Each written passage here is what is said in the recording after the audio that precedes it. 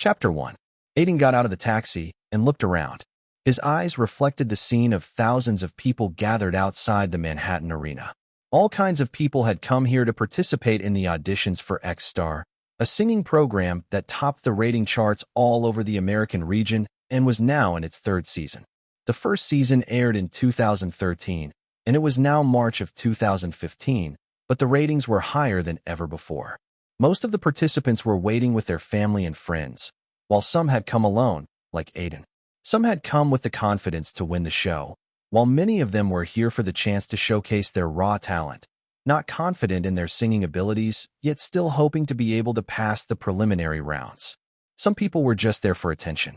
They were the ones who had come with the wackiest of outfits to stand out from the rest.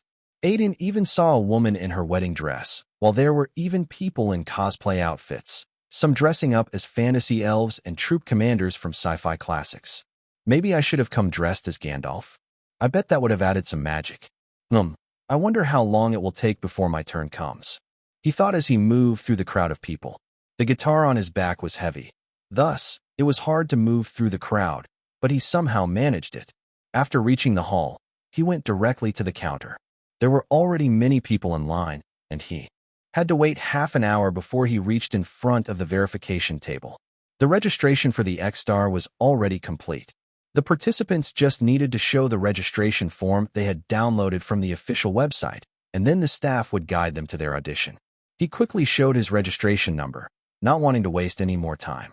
So you are contestant number 526. Yep. Take this ID card and go through that door. The staff lady on the other side of the table spoke. If you are lucky, your turn will come today. Otherwise, you will have to come again early tomorrow morning. The girl at the counter had scribbled his registration number on an ID card and handed it to him. Aiden held the card and took another look at the hall before moving towards the door. After checking his ID card, the security staff let him in. A small passage went on before Aiden found himself in a huge room. It was filled with over 100 people with all the seats already occupied. Some people had even bought their own chairs while many were either standing or sitting on the floor. These people were also contestants like Aiden, who had come for the audition. When Aiden entered the room, some people glanced at him but lost interest in him after seeing he was just another participant. Aiden quickly found an empty corner and sat down, placing his guitar next to him. I wonder if my turn will come today or not, he thought as he leaned against the cold surface of the wall and checked his second-hand watch that he had bought from a friend. It was only 8:30 in the morning. Aiden had deliberately come so early because he had heard a lot about how people would wait from the wee hours of the morning, but now he felt like he was already late. The rumors about people being crazy for the X-Star auditions were indeed true. After all, it was their one chance at stardom. If they got selected here, their faces would be on TV, which was itself something to be proud of and excited about. X-Star has produced a lot of stars in the past 2 years. The winners of each season had gone on to become national singing sensations, while almost all of the finalists had made major jumps in their careers. The best part was that most of them had gotten record label deals. The potential of X-Star was evident to anyone. It was especially attractive to teenagers and young adults. It also was a chance for those musicians and singers trying to make it big for decades, but had never gotten a proper stage. As for Aiden, he was here for 2 reasons. First, he was taking his chance at singing. It was his second year of struggling in the United States, and he had yet to do anything significant that he could call a success. He had come to America to become an actor, but had ended up driving a taxi and working as a waiter in one of the bars in Greenwich Village instead. In his 2 years of living in America, Aiden could hardly get into any auditions. Although he was also registered with the Actors Union, there were hardly any benefits for an aspiring actor without any agent to support him. This had prompted him to look for other ways to get his face out to the public. Aside from acting, the one thing he was confident about was his singing. His mom was a music and singing teacher back home in India, and she taught Aiden everything about her forte since his childhood. Some time ago, when he wondered if he should just go back to India, he saw the For X-Star and decided to take his chances with this reality TV show. He had sent one of his singing videos to the production team through the official site and was selected to enter the preliminary rounds. The second reason he was here was because of a weird phenomenon that had happened to him 2 months ago. It was something that made him doubt the laws of the world and wonder whether he had suddenly become a part of a bigger, supernatural universe. He had gotten a system out of nowhere. Aiden Silvereye, 24 years. Singing level, basic, grade 7. Has all the basic qualities of a vocalist. A uniquely calm and soothing voice with a talent for composing. Has the ability to express emotions like the very best. Acting level, basic, grade 9. Has a charm that reflects during acting. Prefers method acting. Is able to understand the character being played. Special skill, empathy. The ability to understand, interpret, and experience the emotions and feelings of characters, music, and people. Gives a special boost to performance that can make people might entrance people. Weaves strong emotions into music and acting. Still makes me feel like I'm in a dream. Aiden opened up the system interface as he waited for his turn. Some time ago, when he was fixing the bulb in his apartment, he got an electric shock, and when he recovered, the system had suddenly appeared in front of him, surprising him even more. After a deep visit on the internet, as deep as the second page of Google search, and a few days of the system floating in front of his eyes, Aiden had finally decided to accept its existence. Honestly, he had no other choice. Either he would have to accept that he has a system or proclaim himself mentally ill. In the beginning, Aiden had really accepted that he was mentally ill, but after checking out the system's abilities, he had no choice other than to believe in it. Even after accepting that he had suddenly received an actual video game interface, his worries didn't stop for him. At first, he thought that maybe a man with a black eye patch would come knocking on his door, trying to get him to join a group of superheroes to fight a purple potato. The idea of fighting supervillains with acting and singing was a weird but funny one to him. Other than that, he just kept trying to study his system. His system was unlike anything he had seen in a web novel or a video game. It wasn't an action-based RPG system with stats, mana, and fighting skills. It was based more on art, and Aiden understood the reason too. After all, there was no reason to have superhuman abilities in a world where there were no monsters. One of his motives for coming to X-Star was to see whether he could improve his singing levels. His system could enhance his skills at a rapid rate. It was similar to getting experience after killing a monster in a video game. In Aiden's case, he had already improved his singing level from basic grade 5 to grade 7 in a short time. We will start calling out the contestants now. You will only have 5 minutes to impress the judges. One of the staff members arrived and started calling contestants to perform in front of the judges, bringing Aiden out of his trance. This made the contestants more nervous as anxiety enveloped their hearts. They all waited for their turn as the staff called one number after another. Some people went in with a confident look on their faces, while some were so nervous that they could hardly walk. Their faces also carried all sorts of emotions when they returned. Those who got rejected looked devastated, while some were crying. Some were even angry at their rejection, cursing the judges on their way out. One guy with a face resembling a necromancer had even tried to punch a staff member due to how angry he was at his rejections. The cameras recorded all this, and the production team seemed keen not to leave out footage that could make it to the premiere. Aiden just silently waited as people kept getting called. He had read on the internet that the average time taken to audition 500 people was around 8 hours, so he had come with a lot of patience. But it was still hard for him to do nothing but wait while leaning against a wall. Finally, when he was almost out of patience, one of the staff members called out his name. Contestant number 526. I repeat, number 526. It's your turn. Here. He promptly stood up as soon as he heard his name. Then, picking up his guitar, he followed the staff member to the stage. It was time to see if he had the skills to become something more, and if he could take the first step of his journey of becoming a global superstar. Chapter 2. As Aiden stepped onto the stage, countless thoughts flooded through his mind.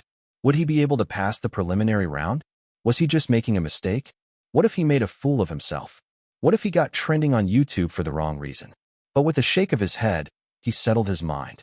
There was no use thinking about all of that, and before he knew it, he was standing at the center of the stage. The judges were in front of him, analyzing his face and body language while a camera was zooming in on him. So, tell us a little about yourself. A bald man who looked a little intimidating said. He was one of the 3 judges, Andrew Maxfield. Although he is working as a judge now, he used to be a famous singer. About 2 decades ago. However, His career had slowly dwindled, along with his hair, and he turned his persona as more of a coach and was also a few of the renowned reality TV show judges. I am Aiden Silvereye. I was born in the States, but was brought up in India. I've been living in New York for more than a year now.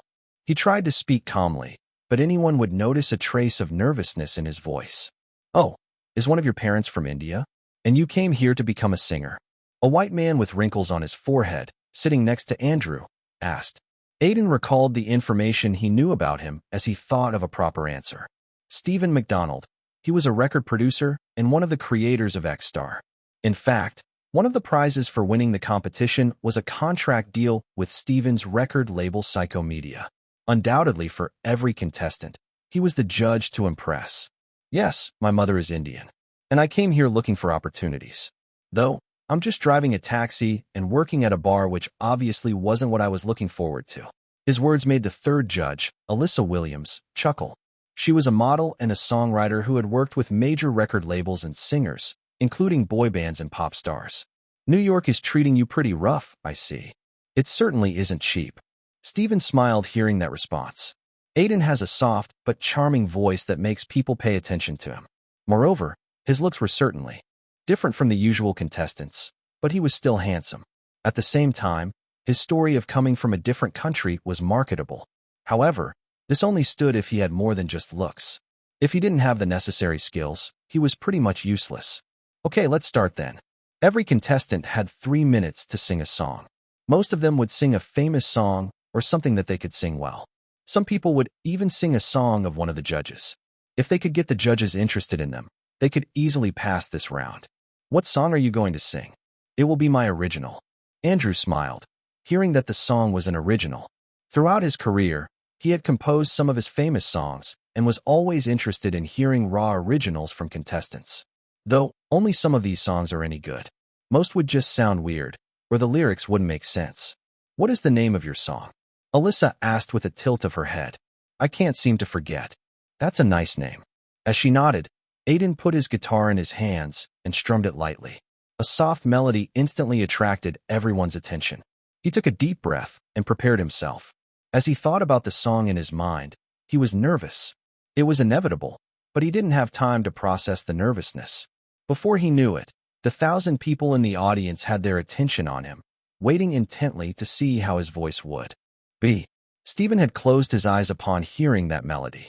It was calm, slow, and easy on the ears. Aiden suddenly felt that that instant seemed like a great way to start a song.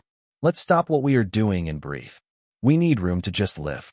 All we were was just a big disguise, filled with all sorts of compromise. As the first verse entered the judges' ears, they couldn't help but think that Aiden's voice was really sweet. His diction was clear, and he sang the lyrics in a way that left a sweet aftertaste. Alyssa was already able to picture a couple with the guy writing this song for his girlfriend. Maybe a failed relationship? All the troubles that I put to bed, rising up inside my head. You are not the one I was looking for, not the one who fits the shoes. Maybe it was different a while ago, or I was just scared to lose. The pace picked up as the song went on. He started strumming on his guitar faster as he slowly raised the song's pitch. It was still low to medium pitch, so it was easy for him to sing it, significantly lowering the chance of any mistake. I can't seem to forget the morning coffee with you. I can't seem to forget the evening sunshine passing through. He made his voice linger through the words in the chorus to make a lasting impression. The guitar in his hands kept releasing the required melody, and with his words, Aiden was telling of the regrets of a failed relationship. When I see you now, I see the same shades I left in you. But I stopped myself 'cause you are now with someone new. He tried his best to bestow emotions on his words.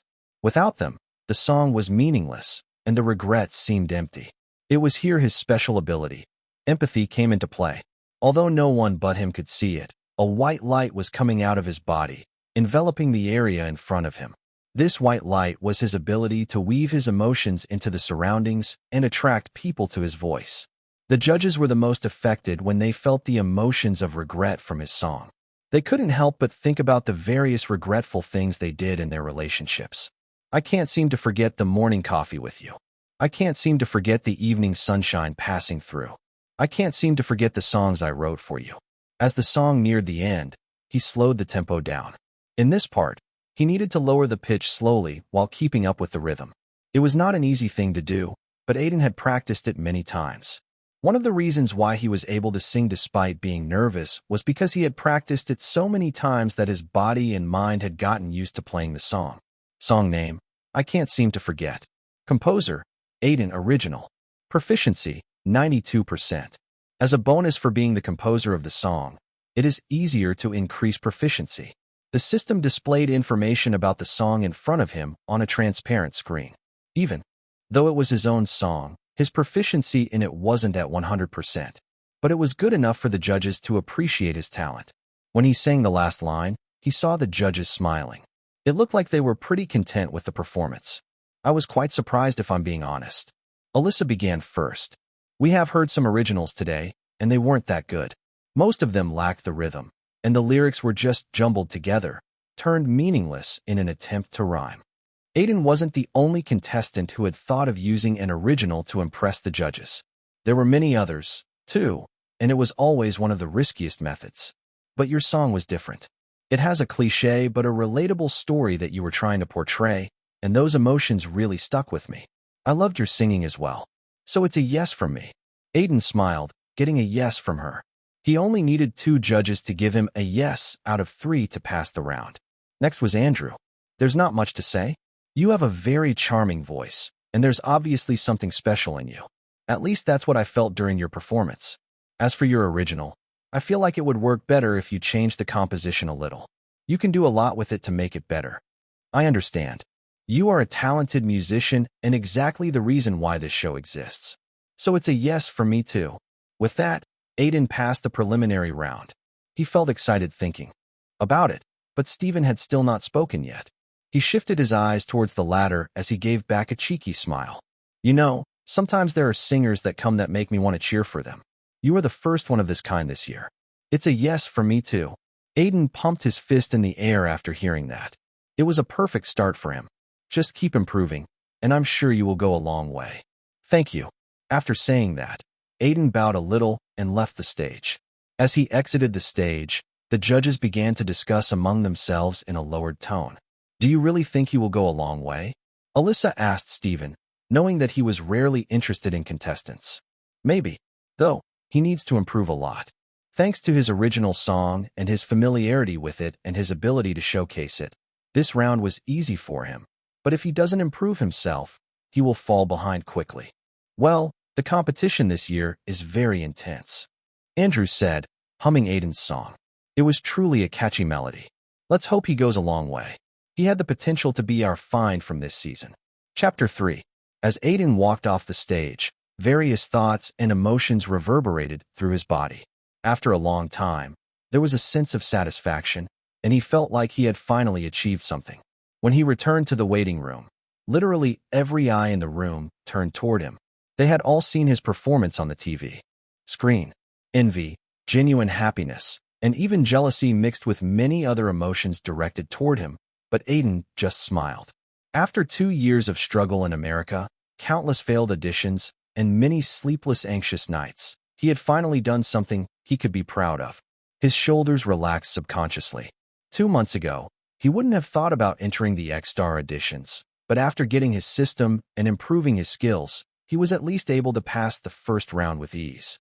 You have received a lot of experience after singing in front of accomplished individuals and impressing them. Your singing level has increased from basic grade 7 to basic grade 8. He saw the system notifications in front of him and smiled. It took him 2 months to gain 2 levels, but today, he successfully leveled up after just 1 performance. Aiden felt like he would be able to increase his levels exponentially by performing more on this show. As he pondered about it, a short and chubby man with a cameraman following him walked towards him. He was Marlo Aniston, the host of X-Star, and someone who Aiden had seen on various reality TV shows. He remembered reading on a forum that Marlo was one of the highest-earning hosts in the reality TV industry. Every producer wanted him on their show due to his ability to connect with the audience. He has been with X-Star since the first season's airing and was one of the factors behind the show's success. Hello? That was a great performance. Can I get an interview? Ah, yes, sure. Follow me. He followed Marlo to a room where 2 chairs were placed. Marlo sat on one of them, and Aiden sat down across from him. The cameraman stood at a distance, silently recording everything. "So, Aiden, am I pronouncing it right?" As Aiden nodded, Marlowe continued, "You are one of the few contestants that made it to the next round today. How are you feeling?" He started with a simple question, something that he would ask every contestant just to make them more comfortable. "I'm feeling good. Probably the best I have felt in a while." "Were you always confident that you would pass this round?" "I feel we should be decisive and play the game. There may have been a bit of nervousness, but there's no doubt that confidence made the difference, and I was able to perform well enough." Marlowe smiled inwardly upon hearing this. Aiden was one of the confident contestants with many points they could focus on. These points would decide how the viewers would see him and how popular he would be. One of the points was his confidence and skills. The second was his story of coming from India, and the third was his struggle after coming to America. The audience loves a rag to riches story. But in the end, Marlowe and the producers were the ones to decide how Aiden would be shown and which point they were going to focus on. As the interview went on, he asked Aiden many challenging questions. He was trying to get a story they could use in the broadcast. "What was the reason for you coming here from India?" Aiden thought about the question for a bit before replying. "It was for an opportunity. I wanted to prove to myself and my family. My uncle is settled here, and he was okay with me moving over, so I came here." "Weren't there opportunities in India?"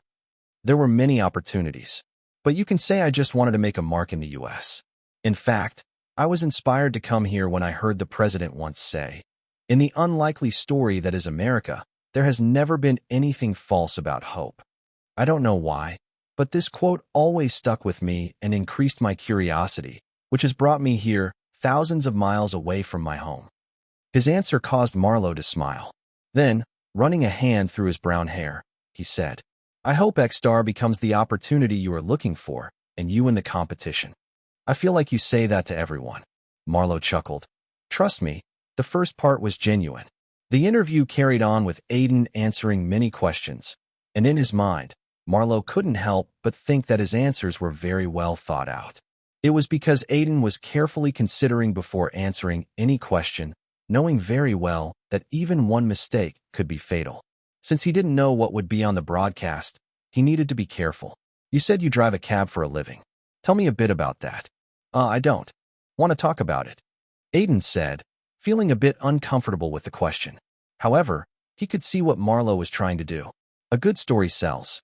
In a reality show, you need one. And it's not like you need to lie. A story can often take you to the finals and could become a reason for the public to favor you. Marlowe said, trying to make a case. Just last season, one of the finalists was a fairly average singer, but he had reached the finals just because of his story of coming from poverty. After losing his parents, he was the only one able to support his siblings, and because of that, the public automatically wanted him to do well. Here, Marlowe would definitely try to project Aiden's story as a taxi driver coming to X-Star with aspirations to become a singer. He would even show him that Aiden barely survived while fighting poverty. This will give the show some ratings and Aiden some sympathy. "I know a good story sells, but I don't want to win due to just a story and not skills," Aiden replied. He didn't like the contestants who did well due to a background that influenced the viewers. It was a singing competition, and he wanted to win by skill. "Your story is also a part of your skills." "I still don't like it." Marlowe shook his head hearing that. Though his expression was still the same, his words sounded slightly different. "I understand where you are coming from, but it can't happen. No matter what, we can't just not show a story that could sell. Because you don't want to.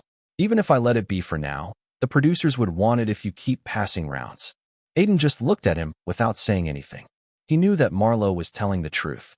And, as a contestant, the power he had was almost negligible. After thinking for a bit, he opened his mouth again. "Then, I will just leave this to you." "What?" "I can't stop you from showing my story, so I will just trust you to show it the right way." "I don't have the power, but you do." Marlowe just stared at him, wondering if his words were a joke, but Aiden's face was serious.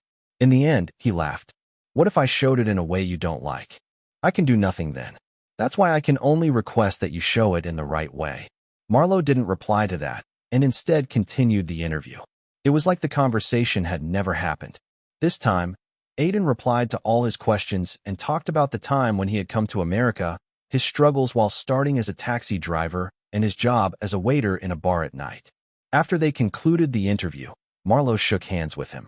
Okay, this will be enough footage. Thank you for your time. If you pass the next 2 rounds, I will interview you again. I hope you will ask me easier questions then. I can't promise anything. Marlowe chuckled. Aiden left the room after that and made his way outside, ready to celebrate his victory. After he left, the cameraman closed the camera and then, glancing at Marlowe, he asked, "What will you do about what he said?" Huh? Marlowe looked back at him. About showing his story the right way. He seems like the exact opposite type of person we get most times. Most contestants would try to make up struggle stories, knowing very well that the more impactful their story is, the bigger their chances of being shown in the broadcast. Compared to that, Aiden was certainly different. I will do nothing. We will be done with the 3rd round before the broadcast premieres. I don't think he will even go beyond that. Marlowe certainly liked Aiden, but there were a lot of contestants he found out of the ordinary. In that way, Aiden was nothing exceptional. What if he does make it to Star Week? Star Week was the special round that came after the 3rd round. Only 16 people will be left by then. I will decide what to do if he does. Saying that, Marlowe left the room, and the cameraman followed. There were still a lot of contestants to interview, and a lot of stories to unearth. Chapter 4. Aiden's celebration didn't last for long.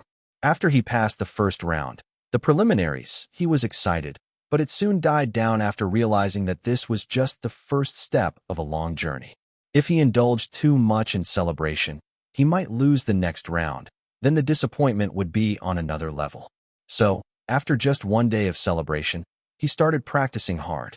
In the morning, he would drive the taxi around and practice in between rides, and during the night, he would go to the bar where he worked and even sing a few songs for the customers.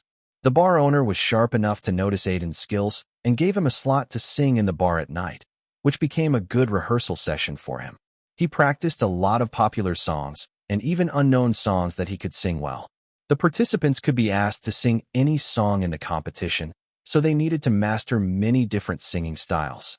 Like this, he spent 2 weeks, and on the 4th of April, he left his rented apartment and headed towards the theater where the 2nd round of the reality show was going to happen.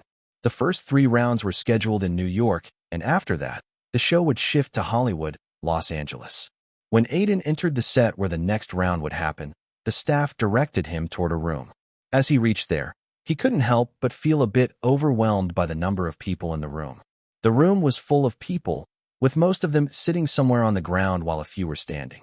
Rather than a room, it was more of a big hall. There should be around 100 people here. So he thought, but just as he noticed the crowd at the other end of the room, Aiden couldn't help but reevaluate himself. I guess it's way more than that. Exactly 200 people were going to be selected after the preliminary round, and it seemed like there were really that many people. At first, he wasn't sure because not every contestant made it to the broadcast. The show would even reject some at first, but then would decide to call them back. Out of all these, only 16 will remain after the 3rd round. He pursed his lips as he moved to take a seat in a corner. The cameramen were shooting everything around them from a distance, and some staff members were responding to the contestants' queries. From hearing their conversation, Aiden deduced that the judges would soon arrive and brief them about the rules of the 2nd round. Until then, everyone needed to wait. If it was going to be like last year, Aiden already had a basic idea. Hi. Just as Aiden was lost in his thoughts about the expected challenges for the 2nd round, someone gently nudged the side of his arm, and a voice entered Aiden's ear, attracting his attention.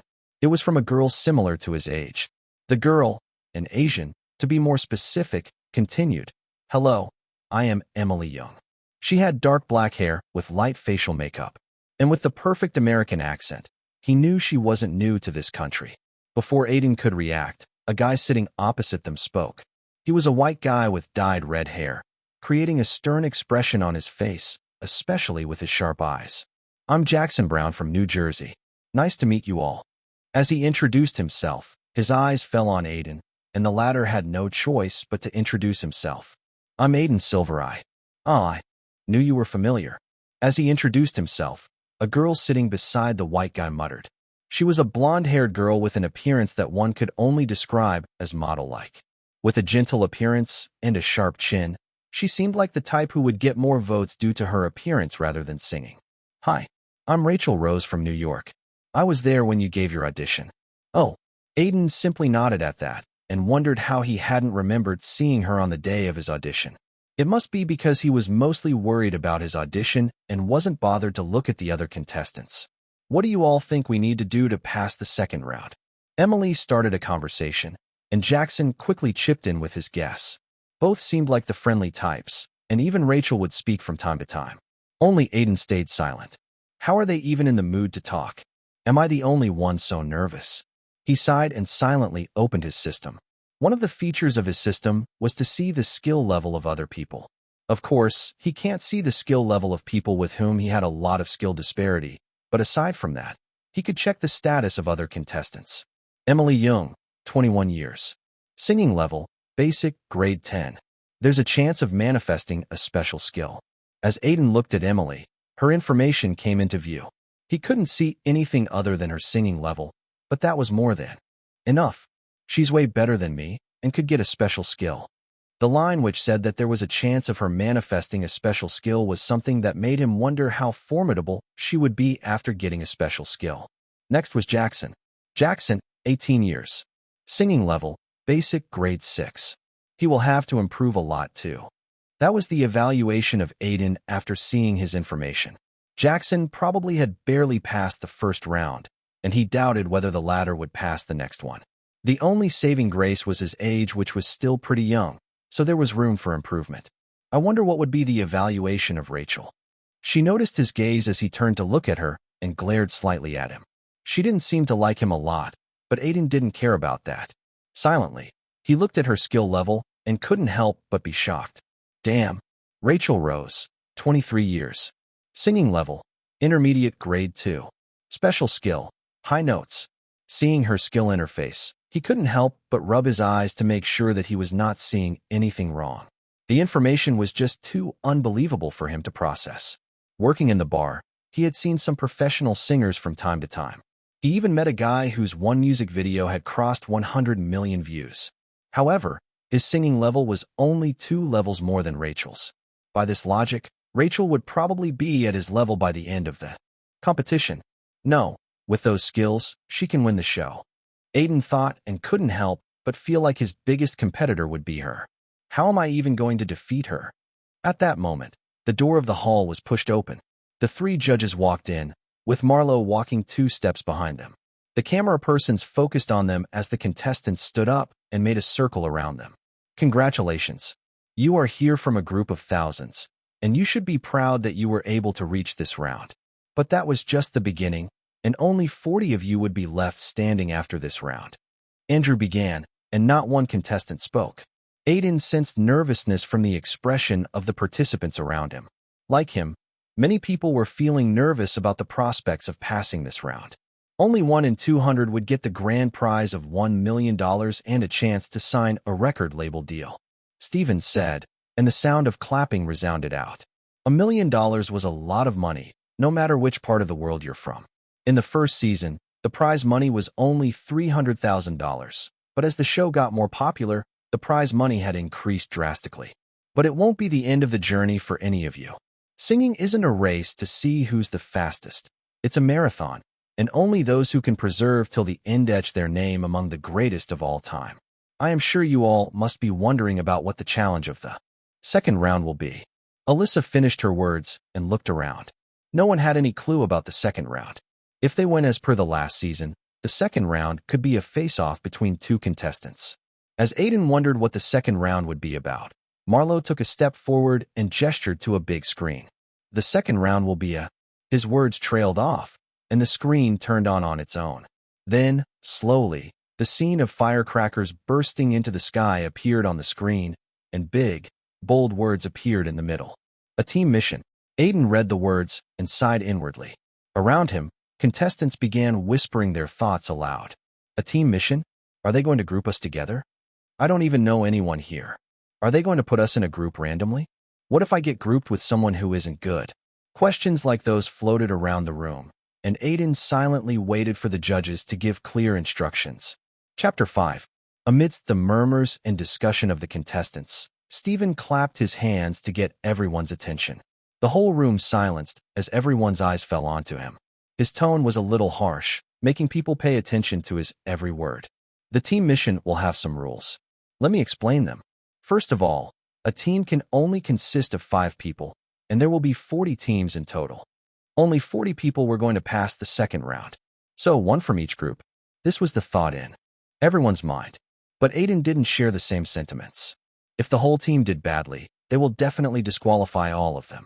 Even last year, sometimes, the judges would disqualify both contestants if they didn't like their singing during the face-off round. Vice versa, there were times they qualified both the contestants. It was unfair, but only the best would go ahead. In the end, it was all about singing well. You all can choose your teammates yourself. We won't interfere in that, so it will be your decision in the end. After that, we will give you a song that you have to perform with your teammates. Then, after a week, the performance will be held. This will give you ample time to get familiar with each other. Steven explained everything, and Aiden could not help but feel like this was literally a death round. No one knew anyone here, and it didn't matter if the judges were selecting a team or not. It was almost impossible to sing in harmony with someone you had just met. And if someone in the team weren't good, the whole performance would naturally take a hit. Here, even one lousy cook can spoil the broth. From the corner of his eye, he could see a nervous Rachel glancing around. It looked like she also had the same worry as him. Now, you all have an hour to form teams. After you have done that, the staff members will register your group, and we will give you the song you will have to perform. After that, you will have a week to prepare for the performance and bond with your teammates. I hope you all will give your best. Marlowe finished Steven's words, and then he and the judges dispersed, leaving the nervous and frightened contestants with the cameramen who were focusing on their expressions, recording everything they could to generate a good clip. I don't know if it's better or worse than last year's face-off round. Aiden quietly thought in his mind. If it was the same, then there was a chance he would need to face off against someone like Rachel, which would be the end of him. But even with a team mission like this, he needed to be careful about who he added to his group. Thankfully, I have the system. Aiden grinned. With his system, he could look at other people's skills and decide which would be a better person to team up with. As he was about to check other people's skills, he felt someone gently nudge his shirt. Turning around, he saw Rachel standing there. Let's team up. Huh? Aren't you going to team up with Jackson and Emily? At his question, she shook her head and pointed at a corner where Emily and Jackson were standing. 3 more people were standing with them, and it seemed like Jackson knew them. They are Jackson's bandmates. It seemed like they all passed the first round as a band and would be grouping together. Emily also joined them, so the spots are already filled. Aiden nodded his head while checking the skill level of Jackson's bandmates. All 3 of them are basic. Grade 6. It seems like Emily would surely stand out in that group. He thought inwardly and lowered his head to look at Rachel. She was around 170 centimeters and wasn't wearing any heels, so he had to lower his gaze at her. Why me? There are a lot of people here. He asked, curious as to why she had approached him. You have good skills, so even if you couldn't perform exceptionally, I know you won't drag me down. Aiden gave out a wry smile hearing that. He didn't know whether it was a compliment or something else. Anyway, Rachel was a strong teammate, and he didn't know anyone here. Not agreeing to be her request would be a much riskier decision. Now, the issue was with finding 3 more people. If you want, I can collect all the team members. Okay, Aiden suggested, and Rachel just nodded her head. She didn't have a problem with it. Now let's see. He turned around, opening up his system and looking around to check the people's skill levels around him.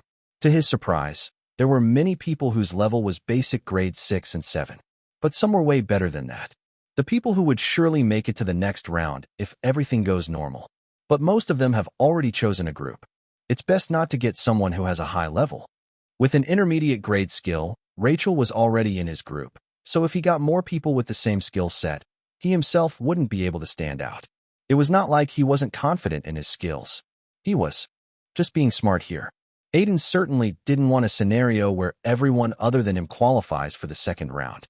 As he was wondering who he should approach, his eyes met with a black guy. Sam Denver. Basic grade 7. Deciding that he was perfect to be a team member, Aiden walked toward him. Hey, want to join my group? Ah, okay. I don't have a problem with it, but my friend will join too. Sam pointed at a brown-haired white guy who was standing close by. Aiden checked his skill level and realized that he was at the same level as Sam. Yeah, I'm fine with it. I already have one person in the group, so we just need one more to complete it, he said, and then started looking for one more person to complete the group. At this point, most people had already joined a group and were registering with the staff. I need to hurry. When he asked around people to join his group, most of them rejected him, saying that they were already in one. As time passed by, he was becoming more and more anxious. Time was ticking away, and he needed to find one more person. It didn't matter what the skill level was as long as the person wouldn't drag the group down. As he was becoming restless, he suddenly noticed a girl moving from one person to another, asking them to let her join their group. She had brown hair and looked like the typical girl next door. Do you have a place for me in the group? Sorry, we already have a complete team. Are you looking for a member? No, we aren't. Excuse me, do you have a spot left? Sorry, we already registered as a group. Aiden looked at her for a while. After every refusal, she would pitifully lower her head. By her sad pair of eyes and shy mannerism, he could guess that she was an introverted girl. Let's see how good she is. He opened up the system and checked her skill level. Basic grade 8, she was on the same level as him, but that was not what surprised him.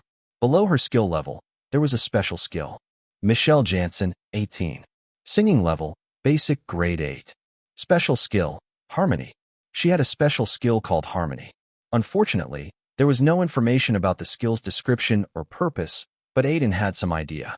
He quickly walked toward her and asked, "Hi, would you like to join my group?" "Yes." She immediately replied in an excited voice, and like that, he had finally completed his group. After he completed the group, there was not much time for everyone to introduce each other. Instead, they quickly got in line to register themselves as a team. It took a while due to the number of people, but they were able to register successfully. Just as every group was registered, the staff showed the contestants the way to the hotel where everyone would be living together. The show did it because many people were from outside New York. And even if someone was from New York, it was better for them to stay at the hotel because the production team would be able to capture the footage this way. After all, it was a reality show, and everyone wanted to be a part of the broadcast. Chapter 6. After the staff assigned their rooms and their respective songs to them, Aiden and his teammates decided to get together to discuss and create a roadmap for themselves in the morning. They were going to meet at the restaurant in front of the hotel they were staying at. The set, restaurant, and hotel were close to each other to make it easy for the staff and contestants. I'm still sleepy. Due to sleeping in a bed he wasn't used to, Aiden felt a little groggy. The person he was sharing his room with didn't help either with his loud snores that continued all night. It was to the point that Rachel, who was sitting in front of him, couldn't help but comment. "You have dark circles under your eyes." "Yeah, I was tossing and turning in my bed till midnight, and it was hard to sleep when I have a giant roommate who loves to snore and is a heavy sleeper." "You had a hard night." Rachel had an expression that said she couldn't care less despite her words. He had already seen enough of her to realize that she was a typical ice queen who won't bother about someone other than herself. "Let's start the meeting with an introduction. Let me go first," Sam, who was sitting beside Aiden, said, and everyone nodded. As he was 27 and the oldest in the group, he naturally thought of himself as the leader and took the lead. Aiden didn't mind it because the group would naturally disband after a week. "I am Sam Denver, and I'm 27 years old.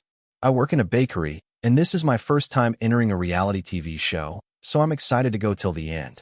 Oh, and I used to play drums in a band." The brown-haired guy who was Sam's friend went next. "Eric Myers. I'm from Brooklyn and work as a clerk." I'm 26, and I can play the guitar."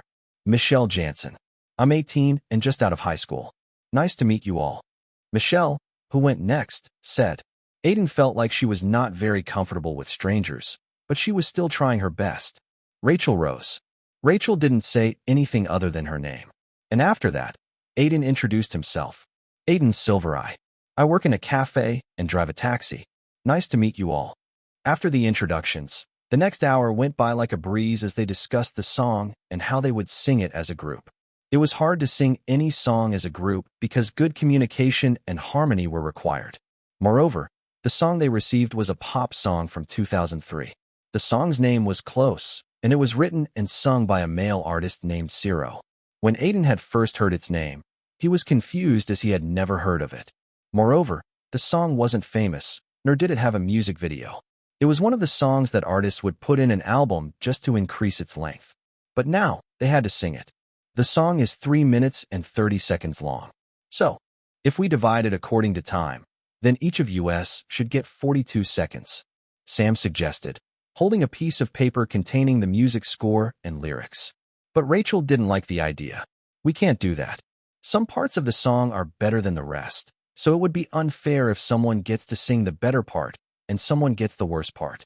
So instead, I should sing the beginning verse, and you all can divide the middle and end verses, with all of us singing the chorus together. But the beginning is the best part of the song, so judges will like you better if you sing it. I think the beginning suits my voice better. Sam argued, and it seemed like Rachel wasn't going to back down either. They both wanted to hog the best parts for themselves, and it was clear in their tone. They will ruin the whole performance due to their selfish motives. Aiden thought, like this, even if one person sang better than the rest due to getting the best part of the song, the judges won't be too happy as the overall song won't sound nice. Let's stop arguing and think logically for some time, he said, quickly butting in as an argument was going to brew. Both Sam and Rachel looked at him with sharp eyes while Eric and Michelle, who were silent till now, also looked over. We can't give the best part to someone as it would be too unfair to others. Moreover, the song needs to be sung well overall. Otherwise, there's a chance that the judges would eliminate all of us. You all watched the show last year, right?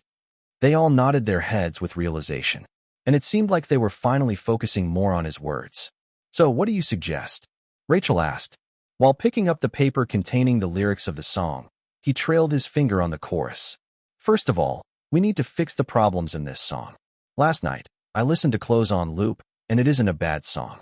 Actually, it has a lot of strong points, and the only reason it didn't do well is that it didn't have a catchy chorus. The music is nice, but the lyrics don't go well with it. Any song that would become famous has one thing in common: a catchy, irresistible chorus.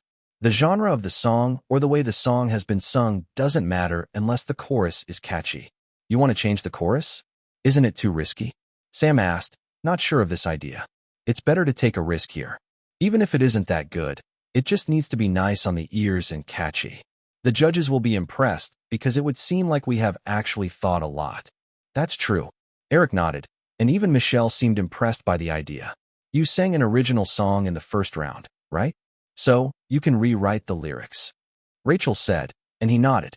With that, the problem with the chorus had some solution. But the problem with dividing the song properly is still there. Eric pointed out, and the next words from Rachel surprised Aiden greatly. Let Aiden handle it. I think he understands the song better than us. Are you fine with it? Yeah, I don't think anyone would have any problems either.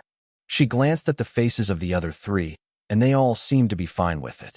Even Sam, who looked a little conflicted, nodded his head in the end. Now, to properly divide the song. How to get the best out of this odd group of people. 3 guys and 2 girls. More like 5 different types of voices. Thankfully, he had the advantage of the system and already knew the strong points of his teammates. The all-around natural talent of Rachel, the soft tone, and the special skill of Michelle, and then for support, Eric and Sam were perfect with their voice, in the end, leaving a lasting impression. The melody of Close danced in his mind as he tried to put together the perfect scenario with these voices. It was a song where everyone would do their part, and no one was left behind. In a group of 5, it was necessary to have some individualistic quality and the overall harmony of a group. After a while of thinking, Aiden knew how to do it and quickly opened his mouth. First of all, I think it's better to start with Michelle and Sam. The starting doesn't need high notes, and a soft voice would be enough. Going forward, Eric can sing the pre-chorus with all of us singing the chorus together. Rachel frowned, hearing his words. She looked at him with sharp eyes. What about me? You will sing the verse after the chorus. I saw the arrangement, and it seemed like you could go high in that verse. The original singer probably couldn't do that properly, but I think high notes would suit you. High notes. Yeah, we can elevate the song to the peak before bringing it down at the end. I will handle the end, as that's my forte. Oh yes, in the chorus, I think it's better if Michelle starts, and we all can add after that. Me? Michelle asked, unsure of herself. Yeah, your voice seems to have an innate harmony. Though, it would be more apparent after we practice together. So, does everyone agree with it? Aiden asked, glancing around to see if anyone had any objections. Sam was the first one to nod in approval, and Eric followed along.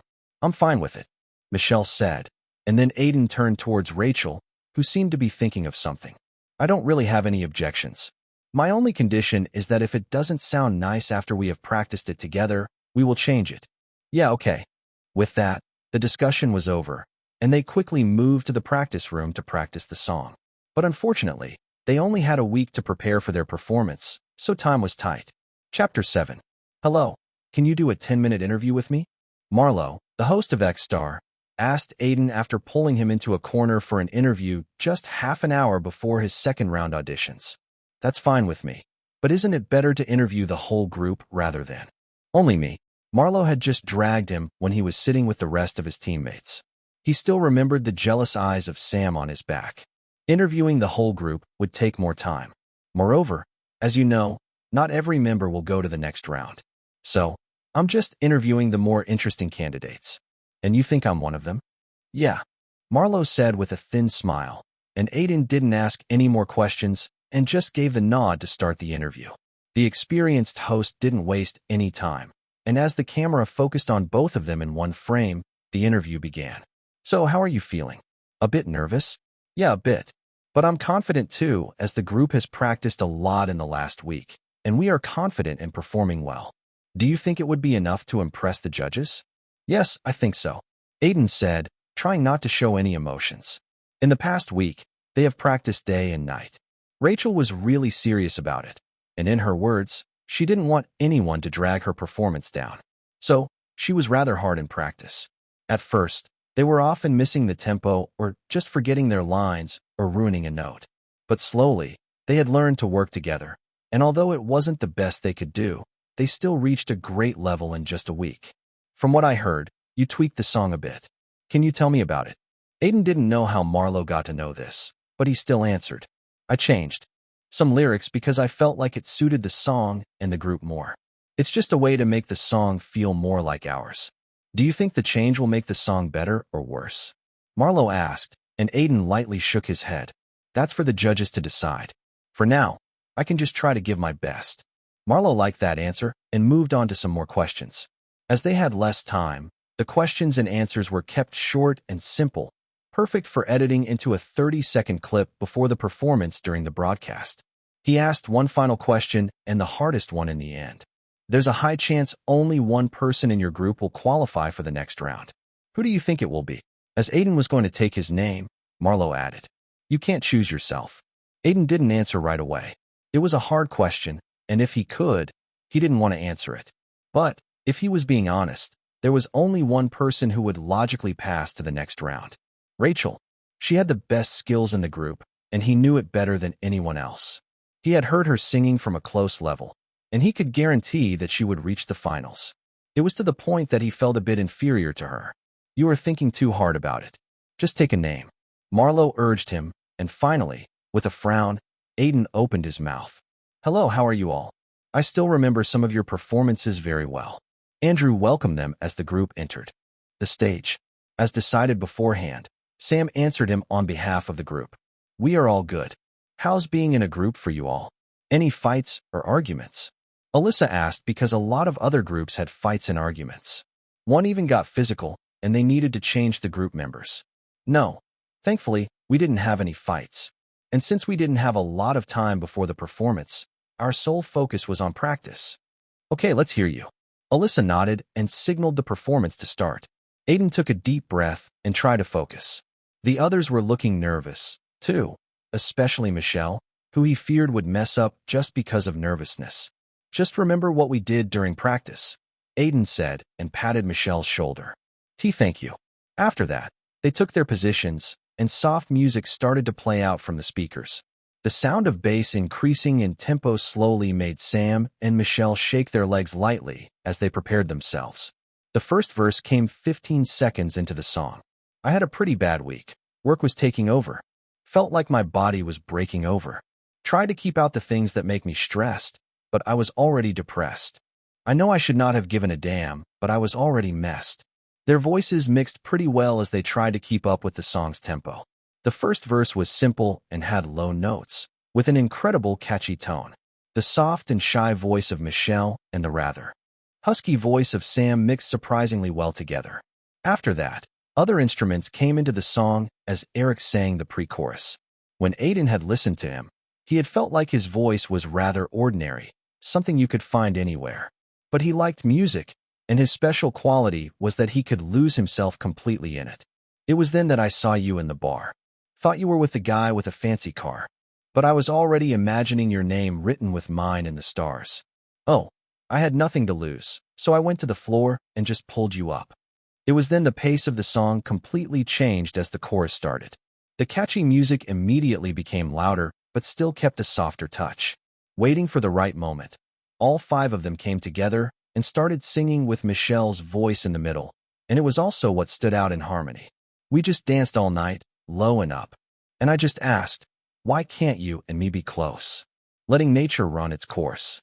When I'm with you, I just feel the time froze. Oh, we will surely go up and down in our time. That's how it flows. But for now, why can't you and me just be close? As he sang the song, Aiden felt an electrified feeling running down his body, and all the nervousness died down. It was the feeling of the music.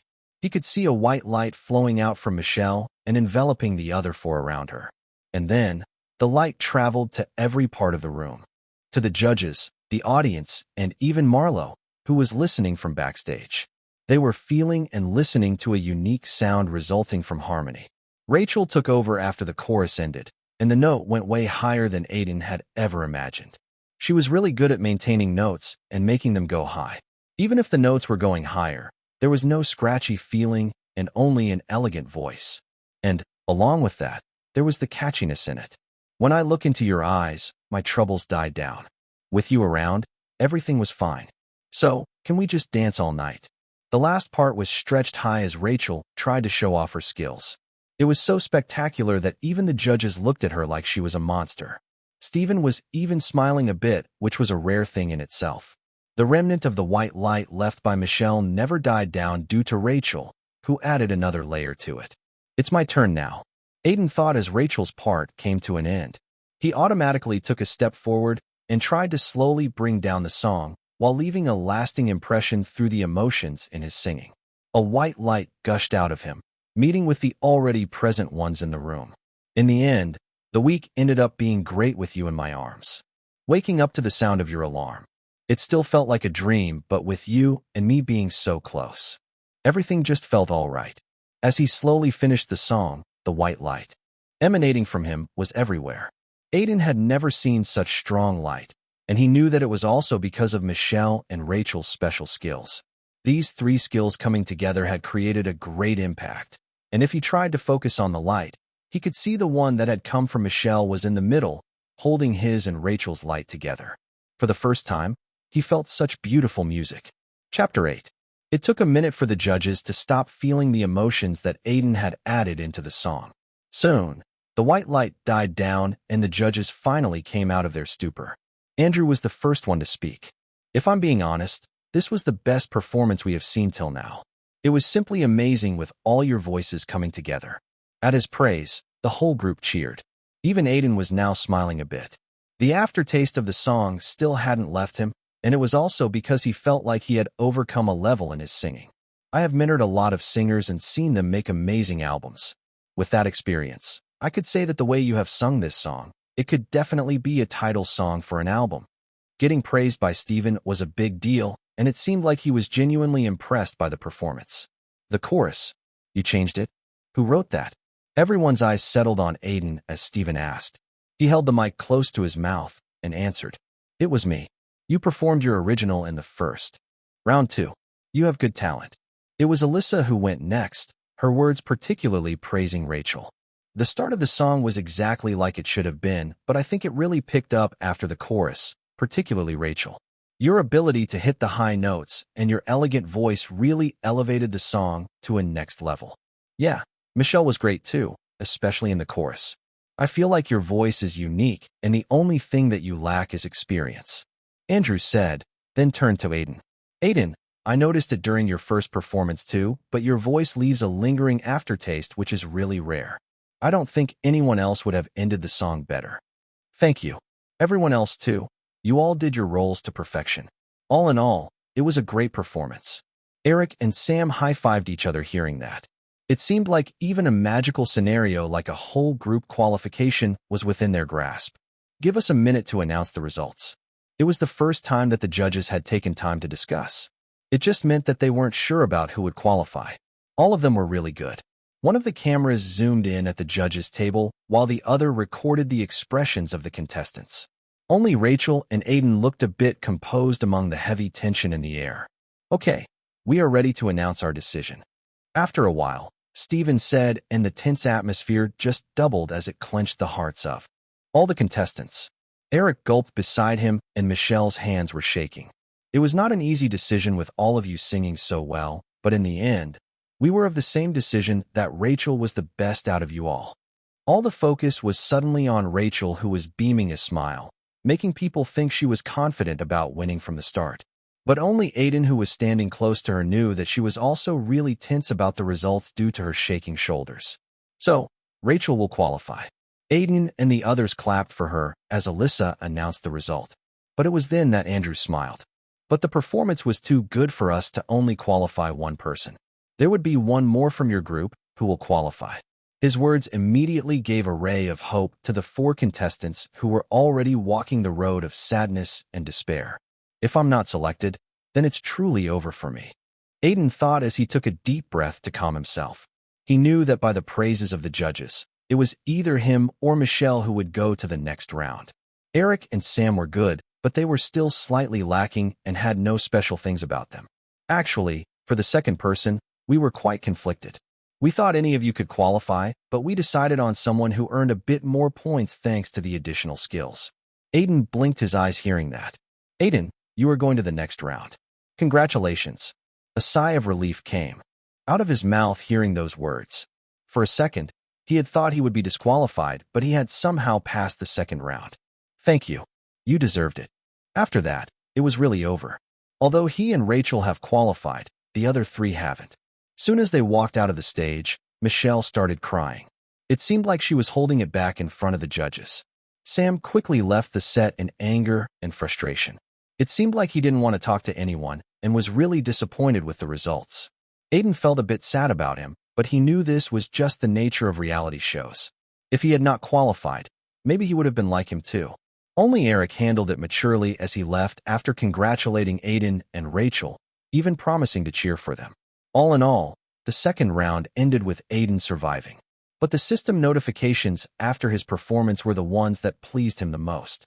You have been a part of a special performance that has managed to enamor the judges. Substantial experience has been granted.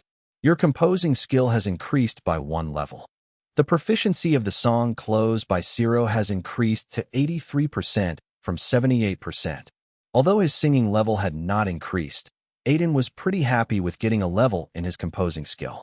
He knew that gaining singing levels wasn't easy, and it takes a lot of time to really get the required amount of experience. He just hoped that his skill level would increase quickly as the competition went on, because it was going to be harder and harder for him to survive otherwise. This year's contestants are really monsters, Marlowe thought as he looked beside him. A man with a gray beard and black hair was standing next to him with a smile on his face. His name was Gary Benjamin, and he was one of the producers of X-Star. Both of them had watched Aiden's group performance from backstage. What do you think, Gary? I think that was the best group performance till now. I don't think any other group would top that. Marlowe asked, and Gary nodded his head. I'm hoping someone will top that. If anyone could top it, then the show's rating will just soar. Even without anyone topping it, just this performance would be enough. Marlowe noticed Gary in some sort of thought and immediately shook his head. Are you already thinking of using this performance as promotion material? You know me well after working together for 2 seasons. Gary smiled like a shrewd businessman. For him, contestants were money, and it was important to keep the viewers interested by giving them bits of the talent that would be showcased on the show. After thinking how he could use the performance, he replied, First of all, we could use it as the teaser for the second round. And after the episode airs, there will surely be demands for this cover. So, we will put it on the MeTube channel and make an audio version for music websites. If we promote it a bit, it should gain at least 10 to 12 million views. In a short time, Gary had already finished thinking of ways to earn money from just this performance alone. This was one of his skills, and it suited a producer too. Marlowe just didn't like him looking at team's contestants as nothing but money and ratings. By the way, Aiden, try to focus on him till the third round. It's good if he makes it to Star Week, but I think we can get a lot of content out of him even if he doesn't. I saw some of the footage you took of him and his story is interesting. Moreover, him coming from a third world country already gives a rags to riches feel. The audience loves that. Marlowe already had a feeling that Gary was going to say that. He made a wry smile. Apparently, he himself doesn't want us to use his story in that way. Something along the lines of wanting his talent to speak for him and not his story. A small laugh escaped Gary's mouth hearing that, but seeing Marlowe's serious expression, he coughed and explained. His talent is speaking at least till the third round. Only after that voting comes into the picture, and it depends on popularity. And if he reached there, he would thank us. Gary said with utmost confidence and left Marlowe to go speak with the music director. He had a feeling that this season of X-Star will break all of the ratings. Chapter 9. After the second round was over, a lot of people were eliminated. After all, only 40 out of 200 remained. These contestants would stay in the hotel room for some more days until the third round, and after that only 16 would go on to Los Angeles for the main part of the competition. But before that, something else was there that was making Aiden both nervous and excited. Uncle Sam, are you going to appear on the broadcast? Aiden, can't say for sure. They have not told us anything, so it's a surprise for me too. Uncle Sam, your aunt and I are going to watch the whole episode. I think you will do well. Aiden smiled seeing the messages on his phone. It was the day of the broadcast of the first episode of X-Star, and his family, both in America and India, were waiting for it. When he came to America, his uncle who owned a restaurant here had helped him a lot. For 2 months, he had worked in his restaurant and then found another job and a place to stay, not wanting to trouble him more. Knock, knock. As he was in his thoughts, there was a knock on his door. Opening it, he saw Jackson standing outside. He didn't know if his performance was really good or if he was just lucky, but surprisingly, Jackson had passed the second round, even if none of his bandmates had. Both him and Emily had passed from his group. The broadcast was about to start, so everyone gathered in the hall. I thought I should call you. Okay, thanks. Aiden moved outside and closed the door of his room. His roommate had been eliminated, so he was using the room alone. Let's go. Along the way, Aiden secretly checked the skill interface of Jackson and realized that his level had increased by 1, probably the reason for him passing the second round. Seeing him glancing at him, Jackson questioned, "Who do you think will appear in the broadcast?" "I don't know. Probably the contestants that they think might go to Star Week, or just those who can attract an audience." "Do they ask you questions too after your performance?" "They apparently asked everyone the same type of questions. Probably they will edit it as they want. I heard they call it the devil's editing." Devil editing, Aiden had heard the term. It basically meant chopping and cutting footage to make it seem like someone had said something completely different, and it was a common practice in reality shows. As Aiden was wondering whether the program team would do the same with the first episode, Jackson suddenly changed the subject. "You know, I'm actually glad you passed the second round." "Huh?" Aiden looked at him with confusion. "It's just that it's better to know people going forward. Who knows, there might be more team missions, and in that case, it's better to know someone. Aside from Emily, you and Rachel, I don't know anyone here." Jackson was basically telling him that they should look after each other. Although Aiden didn't know him very well, his proposition was good. "I believe that too. Do you regret that your bandmates didn't pass the second round?" At his question, Jackson shook his head. "No, we were actually going to separate, and X-Star was our last shot at success. Their rejection basically meant our end." Aiden nodded, not asking anything further. They reached the hall and saw that it was jam-packed with people. Most of the participants were surrounding the big TV in the middle, and some were checking their phones. He could make out Rachel and Emily from the crowd. "A lot of people are here," Jackson said, but Aiden found something strange. Taking a look around the room, he muttered, "It doesn't look like all 40 contestants are here. Is it because many are watching the broadcast in their rooms? Maybe. Oh, yeah. I heard a staff member saying that they have only selected 35 people till now. Actually, for the last 5 spots, the judges were still in discussion as there were a lot of people who they liked." Aiden nodded at that and thought that maybe Michelle or Sam still had a chance. It would be good for him if they are brought back in the show, especially Michelle with her special skill. The show should start any moment now. X-Star broadcast time was 8:30 p.m. in America, and it aired on Panther Network. When Aiden checked his watch, it was just a minute to go for the show. Soon, some ads started and the logo of the show appeared. Everyone in the room cheered seeing it, and then, a voice which belonged to Marlo narrated the beginning. 2 successful seasons and 2 winners who won hearts not only all over America, but also the world.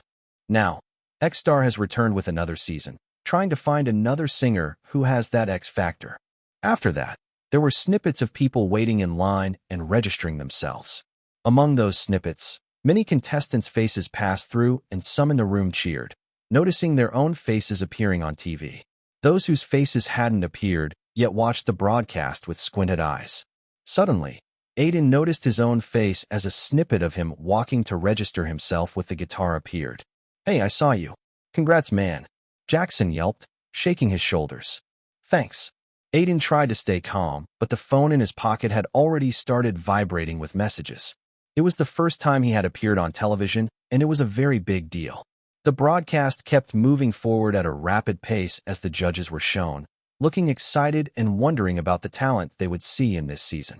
Soon, the first contestant was called in, and Aiden quickly looked around, but he wasn't able to find the contestant in the room.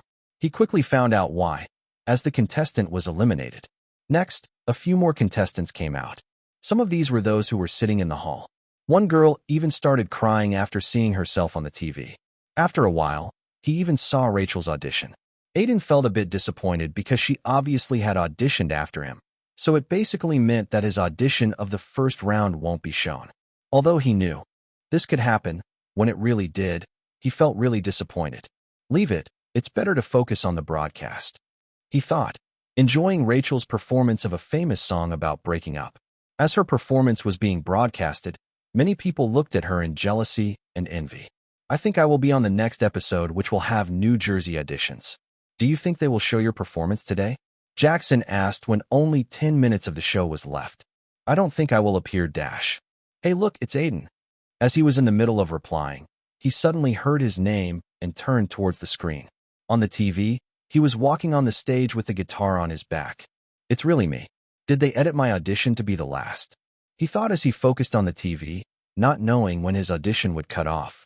But to his surprise, they showed most of his audition. To him introducing himself to the judges and singing his original song, everything was shown. As the audition went on, more and more eyes gathered to him, and people were even whispering about him, touting him to be a threat to them. His footage didn't end after the judges passed him to the second round. A snippet of the interview he conducted with Marlo was also shown. "What was the reason for you coming here from India?" "It was for an opportunity. I wanted to prove things to myself and to my family. My uncle worked here and he was okay with me moving over, so I came here." "Wasn't there any opportunity in India?" "There were obviously opportunities. But you can say I just wanted to make a mark in the US. You know how it is said to always dream big. Moreover, I always felt like America could be the opportunity I'm looking for." After that, his footage was finally over, but even after it ended, everyone in the hall kept glancing at Aiden. Besides him, Jackson was going crazy. "Dude, did you see that? They showed most of your audition. I'm sure that the program team likes you a lot and would advance you to Star Week. Only those contestants who were thought to be the topmost in skills or have special talents would be shown so much in a broadcast." Aiden knew that too, and it took him more than a moment to take all of this in. Is it only because of my originality, or they just think my story from coming from India is sellable? Aiden wondered, but at that moment, he saw some frosty gazes directed at him. He felt like some people were now taking him as their biggest competitor because he was shown more than the others. One of these gazes was Rachel. Chapter 10. The reaction to the first episode is pretty good. Alyssa Williams said while looking over some of the comments on Sparrow, a social media site where people could tweet. The first episode had aired yesterday, and just like every year, it had gotten a great response from the viewers. She was currently sitting in a lounge area, especially made for the judges. The other 2 judges and Marlo were also sitting there. The ratings were similar to previous seasons, but the social media response was better. As the season goes, I think the ratings will be better than the previous seasons. Marlo replied, and to his remark, Alyssa nodded. "Yeah, The audience would enjoy it thanks to the talents we have this year. Saying that, she turned towards Andrew and Steven. Have you two already decided which contestants you are going to take? More or less. There's a couple that I like and want to test. I think it's the same for Steven too. Andrew replied, and Steven just smiled at that. Their conversation was about the third round. Now the second round is over. They need to start shooting for the next round immediately. For the challenge in the third round, they were going with the theme Judge Challenge. In this, 40 contestants would be divided between 3 judges, and the judges would give each contestant a particular challenge. It could be singing a particular type of song or something different. To pass this round, the contestants would have to impress the judge that has given him the challenge. Who have you selected? Alyssa asked and then added, I particularly want to give a challenge to Rachel. Rachel? She's a good one. Probably one of the best in the competition. As for me, I think I will take Cameron. I'm pretty sure he has what it takes to win. Cameron Bryce was a half-English contestant that comes from a singing background. His grandfather was actually a musician who worked in Hollywood during the 60s. What about you, Steven? Andrew turned towards the judge that was often seen as the most controversial one among them. Steven looked to be in a thought before replying. Aiden, I want to give him a challenge. Alyssa and Andrew both nodded their heads in understanding. As the first episode had given Aiden most of the limelight, he was the most talked about contestant. Even more than Rachel, who was already getting many fans thanks to her looks and skills. He's good, though he's somehow lacking compared to Cameron and Rachel. Alyssa said, having mixed feelings about him. Andrew shared the same sentiment. Yeah, his skills are somehow overshadowed if we compare him to some other top contestants. But his talent lies in expressing emotions and composing. I don't think he will be able to go till the end, but he will surely leave an impact. What do you think, Steven? Steven put a hand on his chin. He owned a record label, so he obviously has seen a lot of singers closely and worked with them. Through the years, he has gotten a kind of intuition. That intuition was telling him that Aiden might surprise him. The main reason behind it was that he had noticed that in the second round, Aiden's singing was somehow better than his first round audition. Because of that, he felt like he could bet on him, even if the odds weren't in his favor. I think he can go all the way. Steven's words sounded like a joke to the other 2 judges, but they knew that he wasn't the type to joke around. That's a wild guess. Alyssa remarked, I know he can be marketed well, but I don't know if he will go all the way. Marlowe shook his head hearing their conversation. He was short on time, and they still needed to assign all the contestants to one judge. Clapping his hands lightly, he got their attention. It's good that you all have your favorites, but let's get the selection over with. The program team needs to go over your challenges after that too. Hearing that, all 3 of them nodded and started going over the other contestants. After the first episode was released, there was already a lot of buzz on the social media around it. Small media houses had released articles about it, and even some big ones had tried to keep up with the trends.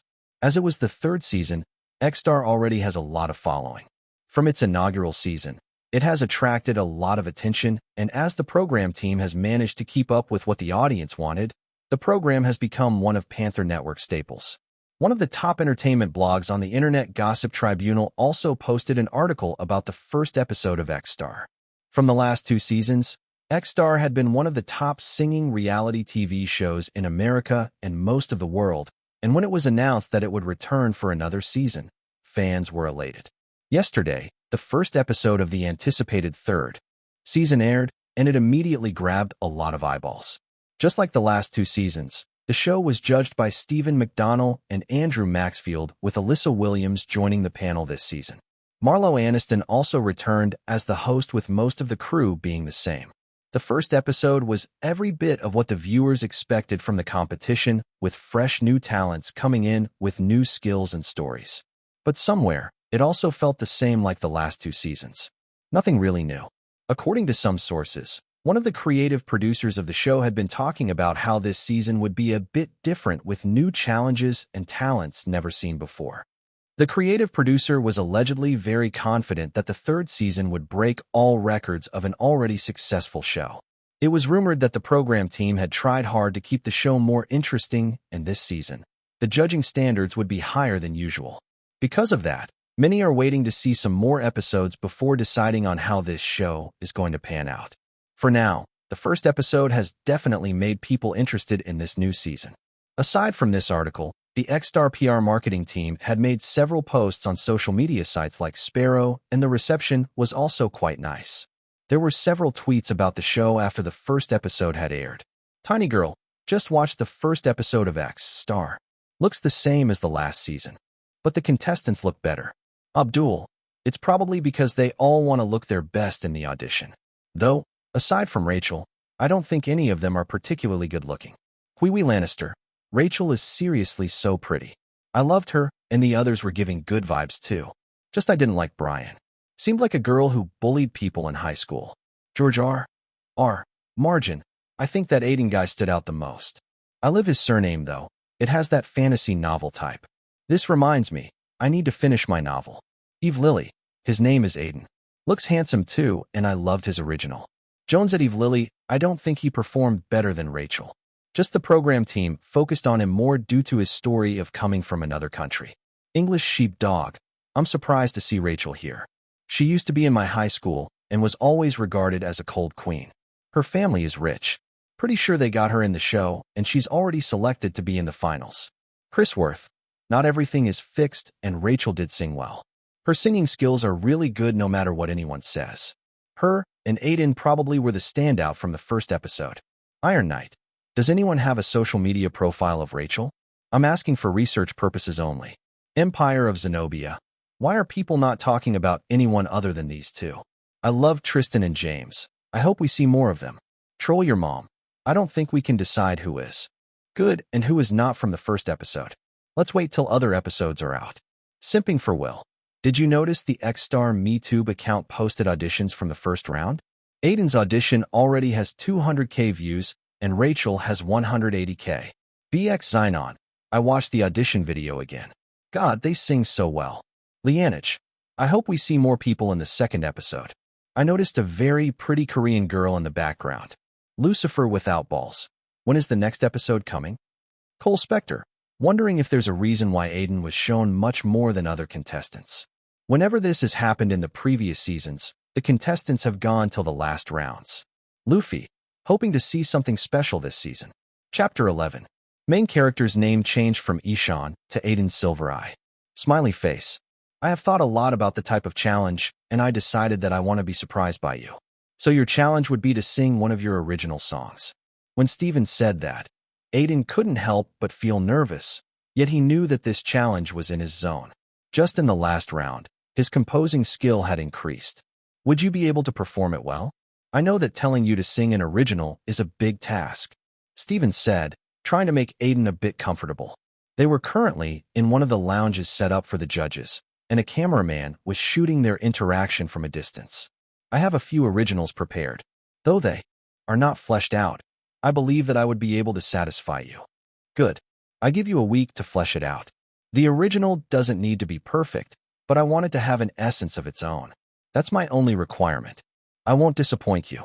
Steven nodded, and Aiden left the lounge. It's not going to be easy, but it's better than I expected. When he had first heard that the judge who would be giving him a challenge would be Steven, he was scared.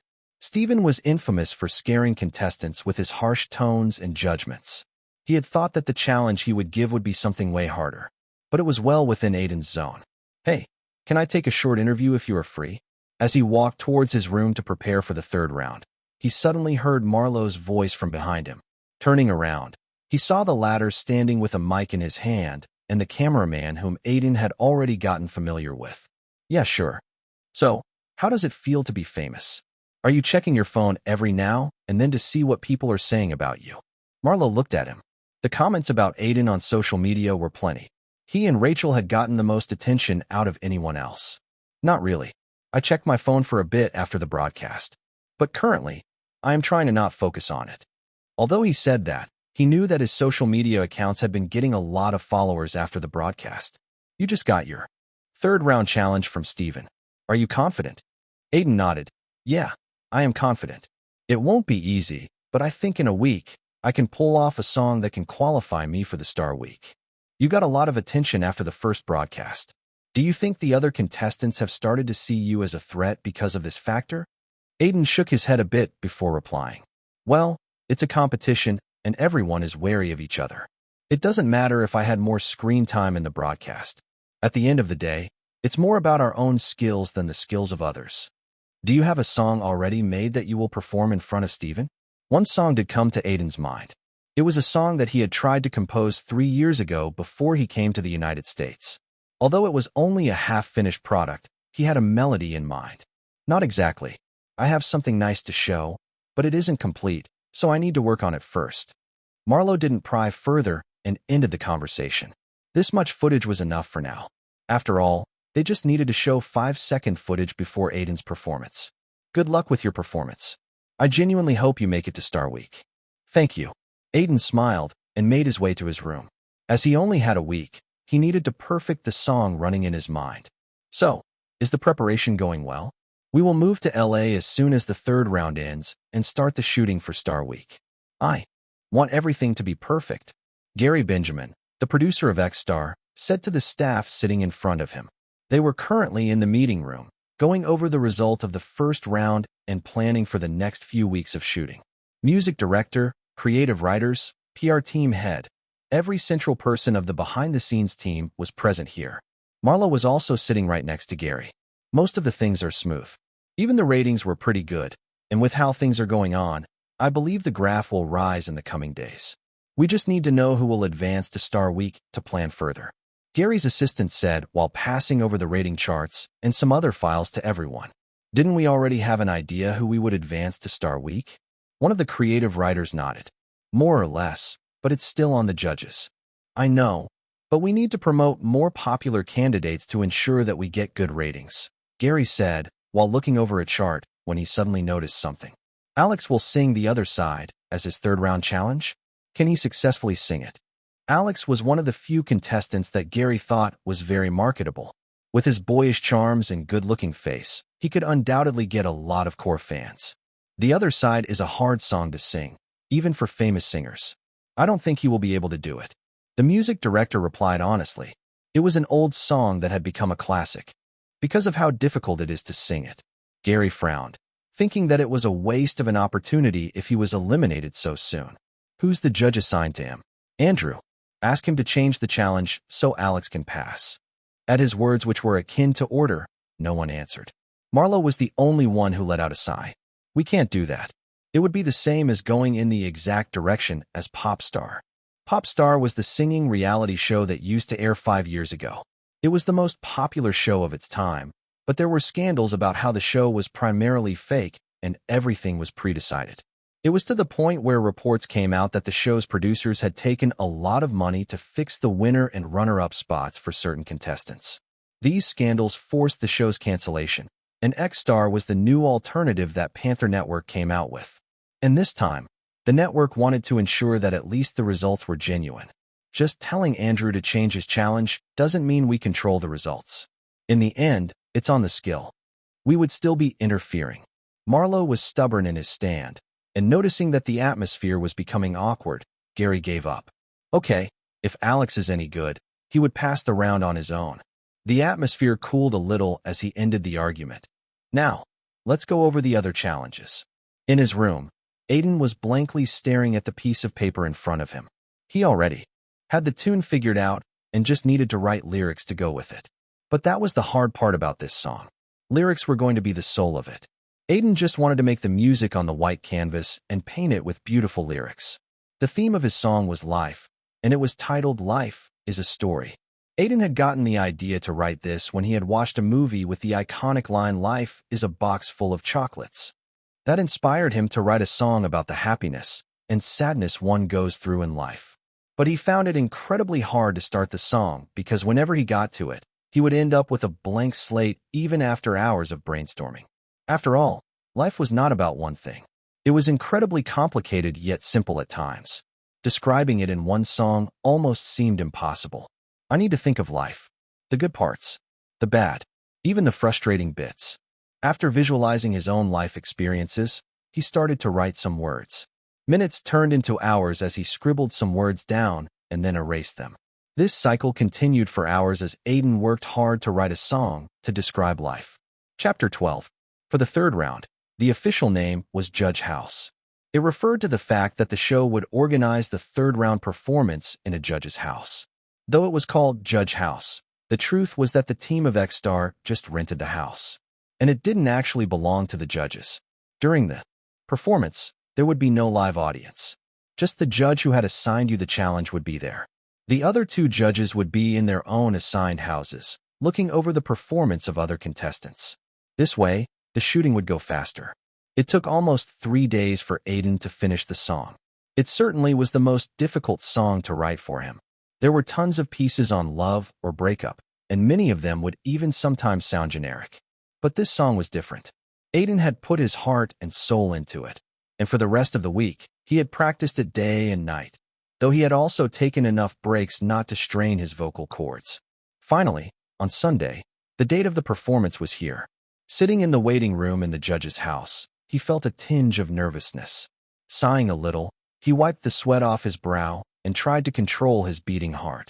If I qualify here, I would go straight to Star Week. One step closer to my goal. Aiden certainly didn't want to get disqualified, especially after reaching this far. But if he lost, he would have no choice but to go back to India or struggle more in America. Not only him, but the other contestant would also not want to lose from here. Aiden. He raised his head slowly at the familiar voice. He saw a woman standing there with her long, brown hair tied back in a ponytail. It was Michelle. Behind her, 4 more girls were standing. Michelle, hi, I didn't expect you to be here. After the second round, Michelle hadn't been instantly disqualified, and as a lifeline, she was assigned to a group which would act as one contestant. The girls behind her were her teammates, and the group was called Symphony. We just finished our performance. I think you are next. Yeah. How did it go? Did you qualify? Aiden asked, and by the smile on Michelle's face, it didn't seem like it went bad. It was good. Steven liked it, but we would know the results later. Anyway, I will leave. Good luck with your performance. He nodded as Michelle left with her group. Going by her special skill, Aiden was sure that she would do well in the group. After all, her voice suited being in harmony. It was a natural talent. I need to qualify no matter what. Thinking about that, he stood up from his seat and picked up his guitar. It was now his turn to perform in front of Steven. How are you feeling? All good, Steven asked with a smile. The sun shone brightly down on them as they stood on the lawn. The crew was shooting from the side, and Steven was sitting on a chair with sunglasses protecting his eyes from the direct sun rays. Yeah, mostly, Aiden replied as a drop of sweat trickled down his neck. What type of song are you going to sing? It's called Life is a Story, and it's a ballad about life. I've been writing this for 2 years and just finished it just a few days ago. Are you confident in it? Steven asked with a grin. He had thought that Aiden would go the easy way with singing a song about love or anything that might be easier. But a song like this was certainly an interesting choice. Yeah, I'm confident. Okay, start your performance. Aiden took a deep breath and played the song again in his mind.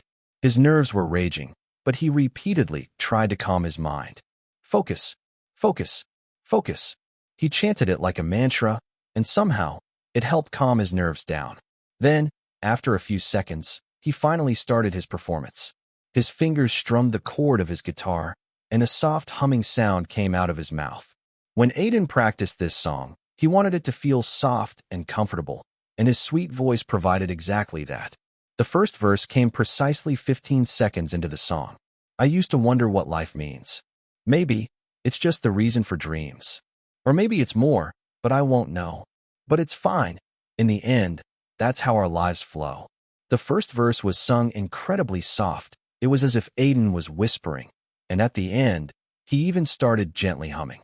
Slowly, his special skill activated, and a white light started coming out from his guitar and his body. The white light soon engulfed both Steven and the crew, though it was still a bit weak at this point. I often wonder what we are. Are we the story or just stage pelts? Birds in the sky or the ice that slowly melts? It was then that the strumming of Aiden's guitar got a bit faster. The song's tempo had been slow from the start, but now, close to the chorus, it picked up. The white light also intensified and suddenly started crackling like lightning. He didn't notice it and just lost himself in the song. Steven, who was the closest to Aiden, could feel all sorts of emotions penetrating his heart by the effect of the white light. It was the same for the crew. Wow, this song. It feels so peaceful. I am hearing such a soothing song after a long time. Those were the thoughts of the crew members. Even though they were shooting, they couldn't help but lose themselves in the song. It was then that the chorus began. Oh, life is a story. Sometimes short, sometimes lengthy. It can be one of sadness or of glory. We never know what it's going to be. But that's just our destiny. For this song, Aiden had tried to incorporate whatever he had understood of life till now. Life is like a box of chocolates. We never know what we're going to get. One never knows what you are going to get. It could be happiness or maybe despair. All in all, it was a mixed bag. Although he knew the song wasn't perfect, it was still the best Aiden could do right now. I don't know if life is written in the stars or the palm of our hands. Maybe the answer isn't in these lands. But I know one thing for sure. After that, the chorus began again as Aiden reached close to the song's outro. At that moment, the crackling white light suddenly got a tinge of silver on it. That also got Aiden's attention, but he didn't stop strumming his guitar strings and kept singing. Oh, life is a story. Sometimes short, sometimes lengthy. It can be one of sadness or of glory. We never know what it's going to be. But that's just our destiny. It was then that the song came to a close. With a soft humming tone, he tried to end the song. Suddenly, a silver light gushed out of him and tried to mix with the white light already present in the air. For the first time, Aiden felt something magical in his singing. He immediately linked it to the emergence of the silver light. Although the white light was still in the majority, it was now mixed with strings of silver light. I just wish we could fast forward the bad parts. Maybe just freeze the good parts. So that they forever last. The song ended with a bit of humming, and Aiden slowly let go of the strings. Although the music ended, the atmosphere didn't change. Both the white and silver light in the air kept enveloping the lawn for some time. It gave Aiden sufficient time to look closely at the silver light. It looks a bit different than the white light. When he first saw the white light, he thought of it as music. After that, sometimes he would see a denser light, like in the second round, and sometimes a weaker one, as it was in the first round. But he had never seen a silver light.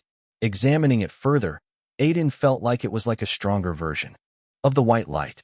It gives a similar feeling, but stronger, more exquisite. Aiden thought as the illusionary light's rays began to wane. Chapter 13. It took a bit of time for the remnants of the lights to disappear from the room completely. It was only after that Stephen could control his emotions a bit better. His mind had somehow drifted into a distant world for a moment because of Aiden's song. This kid, I didn't know he was this good. Stephen was someone who had been seeing singers perform for over a decade, so he had gotten a sense of what level someone might be on. In his eyes, Aiden was perfect for a beginner, even though he had heard better voices with more control in this season. But Stephen was pretty sure about one thing. He has a lot of room for improvement, and his musical sense and creativity is quite extraordinary. Moreover, there's just this special vibe about him. He thought back to the famous singers he knew and had worked with. They all had the same unique vibe about them. After all, it takes a lot of things to become a famous singer. But he also knew that many famous singers would just waste their talents by getting into drugs, women, and riches that would jeopardize their careers. In a way, this was one of the common things in Hollywood. Stephen, the performance ended a while ago. Say something. As he was in thoughts, the cameraman shooting the scene from the side whispered to him. Stephen had gotten lost in his musing and forgotten that he still needed to give his critique. He sat straight, realizing his mistake, and stared at Aiden before revealing his thoughts. Your song, you told me you have been preparing it for the last 2 years. It is clearly showcased in your hard work through the song. Well done. I don't think I have listened to such a nice song in years. Thank you. Aiden knew that Stephen was being genuine. He had seen it for himself how the latter had lost himself in the song, which he deduced was an effect of the silver light. Even if I want to, I can't really point out any obvious mistakes. The song was beautiful, and your voice just added into it. Stephen said. After a slight pause, he added, I don't say it often to people, but that song can easily become the title song of any singer's album. It was that good. Aiden felt like jumping with all the ecstasy sweeping over him. Only he knew how hard he had worked on the song, giving up his sleep and finding the right emotions to add to it.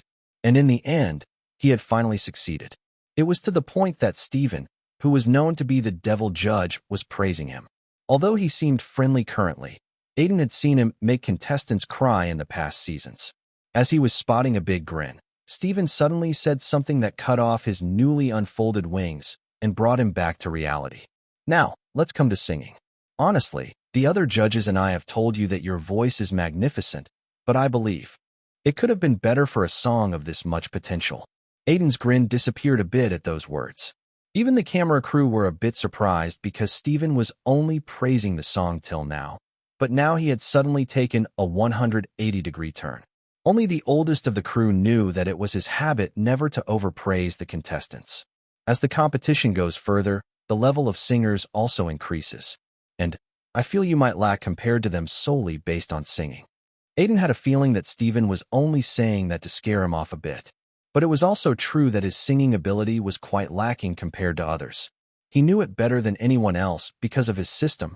The only way he could compensate for his singing was by performing his own songs, which had also kept him in the competition. I understand, Aiden replied, trying not to appear meek. He needed to make Steven confident in himself. But I'm sure that I would be able to improve as the competition goes on if I get a chance. Can you guarantee that? Steven looked like he wanted to see how confident Aiden was by putting him in a spot. It was on Aiden whether he could give an appropriate answer here. Yes, I can. Of course, I won't declare that I'm the best singer in the competition, but I'm sure I can be the best singer if given a chance, and will surely be the one who improves the most. All right, I won't tell you your results here. You would need to wait for it, Steven said, and Aiden silently left the lawn. He didn't know if Steven was satisfied with his answer or not, but he would learn tomorrow when every performance of the third round would end. Before that, he didn't want to worry about the results a lot. After all, he had given his best in the performance, and the system messages that appeared in front of him after he left the lawn were proof of it. You have composed a song way above your level. For completing such a feat, you have been awarded substantial experience. Your composing skill has increased by 1 level. Your lyrical writing skill has increased by 2 levels.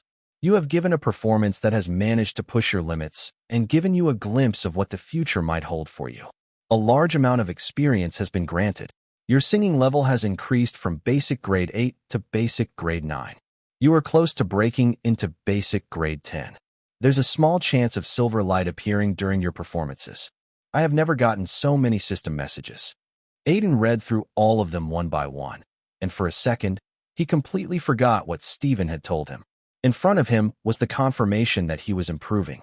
Not only that, he was even close to breaking into basic grade 10. If I really broke into that grade, and then with the help of silver light, I would surely be able to compete with a monster like Rachel. Aiden silently thought, but he knew that the road ahead was long. His first wall was to be qualified for the Star Week. Rachel, as always, your performance broke all my expectations. You are going ahead into Star Week. Alyssa, the judge overseeing Rachel's third-round performance, gave her verdict, and for a moment, even the ice-cold face of Rachel blossomed into a smile. Her challenge was to sing a song called House of Cards. It was a 5-year-old song filled with many high notes, and any singer would find it hard to maintain their notes perfectly during this. Moreover, the song's essence was about a failing marriage which was just like a house of cards that could break with just a puff of wind. But this song was somehow perfectly made for Rachel, and she had aced the challenge. Alyssa, who had already expected her to pass this, was pretty happy with her performance. After all, the judges played a part in the contestants' journey. Thank you for giving me this opportunity, she said, feeling like a stone was finally off her chest. Although she doesn't make it seem like she's the type to worry a lot about results, this competition was her biggest chance to prove her skills. You deserved it. Alyssa smiled, and with that, Rachel became the 4th contestant to qualify for the Star Week. So, we have 4 out of 16 contestants who will go through to the next round. As Rachel's performance was ending, Marlo and Gary, who were standing in the backdrop, couldn't help but start a discussion. Yeah, there will be a lot of heartbreaks tomorrow, Marlo said, already used to it. Every year, many contestants feel like their dream is over as soon as they are eliminated. We can't do much about it. Who has passed till now? From what I know, Rachel, Cameron, Lydia, and Emily, Marlo replied. I don't think the judges would pass anyone else on the spot. Hearing those names, Gary was satisfied as these were their premium contestants, those who could amass many core fans. But he suddenly remembered one more name. What about Aiden? His performance ended. I called a staff member who was at Steven's house. His performance ended, and it seemed like he performed great. Even the crew was immersed in the song. But he didn't pass? Stephen probably felt like he could do better. Gary nodded, knowing full well how Stephen was. Among all judges, only Stephen was the one who had enough power to stand against him. We will have to wait till tomorrow to know what Stephen has in his mind. I hope Aiden passes. He's already getting some traction on social media and is worth investing. Chapter 14. All of you have given your best in the third round performances, but only a few will go ahead into Star Week. All the contestants were standing in a big hall with the judges in front of them. The third round ended yesterday, and today was the day of the results. Again, Aiden had the calmest expression among the tensed group. 4 contestants have already managed to impress us and have passed the third round, which means only 12 more spots are left. When Andrew said that, Aiden was able to hear some gulping noises. Andrew's words were a piece of news for them, after all. Now, they have even a lesser chance of qualifying with only 12 spots left. There were 36 contestants gathered in the hall, so it meant that only one would go ahead in every 3 contestants. It seems like both Rachel and Emily have already qualified. Well, it's expected of them. Aiden thought in his mind as he couldn't find both of them in the hall. 2 people he knew had qualified, but he wasn't even least surprised. He knew better than anyone else that they were few of the most skilled contestants in the show. Aside from them, he could make out Jackson and Michelle standing in some distance. However, both of them looked vastly different. Jackson looked really anxious and tense, and he was holding onto the helm of his shirt. It seemed like his performance hadn't gone too well, making him more nervous about the result. On the other hand, Michelle looked calmer standing with her group. It seemed like she was getting used to the stress as the competition progressed. When she noticed Aiden glancing at her, she nodded her head. He returned the gesture before focusing on Alyssa. Now, I know you all are tense. It's evident on your faces, but don't be too anxious. I know some of your journeys would end today, but that's not the end. You could return to this show next year or find another path for yourself. Music has endless possibilities, and it's on you to find what suits you. Some people nodded their heads at her words, but it didn't seem like their worries were gone. Shaking her head a bit, Alyssa showed a cue card to the contestants. In this card, the contestants' names who would be going to the next round are written. Some faces tensed at those words. They felt like the inevitable was coming closer now. When I say a name, the contestant has qualified. Aiden took a deep breath hearing that. He was acting calm till now, but hearing those words, even he felt a bit nervous. Would he really pass this round? Or was it going to be the end of his journey? The only reason he was even so calm was that he knew he had given his best in the third round. But what if his best wasn't enough? That was still a concern that was literally dancing in the back of his mind. I can just hope for the best here. Aiden braced himself as Alyssa started to announce the names one by one. So, the first contestant that is going to qualify is Stacy Miller. A girl with a ponytail standing right next to Aiden nearly cried as she heard her name and jumped with joy as others applauded her. After that, Alyssa took one name after another. Henry Matthews, Elon Husk, Selena Murray. Every time she took a name, Aiden's composure took a hit. He was finding it hard not to become more anxious as time went by. Jackson Brown. When he heard his name, Jackson looked like he didn't believe it. For a second, he just looked at the judges dumbfoundedly, and only after that did he realize that he had qualified. All sorts of emotions overwhelmed him as he thanked the judges while trying to stop himself from crying. Next, we decided to qualify one of the 2 groups. Other than Michelle's group, there was also a boy band. Both these groups tensed hearing Alyssa's words. The group which will go to Star Week is Symphony. Yay! Michelle's group cheered among themselves as their name was announced, while on the other hand, the boy group had dejected shoulders like they had given up on the world. Aiden also felt happy for Michelle as her former teammate. Now only 7 spots were left, and still, so many contestants were hoping to be selected. Helen Kerr, Will Ivan, Jeremy Parker, Mary Christine. Only 3 spots were left now. If Aiden felt a bit anxious before, he had started to feel even more so now. He could feel his heartbeat increasing as Alyssa looked at the remaining contestants with a thin smile. Even Andrew seemed like he was enjoying the situation. Only Stephen, who had a stoic face like he didn't care a lot about who would go ahead. When Aiden's eyes met his, Stephen gave a blank look. That actually made him more anxious. Am I really going to get eliminated here? He thought. praying in his mind that his name would be among the 3 spots that were left. Archie Fox. His heart sank as a black-haired white guy standing in some distance cried tears of joy for passing the round. Only 2 spots were left now, and there were still 26 remaining contestants left in the hall. Now, the final 2 contestants. Alyssa trailed off on her words to make some suspense, but the atmosphere was already quite tense. She slowly read out the name of the 15th contestant who had qualified. Joe Walker. Aiden clenched his fist tightly and took deep breaths. Now, only 1 spot was left. This might actually be the end for me, he thought inwardly, and tried to prepare himself for the worst. He repeatedly told himself that this wouldn't be the end for him, and he would even succeed without X-Star.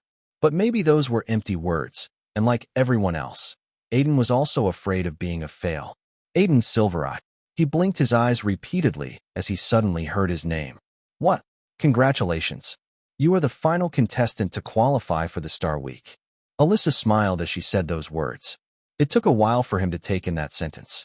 Yet, he has suddenly survived from the river of despair where he was drowning. I qualified. Phew. I actually thought this might be the end for me. Aiden plunged to the ground thinking that. It was hard for him to keep standing. All around him, he was able to see the sad faces of the contestants that haven't qualified.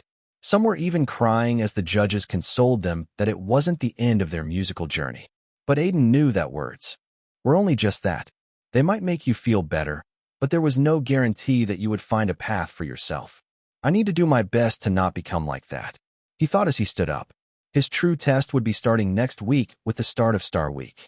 At the same time as the results of the 3rd round were being announced to the contestants, the 3rd episode of the X-Star was broadcasted. In the first 2 episodes, a lot of contestants were introduced. Some qualified and some didn't. But the reception was the same as the first 2 seasons. That changed from the 3rd episode. Gossip Tribunal, which has released articles on the first 2 episodes, also released one on the 3rd with intensive research into why the 3rd episode got more eyeballs than the first 2. Panther TV's reality show X-Star is on the cusp of another high-rated season, with the first 2 episodes getting high ratings, similar to the last seasons. Talented contestants, interesting backstory, and very entertaining. The show had everything that other reality shows in this age don't, and its grounded approach had already made it a fan favorite. But when the 3rd episode was released, it got way higher ratings than the first 2 episodes. It was mainly because of the theme of the 2nd round, which was introduced to be a group round. This made contestants group together with each other, which gave an interesting perspective to the viewer. Many famous contestants grouped, which made the viewers interested in the development. Moreover, the stills of them working together and even the arguments made it a greatly entertaining episode, mainly because many viewers came to Sparrow to talk about their favorite contestants and the groups they were in after the episode. Due to this, X-Star was trending on Sparrow yesterday. For a while, it had more tweets than even the most critical news yesterday, which was of a famous yet controversial businessman wanting to run for president. Chapter 15. A continuation of the article on the Gossip Tribunal. X-Star Season 3's new episode has garnered huge ratings once again. This show's latest episode's highlights were the contestants grouping amongst themselves for the 2nd round. Many famous contestants like Rachel, Cameron, Emily, and Aiden were in different groups, giving the viewers a critical dive into their personalities. Cameron, who debuted in the 2nd episode, had become very popular among female fans because of his looks and skills. Before coming onto the show, the young singer had already amassed a lot of popularity with more than 100K subscribers on the online video sharing and social media platform, MeTube, and had even released an original song on the audio streaming and media services provider, Melody. With such a rich background, he grabbed a lot of eyeballs. He was in a group with 3 girls and 1 other guy, and in the episode, an argument was shown amongst the group members, mainly because of creative differences. Although the episode portrayed Cameron as more of a villain as the main instigator of the fight, his fans defended his behavior. One of the users wrote on Sparrow defending his behavior. The program team is just trying to portray him as a pretentious prick when Cameron was right in his stance. Without him, that group won't even get any screen time. Other than Cameron, the other contestants that got a bit of footage were Alex Green, Archie Fox, and Helen Kerr. Emily Young, the Korean-American girl, was also in the limelight as she grouped with a band for the second round. But the main players in yesterday's broadcast were the group with two of the most famous contestants in the show. Rachel and Aiden were certainly the protagonists of the first episode, and it was a great surprise for the viewers when the two of them surprisingly decided to form a group. Although the group had other talented contestants, the focus was on the two of them. Practice videos of the group performing and talking about their song were being talked about a lot, especially due to X-Star's team releasing new, unedited footage on their social media accounts after the broadcast. One of the most viral footage was the whole group talking about how they had practiced the song. Here's a short clip from the viral video. Marlo: so how are you all? Is the practice going well? Rachel: yes, we have divided the song among us and have been practicing it non-stop, and I think we will give an incredible performance. Marlo: are you all getting used to each other? You are all pretty different types of singers. Sam: we have tried to do our best to mix our voices well, and although it's not easy, we are pretty comfortable with each other for now. Like this, other footage of more contestants was released. But the broadcast ratings broke records at the end when the teaser of the next episode was shown with Rachel and Aiden's group performance. It might not be wrong to say that X-Star might hit a never-seen-before peak rating in the next episode. Aside from this article, there were more from other blogging sites. But the main discussion was still ongoing on Sparrow. In the past few years, Sparrow has already become a hub for online discussions with people presenting different opinions and getting offended when others' opinions don't match with theirs. The third episode of X-Star again made Sparrow users discuss their favorite contestants. Shaquille_Oatmeal, exciting episode. That dude Cameron could have been an NBA star if he was into basketball. He's so freaking tall. Chad_Putin. If only I were 20 years younger, I would have married Rachel. Hashtag Queen for the win. Charlie_for_president. I feel like Cameron is unfairly trolled. Anyway, I'm pretty sure he will win the competition. Small_is_good. I really enjoyed this episode. I have been watching this show since the start, but felt like the contestants this season are more interesting. At least, I'm more invested. Online_simp.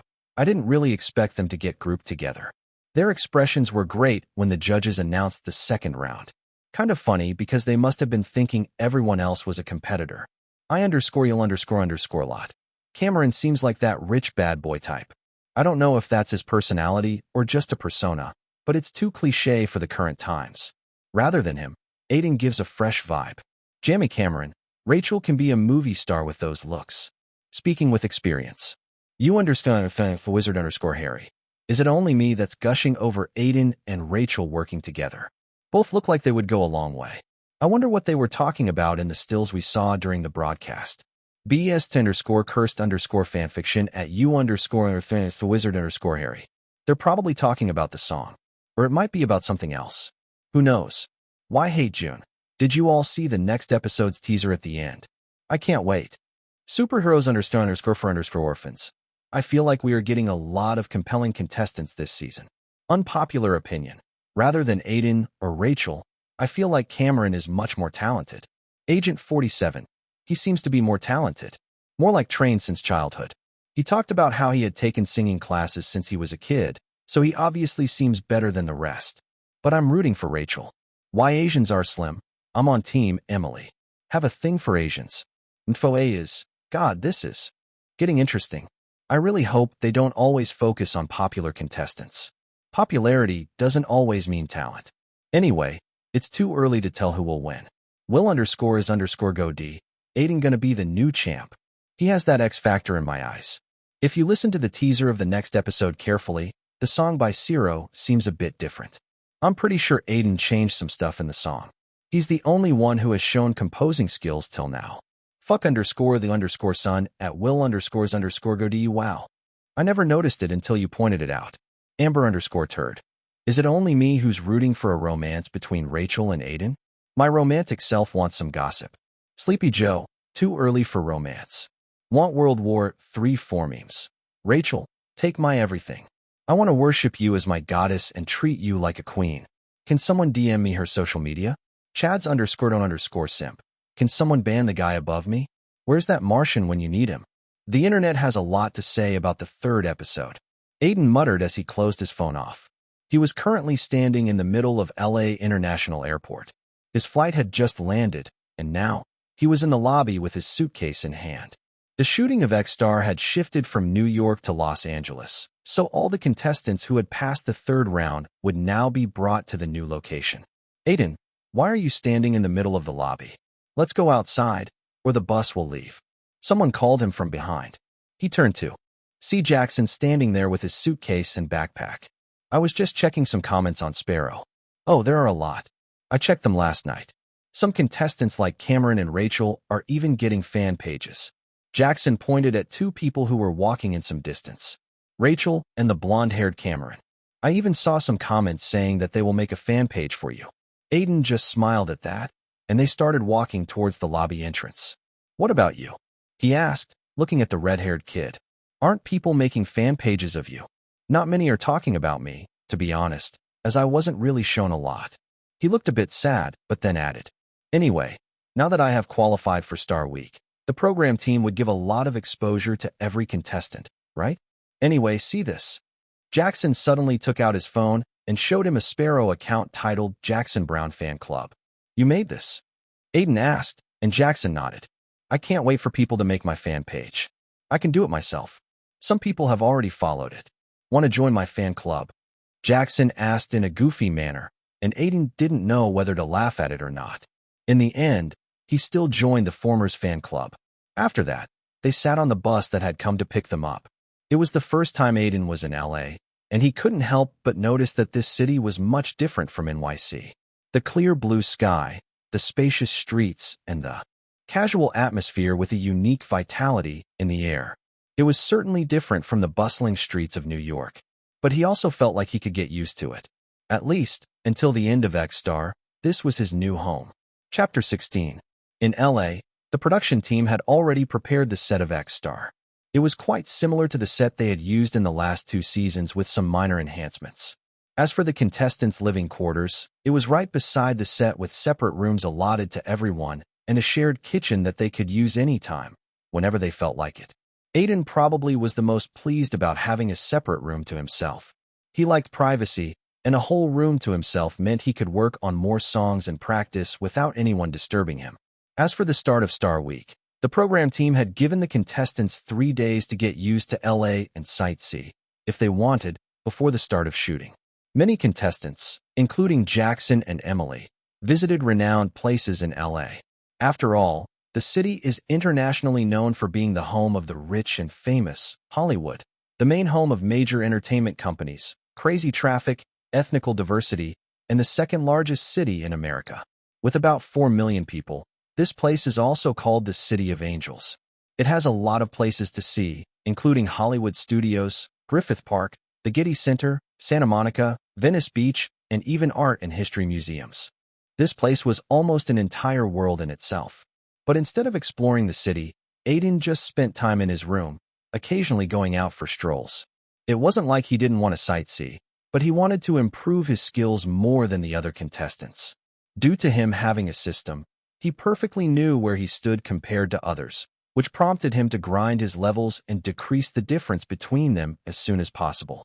The average level of contestants in Star Week is around basic grade 9, which is the same as me, but there are way better contestants, and with my current level and skills, I don't stand much chance against them. Tonight was his third night in LA, and by now, Aiden had already analyzed every other contestant's skills. Although he was not lacking compared to the average, he knew that the competition was just as much about luck as skill and talent, and he can't afford to put his trust in something as volatile as luck. Tomorrow, the shooting for Star Week will officially begin, and there was still uncertainty in his heart as to whether he would be able to survive any longer in this intense competition. Every day he had practiced hard, and even if his system prompted that he was close to breaking into basic grade 10, he knew there was a long way to go for him. He found it even more challenging to break through to the next grade from his current grade. I'm hungry. Aiden sighed, putting down his pen. He was writing lyrics for his next song, as he didn't know when he would be required to sing one. After all, his composing skill was his biggest strength, and he needed to use it as much as he could. And when he walked on the stage next time, he wanted to have something that would give him confidence. A new song would be a good bet. Turning his head, he noticed that it was already close to midnight. Standing up, he opened the door of his room and slowly moved towards the kitchen. It was on the ground floor, and he had noticed some cup noodles in one of the cupboards earlier that day. For now, they would satisfy his cravings, and he would be able to sleep. The hallway was dark, so Aiden had to use the flashlight on his phone, but when he reached the kitchen, he found someone unexpected there, who held a packet of cup noodles in his hand. With wavy blonde hair and a face that seemed like he starred in a 90s teenage movie, this person was amassing many fans and was one of the hot topics of this season's X-Star. Cameron Bryce, one of the strongest contestants in the show. When Cameron noticed Aiden standing behind him, he nearly screamed. But when he looked closely, he recognized Aiden. "You are Aiden, right?" "Aiden Silverware." "Silver Eye." "Yeah, that." "Well, hi. What are you doing here in the middle of the night?" he asked, putting down the cup of noodles on the table. "The same thing you are up to." Aiden pointed at the cup noodles, and Cameron immediately understood. After all, waking up in the middle of the night for some food was not uncommon, so he didn't bother much. After adding water to their cup noodles, they sat down at the table and waited for them to get ready. By now, every contestant was quite aware of each other. It was the same for Aiden and Cameron, though it was the first time they were talking to each other. "So, you also woke up in the middle of the night?" Cameron asked, trying not to let an awkward atmosphere set in. Cameron looked like someone who wouldn't enjoy the company of others, but Aiden felt like he was a better person than people thought of him. "I have not slept yet. I was trying to write songs." Aiden replied, "I don't know what will come in the next rounds, so I'm trying to prepare a song, just in case I need it." Cameron nodded his head but hesitated a bit before replying. "I write songs too, or used to. Since I was 16, I've been trying to make them, but they never actually worked. Felt like something was always missing from them. So, I have stopped doing that for a while and focused more on my singing." Aiden recalled the short introduction video of Cameron he had seen in the second episode. Since Cameron's grandfather was a musician, there must be some pressure to walk the same path as him. Music is often like that. My songs aren't perfect either, especially when I don't add any instruments to them besides my guitar and voice. You can say they are straightforward and sometimes even quite lacking. I focus more on the emotions." Aiden replied as the noodles got ready. Then, they both picked a cup and started eating them. "My grandpa used to say something similar. Music can never be perfect until you are a genius, and most of us are not. So we need to focus on affecting the listener's feelings and emotions. What do you feel after listening to a song? You need to portray the emotions directly, but that's the hard part. It certainly is hard for me. Doesn't seem like it. I have seen you singing. You know how to portray emotions. But, unfortunately, that's not a skill that's easy to come by," Cameron said, looking a bit envious. Aiden didn't know why, but Cameron seemed to have overestimated him by the way he was talking. If he was truthful, it should be Aiden who should be jealous of Cameron's monstrous talent, because when he first saw the latter's status, he felt the same way he did for Rachel. Cameron Bryce, 21 years. Singing level, intermediate grade 2. Special skill, limit break. Cameron was on the same level as Rachel, and he was sure to reach the grand finale if everything went normal. As for his skill, Aiden couldn't make much sense of it. It seemed to be a skill he would normally see in an anime, and the closest guess he had was that the skill helped him break his limits easily. Maybe it was because he was on the same level as Rachel despite being 2 years younger. "Are you nervous? Star Week is going to start tomorrow," Cameron suddenly asked while Aiden was looking at the former's skill interface. Star Week was basically a long round in which 1 or 2 contestants would be eliminated every week until only 4 of them would be left for the grand finale. "A bit, but I'm used to it now. This competition has helped me a lot in getting used to pressure. It was way different when I used to wander through auditions." "Auditions?" "Yeah," Aiden pursed his lips. He spoke too much, but after a moment of thought, he decided to go on. "Acting auditions. I mainly came to the United States to become an actor, to take a chance in Hollywood, but it didn't really work out. That's when I found out about X-Star." "So, you are more of an actor?" "Well, in this competition, I'm a singer." Aiden smiled, but Cameron didn't seem satisfied with his answer. He tilted his head a bit before asking, "I'm asking whether you enjoy acting more than singing?" That's a difficult question." Aiden shook his head, wondering about it. He certainly liked acting more, but his love for music had grown in the past few weeks. "Let's say I enjoy both things. Both are very different and alike to me at the same time. I would love to play a character in a movie, and likewise, I enjoy telling a story through music. Cameron didn't say anything else at that, and just finished his noodles. Then, standing up, he gave Aiden a weird look. That was a nice talk.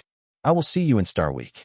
I think I will love beating you if we are against each other, he said before walking back to his room. The last line of the sentence was something that Aiden had seen on the broadcast a lot.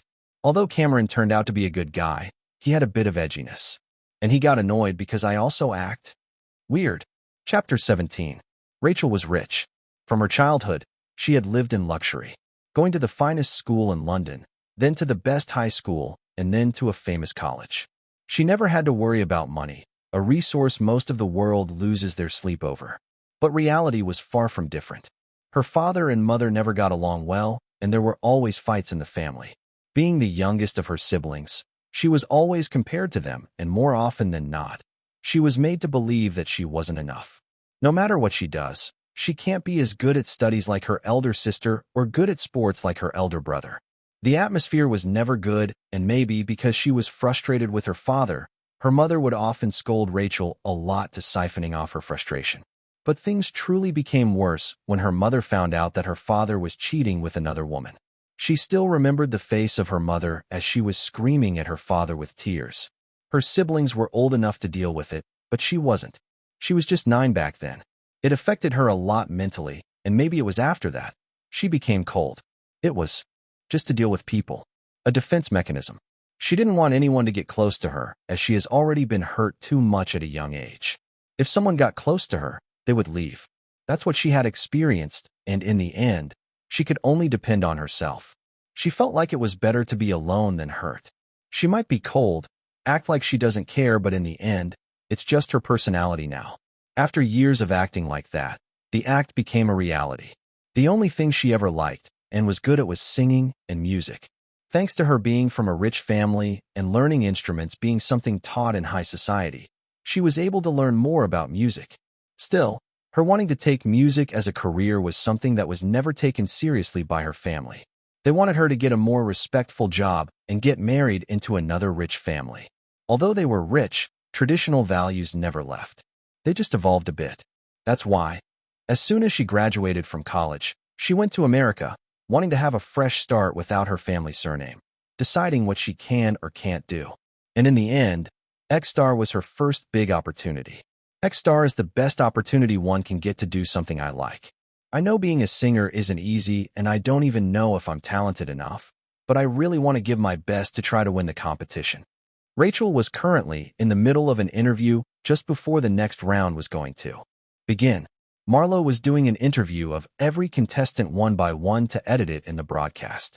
Smiling a bit, Marlo asked, "You have been in the competition since a while and are touted to be one of the most famous contestants, at least going by the online craze for you. How does it make you feel?" "I feel good because it would help me get a bit closer to the title of the winner." She was saying this because in the next rounds, viewers' voting was going to start, and any social media fan following was going to be vital. Marlo liked her mentality. Everything she had answered was one way or another connected to winning the competition. She was very sure of her goal. "Have you gotten close to any other contestants? 2 people passed the second round with you." "Not really." She shook her head. "Michelle is mostly with her group, and I have not talked a lot with Aiden. I am not in the competition for friendships." "But isn't some closeness good? After all, a lot of other contestants are getting along fine with each other." Marlo asked, wondering how he should edit her earlier sentence. Just editing it like she's saying, "I'm not in the competition for friendships," without any context would surely get a lot of eyeballs. They might be getting along, but I'm not like that. I don't know if I can trust anyone here. I don't really trust a lot of people generally. That means you do trust a few. Rachel made a troubled expression hearing that, and Marlo decided to grab onto it. If he didn't, then he wasn't a good host. "Can you add to this?" "Oh, well." Rachel struggled with her words and frowned a bit. "I used to have people I was close with, but there were not many, and after I came to America, we stopped talking. That happens a lot, so it wasn't surprising." "So, you are not looking to make more friends?" She shook her head and gave a firm reply. "No, I'm just here to win. Nothing more than that." The interview finished with that, and Marlo thanked her and asked her to leave. He still had to interview some other contestants, so every interview was quick. As Rachel left the interview room, she felt a bit weak. In the interview, Marlo had asked about her family, and it had brought back some unpleasant memories. She shook her head, trying to not think of those memories. I can do it. No matter what, I just need to focus on winning. After I win, I will finally be able to make a name for myself. At that moment, she suddenly heard footsteps and stopped talking to herself. From around the corner, Aiden walked in, making her scared for a minute. "Hello, I guess your interview just ended," he said, but Rachel didn't reply. Her face had become hard, wondering whether he had heard her mutterings or not. "Is everything okay?" he asked, not getting any reply from her. "Yeah," she finally said. "You don't have to worry." Saying that, she walked past him and Aiden stood there, processing the weird and awkward conversations. Why is she always acting like that? He frowned before going towards the interview room. "Your challenge in Star Week's first round will be a group challenge." When Andrew said that, all the contestants gathered on the stage started whispering among themselves. They were certainly not expecting another group challenge. Another group challenge? This is X-Star, not MasterChef. Aiden thought as he waited for Andrew to explain more about it. He had an overall bad feeling about this round. This challenge won't be the same as the second round. You all will be assigned in groups by us, and there's going to be a theme for it. Maybe you will understand more about the challenge by its name. It's going to be called Band Challenge. Steven explained more about the challenge while making eye contact with all the contestants. Rock bands are famous all over the world with all sorts of popular musicians coming together to make excellent music. I'm pretty sure you all are fond of some rock bands yourself too. He continued his words with a smirk. In this round, people are required to come together to form a band and perform a song, which means at least 3 people in each band need to play some kind of instrument. Aiden suddenly remembered the time he was filling the form for X-Star. There was a question where they asked if you could play an instrument. Maybe it was just because of this round, as we have a group among us. Alyssa looked at Michelle's group. There's going to be 5 bands with 4 of them consisting of 4 members and 1 of them consisting of 3. A band will pass as a whole, so if you have a good performance, the whole band will pass. Likewise, if you mess up, the whole band will fail. Andrew finished it, and with that, everyone understood the gist of this round. Aiden had realized that the show has a way of throwing contestants into uncomfortable situations that they won't expect. Contestants around him were busy thinking if they were any good in instruments. In his eyes, this round was way harder than the second round. They would need to play the music themselves, and there could be only 1 vocal. Maybe a sub-vocal can be there, but 2 people needed to focus alone on the instruments. This just meant that they would need to keep aside their differences, egos, and pride and focus on just giving a good performance. I can't just be assigned with just anyone here. As the judges were going to assign them in their teams, Aiden could only wish that he didn't get assigned with someone who he can't get along with. Otherwise, he could very well be eliminated right after reaching Star Week. Chapter 18. I can't believe we're grouped together, Cameron muttered, shaking his head a bit. Although he said it like he was disappointed, there was a thin smile on his face. We can't do anything about it. The judges grouped us together, Aiden replied, looking around the room, his eyes darting over the 3 people in front of him. Isn't it good we are grouped together? It's better than getting grouped with someone you don't really know. Jackson, the 3rd member of the group, muttered. Beside him, Emily nodded her head. Yeah, I am acquainted with you, Jackson, since we were in the same group in the second round. And I also talked a bit with you, Aiden. It's only Cameron who I don't know, but I don't really mind this setup. Cameron grumbled hearing that. Then, it's only me who doesn't know anyone here. It's been an hour since the members were assigned to each band, but Aiden's band hadn't been able to even have a proper conversation. They were just sitting in the lounge room provided to them. These guys are too different from each other, Aiden thought, sighing inwardly. Cameron didn't seem like the type to be good with people. Jackson wasn't someone you could rely on to take charge, and Emily just seemed happy to be on the show, not caring about other things. Clapping his hands to attract their attention, Aiden opened his mouth. I don't think we should spend our time leisurely. I know it's hard to work with people you don't really know enough, especially in a setting where we need to work as a band. And who made you the leader? Cameron asked suddenly, and Aiden frowned in response. No one did, but I'm sure the other bands would have already started discussing the song they have received, and some would have even started their practice. Do you want to lag behind? Aiden was using the fact that Cameron's pride was quite high, and he didn't like being behind other contestants. And it certainly seemed to have worked as he looked a bit blank. After a while, he blinked his eyes and asked, "Are you saying it without any substance, or do you have a plan?" "I might have one, but first we need to analyze the song. Then, know each other's strengths and assign the vocals and instruments." The song they received was a song named Sweet Child by a band called Bullets and Roses. The good thing was that the song just used some basic instruments like keyboard, electric guitar, and drums, so it would be easier to perform. Aiden stood up and got a pen and paper. Then, he wrote down the name of the song on the top of the paper, and below it, he wrote, "Vocalist." First, we need a vocalist. That's the main thing in any song.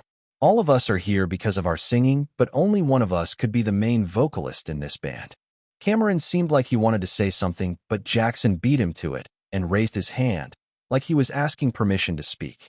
"Yeah, Jackson. I have the experience of being in a band, and I was the vocalist of the band, so I have experience. I think I should be the vocalist because of my experience. That shouldn't be any criteria to make you the vocalist. In the first place, the vocalist should be the one who has the best vocals out of us. Traditionally, it's like that," Cameron replied, and Jackson didn't seem to like his tone as he glared. "Are you saying I'm not good enough?" "If you want to think of it like that, but I meant it in a more softer way." He smirked, and Aiden was sure that they were going to end up fighting if he didn't interfere. Cameron already has a history of it in the show anyway. "Stop it, you two. We will just end up fighting like this." He frowned. "Jackson, you think you should be the vocalist because of your experience, right? Anything you want to add?" Jackson shook his head, and then Aiden looked at Cameron. "Why do you think you should be the vocalist, Cameron?" "Just because I think I'm the best among us." That got another glare from Jackson, and Emily looked a bit odd. "I'm not trying to be arrogant here or anything. I'm saying this because I passed the third round straight away. Moreover, I have sung these types of songs before. Heck, I even sang a cover of this song on my MeTube channel. I can sing the song better than anyone here." Aiden nodded after hearing that and looked at Emily, gesturing to her to speak. He knew that even she wanted to be the vocalist, as the most attention will be on the vocal. She fiddled with her fingers for a bit before opening her mouth. I think I'm pretty good myself. Like Cameron, I passed the judges round straight too. Andrew even said that I have a unique voice, and moreover, the original song isn't sung by a girl, so I think it will be a bit different. I'm very confident in acing the song." "Okay." Aiden nodded and felt a bit conflicting. All three of them had good reasons to be the vocalist. At that moment, Emily suddenly looked strangely at him. "Do you not want to be the vocalist?" She said it while finding Aiden's behavior very strange. "We all said the reasons we should be vocal, but you didn't." Well, Aiden didn't know how to reply to that. If he was telling the truth, he did want to be the vocalist, but he also knew that there were two people better than him in this aspect. Cameron had the best skill rank, while Emily had been on basic grade 10 longer than he is, so it was not wrong to think that she was better. In that case, it was better for him to not fight for the position of the vocalist. After all, he would qualify if the whole band did. So rather than thinking of himself, it was better to focus on how they could perform the song well. "I do want to be the vocalist, but it's fine even if I am not one. I haven't sung a lot of songs that have very high notes and require a bit of screaming, so it's better to not fight for it when I'm not confident. Moreover, if I even try to fight for it, I don't think we will reach any conclusions soon." Everyone nodded at that. His point was pretty clear. After all, being the vocalist was also a matter of huge responsibility. Anyway, so who should be the vocalist? Jackson asked, looking at him. Emily and Cameron did the same. It seemed like they were leaving the issue to Aiden as he was giving up on being the vocalist.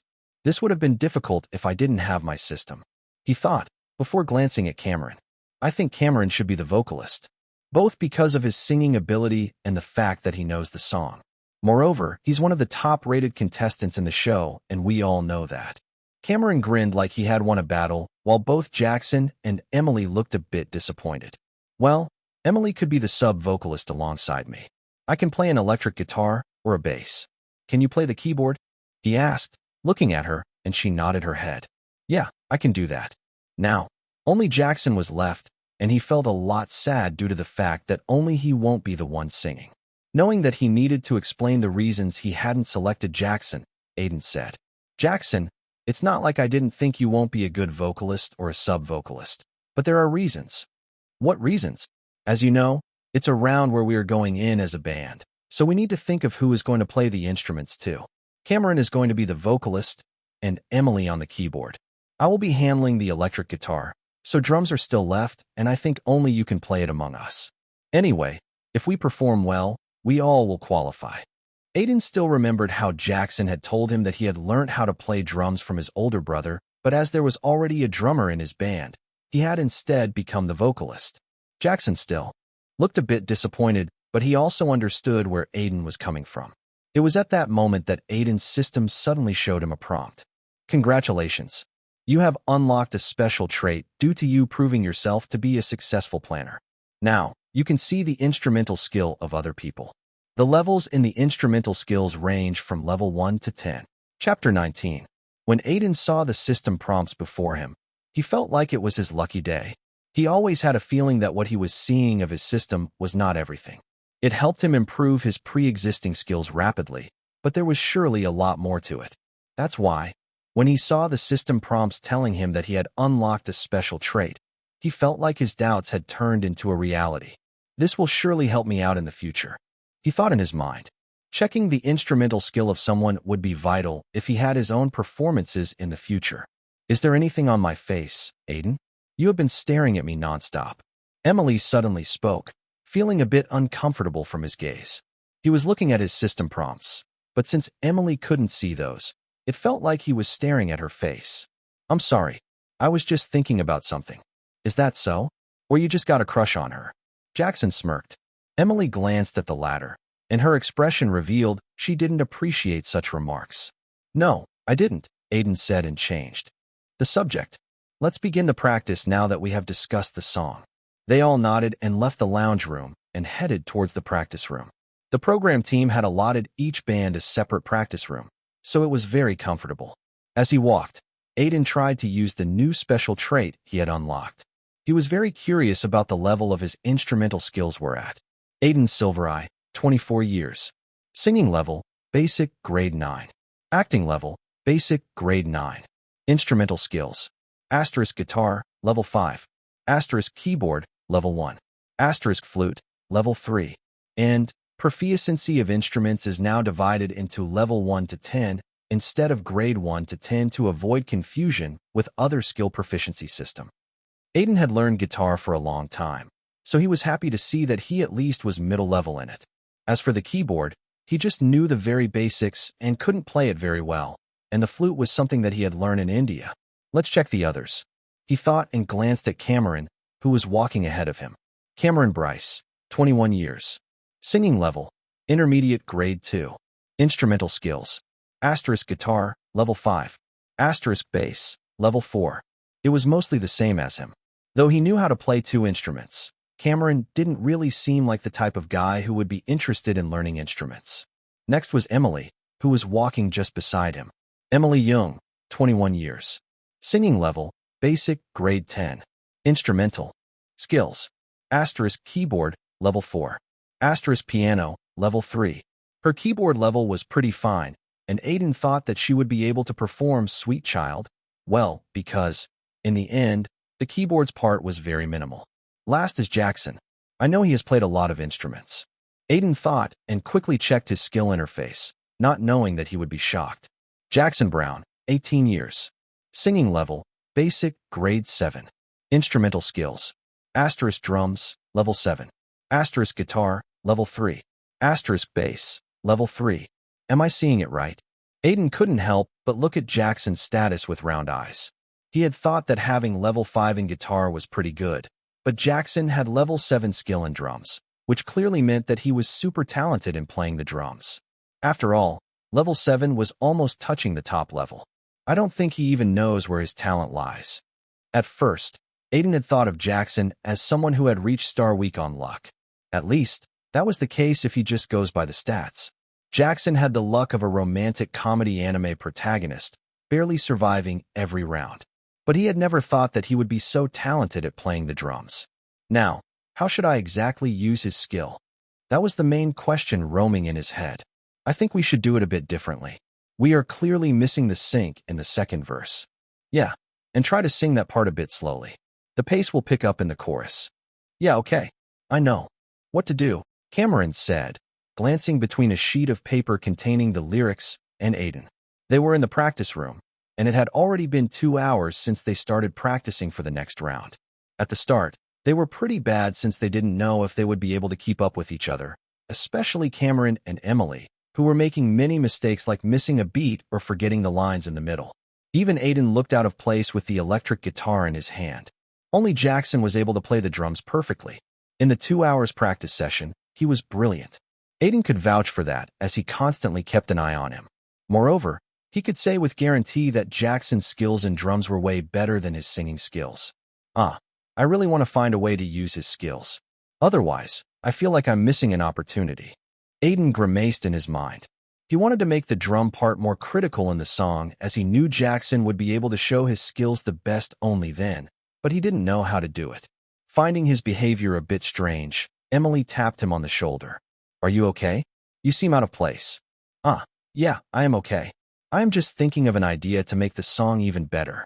Something that will get us extra points from the judges. Like what exactly? She tilted her head. Are you thinking of changing some lyrics like in the second round? Aiden shook his head. This time there was nothing really wrong with the song that he could add. At most, they could rearrange it to suit themselves. Wait, I know what to do. I got an idea, he said in a raised voice, attracting the attention of both Cameron and Jackson. They both walked up to him, wondering what idea he had. What type of idea did you get suddenly? Cameron asked, looking at the grin on Aiden's face. Let's go for a drum solo for 30 seconds at the song's end. This was what Aiden had come up with. Although he can't rearrange the whole song, he could at least change the last 30 seconds. What do you mean? A drum solo at the end? You're joking, right? We don't have time for this.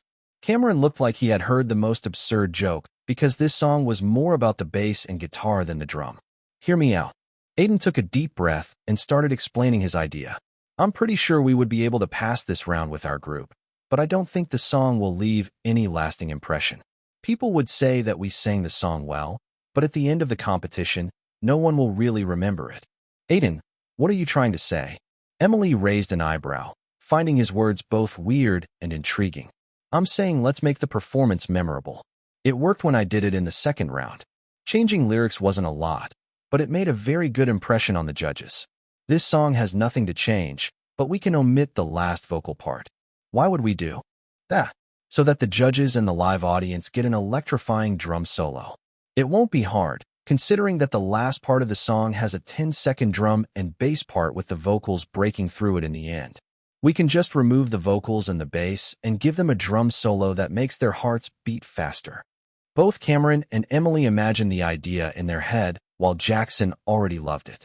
They had listened to drum solos before and knew their impact if done right, but it needed a very high skill level to pull it off. No, it's too risky. Moreover, there's no need to take the risk, Cameron said, rejecting the idea completely. I think Jackson can pull it off.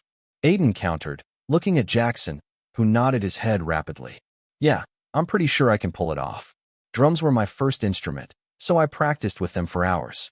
I'm very confident in doing a 30-second drum solo. Still, I don't agree with this idea. Let's just take a vote. Aiden proposed. The fastest way to proceed with this was a vote, and Cameron didn't mind it either, thankfully. Go on. I'm rejecting it. I'm in favor of it, Aiden said, glancing beside him at the red-haired guy. I'm in favor too. Now, only Emily was left with her decision going to decide the outcome. The three of them looked at her, and she felt a bit of pressure, wondering who to give her vote to. In the end, her eyes moved a bit towards Aiden before she frowned. Well, I think it's an idea worth going for. So I'm in favor. With that, it was decided. Chapter 20. After almost a week of practice, it was time for the performance. Aiden's band had worked with a new arrangement at the end, and they were feeling pretty confident about giving an excellent performance. The stage for the performance was way grander than the set in New York, with more live audience seating at the back. Though, Aiden knew that many in the live audience were just staff of the Panther TV or those who had gotten passes with the help of their connections. You are going to go first, a staff member said, looking down at Aiden's band. They didn't seem much surprised by it, only a bit nervous, which was very typical. Okay, just walk through the door in 10 minutes. We have already set up everything. Good luck with the performance. The staff member left after informing them, and with each passing second, they couldn't help but feel a bit more nervous and scared. Especially Jackson, whose performance was the most crucial in today's round. Depending on his performance, he would either be a villain or a hero of the day in tomorrow's news articles. There was no gray area in his case. Don't worry about it. Aiden looked at him, noticing his shaky legs. Just remember what we practiced. You nailed it then. Now, you just need to do the same in front of the judges and audience. Jackson, it will be fine. Just focus on creating great music on the stage. Emily also added, and it made Jackson feel a bit better. Thank you, guys. I need to give my best too, even if I will mostly be on the sidelines in this song. Aiden thought inwardly and stood up from his seat. Then, looking up at his bandmates, he held out his hand in the form of a fist. Let's give our best there. Emily was the first to bump it, Jackson doing so a second later. Only Cameron didn't, but when he noticed the gaze on him, he bumped it too. Though, he let out a sigh before doing so. Welcome back, guys. So you are the first band tonight. Do you think you can give a good performance? Alyssa asked as they entered the stage. Yes, we are very confident in giving a performance that will qualify us for the next round, Cameron replied on behalf of the whole team. That's good. Cameron, the last time you were with a group, you had arguments. Was it the same this time? Stephen asked with a smirk. The other two judges also seemed interested in the answer, and after glancing behind him, Cameron replied. Things turned out to be much better this time. The judges nodded at that answer. That was enough chit-chat as Stephen gave the gesture to start their performance. Okay, start your performance. I'm expecting a lot from you all. Let's see what you can bring out. With that, the performance began. Sweet Child was a rock song with vibes straight from the 80s, and although it sounded like a typical rock song, the lyrics were meaningful. The song started with the electric guitar. In the past, Aiden had played this tune a lot, so his hands were already moving when they started the song. An electrifying feeling released out of the guitar as the drums joined in, with the keyboard coming at the end. It was then that, in this harmony, the first verse started with Cameron pushing down on the bass he had in his hand. Oh, sweet child, whenever I look at your face, it reminds me of when my friends and I used to race. The sky was blue, and times were right. You remind me of those cold summer nights. Cameron tried to impersonate a slightly scratchy voice for the song's first verse, and it came off perfectly with the guitar increasing in intensity with the keyboard sound, adding the required subtle softness. On the stage, it felt like Cameron was impersonating the aura of a perfect rock star, and slowly, Aiden even saw a white light coming off of him. The white light spread everywhere, and seeing it, he smiled while focusing on playing the guitar. He knew he didn't have to worry about the vocals, and just needed to do his work. You had the smile that I once carried, full of innocence and peace, and the joy that I swear not to let it decrease. Whenever I tell you my fun childhood stories, I break down those memories, sweet and painful, but those were the days of glory. Ending the second verse, Cameron did a bit of screaming as all the cameras zoomed on him. It was then that the point where Aiden's chance to shine came. This part of the song required him to increase the tempo to the highest level, and it seemed like his fingers were dancing on the electric guitar as a melody that can make your arm hairs stand came out. Oh, child of Minnie! Cameron screamed as Emily tapped the keyboard furiously, and it was then that both she and Aiden joined Cameron in singing. You will have a lot of dreams under this blue sky. I will never let a tear fall down your eyes. 'Cause you are my children. The white light intensified at that moment, as even the judges felt like they were in a concert. The live audience felt the same as they started cheering and screaming like they heard a full-fledged band. Cameron even started dancing a bit, letting his body flow away with the atmosphere. Now, only the last verse was left, and after that, the song will be of Jackson to complete. Wherever you go, my shadow will come along, protecting you from day to night, all along. I know there will be times when you're going to cry, making you want to leave life behind. But those times come and go, and at those moments, memories are the things you should think back to. Oh, my sweet child. Oh, yo. Cameron sang at the last part in high pitch with all the strength he had in his voice. His vocal cords provided him with enough stability to go all the way, and standing behind him, Aiden couldn't help but marvel at that spectacle. He wasn't even close to this level right. Now it's all on Jackson. He glanced at Jackson, and the latter didn't look like someone nervous. Instead, his eyes were focused, and he had already lost himself in the music. Every cell in his body just wanted to complete this song.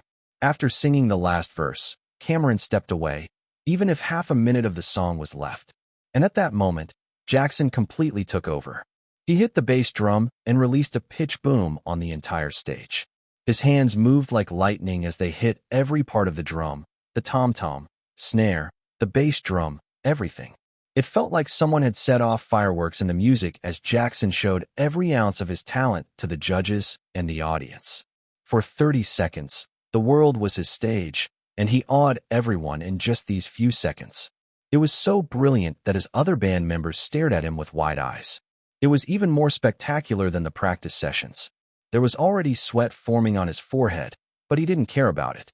The audience who had just listened to Cameron's electrifying voice already forgot its feeling as a new one crept in. The drumsticks moved like Jackson's weapons as he truly enamored the audience. Then, suddenly, Aiden noticed a small silver light creeping out from the drum, mixing with the song. The light made the already bright atmosphere brighter. From here, Aiden just let out a smile and closed his eyes, wanting to feel the music. Even after the 30 seconds passed, Jackson kept on going. No one tried to stop him as he played. They could only keep their eyes on him and thank the gods for this performance. Finally, after some more seconds, the intensity started dying down as Jackson's one-man show ended. It ended, feels like it's too soon. Aiden thought as he saw Jackson wiping sweat off his forehead and taking deep breaths. The performance had left him tired. Suddenly, they heard the sound of clapping and cheering from the audience. They all looked down from the stage and saw some people even standing up from their seats while others were calling for them to do it again. This feels like I'm standing in my own concert. All four of them had the same thought as they basked in the cheers and admiration. It was truly a once-in-a-lifetime experience for them. Aiden saw the white light with a tinge of silver slowly spreading in the audience as the cheers kept getting louder. They were so loud that even the judges couldn't speak for a long time. Even if they wanted to, they truly needed to take a few moments to gather their thoughts after such a performance. Chapter 21. Backstage, silence filled the whole room. Even if they wanted, they didn't find anything to say. Some contestants were even rubbing their eyes in disbelief, but their ears had heard everything. What the heck? That performance. I can't believe it. How are we going to top that? We lost even before our turn came. A few contestants muttered, their voices were meek in strength as they glanced at their band members. A sense of inferiority could be seen in their eyes as they weren't sure if they could top the performance of Aiden's group. It was too high of a mountain to cross. Even Rachel couldn't help but frown. If she weren't from a wealthy British family and had been taught etiquette and how to react in public, she would have already started cursing in frustration. I want to top that atmosphere, but I don't know how to, damn it. Still, she cursed in her mind and tried to calm herself down. At some distance from her, Marlowe was having a completely different reaction than the contestants. His hands were shaking in excitement, and just thinking about the ratings they would get when they showed this performance was enough for him to grin so much that it looked like his face would rip. There was stuff like this in the past seasons, legendary moments that caused disbelief and excitement in viewers, but they had happened way later, closer to the finale. This was the first time it had happened so early. He had never thought that this band round would give something like this. In the first place, any band with Cameron was more likely to argue than give out a performance like this. The kid was talented, but too prideful. But somehow, it had all come together nicely. Cameron, with his unbelievable vocal skills at such a young age, Aiden with his handsome face and charisma, Emily with her pretty appearance that would sell well among American audiences, but the star at the end was definitely Jackson. This contestant hasn't gotten the same attention as his bandmates before this performance. Jackson didn't have a great appearance, nor did he have unmatched vocal skills. He couldn't even compose and had barely passed in every round, making him seem like a background character in between the main characters. But he had emerged as the star, a hidden gem. I didn't know he could play the drums like this. It's almost like he has years of experience. He completely aced the drum solo at the end. Marlowe thought, and was sure that some top band would rope him in as their drummer even if Jackson got eliminated. At that moment, one of his assistants suddenly walked close to him. "Sir, look at this." Marlowe turned around to his assistant, holding a laptop and headphones. On it, the original music video of Sweet Child was playing. "Why are you showing me this?" Marlo asked. "Sir, I checked the music video and the original audio. There's no drum solo at the end. They incorporated it in the song themselves." "Oh." Marlo trailed off and took the laptop in his hands. Then, wearing the headphones, he listened to the whole song again and found that his assistant was indeed right. "Do you know whose idea it was to change the ending?" he asked, and his assistant nodded with a smile that almost seemed like a grin. "Yeah, I checked the cameras in the lounge and practice room. I think we might have gotten some great footage." Andrew was the first to open his mouth among the judges. Touching his forehead, he laughed a bit before speaking on the mic.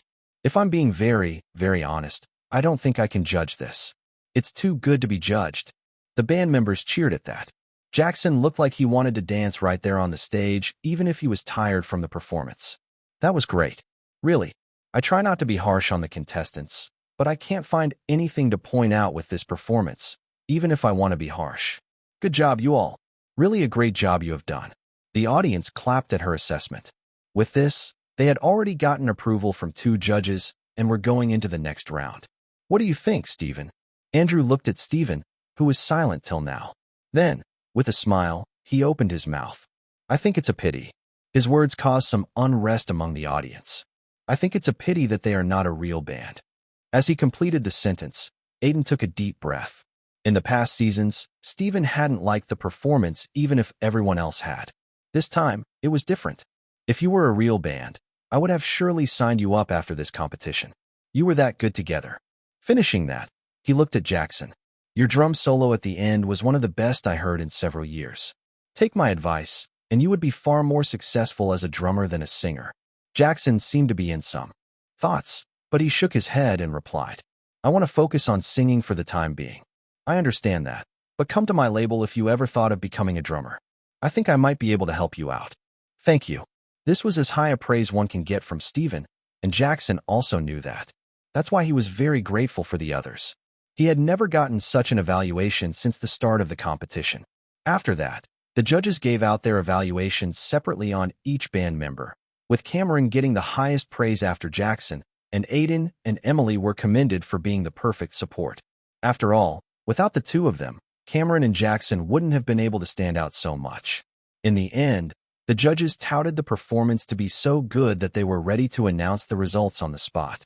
"You all are qualifying for the next round. Congratulations."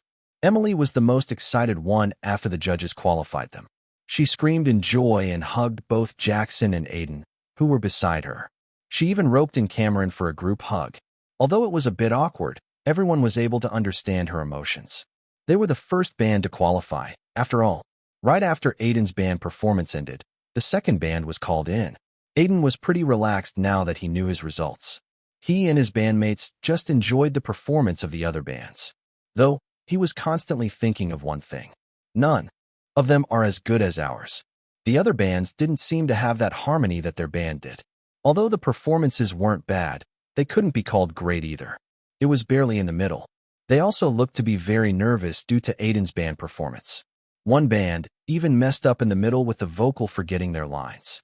Their evaluation was the worst among every band, with Stephen telling the vocalist, "You are a singer, and it's basic to remember the lines.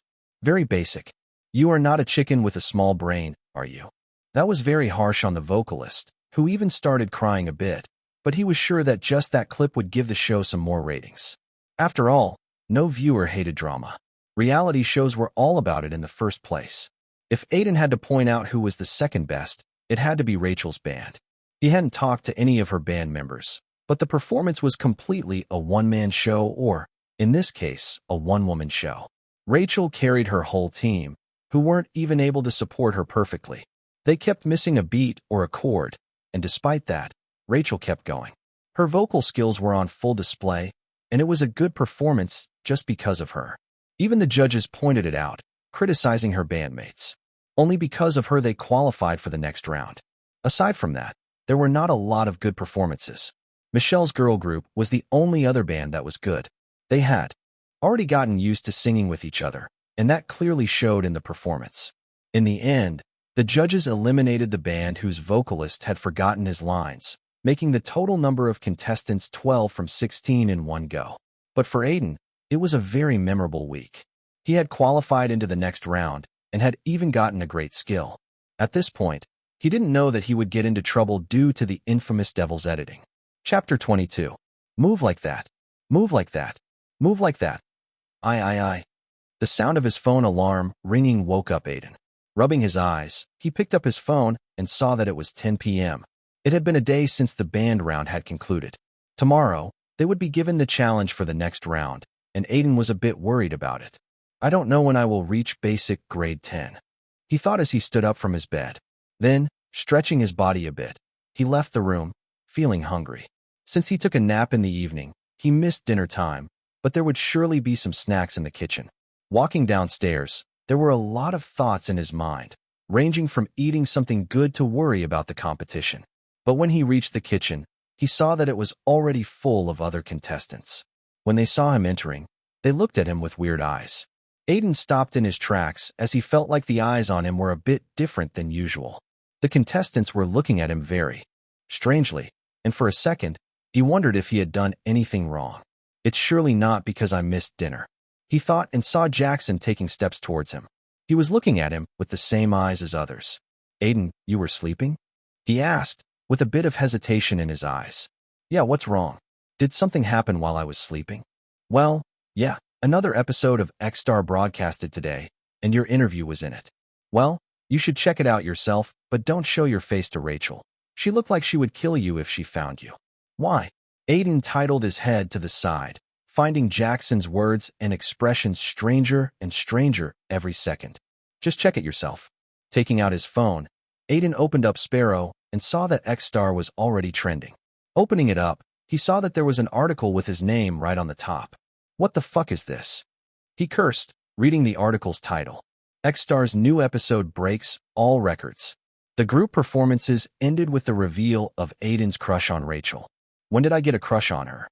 He thought and looked for a video explaining the situation he had found himself in. Searching for a minute, he finally found a short video. It was a video of his interview with Marlo just before the second round performance. Having a bad feeling about it, Aiden clicked on it. Aiden, I think Rachel is the best in this competition. She has everything to win the competition in. My eyes. Marlo. So, you think she's going to go ahead? Aiden, she should. Marlo, looks like you are quite the fan. Aiden, yeah, she's great. The interview was edited to make it seem like he had a big crush on her. Aiden didn't even remember saying some stuff that the video showed in the interview. No, he had said these things, but there was a lot of other stuff too. Someone had utterly cupped up the important parts and had selected the juicy parts of the video.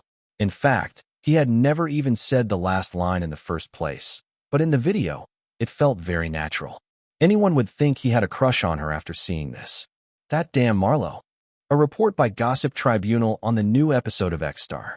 Seeing the response to our X-Star articles, we will be doing an article on each episode. Now let's get into the latest episode of the famous singing reality show. If we are being honest, this episode had everything. Excellent performance, heartbreaks, and even the reveal of the crush of a famous contestant. The episode started with the performances in the second round, with groups coming together to sing a song. Here, we saw many groups struggle to perform together and fail with many bad evaluations from the judges. But there were some good ones. Emily Young grouped with a band called Cultist. Although the band's name is a bit weird and could be easily misunderstood, the performance was pretty good, with them getting a positive evaluation. Unfortunately, only Emily and the vocalist Jackson made it to the third round. The next famous contestant that was shown was Cameron, who was the center of attention of his group, and although none of the other members qualified, he did. Until this, there were a lot of interesting individuals that have passed to the third round. But like we pointed out earlier, there were heartbreaks too. One of the most famous contestants until this point, Tristan, was eliminated in this round. Tristan Styles, 15, was deemed too inexperienced to move forward. Talking about hearts, you will understand this reference later. The last performance was of the group headed by Aiden and Rachel. A teaser of their performance was revealed at the end of the last episode, and it had everyone excited about the performance from then. And boy, it surely didn't disappoint. The group performed a song called Close, and it was undoubtedly the best performance up till now. Everyone added to the song and made the atmosphere great, with even the judges enjoying it. At one point, it seemed like the whole group would get qualified, but only Aiden and Rachel did, eliminating the other 3 contestants. But X-Star later released a video showing that one group member, Michelle, was assigned to a girl group who would be working with one contestant.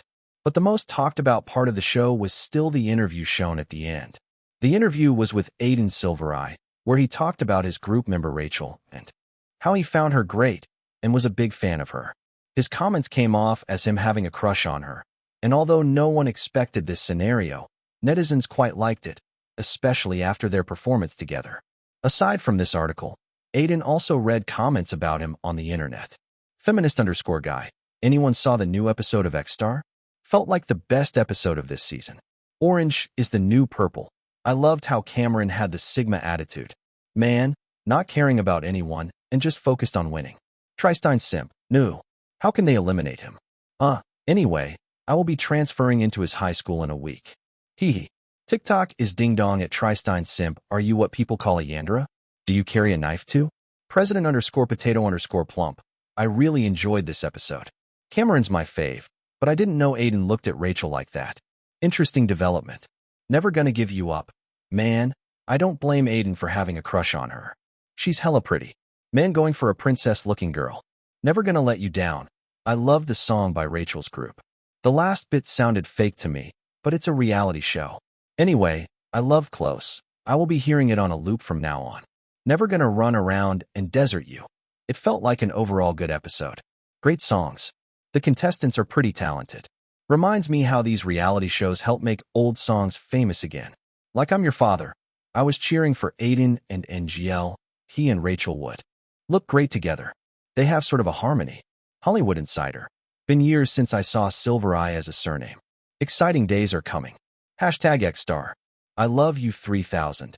Does anyone know what's the challenge in the 3rd round? I'm already so excited. My fave show. Thor. Best Avenger. Okay, Rachel and Aiden don't make sense. The show is trying to sell the relationship when they are not even a thing. Just focus on singing, for God's sake. Believer. Gather my brothers from the cult of Rachel. We need to kill this fool Aiden before he steps toward our goddess. Go Simps. K-pop is toxic at Believer. Hope you were joking, bro. Insert get help meme. Mimic reads. Dude, I'm so glad they didn't drop off Michelle. She's so good. I'm really rooting for her to be a dark horse alongside her group. John Wick's dog, damn. I think Aiden is so talented. He changed the chorus to something really good. Feel like he could be a great composer/singer. Zuckerberg is watching. I'm not too fond of this episode. Dropping this season. The previous season was better. Anyway, I'm off to work. Justice for Depp. My friend in the X-Star program team said Jackson would surprise everyone in the future episodes. Turu lob at Justice for Depp. Who's Jackson? Justice for Will. I really hope they keep it simple. I don't want romance in a singing competition. It's not a show where guys and girls go to a resort to find love. We watch X-Star with brain cells. Back pain is the end of writers. It will be interesting to see if this episode will be the birth of Rachel x Aiden shippers. At least it seems like that. Chapter 23. Dude, she's still giving you that death look. If looks could kill, I feel like I would be standing in your funeral. Jackson whispered to Aiden. They were currently sitting in the lounge area, waiting for a staff member to call them for a short interview before the next round. I don't even know why she's so angry. I should be more offended by that edited clip. Everyone thinks I have a crush on her now. Aiden sighed, glancing toward Rachel, who had a constant frown on her face.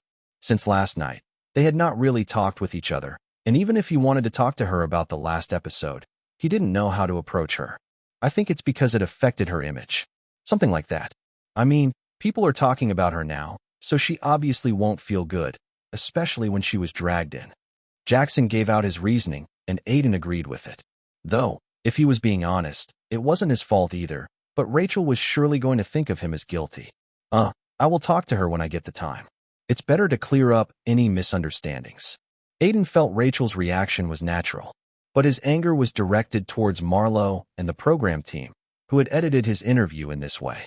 If they had not edited it, there would have been no issue. I feel like punching Marlo in the face. Even his uncle had called him to ask if there was something between him and Rachel, as social media had already started to consider something brewing between them. Thankfully, he had no girlfriend, or he would have been in way worse trouble. Aiden Silvereye, go in. A staff member suddenly walked out of the door on the side and told him to go into the interview room. He stood up and followed him to the interview room.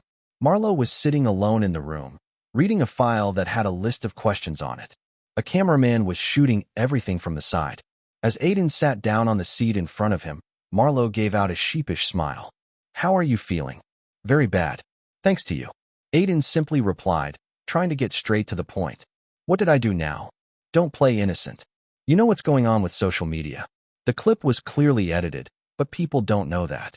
They think I have a crush on Rachel for no reason. I obviously won't be good because of all that. Marlo made an awkward smile. He knew Aiden was going to be angry about this.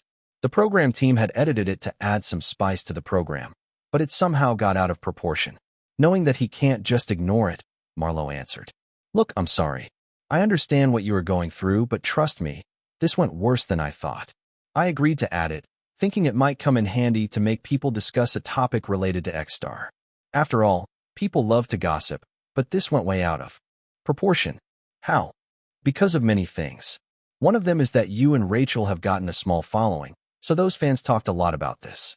Normally, it would have died down, but your second-round performance made you very popular. You should check the MeTube channel of X-Star if you have not. Aiden knew that his group's video performing in the second round had already gotten 800K views on MeTube. It would soon cross 1 million from the way it was going. That performance made people talk more about the clip at the end, spreading it. I'm sorry, but we did it for the show, and you don't really have a say in it. Aiden meekly nodded his head, hearing that. Marlo's words suddenly made him realize that he didn't really contain any power as a contestant. The program team can edit him however they like, and he won't be able to do anything just because he was at the bottom of the bottom. For now, I can do nothing aside from being very careful in what I say. He thought in his mind, and although he felt all sorts of emotions, he knew the reality of life. His career was just starting, and it would be a while before he got any power to do stuff. In the end, Marlo was at least answering his questions.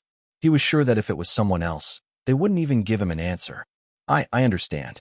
Let's get on with the interview. Aiden said with a conflicted expression. Sighing, Marlo nodded, and another interview started. The topic for the next round is a battle between two contestants. You will be singing the same song and competing against each other. Only one contestant will go ahead while the other will be face elimination. Alyssa announced the next round's theme with a grin on her face, and every contestant glanced around. They have already seen enough of the others that they know who would be a tough singer to beat. Pairing with someone like Rachel or Cameron would be the end game for most contestants. To know who's going to be battling with who, we will let the contestants choose for themselves. The contestant's eyes shined, but she wasn't finished speaking. By that, I mean every contestant would pick out the name of the one he or she would be battling. A staff member came out with a glass jar as she said that.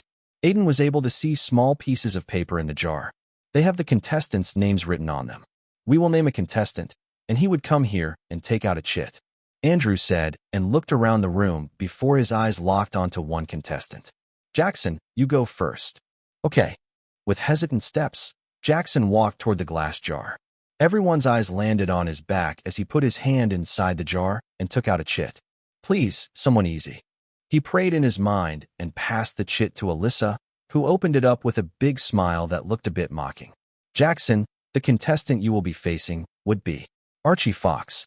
Alyssa looked at a guy with brown hair who was standing in the corner. Aiden checked his skill interface and found out that he was also in basic grade 7. Jackson has a pretty big plot armor. He thought as the judges started calling out some other contestants. After Jackson, Cameron coincidentally got paired with Michelle's group Symphony. Aiden didn't know how it would pan out, as although they weren't a match for Cameron individually, the group had given some good performances. Aside from that, Emily was paired against Elon Husk, a science student more interested in space travel, trying out his singing skills. He was not bad, but Aiden thought Emily would beat him. Aiden, go ahead. Steven suddenly took his name, and he nodded his head. Okay. He walked to the glass jar and took out a chit. Looking it up, he sighed a bit. He didn't know who he would pick out, but he sure hoped it wasn't someone he couldn't beat. Otherwise, he won't know what to do.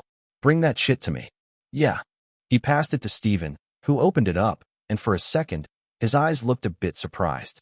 Then, glancing at Aiden, he slowly read out the name that was written on the chit. Rachel Rose. Aiden felt like Stephen was an executioner announcing that he would be sentenced to death when he heard that name from his mouth. Then, glancing back, he saw that Rachel looked a bit shocked too. Her face hardened when her eyes met his, and she glared at him. This is going to be very awkward, Aiden thought, trying hard not to frown. For a second, he thought that the chits were fabricated to get him and Rachel as a pair, but it didn't seem possible. In the end, it was just his luck. He could even imagine a deity in the skies with a beer bottle in his hand, watching all this and laughing at him. How exactly am I going to beat her? Chapter 24. I hate it, Rachel muttered as she stared at Aiden. The latter sighed with a wry expression. Although Rachel didn't like being in this situation with him after the last broadcast, his feelings were also mutual. I don't like it either. Then, ask the judges to change the pairing. I would have if I could, and if you want to, you can ask them yourself. They both knew that even asking the judges or program team to change the pairing won't do anything. The program team might even be smiling, thinking of the ratings when this will air on the broadcast. After all, the last episode broke records and Rachel and Aiden were discussed the most on social media. I can't keep bantering with her. We need to practice. The song they had received was a pop song titled Stay. It was sung by a British duo and was very popular, with over 200 million views on YouTube. The problem with popular songs was that most people would already know them, so they would compare the original to the ones sung by the contestants, which meant that they needed to correctly use their skills to make a difference and make it memorable.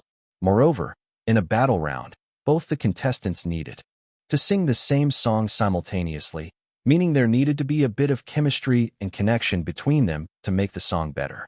It was up to the judges to decide who would go ahead, but if they both kept bantering with each other, they would mess up their performance before it even began. Aiden didn't want that, especially when he was already at a disadvantage with the massive disparity between their singing levels. Rachel was on another whole level. I need to talk it through and calm her down as we can go ahead with the practice. He thought and glanced at Rachel, who just had a frosty expression on her face. It was hard to know what she was thinking, but Aiden didn't care about that. He first has to clear the misunderstanding. I wanted to clarify something about the last episode. What? She glared at him, remembering the comments she had read on the internet. Recalling them only frustrated her more. I didn't say anything like what was shown in the episode, and it's a huge misunderstanding. What do you mean? Aiden wondered how to explain it, but did not have enough patience, so he decided just to talk straightforwardly. That clip of mine saying you are great. It's edited. I didn't say anything like that, nor did I think anything like that. It's all fabricated to spice up the show. But I saw the clip. Everyone D-dash. Have you ever heard of devil's editing? Aiden interrupted her words, and, hearing that, Rachel fell into some thought. Then thinking of his behavior towards her until now, it really didn't seem like Aiden had a crush on her. She had heard about how reality shows use their contestants, but it was the first time she was experiencing it. Okay, I understand that. But people are still talking about me, assuming I'm dating you. What about it? She asked, and Aiden already had a reply prepared for that. Nothing about it. I am sorry, but I can't do anything about that. People are talking even more about me, and neither of us can do anything about it. It's a reality show, and as we are appearing on TV, people will talk about us. All this will automatically die down once the show ends. He ranted out, and Rachel's body shook slightly as she took in those words. He was right, very right. It seemed like she had unnecessarily gotten angry seeing the reactions online. In addition, her mom had called her yesterday asking if it was true and was very suspicious, which had gotten her even more incensed. But suddenly, she felt her anger cooling down. Still, there were some doubts in her mind. She needed to clear them out. So, you don't have a crush on me? I don't have a crush on anyone. And do you think I'm stupid enough to get a relationship on X-Star? It's a singing reality show, not a dating one. I'm here to win the competition, not get into a relationship. Moreover, even if I want to get into a relationship, I won't at this point in my life. Then our thoughts are mutual. I am also not here for any drama. While I have my reasons, do you mind sharing yours? She asked, finding his words a bit strange. I have bigger things to do, and a relationship will drag me down at this point. Now can we practice? He sighed, And although his words didn't entirely convince her, Rachel still nodded her head. Currently, they need to focus on the next round. Everything else was just secondary. I'm very nervous, Aiden thought as he leaned back on the sofa. He was currently backstage as his performance was about to come. The round had already started with some contestants having even performed in front of the judges. He thought that he had gotten better at controlling his nerves as the competition moved. But he realized that the fear of elimination was still gripping his heart very tightly. After all, he was directly facing off against Rachel. It was hard to say if he had any chance, just depending on their skills. But he knew that the system didn't show the whole reality. Rachel's singing level might be way better than mine, but it doesn't mean she would sing at that level every single time. Aiden had been thinking hard about this for a few days, and this was his verdict. After all, the system was just showing the skill level, but a performance contains effort, proficiency in the song, how one was singing it, and many other important factors which would then determine how the person performs. That's why he still had a chance, albeit a small one. Our performance is next. As he was in his thoughts, Rachel suddenly walked right up to him and said, nodding his head, he stood up and followed her on the stage. Some members of the audience cheered when they saw both of them. Both Rachel and Aiden had gotten a few fans in their time on the X-Star. Hi, how are you two? Andrew asked, smiling at them. He was the judge who would always try to portray a positive attitude towards the contestants. We are fine, Aiden replied, keeping the mic close to his mouth. Any nervousness? You two are some of the most popular contestants this year, and only one of you will go forward. Does that make you scared? It does a bit. But in the end, the best one of us would go ahead. Yeah, it's not something we can do anything about. They answered, and with that, the small talk ended. Andrew gestured to start the performance. The lights on the stage dimmed as both of them took their positions. Soft electronic music started flowing in the background. I need to think about music rather than failing. Aiden repeatedly muttered in his mind like a mantra, and it seemed to have worked. As soon as he felt music, he forgot all about his worries, just focusing on giving out a good performance. The first verse was his, and Aiden needed to sing it in a low tone while trying to focus on the diction. He had already practiced it a lot, and he automatically started singing after 10 seconds into the song. All I ever wanted was a peaceful life, days passing with you by my side. I know it was my fault, not becoming what you want. But I hope you are happier now. I hope you are sunnier now. It was a type of song with a very flashy beginning, with fast but meaningful lyrics, catchy music in the background, and the singer's skills. The song tried to literally force itself in one's head. Strangely, it worked very well. Rachel, who was moving her legs with the music, started the second verse. Without you, I know I'm a mess. I don't even know how to explain, but I know I was the one to make you stressed. Still, I can't forget about you every time you are away. I feel like asking you to stay. As the second verse ended, the lights on the stage started shining with neon lights as a spotlight illuminated them. The electronic music coming out of a keyboard joined hands with a bass and a guitar. It was then that both Rachel and Aiden prepared for the chorus. Oh, baby, I really want you to stay. Hold you under the shining rays. But I know I need to hold my feelings because I don't have a say. Still, I know it would be best if you could stay. Both of them stretched the last part, and as they tried the note higher and higher, Aiden struggled with it, but he still pushed through as he was able to see white light coming out from them. The true performance was just starting. Chapter 25. As the judges looked at Rachel and Aiden performing, they couldn't help but feel like it was tough to know who was singing better. Both of them had a unique set of skills that were very different from each other. Rachel was someone with the talent to hit high notes comfortably as if it was a walk in the park for her. Apart from that, her vocal range and skills were top-notch in the competition, and her elegant voice just added to it. On the other hand, Aiden was a very different type of character. His voice was very charming and endearing, and with his looks, he could easily become a heartthrob among female fans. But that didn't mean his skills were any bad. His vocal strength was quite good, and the best thing about his singing was that he knew where his strength lay. He used it very well, and he had a uniqueness that no one in X-Star bears. He expresses emotions like no one else. Music was all about emotions, and Aiden had a natural talent for that. The judges didn't even know how he had it because it takes years of experience to show emotions like this, even for a genius. Because of all this, it was tough to judge these contestants when they were pitted against each other. In the end, they just thought of one thing. At best, we can just enjoy the performance. Upon thinking about that, their eyes were glued to the stage where Rachel and Aiden were on the second half of the song, performing with as much vigor as possible. I know that I wasn't any good, but can he love you the same way I do? I know I make mistakes, but I promise I will stay. True, we will make it through. So, baby, can you please stay? As the verse ended, Aiden felt a bit weak. It had taken too much of him to keep up with Rachel's skills, even though he had done well. But at the end of the song, his vocal cords had started aching. It was because there were a lot of high notes in the song in the middle, and Rachel would stretch them too far to show her prowess, and he would struggle to keep up with her. At the same time, Aiden was trying hard to showcase emotions with the help of his special ability. The whole stage was filled with white light with tinges of silver here and there. The silver light was created when both of them sang the chorus together. I need to give my best here for a while. Aiden tried to ignore the pain in his throat and just sing to the best of his ability. After all, there was only the ending to go. Without you, I know I'm a mess.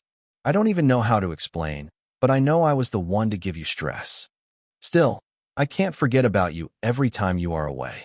I feel like asking you to stay.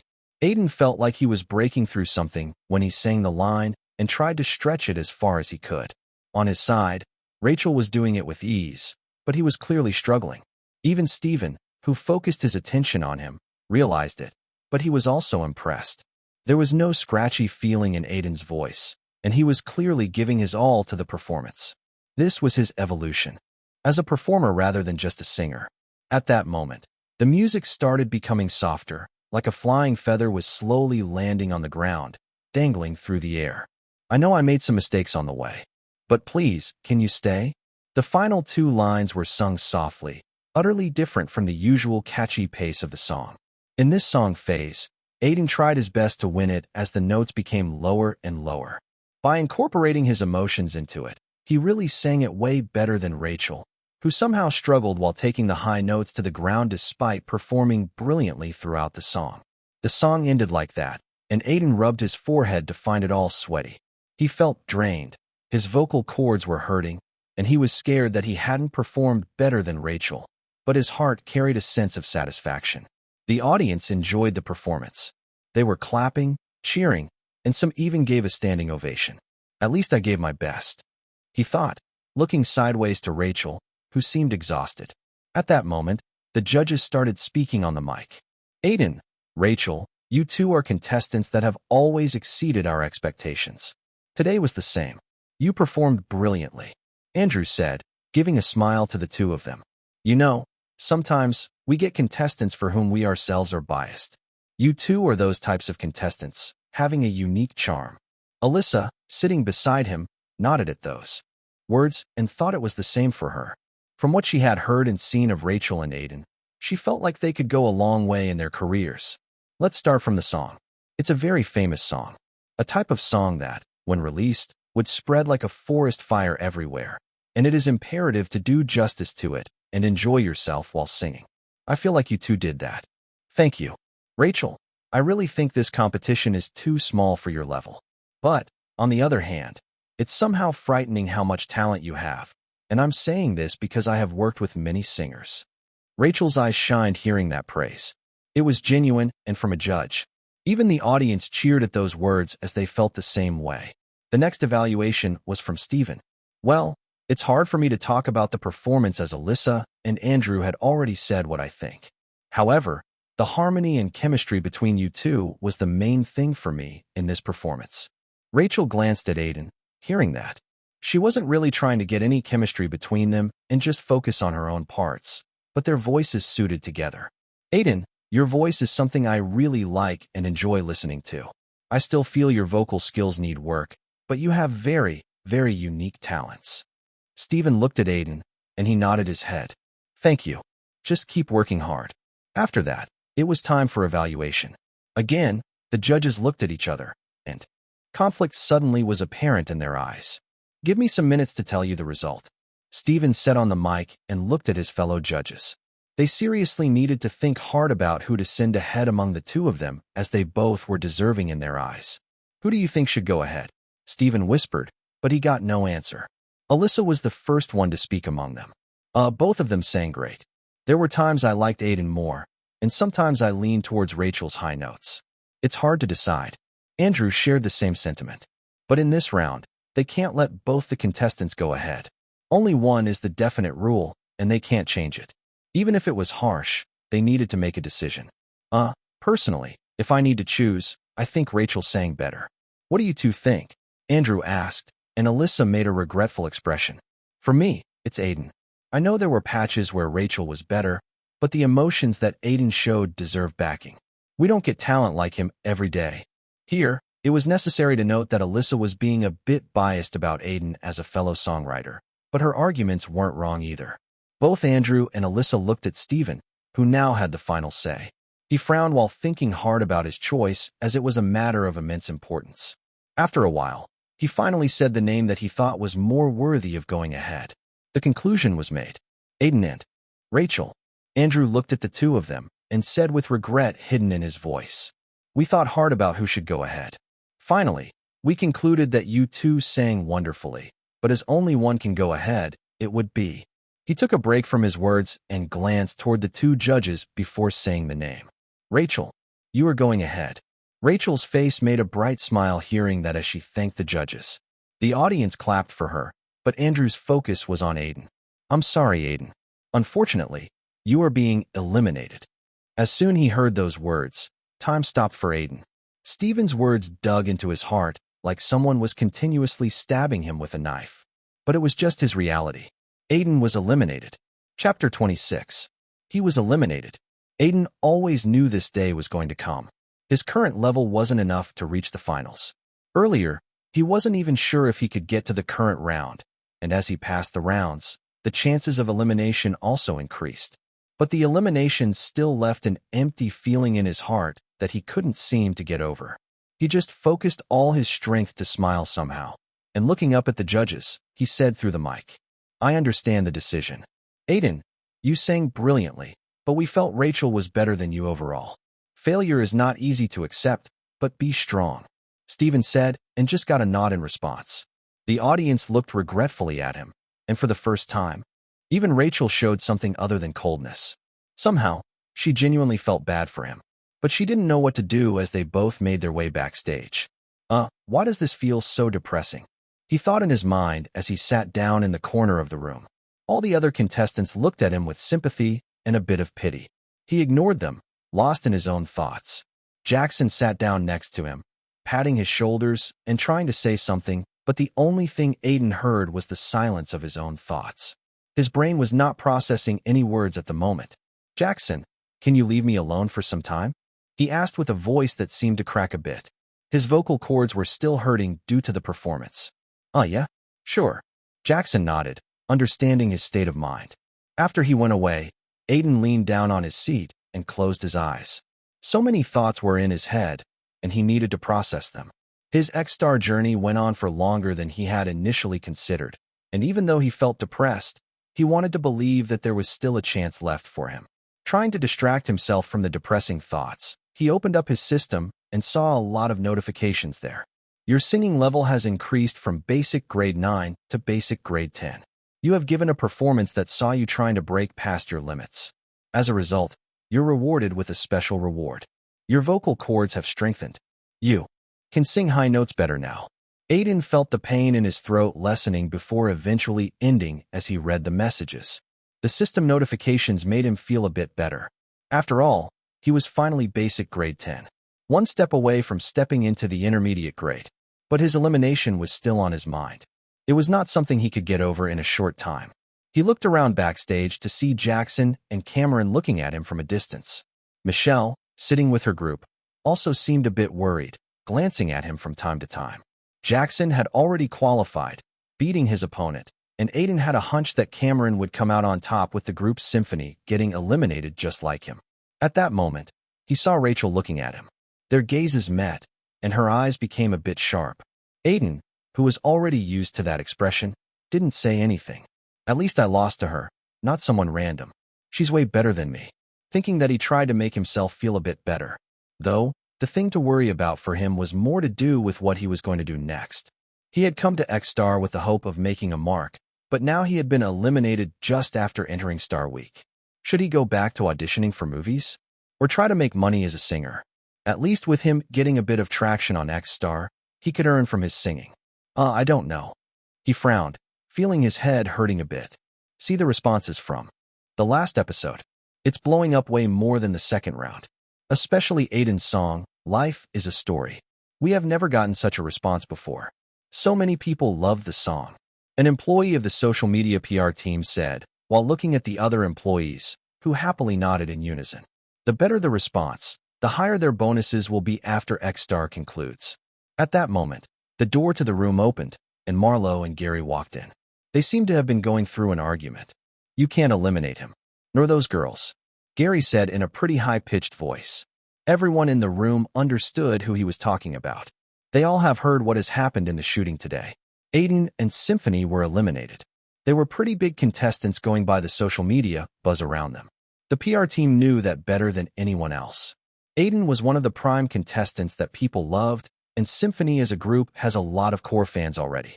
Something about girl groups was always attractive, especially pretty girls. It's not my doing. Marlo frowned. It's just the round. One contestant was going to be eliminated anyway. Both of them are good enough to go ahead, but they were unlucky to face monsters. Marlo, but the ratings will take a big hit. I can't sell the program just with Cameron and Rachel. The other contestants are there, but they haven't gotten that amount of buzz. Symphony is a unique idea this season. Getting contestants that got eliminated together, and Aiden has gotten us great ratings, you know. Just ask anyone in the room how much his original performance in the third round shook the audience. Gary ranted and turned his head to look at an employee who got scared seeing his gaze, but quickly handled himself. Yeah, it's very big. We plan to upload it tomorrow on MeTube, but many want a full studio version of the song. The viewers found it that good. Although people wanted it, the song's copyrights were still with Aiden, and the program team couldn't do anything about that unless they bought the copyright. Another employee, this time a female one with a ponytail, chipped in. Yeah, people relate it to their lives a lot as the lyrics are meaningful, and there are not many songs like that, which help make it more popular. Gary nodded, hearing those words, and turned to look at Marlo, who had a helpless expression on his face. I understand. I know Aiden's popularity is really high, and Symphony is a group we should invest more in. Then, the thing is, I can't do anything about it. I'm the host, not the judge, and it's their decision. More like, they were just following the rules. We can't shoot the round again, can we? Marlo glared a bit, but Gary just smiled. He had already thought of how he was going to save the show's ratings. Just he needed Marlo's help in his plan. I have something in mind, Gary said, and Marlo raised an eyebrow, clearly skeptical of whatever was forming in his mind. We won't do the wild card entry, Gary said, and Marlo felt even more confused by his words. What? Look, it doesn't make sense. It's a good idea, but it won't fit this season. The new contestants won't give as much competition as someone like Aiden. He's special with his original songs too. The wildcard entry was something that they had planned to bring in two singers who are already a bit popular on social media, but aren't a lot big yet. Someone who has a MeTube channel or someone who's been in the industry for a long time, but never got a wider platform. After all, they eliminated 6 contestants in this round, which would be too quick for the show. So the final will only have 5 contestants anyway. So there were going to be 2 wildcard entries. But now, Gary didn't want that. What are you going to do if there is no wildcard entry? We have already planned everything. We will have another round with all the eliminated candidates. Only 2 will go ahead, and I'm pretty sure Aiden and Symphony can be the 2. They are the best among the contestants that were eliminated today. Gary explained his plan, and Marlo felt like it was good, but there were too many complications he was ignoring. Then, that would mean additional shooting. The judge's contract didn't have it. They won't like it. How will you get an empty slot from the channel to show this additional round? I will handle the channel. They are pleased with the ratings. As for the judges, I want you to talk with them. Me? Marlo frowned. He could clearly see where Gary was heading towards. You have a good relationship with them. Steven even calls you to his house parties, and you have known Alyssa for years. Only you can do it. The legal team will talk about the contract and additional money. They just need to agree.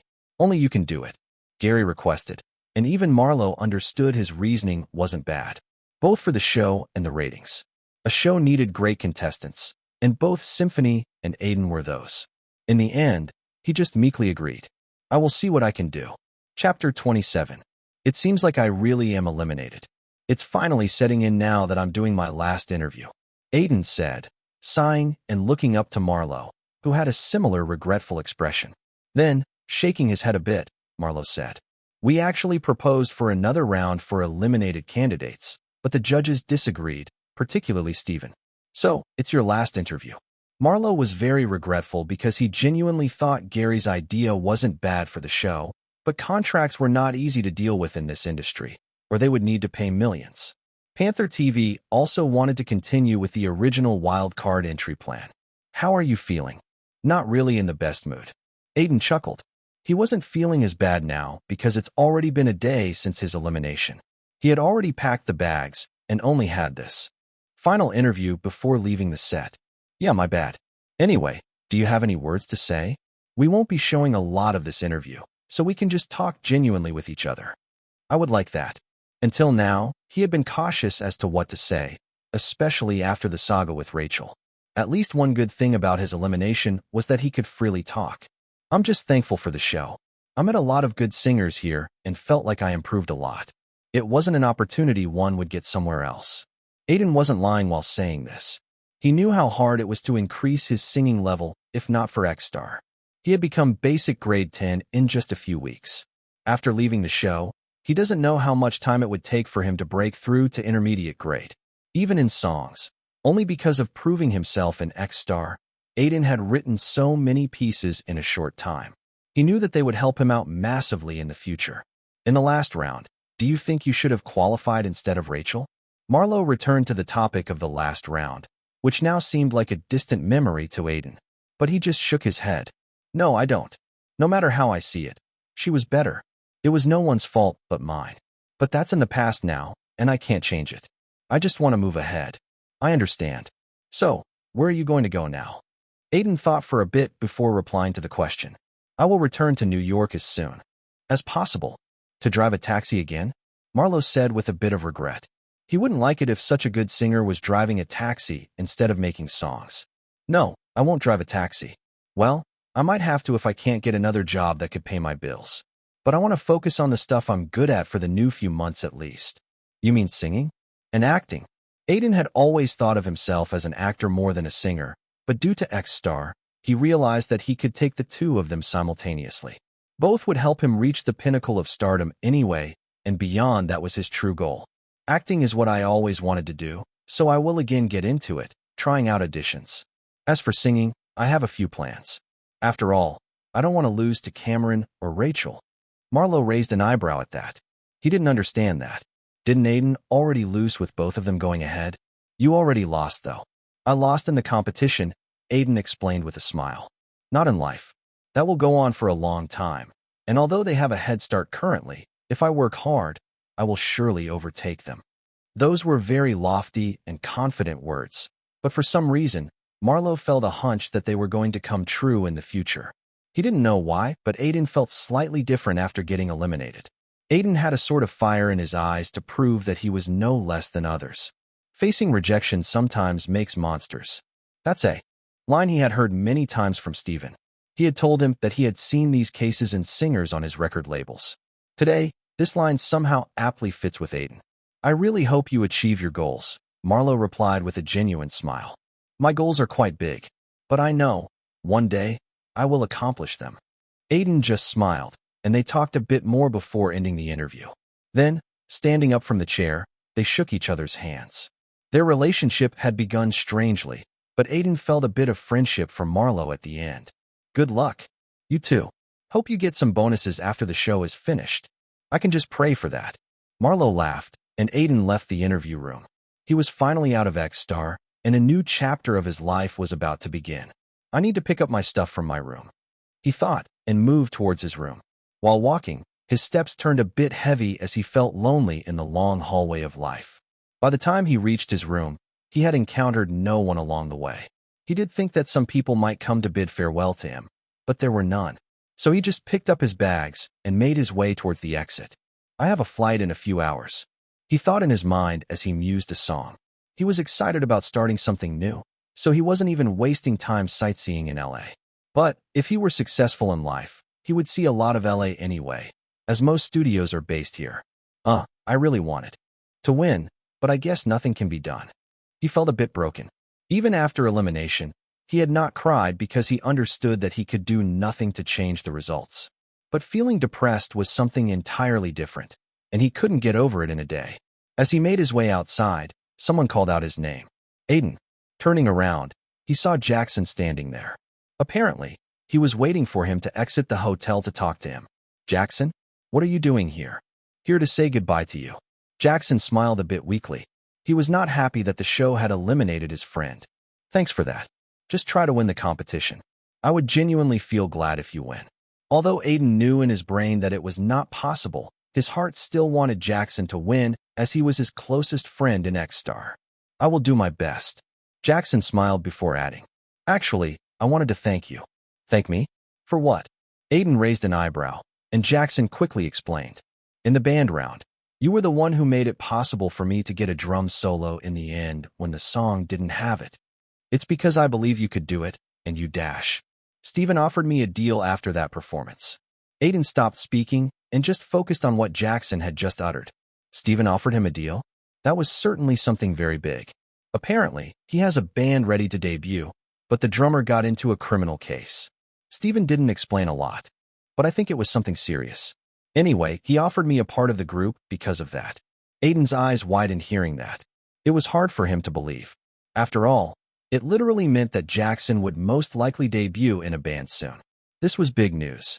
Steven told me not to tell anyone, but I had to tell you. It's huge for me, you know. Jackson made a bright smile. The contract is still not signed, and I need to pass some auditions, but Steven was pretty confident about me. That's great, Jackson. Congratulations. At that moment, Aiden felt like the world was indeed a weird place. Jackson, who should have been eliminated way earlier depending on his skills, was probably going to debut sooner than Rachel or Cameron. As his friend, Aiden genuinely felt happy for him. It was then that Jackson suddenly adopted a serious face and changed his tone a bit. I'm not from a very wealthy family. My mom is sick too, so I was always looking to get a good job, and this is my last chance at my passion. Jackson said, making Aiden focus on his words. It was only because of you that I could get this opportunity. So I'm really grateful for you. It looked like Jackson would cry, and before that could happen, Aiden patted his shoulders. Then, he hesitated a bit before replying. It's your talent. Think of it like that. Let's hope this isn't our last meeting, and the next time I see you, I want you to be a top drummer, huh? Anyway, it's time for farewell. I have a flight to catch and can't afford to be late. X-Star won't book the tickets twice. Yeah, thank you again, and let's keep in touch. Jackson nodded. Sure. After just that short word, Aiden began to walk away. A new chapter in his journey was going to start now. As he stepped out of the production house, he just sang a line from his song. Life is a story. Are we just another page of someone's life, or is there something more? Chapter 28. May 25th, 2015, New York City. I'm finally back. Aiden exhaled as he stared at the apartment in front of him. This apartment was his home for over a year now, and he was back here after 2 months.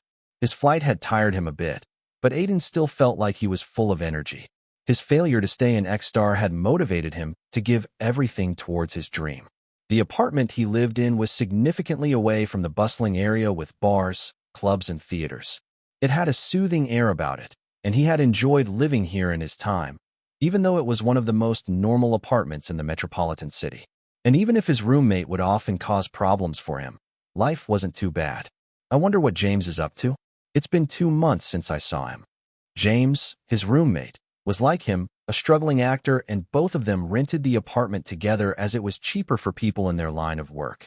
Even if they didn't have much in common, they were quite passionate about movies and acting. Thinking how he would react seeing him back, Aiden climbed the stairs and moved towards his room. Suddenly, he saw the room door adjacent to his pushed open, and an old lady stepped out of the room. She was Valerie Hudson, his landlady. Aiden, you are back, she voiced, surprised to see him here. She wasn't expecting him to come back so soon and was sure that she wouldn't see him again for some more months. Valerie, how are you? I'm fine, but I thought you were shooting for your show. What happened to it? Is it finished? Did you win? she asked. Ever since Aiden had first met her, Valerie has always treated him right, like he was her grandson. No, I didn't. The judges eliminated me, so I came back home. Aiden scratched the back of his head and said while Valerie sighed after hearing his words. That's awful. Did the ears of those judges stop working during your turn? I was rooting for you to win. Aiden smiled. Thanks for the support, Mrs. Hudson, but what's done is done, and I am sure the judges were impartial. It was I who was lacking. He smiled weakly, then asked, Anyway, it's great to meet you. Now let's see James' reaction when he sees me, haha. Valerie turned silent at these words and carefully thought of what to say before shaking her head. Actually, James got a role in a TV series. As Aiden's steps came to a halt, she continued. He left the apartment, saying he's going to Australia for the shooting and would get a better apartment from the movie he got from the role. Oh, if he's getting a new apartment, he must have gotten a good role. Aiden thought inwardly, feeling a bit dejected. Not because of James' success, but because he himself was still on the same spot. Trying not to focus on these thoughts, he smiled. That's good for him. So, I guess I will be living alone for a while. Yeah. Valerie nodded her head slowly. She could see that Aiden didn't look good from hearing the news since he had been eliminated and James had gotten a role. Hesitating a bit, she asked, Aiden, what are you going to do next? That was the question he had thought a lot about. There were some ideas in his mind, but he needed to first do something to earn money. The program team took care of his living and food expenses for the last 2 months, but he can't survive for long without money. I don't think I will drive the taxi again. It's not a job I like. I can do night shifts at the bar, but I'm going to try to get some singing gigs till then while trying to get myself a role. Now that I was on TV, chances of getting a gig are higher. What he said was true, but Aiden will also need to hurry. People might remember his face currently because X-Star is the trend, but this was just his 5 minutes of fame, and he will soon fade away from people's memory after a few months. Because of that, he needed to find something in just the next 2 to 3 months. Somehow try to move up in his career. Actually, if it's a singing job, I think I can get you one. Valerie suddenly said, attracting his full attention. My friend is looking for a singer for her wedding. Maybe you can fill in there. Though, the pay won't be a lot. Thank you, Valerie. I will do the job no matter how much the pay is. Aiden quickly replied. He needed a job, no matter what it was. A singing job at a wedding was pretty nice. At least he can eat free food after his job finishes.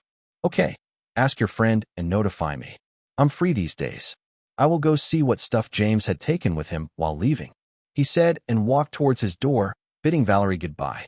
Opening it, he saw that the apartment looked new. It seems like Valerie has hired people to clean it after James has left.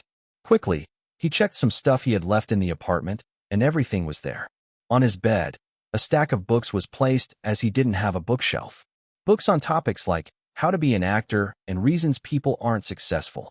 Other than that, there were also some fantasy books and light novels. I'm tired. Putting up the books aside, he laid down on his bed and thought of everything that had happened in the past months. Getting into the audition of X-Star to make a group in the second. From there, he became a part of Star Week, but couldn't go very far. At least, the competition signified one thing to him, and that was that he had talent, and with the help of his system, he could grow that talent at a pace that no one could fathom. I feel like the next months will be very significant for me. It was the first time in his life that Aiden would leave everything like his day job and focus on just his career. He saw this as his last chance to do something. If he can't get a breakthrough in these months, he doesn't know what he will do. While thinking about this, he didn't know when he fell asleep.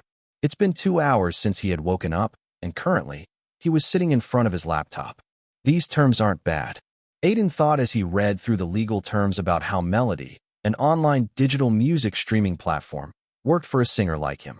In this age, it was easy for an indie musician to get his song distributed through platforms like Melody and MeTube. Social media had made all this very easy compared to the old times when large record labels monopolized the distribution channels. So the only thing a musician could do was send his tapes to these labels. Now, they could just upload their song on MeTube and Melody. There was no need to get professional and advanced recording equipment, as one could just record songs in their garage by just putting egg trays like panels to use as a soundproofing effect. Aiden was also going to get help from these platforms to see if his songs could garner some views. The more views he gets, the more money he will earn. One thing that had become clear to him was that his songs weren't bad. He had gotten a good response from them, making him more confident about them. I should record, I can't seem to forget, and life is a story. Maybe a Me Too video would be nice too. I did get a fair amount of followers due to Xstar. He thought as he searched for good recording software on his laptop. There were a few that he was able to download easily. After that, he needed to think about how to promote these songs. Aside from putting it on his Sparrow account and other stuff, he could also pay to get more promotions from Melody. But it was very costly, and Aiden couldn't afford it for now. Leave it. I can just hope luck shines upon me, and I have made some fans during Xstar. As he thought that, his phone suddenly rang. Picking it up, he saw that it was a text from the owner of the bar he worked at, Abraham Dixon. He was a pretty wealthy man, having his own bar, and Aiden had heard that he even had some connections in Hollywood. Mr. Dixon, Aiden, I heard you are back in town. It was a short and simple text, and he quickly replied back. Aiden, yes. I was going to come to the bar tomorrow to talk about continuing in the night shift. Mr. Dixon, it's all right. We will talk about your job tomorrow. I have something else to tell you. Aiden, what is that? Mr. Dixon, an audition. Come to the bar. I will explain the details. Chapter 29. The next day, early in the morning, Aiden made his way up to Greenwich Village. It was the place where the bar he worked at was situated. It was called the Rabbit Hole. It was an old bar that had started over 20 years ago, and it had a long history. Many popular singers have performed here in the past, and it had a pretty antique and homely atmosphere to it. As Aiden entered the bar through his front door, he was able to see some customers that frequented the bar a lot. There was Freddie, who had just gotten married last year, and then old Don, who would often fight with his wife and come here to drink. But he didn't stop to talk to them and directly went up to the bartender. Where's the boss? Everyone called Abraham the boss in the bar. It was an official nickname for him, and it was true too. The bartender, Jeff, smiled at him and pointed at a corner. He's waiting for you there. Are you going to begin work tonight? Most probably. I will get a stage for you since you are popular these days. Aiden just politely nodded to that and walked up to the corner, only to find Abraham. He was reading the newspaper. Abraham was a white man in his 50s, but due to his buff body and dyed black hair, he looked a little younger than that. When he saw Aiden, he gestured to him to sit in front of him. Kid, you are finally here. Abraham smiled. He treated Aiden and most of the younger staff nicely if he liked their attitude. Boss, how have you been? I'm good, but let's not chit-chat. Since you are back, I guess you are eliminated. Aiden just nodded at that. Don't worry. These things happen, and I know you have good talent, and I think you can treat your elimination as an opportunity. Do you remember what I texted you last night? Yeah, about the audition. Actually, Abraham was the one who had given Aiden the information on all auditions he had gone to. Although Aiden was registered with the Actors Guild of America, there actually weren't a lot of benefits until he had an agent. And it was pretty hard for a struggling actor to get an agent due to the number of fakes filled in Hollywood. Because of that, it's certainly not easy for a struggler to get news on an audition, and in that regard, Aiden was very lucky. After knowing he wants to be an actor, Abraham helped him a lot, in many ways. Yeah, this popped up a few days ago only, and you would have missed it if you weren't in New York, Abraham said, then smirked, thinking that Aiden was lucky. What's the role about, and when is the audition actually? Aiden asked, feeling a bit nervous. He would need time to prepare for an audition. The audition is in a week. I will text you the address. As for the role, the only thing I know is that they are looking for someone from South Asia. An Indian, Pakistani. The requirement is that. That's rare. He couldn't help but comment like that. South Asian representation in Hollywood wasn't a lot. Yeah, it's a bit rare indeed. But I heard the director is very experienced, and he's backed by Zero International. You know how big they are. Zero International was one of the biggest Hollywood studios. More like one of the biggest studios in the world, and they have an office in almost all countries that have a movie industry. The project looks big. Zero isn't known to use newbies a lot. Seems like the role isn't big. You are smart. The last bit of information I got was that it's a small role, and you will only appear in a few scenes, but it will be an impactful role, so do your best. Just go there and audition. I think you will pass. Aiden didn't say anything about that, and just thanked Abraham. He has gone to auditions before, but rarely has made it past the look test. Many people don't even want to see his acting and just rejected him, saying he doesn't look the part. But this time, He felt like he at least would have a chance to properly audition because of how confident Abraham looked. I really wonder what the role would be. He silently thought in his head. On the same day, in the evening, the new episode of X-Star broadcasted. Although Aiden was out of the competition, there was still footage of him that wasn't shown. Today, the band round was broadcasted. Just like previous rounds, it had a great response. But this episode was special in the sense that it was edited in a way to show it like Aiden was the center of it. It wasn't deliberate. Aiden's team just had Cameron and Emily, two very popular contestants, so they were shown more. Just that in this round, Aiden had acted like the leader, and the episode just enhanced it. A report by the famous blog website, Gossip Tribunal, clearly showed that the article by them mostly focused on Aiden. Welcome back to the next segment of X-Star Episodes articles. Today's episode once again made things interesting with the band round going on. This week, things got interesting as contestants were grouped in a band. With that, there were arguments, great moments, and a lot of interesting stuff. It even had two protagonists today, Jackson and Aiden. Although Aiden had been a popular contestant till now, Jackson was mostly unknown with only a few people knowing him. But it isn't wrong to say that he was the hero of this episode.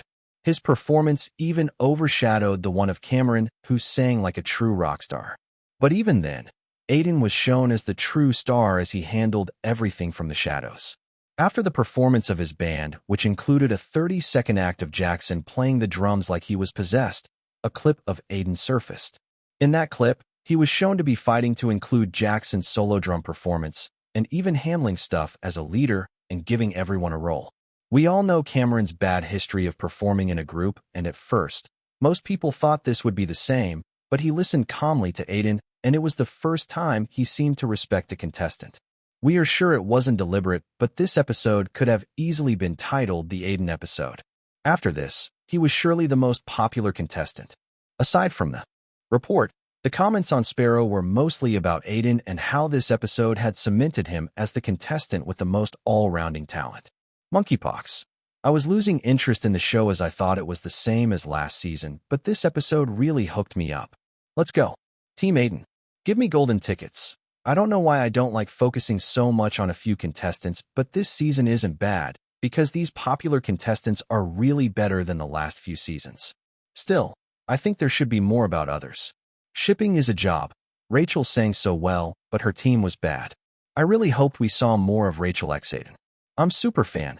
Cameron's performance was fab. I didn't know this Jackson dude played this well. Any professional band will get him up for sure. Smoking Gangster Grandpa. This episode reminds me of 80s and 90s music. Those were the real days. Anime guys are chads. After this episode, I'm really rooting for Aiden to win this. Man has a lot of talent. He can be a great producer and composer. You all thought he won't be eliminated. I love Jackson's solo. Haven't heard of something like this since I attended a concert. Love the episode. Let's get this novel to the top 10. No other band came close to Cameron and Jackson. It was the best performance in the show till now, definitely. But I feel like the reaction here is all about Aiden. Though he was great in his supporting role. Both he and Emily. Blue Alien Cats. I love Aiden. Is there a fan club? Or can I make one? Hollywood Insider. Aiden should be an actor. He has the looks. I feel that. Blow my whistle. Emily is so cute, but she ain't getting the limelight. Though, Rachel ain't bad. Why do singers these days look better than actresses? Sky Nevis. I'm really hoping Aiden goes all the way. My next fab is Cameron and Rachel. Jackson and Emily aren't bad either. Buying the tickets to the finale as soon as I get them. Bees are best. A band round sounded good, but I thought it was a singing competition. Boring. What other genres do you want? I really hope they release all songs Aiden has sung.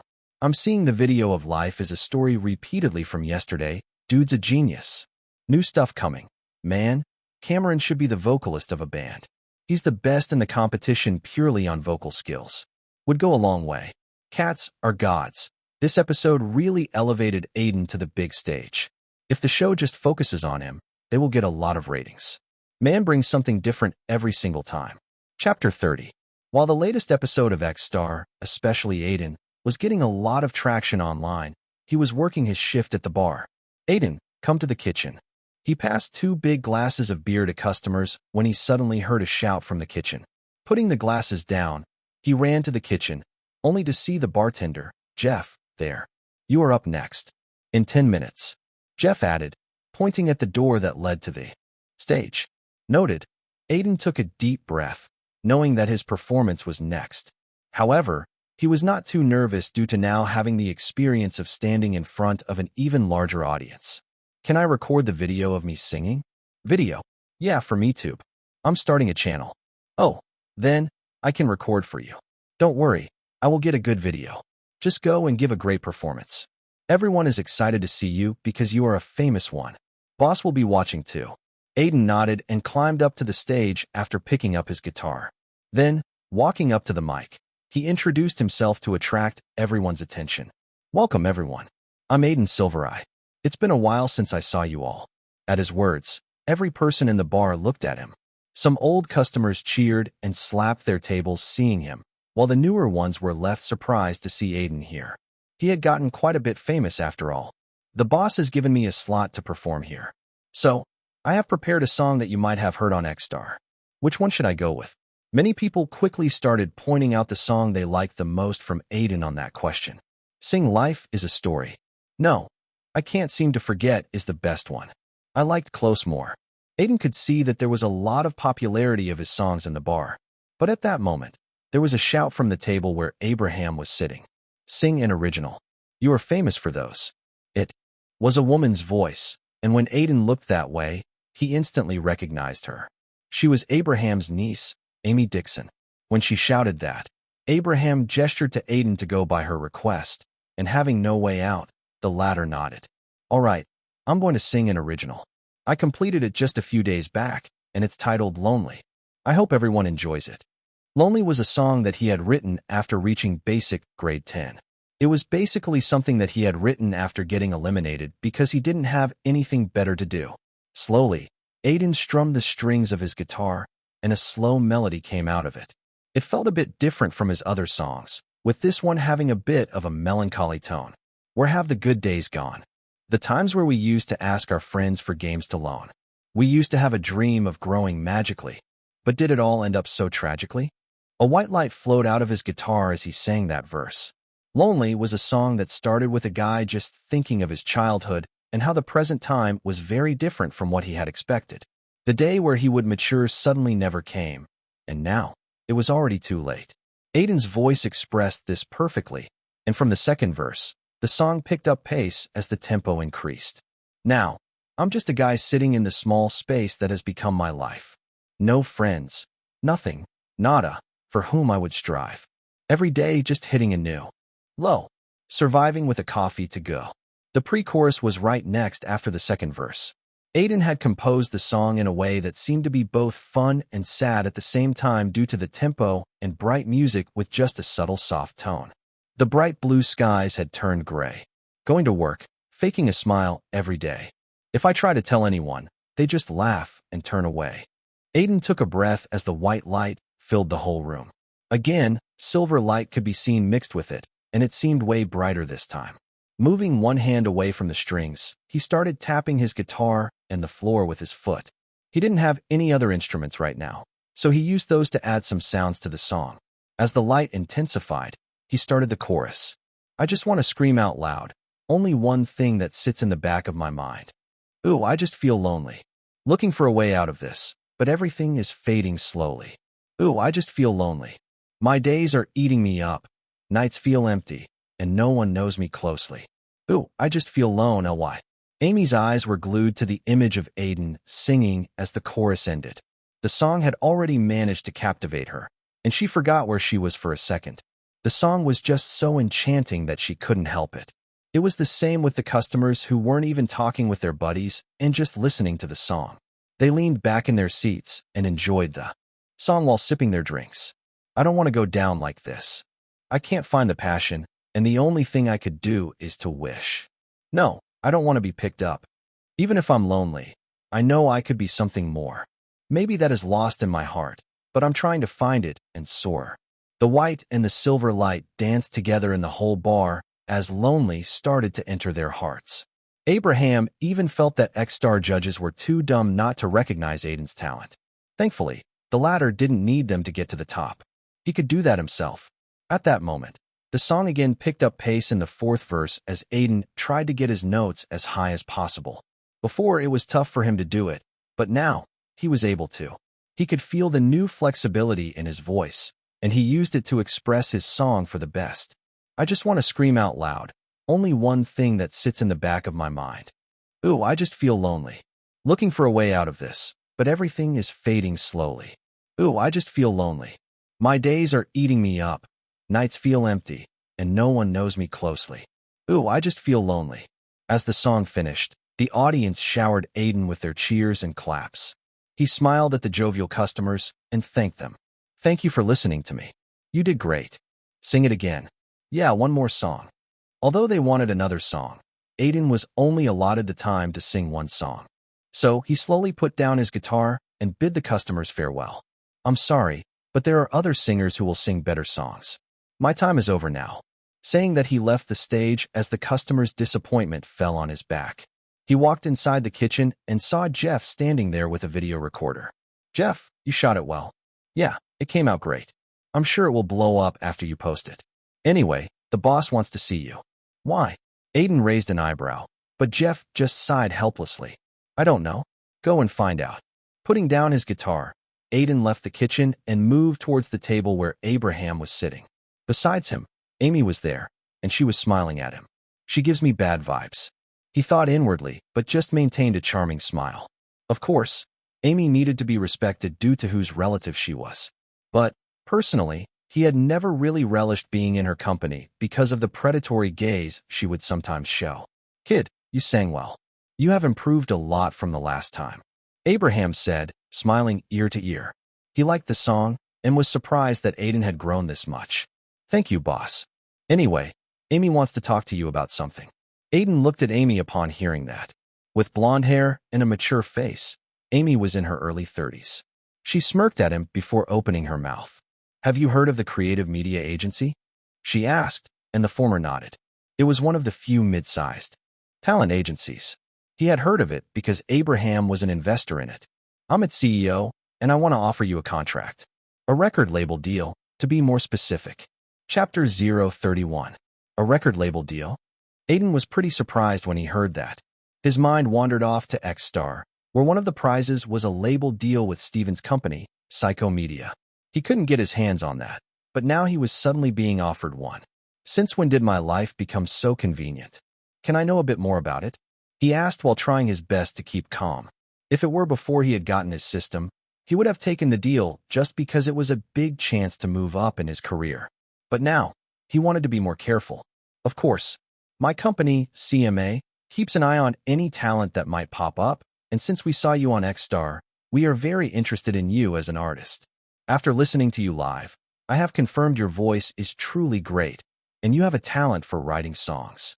Amy stopped to examine his face and found it a bit weird that it didn't have many expressions.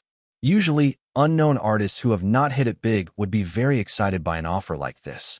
Not minding it, she continued. In simple words, we want to invest in you to make an album. We will make you a brand, and in the future, if you work hard, I'm sure you can be a superstar. Amy said some words that might seem nice to one's ears, but they did nothing more than to make Aiden be on guard. Thinking of something, he asked, Can I ask you something? Then, at Amy's nod, he asked his question. I'm mostly an actor rather than a singer, so this deal would mean I need to focus on singing, right? Yeah, obviously. Look, Aiden, you are not a teenager anymore. If you were, you would have more time, but currently, you first need to make something of yourself. Listen to my advice and focus on your singing first, and later on, you can transfer to acting. So many people have done that. That was just telling Aiden that they won't let him focus on his acting career if he signed the deal. After all, any company will think of its profit first rather than what the artist wants. Still, he had a few other questions too. How much are you going to invest in me? That was a very straightforward question, and Amy needed to think before replying. An average investment in a new artist is generally $500,000 to $1 million. So you can expect that too. That's a lot of money. He thought in his mind. If they were willing to invest that much in him, it meant that Amy's company was pretty sure that they would make it back. Still, he found it a bit strange. Never ever trust a big company's contract in Hollywood without reading it 5 times. In his mind, A piece of advice that he had heard a long time ago rang, like it was telling him this deal was a trap and he shouldn't agree to it. So what do you think? Amy nudged him to answer, finding his behavior very strange. Usually, indie artists would be on guard, but they would get very excited after knowing about the investment amount and other incentives. Well, I need to think about it. Your offer is very lucrative, but I want to first go through the contract. At Aiden's words, Amy frowned like she didn't like it. She glanced toward her uncle, but he just had a bleak smile, which meant that he couldn't help her here. I will send you the contract. Please give me your email. But remember that you won't get the chance again, so you need to give a reply soon. There was a bit of sharpness in her words that Aiden decided to ignore. For now, signing with a record label wasn't something he was looking forward to. At least if it meant working under Amy, because she didn't seem like the type who would be good to work with. There's a reason why so many popular artists have disputes with their labels. He thought of the countless articles and media reports he had read. First of all, he needed to research everything before answering properly. The next day, Aiden woke up early, and after freshening up, he quickly started giving finishing touches to his Melody and MeTube account. The record label deal offered to him by Amy wasn't really in his mind. He had decided to think about it when Amy emailed him the contract. He first wanted to get the other pending work done. For MeTube, he already has the video of him performing Lonely. And for Melody, he needed to record a better version of the song in his room. Thankfully, his neighbors didn't make a lot of noise, and he could finish it in 2 hours. But it still took a lot of time to add more final touches to the song, and another 1 hour to get a cover to go with the song. Although the song was very nice, the cover didn't look great. It was just a drawing of a man sitting in a cubicle in an office. The entire work looked like a person with no experience had done it, and it was true too. But Aiden just hoped that his recent popularity in X-Star would help to get the song some views on both Melody and MeTube. In the next few days, he planned to record Life is a Story and I Can't Seem to Forget and post them too. He could record the live versions in the bar for MeTube, so it wasn't a lot of work. I need to practice for the audition too later. Though, it would have been nice if I knew what sort of character I was auditioning for. Anyway, first I'll need to upload the song. He thought as he uploaded the song on MeTube and Melody. Then, to get some views, he decided to copy the link and promote it on his social media websites. His Sparrow account now had 7K followers due to him being a part of X-Star, and his Skygram account now has 15K followers. It was a high number for the current him. Wait, did my followers increase? He thought as he opened his Sparrow account. He didn't recall having these many followers before. At that moment, his eyes suddenly landed on the trending rankings, and he saw X-Star at number 3 there. It didn't surprise him a lot, but he noticed something else. In 9th place, Aiden was trending with over 2K tweets. Is it me? Or someone else named Aiden did something? He muttered and clicked on it. At that same time, in a meeting room in Los Angeles, Gary, the producer of X-Star, was shouting at his team. You all really don't have any brain cells. Why did you edit it to show Aiden as the main character? Now, everything is messed up. He screamed and seemed like he would smash a chair today in anger. However, one of the creative writers of the show quickly tried to lower his anger. Sir, the episode was edited before Aiden's elimination, and the ratings have also gone up. And they're going to fall down a lot once they realize that Aiden will get eliminated in just the next round. How do you think those fans of his would feel? They are going to stop seeing the show. No one said anything about those words. Unfortunately, the shooting of the next round, which included a wild card entry, was currently going on, and they have lost any chance to bring Aiden back to the show.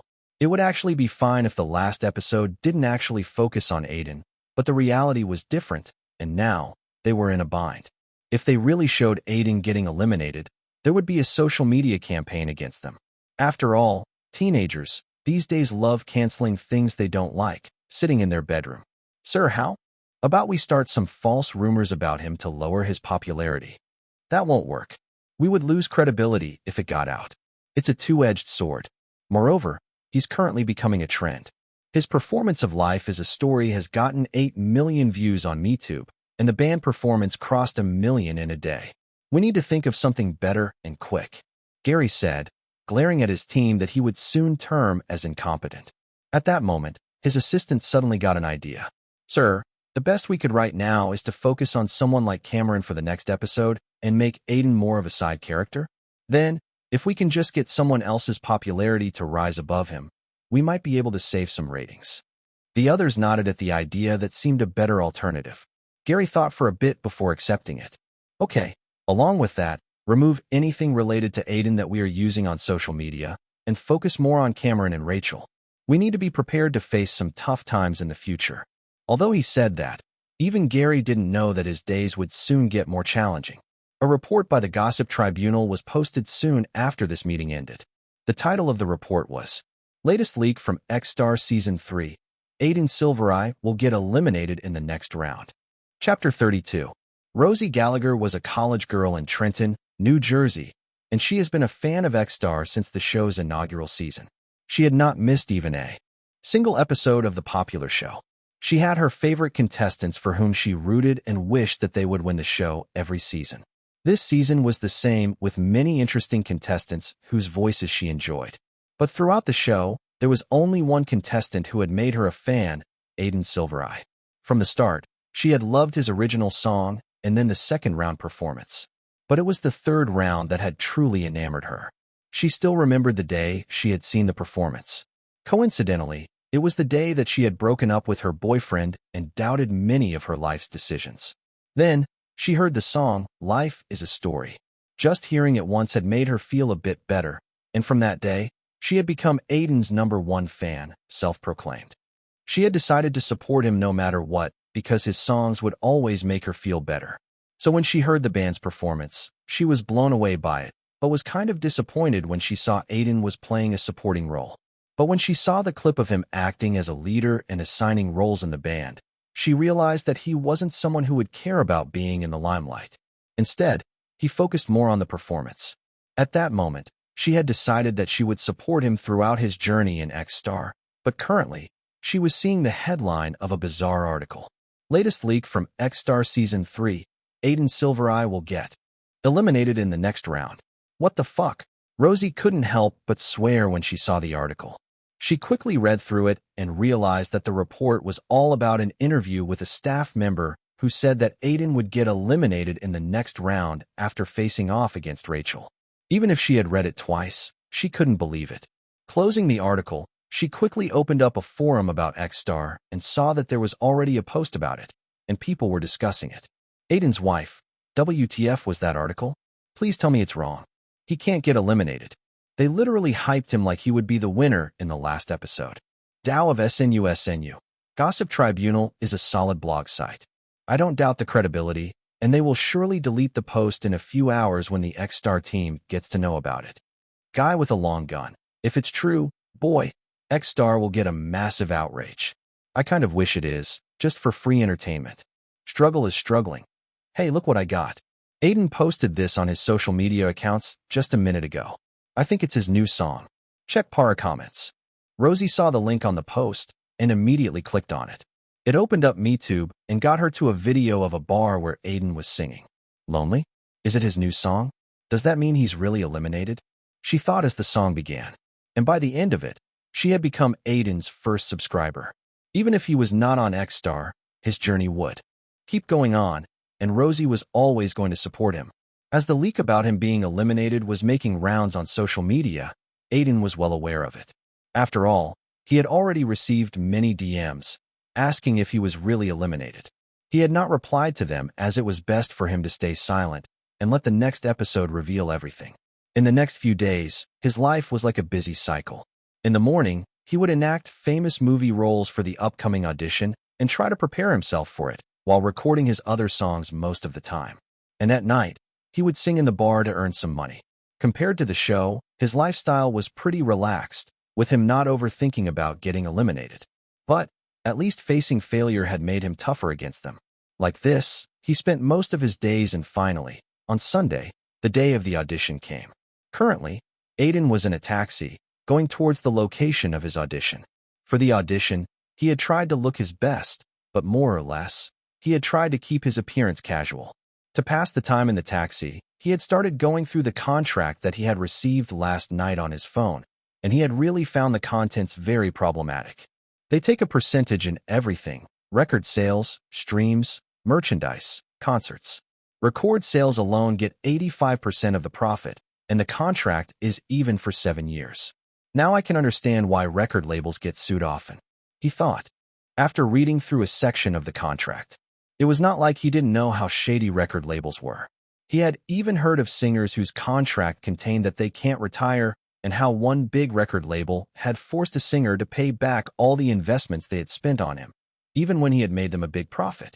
Cases like these were pretty common in Hollywood, and he felt like the contract Amy had given him was more or less the same. It seems like I have made my decision, Aiden thought, and took a deep breath. Then, closing the contract, he opened up the MeTube creator page and saw that Lonely had already gotten 20K views in just a week. Even the songs like I Can't Seem to Forget and Life is a Story, which he had uploaded later, had gotten more than 10K views. It was a very good number considering he was new in all this. Other than that, the controversy about him getting eliminated has also given him more views. In a way, he was fortunate.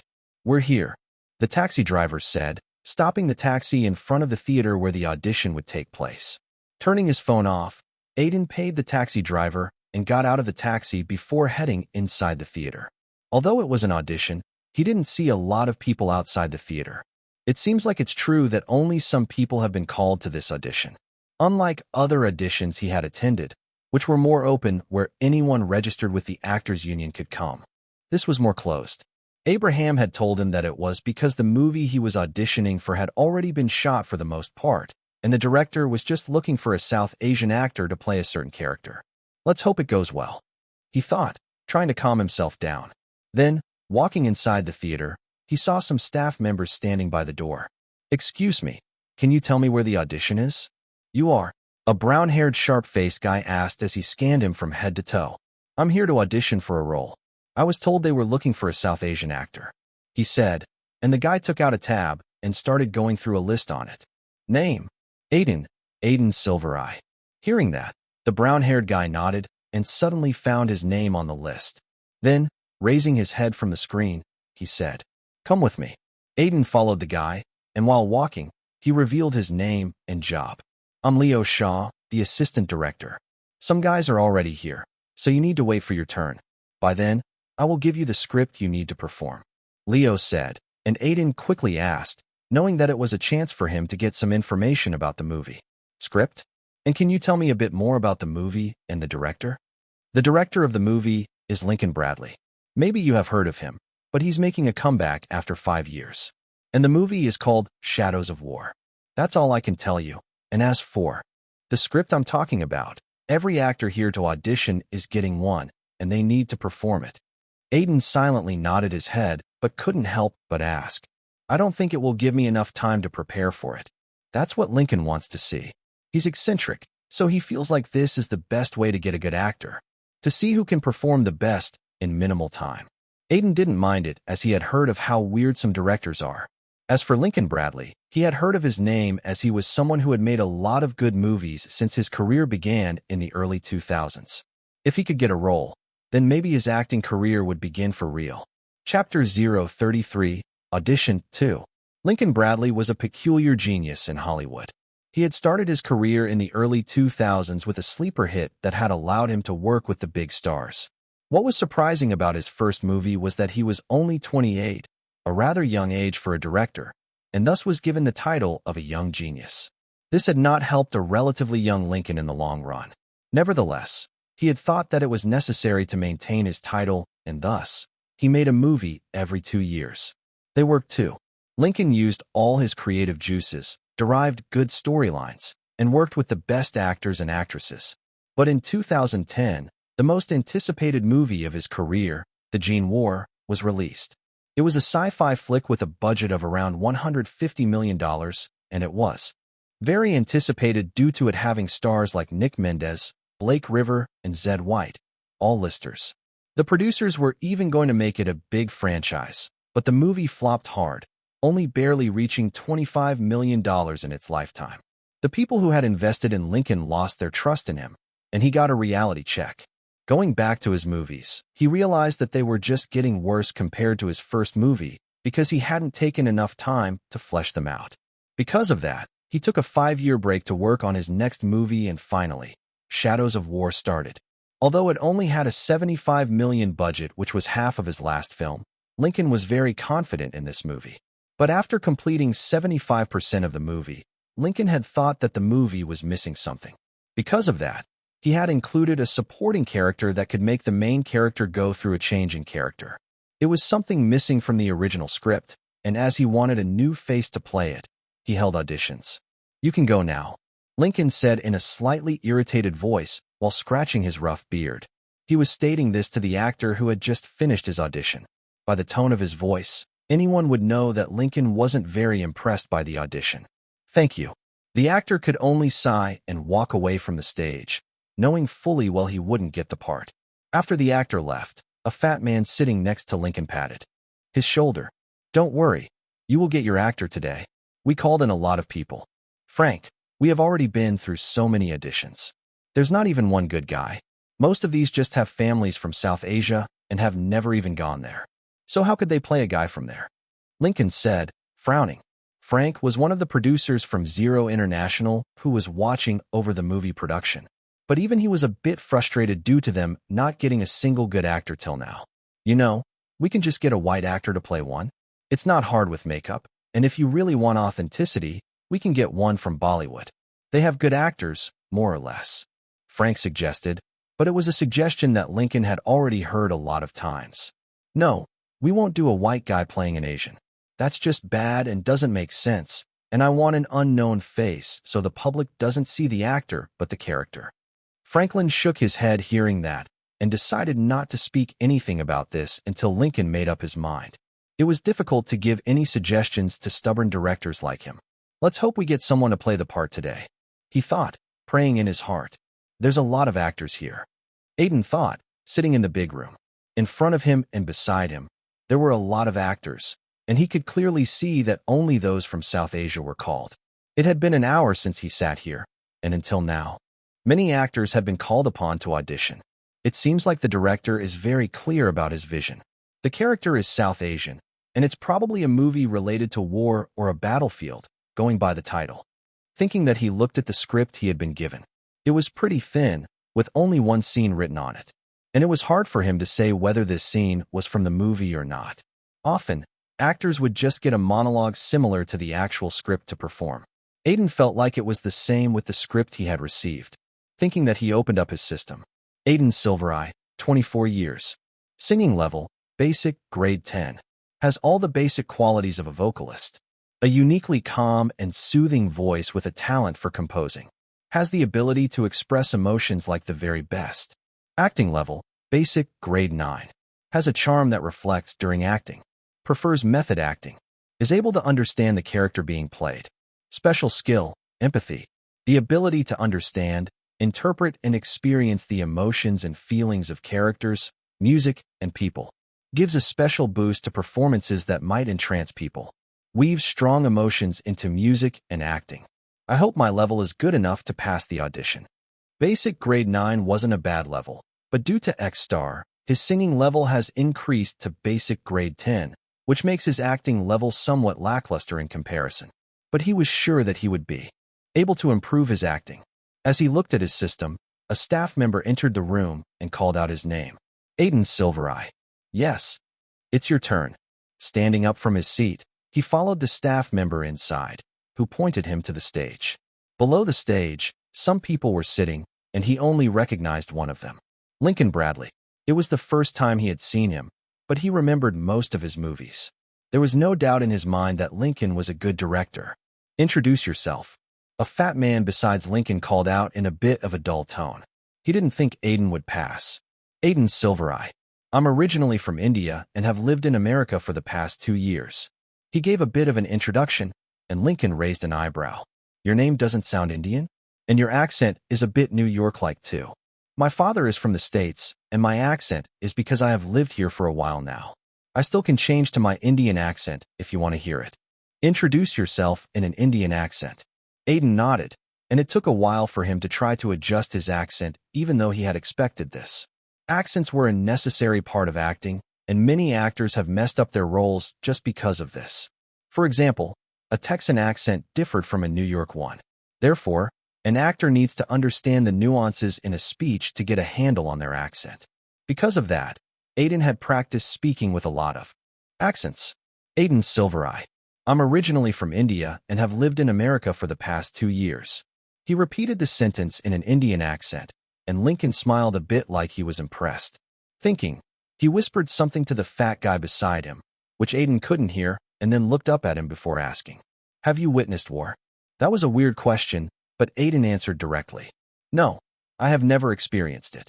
"Then you must have at least seen it in movies or books. There is a lot of media about it, even real footage." "I have seen those." "Then, what you saw in those movies or footage, what do you think about it?" He inquired with a gaze that seemed like he was anticipating Aiden's answer. Finally, after a bit of thinking, he replied, "I think war is a massacre of people who don't know each other for the profit of people who know each other but don't massacre each other. It is simply a violent conflict in which many people die fighting for their countries, but the people who survive suffer far more than them." Lincoln gauged Aiden's answers before nodding and finding that it was not bad at all. For some reason, compared to the previous actors, he liked Aiden more. Maybe because of his calm temperament, or perhaps it was just his answer or accent. But he felt like Aiden could be the one he was looking for. "Okay, begin the scene that was given to you." Aiden took a deep breath hearing that, as nervousness filled him. It was his first acting audition in a couple of months, and as he had never passed one before, he was bound to be nervous. But he was also prepared to give his best. Chapter 034, Audition 3. The scene that he needed to do in his audition was an interview. A staff member acted as the interviewer, and Aiden was to act out the part of a war veteran. By the script, he guessed that he was a veteran of World War I. "Tell me about your experiences in the war. How were you enlisted?" The staff member playing the interviewer took a seat in front of him and asked. With this, the audition had begun, and from this moment, Aiden needed to get into the mentality of the character he was playing. He was not himself anymore. He felt his surroundings change, and Lincoln and Franklin disappeared. This was the effect of his system during acting. Even if it was just an audition, he lost himself entirely in the scene and thought of the characters as real people. So it was kind of a special zone that he gets himself into during acting. Although it was very different from the white light during singing, it was still something that had helped him a lot. I think it was due to conscription. There was a bit of hesitation in his voice, like he recalled some bad memories. Even his accent has changed a bit to a British one. An order was passed that all men needed to join the army. They said the Queen wanted her people to fight for the empire. So I had to join because of that. What happened in the army? We began with training. We were trained and thrown into the battlefield. Now that I think of it, I saw many terrified soldiers and many other soldiers who wanted to get glory in the war. Somehow, they were the first ones to die. There was no remorse in his eyes, like this was a tale of the past. But Lincoln noticed that one of Aiden's fingers was slightly shaking, emphasizing that the horrors of war still affected him. The scene continued with the next question. "There's one particular incident during your time in the army. Your whole battalion died, with you being the only one who survived. What exactly happened then?" The staff member didn't really seem like an interviewer with his tone, but Aiden didn't mind it. Instead, he was fully focused on his own part. "We were ordered to stay put in a trench, but the Germans found out and attacked us. It was unexpected, and my battalion tried to retreat. But people got injured and died.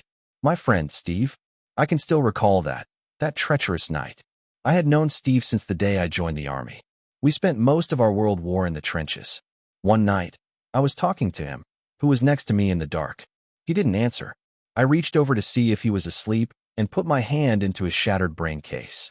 He had been shot in the night." Aiden took a deep breath like his mind flashed these stories of past trauma. His eyes had turned a bit hollow now, and with his lips quivering, he actually seemed like someone who had survived a world war. "What happened after that?" They transferred me from one battalion to another."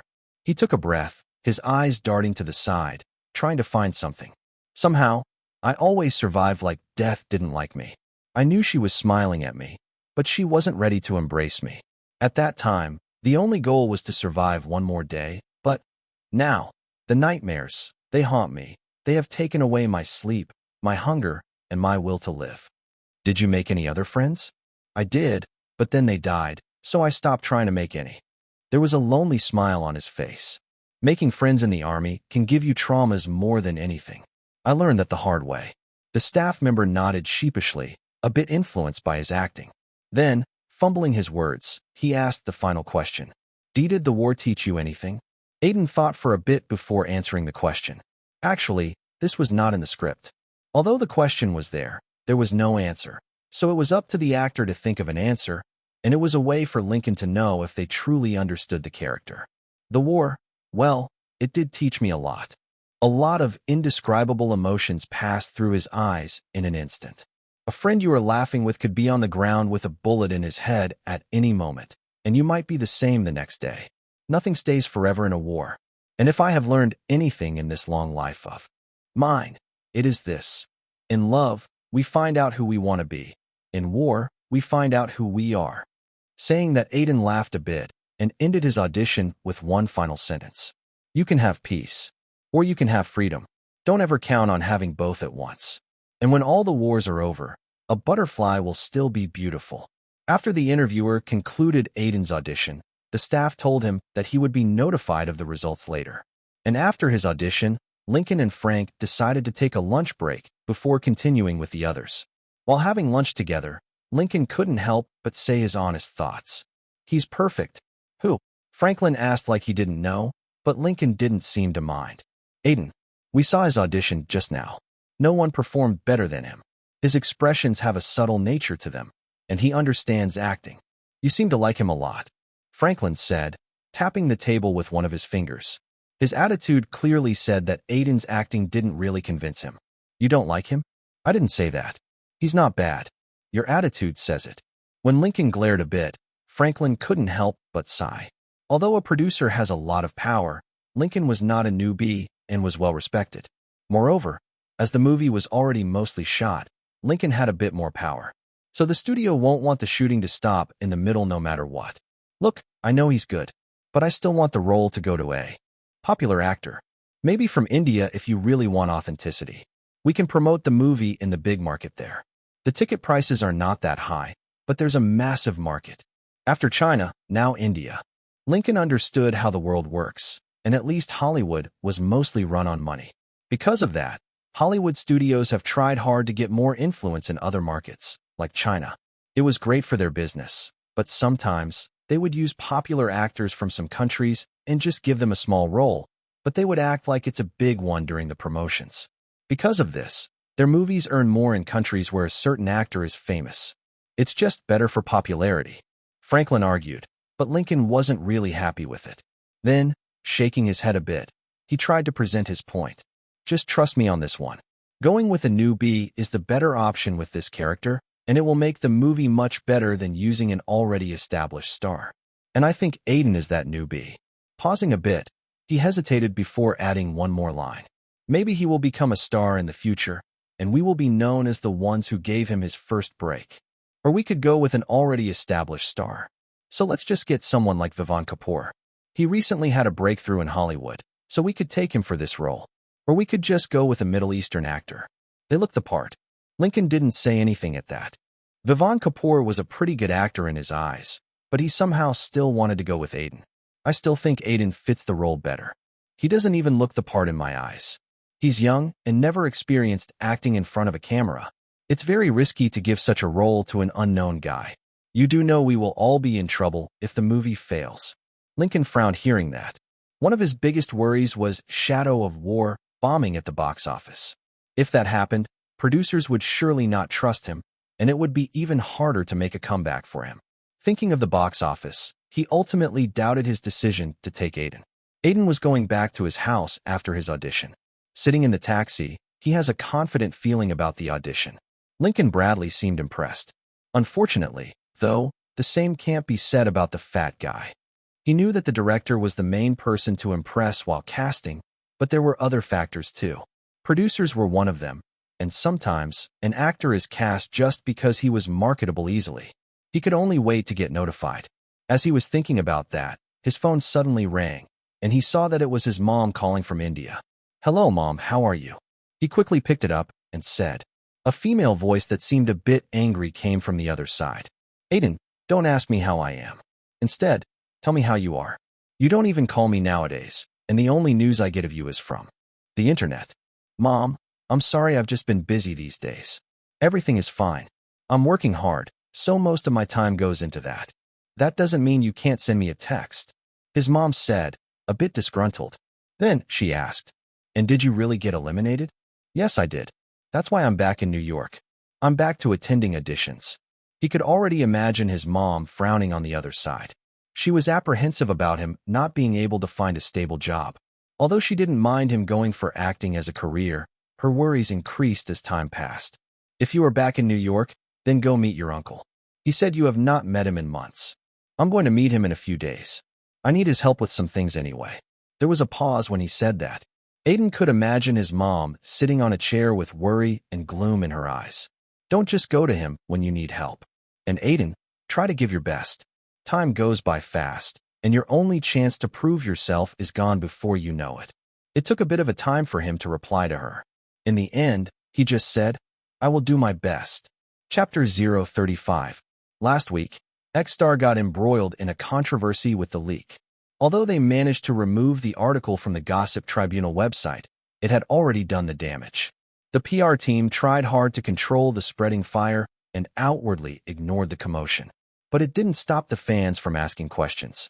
And all their questions were answered when the next episode of X-Star was revealed.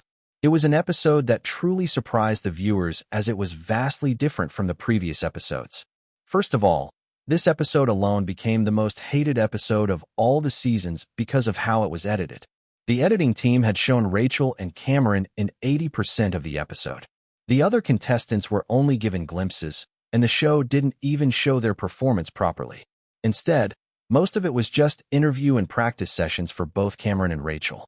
Not only that, but even before that, all social media promos mainly were about them, and it seemed like the show was just about the two and not others. It was done to give them more exposure and popularity as they were already in the lead, but it wasn't subtle at all, resulting in a massive backfire. Aside from that, the fans of other contestants were very disappointed. Although not as popular as Aiden or Rachel, there were contestants like Emily, Team Symphony, Lydia, and even Jackson, who had a small but essential fan base. These were completely ignored, resulting in a massive backlash from their fans in the form of negative comments. The worst thing was Aiden's elimination, something that has already been leaked but was confirmed in today's episode. But the way the show staff handled it made everyone rage. He was only shown during his performance, and other than a short interview in the end after he lost, there was nothing. Even if he was getting eliminated, it should have been done better with a bit of emotional touch, but Gary had told everyone not to focus on him, thinking it would make people forget about him. But he was severely wrong. Many blog and article websites have written about it, with Gossip Tribunal saying, although X-Star was going through a great season, probably their best till, they might have hit the hammer on their foot here. This episode was something that is no doubt an editor's nightmare. A famous article website that mostly follows celebs and reality shows, Celeb Fix, also wrote an article trying to benefit from the hot topic. It seems like everything was going right for them this season with great contestants and popularity never seen before. But they ruined a whole episode due to an effort to get their most popular contestants even more exposure. A popular website mainly dabbling in pop culture, JoJo.com, also posted an article just 2 hours after the episode was broadcasted. Compared to the other reality shows like Singing Icons and American Star, X-Star always seemed to be the most genuine. But the perception is undoubtedly going to change, at least a bit. The situation can get better, but there's no doubt the ratings will take a big hit. Along with these articles, the fans were disappointed, especially the casual viewers who won't talk about the show on social media or follow the contestants, but would still watch the episode and talk about it with their friends and family. These viewers were in the majority, and somehow, X-Star managed to disappoint them too. This was something most reality shows wouldn't want, and Panther TV straight out gave an ultimatum to the X-Star program team and producers to sort out the mess as soon as possible. This episode benefited Aiden the most, as many talked about his elimination. This had gravitated people toward his social media accounts, and from there, they got to know about his songs and the MeTube channel. When someone is a hot topic, people would always search about them, and many of his fans have already started sharing his songs. This increased the views of many of his songs. On MeTube, Lonely was already getting views at an incredible pace with it crossing 100K, And both, I can't seem to forget. And Life is a Story crossed 70K each. So by this pace, it was easy for them to cross 1 million in some months, which was a big deal for a musician with no base. Even Aiden's MeTube account was getting a lot of subs. People wanted good, original music that they could relate to, and he provided just that. As a result, even his subscribers increased to 30K overnight. On many online forums, it was being discussed. One of these was a forum exclusive to reality shows, and it was called Xenia. On it, many fans were talking about Aiden's elimination. Karma's a beach. Aiden is really eliminated? I can't believe it. I thought it was a joke. Omar Al-Sheikh, did anyone see the guy's MeTube channel? I loved his songs. It seems like the guy can become a big star. Though it would be hard to do it independently, maybe I can help him out? Monkey at Omar Slake, what are you? A millionaire? Mr. Immortal? Guys, see Sparrow. X-Star is getting roasted left and right. Someone even called them hungry for ratings. God is dog, so what now? He's going to become a MeTuber. I was hoping Steven would give him a contract, and he would let out an album. It's incredibly hard to find someone like him in the age of rappers that keep popping up here and there. Touch my waifu, I kill. I don't mind seeing Cameron and Rachel, but X-Star overdid it just to lower Aiden's popularity, knowing he will be eliminated next. They banged their heads on an invisible wall here. Smut is the way, man. Lonely is great. His every song is just so nice to listen to. Writing is hard. I wonder what he will do next. Maybe a MeTube career, but it would be incredibly slow to increase his popularity after X-Star. I hope he comes to another reality show or a record label signs him. New Yorker from Rebirth. I saw Aiden today outside a theater. I couldn't meet him because I was on a bus, but he was standing outside one. I wonder what he was doing there. As all this was going on the internet, Aiden was in his room. He had just returned from the bar and was already tired. But as he was planning to sleep, Valerie knocked on his door. How can I help you, Miss Hudson? Do you need something? He asked after opening the door. By the smile on her face, he guessed that there was not anything to worry about. Yes, remember I told you about the wedding? My friend saw X-Star and loved your voice. So she wants you to sing at her reception. Really? Aiden was surprised as he hadn't expected that she was serious. But, of course, right now, any gig was good enough for him to earn a bit of money. Yeah, I will give you her contact information, and you can talk about money tomorrow. But she has a request. She said it's fine if you can't do it, but she's ready to pay more if you can. What request? He raised one of his eyebrows. Then, looking a bit worried, Valerie finally opened her mouth. She wants you to make an original for her wedding. Huh.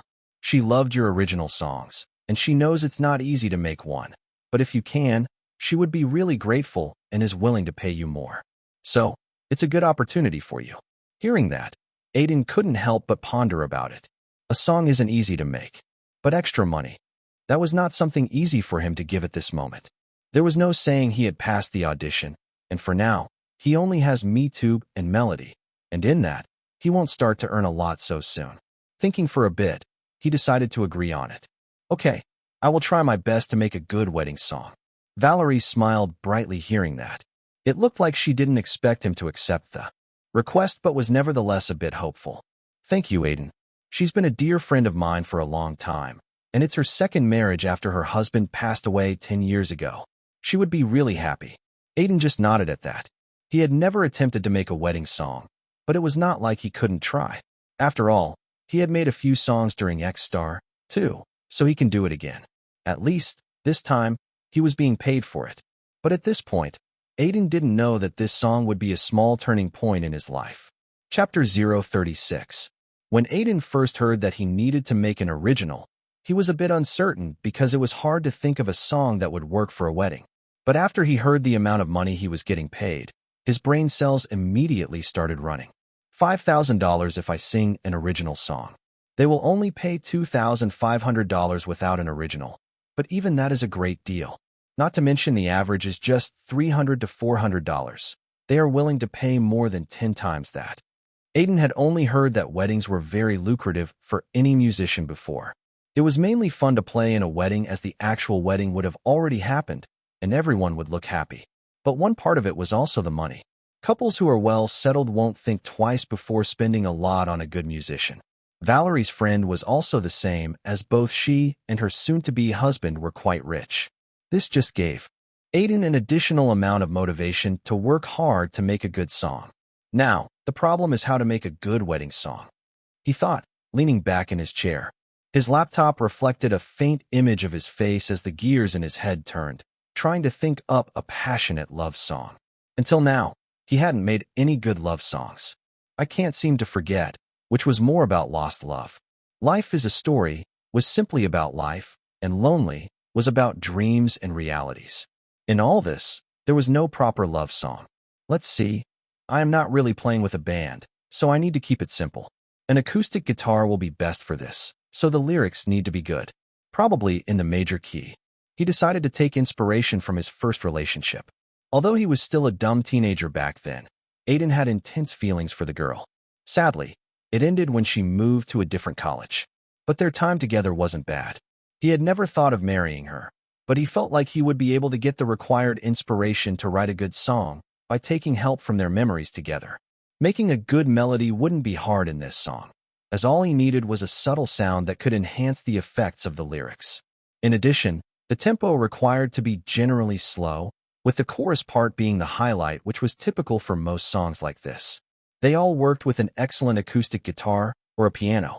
The added effect of the poetic but relatable lyrics did the rest of the work. Though, he needed to be very careful not to make it corny. I need to get a basic idea of the song. Then, it should be something that the couple could dance to. Muttering that, he wrote a line in his notebook. Hold on to me.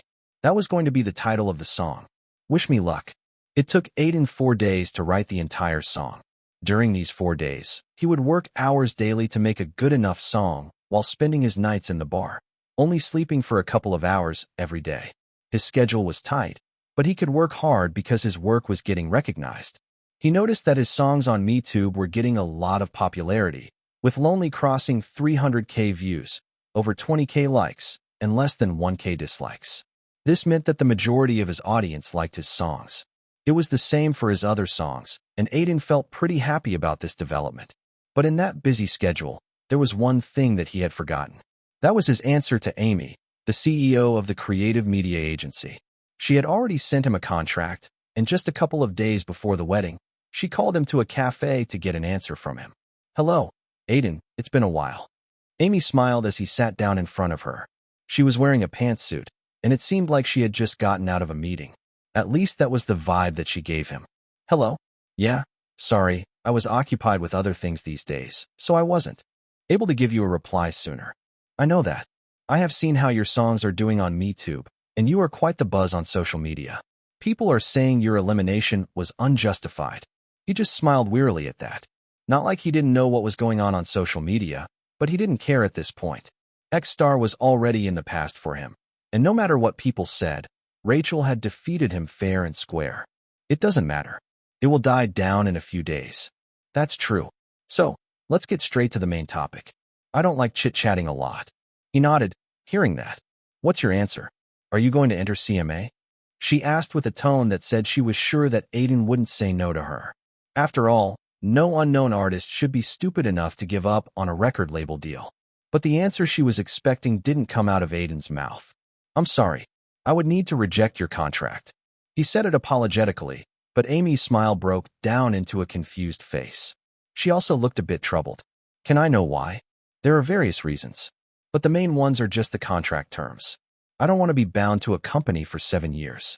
Moreover, I wouldn't say I like that CMA would have the copyrights for my song even after leaving the company. That just means my songs won't be mine. He tried to talk in a calm voice, but Amy frowned. He could clearly see anger on her face, but she still tried her best to persuade him. Aiden, if you don't know, this is just standard. Every company has its own contracts, but most clauses are just standard, so even if you reject it, you won't find a better one. Maybe what you say is true, but I'm not willing to sign such a contract. Aiden would not be a slave to a record label for so many years. In his mind, it was way better for him to be on his own than with a record label that would just take ownership of his work. If you want to negotiate, the contract can be 5 years. We don't go lower than that. As for the copyright, we would own it for 10 years from the day you sign the contract.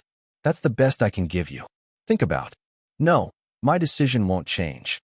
He cut her off and said, no matter how many incentives Amy gave out, He would not give up 5 to 7 years of his life. That's too much time. Maybe his career would be made in those years if he accepted the contract. But he also knew that he would become overworked, depressed, and tired of his life. You are quite conceited, Amy suddenly said with a sharp tone. Of course, she wasn't trying to hide anything now or maintain any politeness. You just got a bit famous because of a reality show, and your songs got a couple of thousand views. It's nothing much in this industry, and at best, you could earn a few $1,000s on MeTube. But other than that, you would get nowhere with that attitude. Amy said it like she was spitting venom from her mouth, but Aiden didn't show any anger. He did feel it, but he knew that showing it won't do anything. Maybe you are right, he said before adding. But I think I have some worth and talent to go a long way. After all, there's no reason for a CEO of a record label to personally try to recruit me when you must have a lot of agents and managers working under you. She didn't say anything about that, and smiling, he continued. That just means you value me, and it's more than a little for sure. But, that gives me more confidence that I could prove you wrong. Amy just dumbfoundedly blinked her eyes. She didn't know where he got this confidence from, but she felt frustrated from the inside right now. She wanted to make Aiden a superstar, but he didn't seem to know his place in the hierarchy. Even if he knew his place, he didn't know how to behave like it. Standing up, she gave him a fierce look before opening her mouth. I really liked you. If only you were a bit smarter, you would have taken this chance to stardom. But I guess you will be another addition to the long list of failures. She left after that, and Aiden rubbed his forehead. Her words kept resounding inside of his mind, but he just decided to believe in himself for now. And she left without paying. Chapter 037, June 29th, 2015. Ladies and gentlemen, let's applaud the beautiful couple. The host for the reception, a pretty blonde woman, said and smiled at the couple, Lamar and Carla. Both were standing in the middle as the guests looked towards them, sitting at their tables. The whole atmosphere looked happy with flowers everywhere. It was an atmosphere that would make anyone feel happy just by being here. Now, it's the time for the first dance, and as we all know, it's an extraordinary moment for any couple. She smiled. So, we have arranged a singer for the wedding song. I hope you will like him. Please welcome Aiden Silvereye. Aiden walked into the room with his guitar in hand with that introduction. He was wearing a suit, the only one he had, with his hair looking very neat. As he reached the stage, some people recognized him. Valerie waved at him from a corner. I need to give my best performance. Thinking that, he leaned toward the mic and congratulated the couple on their wedding. Hello, congratulations on your wedding. And thank you for giving me this opportunity. I hope you like the song I made for both of you. Carla, a woman in her 40s, smiled at that. It was her second marriage, and the last few years before meeting her current husband were very hard for her. But she had somehow done it and was now finally happy. For her, all Aiden could do was give her a good song. He slowly started strumming the strings of his guitar as a melody that seemed nice to one's ears rang out. There was nothing flashy in it, but the tone was lovely. The first time I saw you, I was soaking in the rain. Oh, it still feels like yesterday. How time seemed to fade. The way you come into my life. I realized you were the one I was missing. The soft music of the guitar, the soothing voice of Aiden, and the meaningful lyrics gave birth to an instant charm. The happy atmosphere of the marriage just added to it. But he suddenly noticed a peculiar thing about his singing. There was no white light. More like, the white light from the music was feeble, and instead, it was the silver light that was the dominant one. Not focusing on the lights, he just sang the song. When I touch your hand, it shouldn't seem like a lot, but it sure feels a lot. So, just let me take you in my arms. The song's tempo increased here as Aiden tried to sing with more emotions. As he was singing, he just thought of how good of a feeling it was to love someone. The married couple danced as he sang. You hold on to me as we dance, lost in each other like we are in a trance. You hold my hands, and I care for your heart, hoping that we will never be apart. As the chorus came around, the silver light had already mixed in the whole room, with everyone already lost in the song. The couple was dancing happily, and it seemed like they were feeling the love from Aiden's song. Let's just stand where we are like it's our only chance to hold each other's hand. Let troubles not sway us into thinking we are not meant for each other. The strumming of the guitar changed to a bit slower as Aiden tried to match the rhythm to the slow dancing of the couple. Watching them, He felt like he was finally a bit happier. After all, his music was becoming part of someone else's happiness. Maybe that much was enough for a musician, making people happy with their music. You hold on to me as we dance, lost in each other like we are in a trance. You hold my hands, and I care for your heart, hoping that we will never be apart. He sang the chorus again, but it was like a slow whisper this time, mixing in with the atmosphere filled with the silver light. Somehow, Aiden felt like this song would be special for him at that moment. Thank you for making our wedding so memorable. The couple thanked Aiden after his performance ended. They had a great time during their first dance, and it was all thanks to Aiden's song. I really enjoyed singing for you and writing this song for you. I loved it. Thank you so much. Carla, the bride, said before turning towards Valerie, standing on the side. If it were not for Valerie, I would have missed a singer like you. Valerie didn't say anything about that, and just smiled. Then, both she and the couple left to talk with other guests after thanking him again and telling him to enjoy the party. Work is done. It's time to eat food. Aiden thought excitedly. Today was a great day for him. Thanks to the silver light, he earned good money and saw that his skills were improving. Moreover, he would be able to post another song on MeTube, making him get more money. Because of all this, he felt like his financial struggles would calm down a bit for a while. It was then that he heard his phone ringing. Taking it out, he saw that it was an unknown number. He accepted the call, and an unfamiliar voice resounded in his ears. Hello, is this Aiden Silvereye? Yes, I'm Aiden. He asked, wondering who had called him. I'm speaking from Zero International regarding the audition that you did for Shadows of War. That sentence was enough for him to get nervous and closely listen to the call. What happened? What is the result? He asked, with a bit of restlessness in his heart, while praying that the results weren't negative this time. About that, the guy on the other side of the call started speaking, and as Aiden listened, an anxious expression appeared on his face. This isn't working out. Don't you have any better songs? In Los Angeles, a man whose hair was completely dyed in white said as he looked at the buff guy in front of him. The white-haired guy had tattoos all over his arm, and he was just wearing a t-shirt with black pants. We tried everything. Tried to get some songs from famous producers. But nothing seems fit to you. Why don't you try working with guys you have worked with before? We need something big for your comeback, Gray. A man in a suit beside him sighed. The white-haired guy named Gray shook his head hearing that. He didn't want to work with those people. He wanted to try something different. I need something unique to my music. These days, all my old songs sound the same to me. Jason, maybe, try to look for some Spanish guys? Their songs are catchy. The man in the suit was Jason. He thought for a bit before nodding his head. I can try. No guarantee. We need to do something big for your comeback single. Jason was actually the manager for Gray, an award-winning pop star who was very popular. He had topped the charts in several countries with his songs and was regarded as one of the best in the genre. But he hadn't released anything for 2 years and was looking for a comeback. It wasn't easy, though. Gray needed a song that connected to him. But he hadn't found anything in the trial tracks he had heard till now. They all sounded catchy, but he knew that there was already a lot of music like that. This time, he wanted to make something that could touch the hearts of his fans. You can also try to look for something that's not very popular. Jason suddenly suggested. Like what? Like songs from indie artists which are good but don't get enough exposure. We can buy it and remix it for you. Gray didn't hate the idea and, in the end, just nodded. Jason has a good sense of music and ideas, and this was very important to his rise as a top artist. Okay, I will try to see what I can get in that. Though, I don't think they will be too good. You underestimate the talent people have. You were kind of like that, too, back in the day.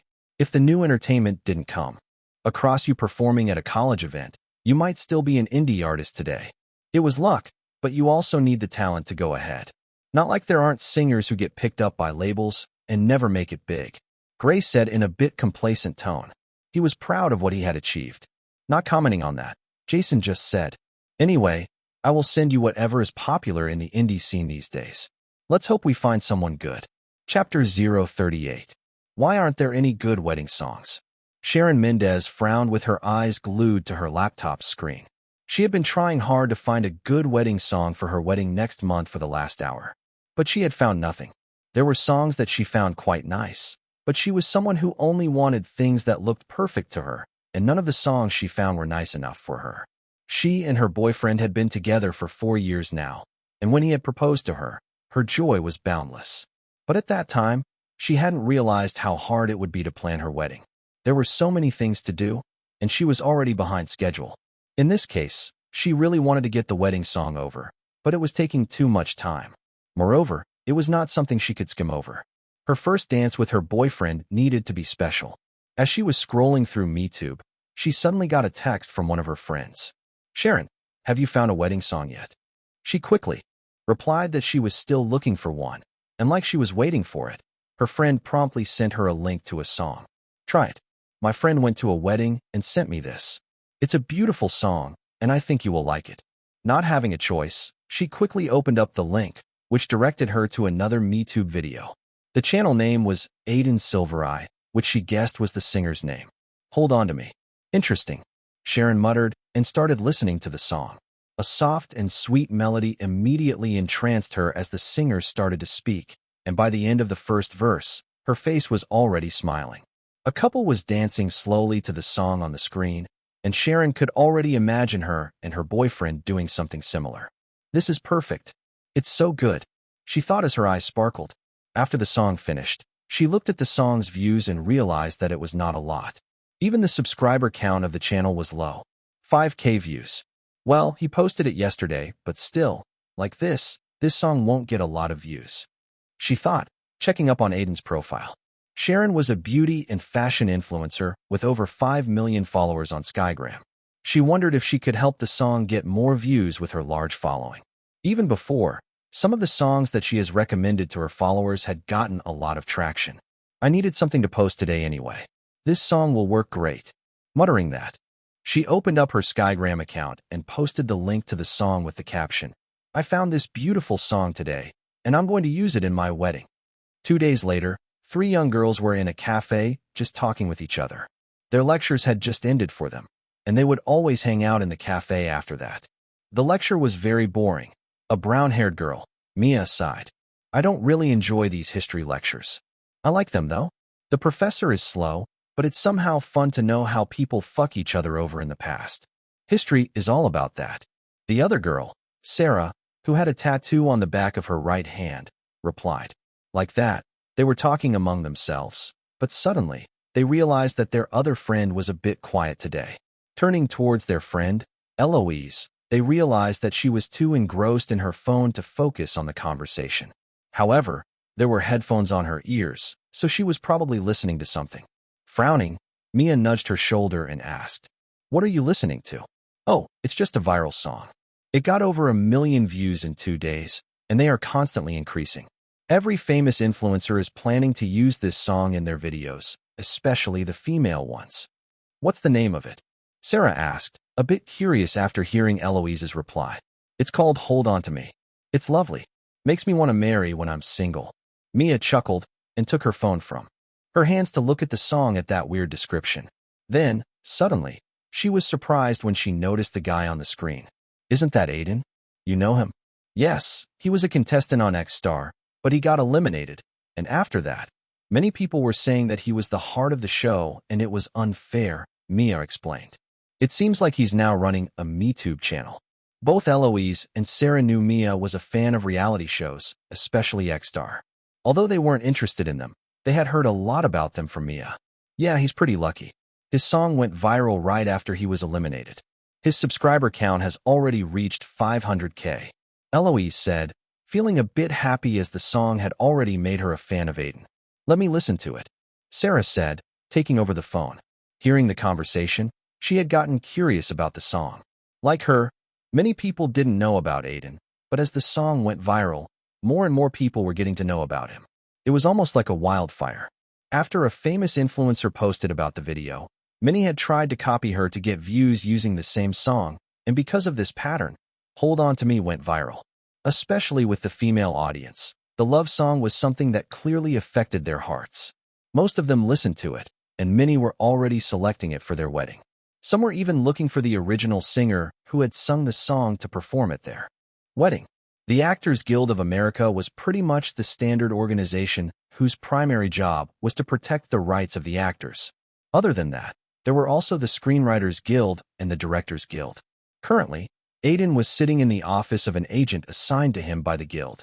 He had gotten the role he had auditioned for 2 days ago. When he had first heard the news, he was quite literally over the moon. After all, it was his first role after 2 years of struggling in America. It was very special for him.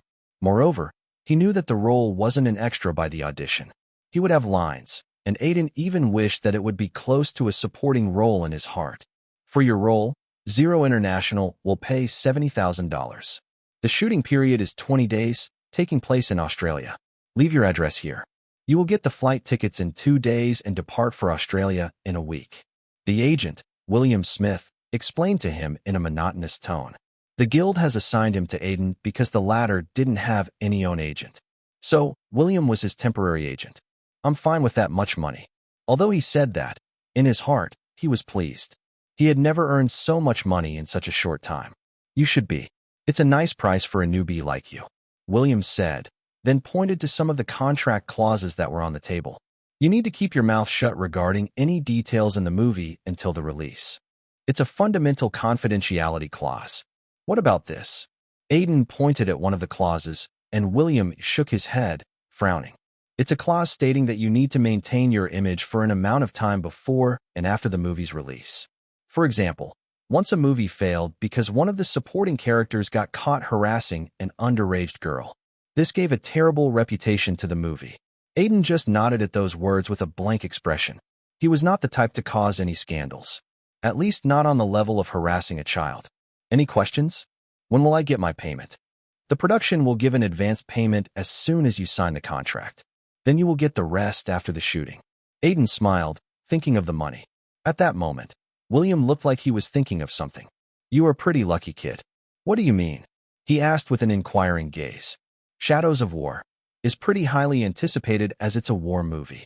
The Oscars love these movies. If you don't know, Zero International is known to do great commercial projects. So if you do a nice enough job, you will get a few more jobs. Unfortunately, though, most actors like you just throw it away. Some are unlucky enough to have all their scenes get edited out. Saying all that, William finished it with a smirk. Good luck, and don't come to me if you need help. I get many actors like you, so you can understand how busy I'm. At those rude words, Aiden chose to stay silent. He already knew how some agents could be very mean to the newbies. I'm a newbie for now. Won't always be. He just thought that in his mind and began to carefully read the contract. Chapter 039, Shadows of War, was a war movie set in World War I, and it tells the journey of one of the recruits of the English Army, Ethan George. Although there are movies made about World War I, Shadows of War doesn't take its story from a memoir or a biography or try to show a significant event during the World War. It takes the viewers on a ride as they follow the main character, who is actually a fictional character written by the director, Lincoln himself. There wasn't any such recruit in the World War, so Lincoln made a character that would go through several major events and survive through each one of them. The movie focused less on the thrill and brotherhood of the army and war, and instead on the mental toll it takes on a soldier. Ethan didn't make any friends who stayed with him until the end. He was mostly alone in the movie, and before anyone could become his friend, they would die. There was even one scene where Ethan would just continuously punch a wall after seeing the deaths of so many people so close together.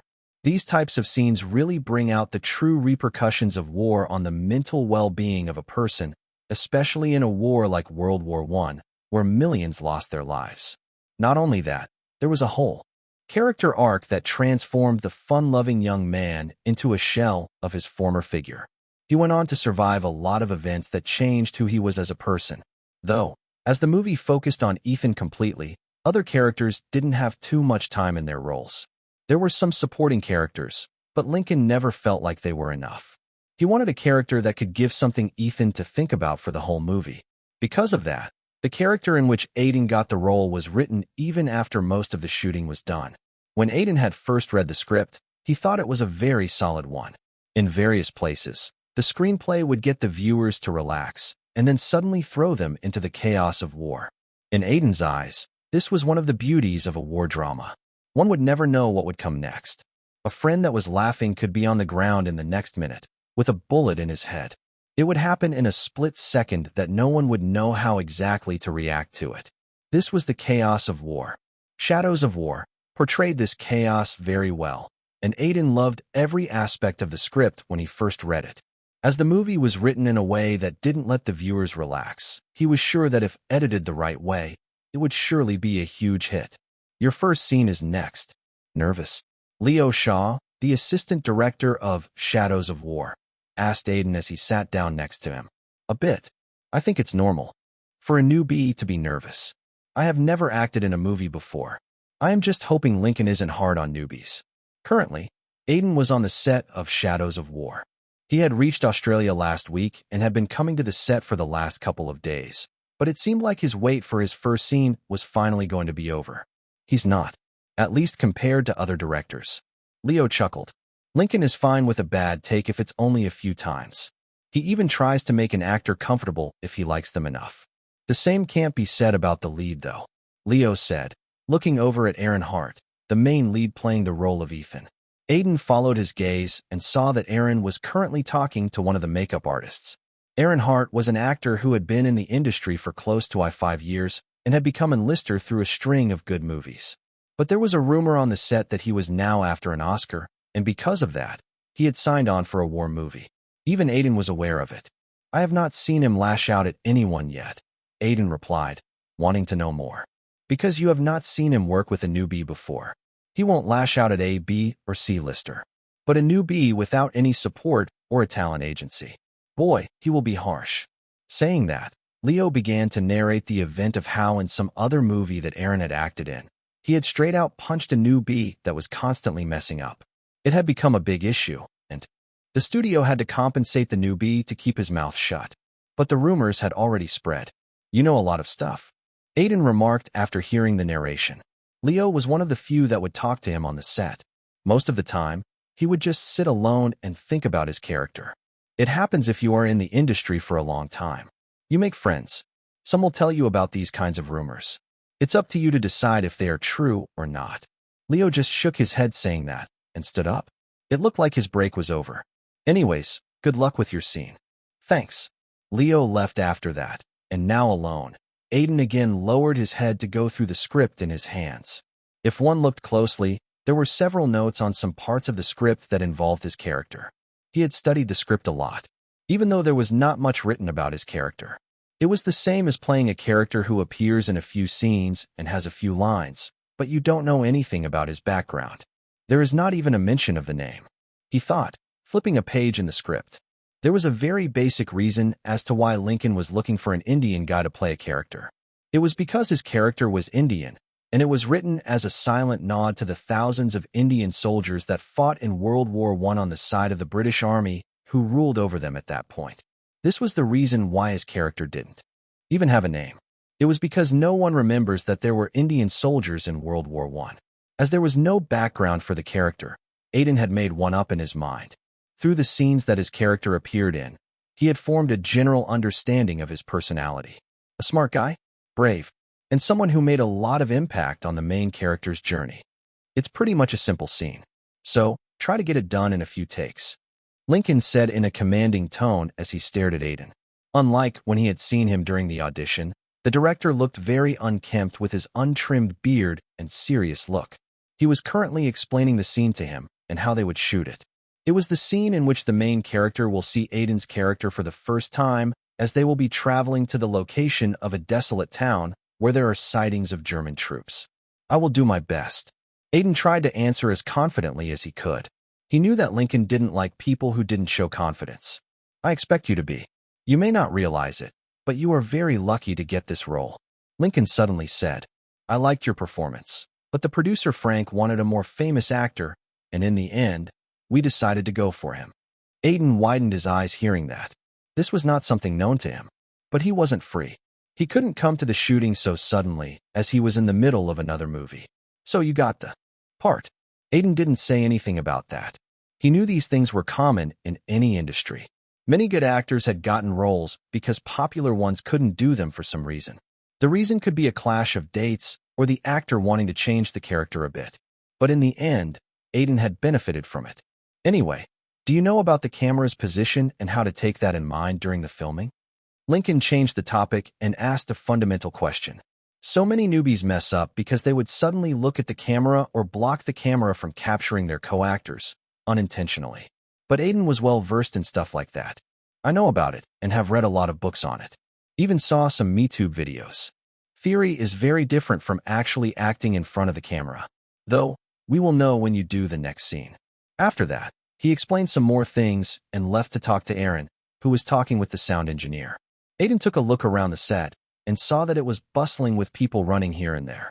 Assistant directors checked everything before the scene, and the cameraman inspected the camera's position and found the right angle. It was the storm before the set would go completely silent. Chapter 040.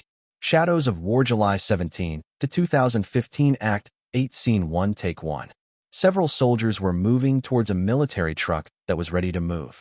They were carrying their rifles on their backs, and the exhaustion, caused due to being on the battlefield, could be clearly seen on their faces. Some soldiers were just staring into the distance, thinking about something that was better left untold. The skies were cloudy, and the atmosphere was pretty stale, with the smell of gunpowder in the air. Among them, one of the soldiers was Ethan, who had yet to recover from the wounds of his previous war experiences. He moved towards one of the trucks and climbed up on it. Several soldiers did the same. At that moment, he saw a soldier panting and running towards the truck. The reason Ethan's gaze stayed on him was because of his unique features. He didn't look British or even French. His features were something he had seen before, and his identity was easily given away by the rifle he was carrying. It was not the same as Ethan's or any other British soldier. He was a soldier from the British Indian Army. The Indian soldier, Aiden, reached the military truck and tried to enter it, but a British soldier in front of Ethan stood up and kicked him. With a thud, Aiden fell down and groaned in pain.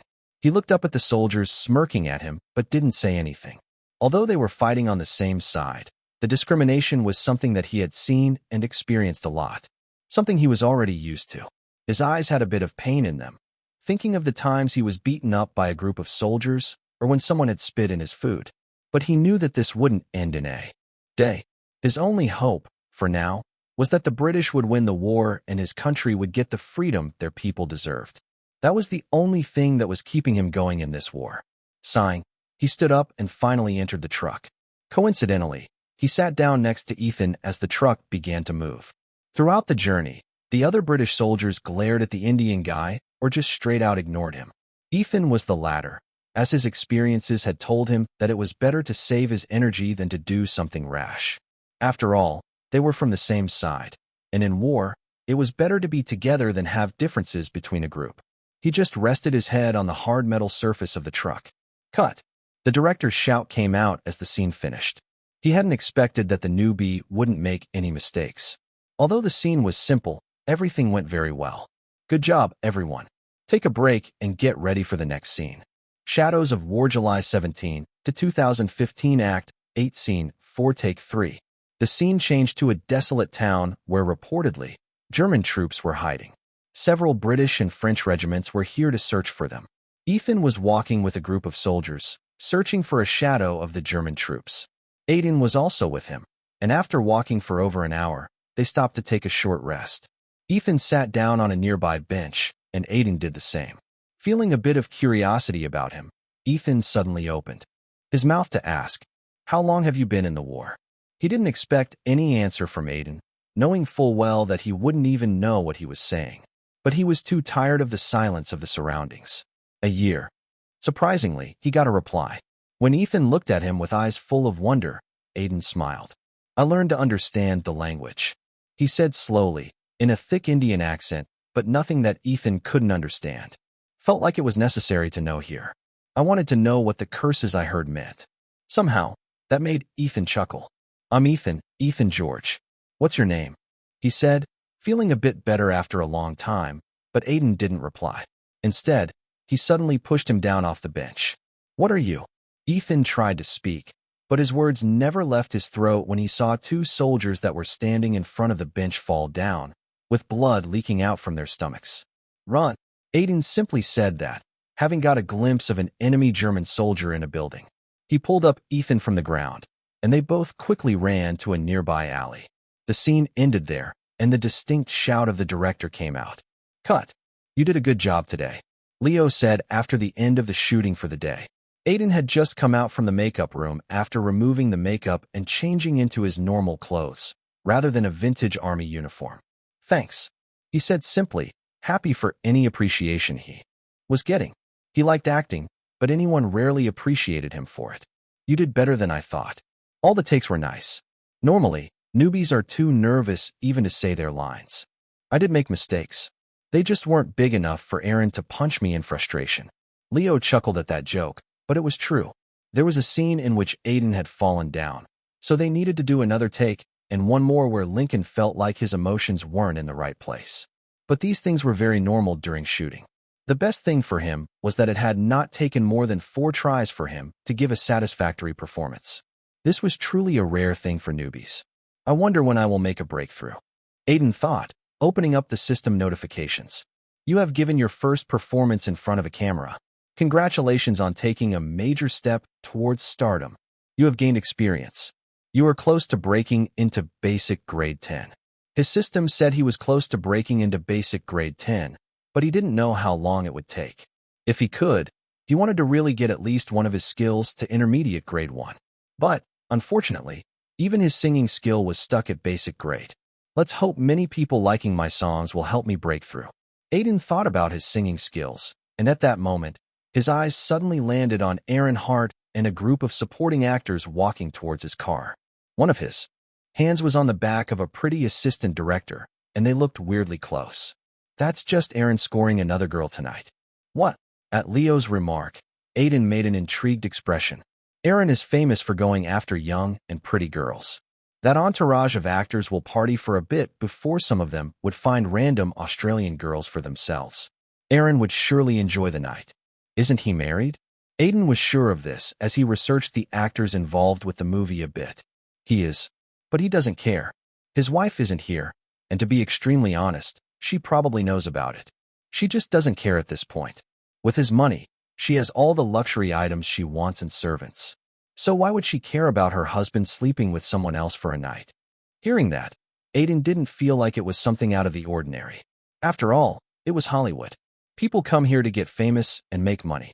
But, along the way, they become more and more materialistic as they climb the stairs of success. Don't you know the female assistant? He asked as they walked. I do. Leo nodded. Lincoln likes to get a lot of assistants to help him around. She's pretty much extra because she's the daughter of someone Lincoln knows. Dreams to be an actress, so she's trying to make some connections with popular actors. Leo particularly focused on the word connections with a smirk on his face. Not really caring about it, Aiden said.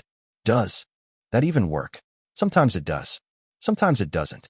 Some of these girls even call the paparazzi themselves after landing themselves a big actor or director so that they could be on the cover page of some tabloid. Unfortunately, though, they are mostly instructed by their agents. Leo left after that, saying that he had the stuff to work on, and as Aiden didn't have anything else to do either, he also went to his hotel room. As most of the shooting had happened in LA and the UK, and only the final part was to be shot in Australia, Aiden had never gotten time to connect with the cast. Even when he tried to talk to them, it ended as a greeting at best. So, he was pretty much a loner on the set. Since he wasn't sleeping, he just thought about the talk with Leo as it kept roaming around in his mind. That was pretty much an eye-opener. Until now, he had just heard of these things happening in Hollywood, but it was the first time he was seeing it. After all, seeing and hearing were pretty different, so the impacts were different. It made him think more about what kind of actor he wanted to be. Someone like Aaron with a lot of fame who sleeps with young girls every night, or something more, something better. The answer was in his choices. Chapter 041. The next few days on the set weren't hard for Aiden. He would come on time every day and sit in one of the corners, waiting for his next scene. Other actors rarely approached him, so he decided to stay quiet and just observe them. He wanted to see how an experienced actor acted out a scene, and by observing, he did learn a few things. Even Aaron, who didn't really have a good personality, was clearly very experienced in acting. He portrayed the character of Ethan with precision, and whenever Aiden had a scene with him, he didn't see a trace of Aaron's personality in Ethan. That made him want to surpass Ethan in his acting. But it wasn't as easy as it looked. When Aiden checked Aaron's skill interface, he found that he was at intermediate grade 7, a very high grade. But Aaron didn't have the empathy skill that Aiden had, and because of that, he was able to outperform his level. Even Lincoln was very impressed with him as the shooting went on. In a war movie, there were a lot of retakes, not because the actors would make a mistake, but because Lincoln wanted to have different takes to choose one from during the editing. Moreover, some scenes would be shot with different angles multiple times. This meant that Aiden needed to give a great performance every single time. Only some scenes that included explosives were shot just once just because shooting them again would be too expensive. Aiden. He raised his head from his thoughts when he heard the voice of Lincoln. Standing up, he asked, "Yes, is the scene ready?" "Yeah. We are checking the lighting and Jeremy is just looking for a nicer angle to shoot from." Jeremy was the cinematographer, a position that was very important in filmmaking. "I just wanted to go over the next scene." Aiden nodded his head.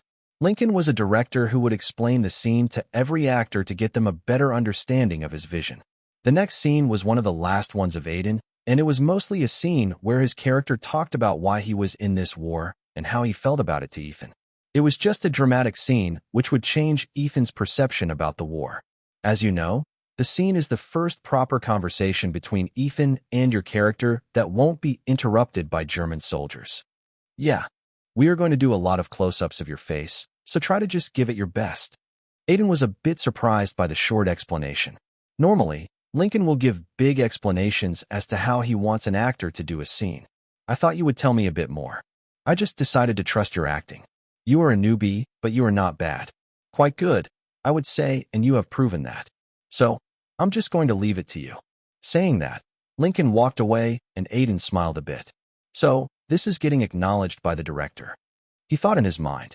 It was not an easy thing for a newbie to get acknowledged by the director, but Aiden had somehow gotten Lincoln's approval. "I feel like I'm more confident now." Thinking that, he took a deep breath. Now, he really wanted to nail the next scene. Shadows of War, July 26 to 2015, Act 9, Scene 1, Take 1. The crisp sound of the slate board came out, and with that, the scene began. Aiden's skill activated at the same time as he suddenly found himself in a different zone. The crew and the rest of the cast that was observing the scene disappeared from his view, and Aaron that was in front of him became Ethan and no one else. Even Aiden was not feeling like himself anymore. "We are still alive," Aiden muttered, observing his ankle where a bruise could be seen. They were currently hiding in one of the houses. The sudden ambush of the German soldiers had left him with a lot of restlessness. He felt like soldiers would rush in from the door any second and bullets would make several holes in his body. "Are we really?" Ethan said in a dead tone, making Aiden look up at him. "You are breathing, so you are alive." "That's what I know. Maybe it would have been better if I had died there with the others." "That's the better option, isn't it?" Aiden didn't say anything for a while, thinking of those words. A trace of longing suddenly flashed in his eyes as he sighed. "You don't have a place to return to?" "What?" "People who want to see you again. Parents, friends, wife. Maybe a home. Stuff like that. Don't you want to go back?" Ethan did have people to return to. Parents and a girl who was waiting to marry him, but he felt like he had already forgotten how their voice sounded. It was just a whisper now. "I do. But I don't know if I will be the same when I return. The war has given me lots of scars." Aiden smiled at that. Leaning against the wooden wall, he said, "At least those scars are due to fighting for your own country." "What are you?" Ethan stopped speaking when he realized what Aiden's words meant. He didn't say anything to that, and just muttered, "You feel like your country will get freedom if the British won the war?" That's what was said. Don't know what to trust, but a bit of hope is nice. I think that much is enough to keep you alive. I don't think that's enough. Bullets don't care about hope. Aiden chuckled hearing that. Smiling a bit, he replied, "They don't, but bullets aren't your only enemy in war." After saying that, Aiden just focused on his wounds. He didn't know how long the war was going to go on, and the only thing he could do currently was to hope that he would come out of it alive. The worst thing for him would be to die in a land that was not his and never would be. They didn't talk after that, but Aiden's words kept ringing in Ethan's head. He just didn't know what to make out of them yet. At that moment, Lincoln's voice sounded out. "Cut. That was a great take." "Jeremy," the cinematographer said as he looked at the monitor where the scene that they had just shot was playing. Lincoln, next to him, nodded with a beaming smile. "Yeah, it's one of the best so far. I think the editor will like it a lot too." "I agree." Jeremy looked at the monitor, particularly at a close-up shot of Aiden. The rookie is just getting better as we are going. I think his role will fill the hole in the screenplay. The character was written for that. Now, only one scene of his is left, and we need to make it very impactful. The next scene was the death scene of Aiden's character that could become another scar for Ethan. They had planned it well, but the execution still needed to be perfect. We can't really shoot the scene twice, so only one take. Jeremy muttered, a bit worried. Aiden's last scene contained a lot of explosions in the background, and if they want to do a retake, their budget won't be enough.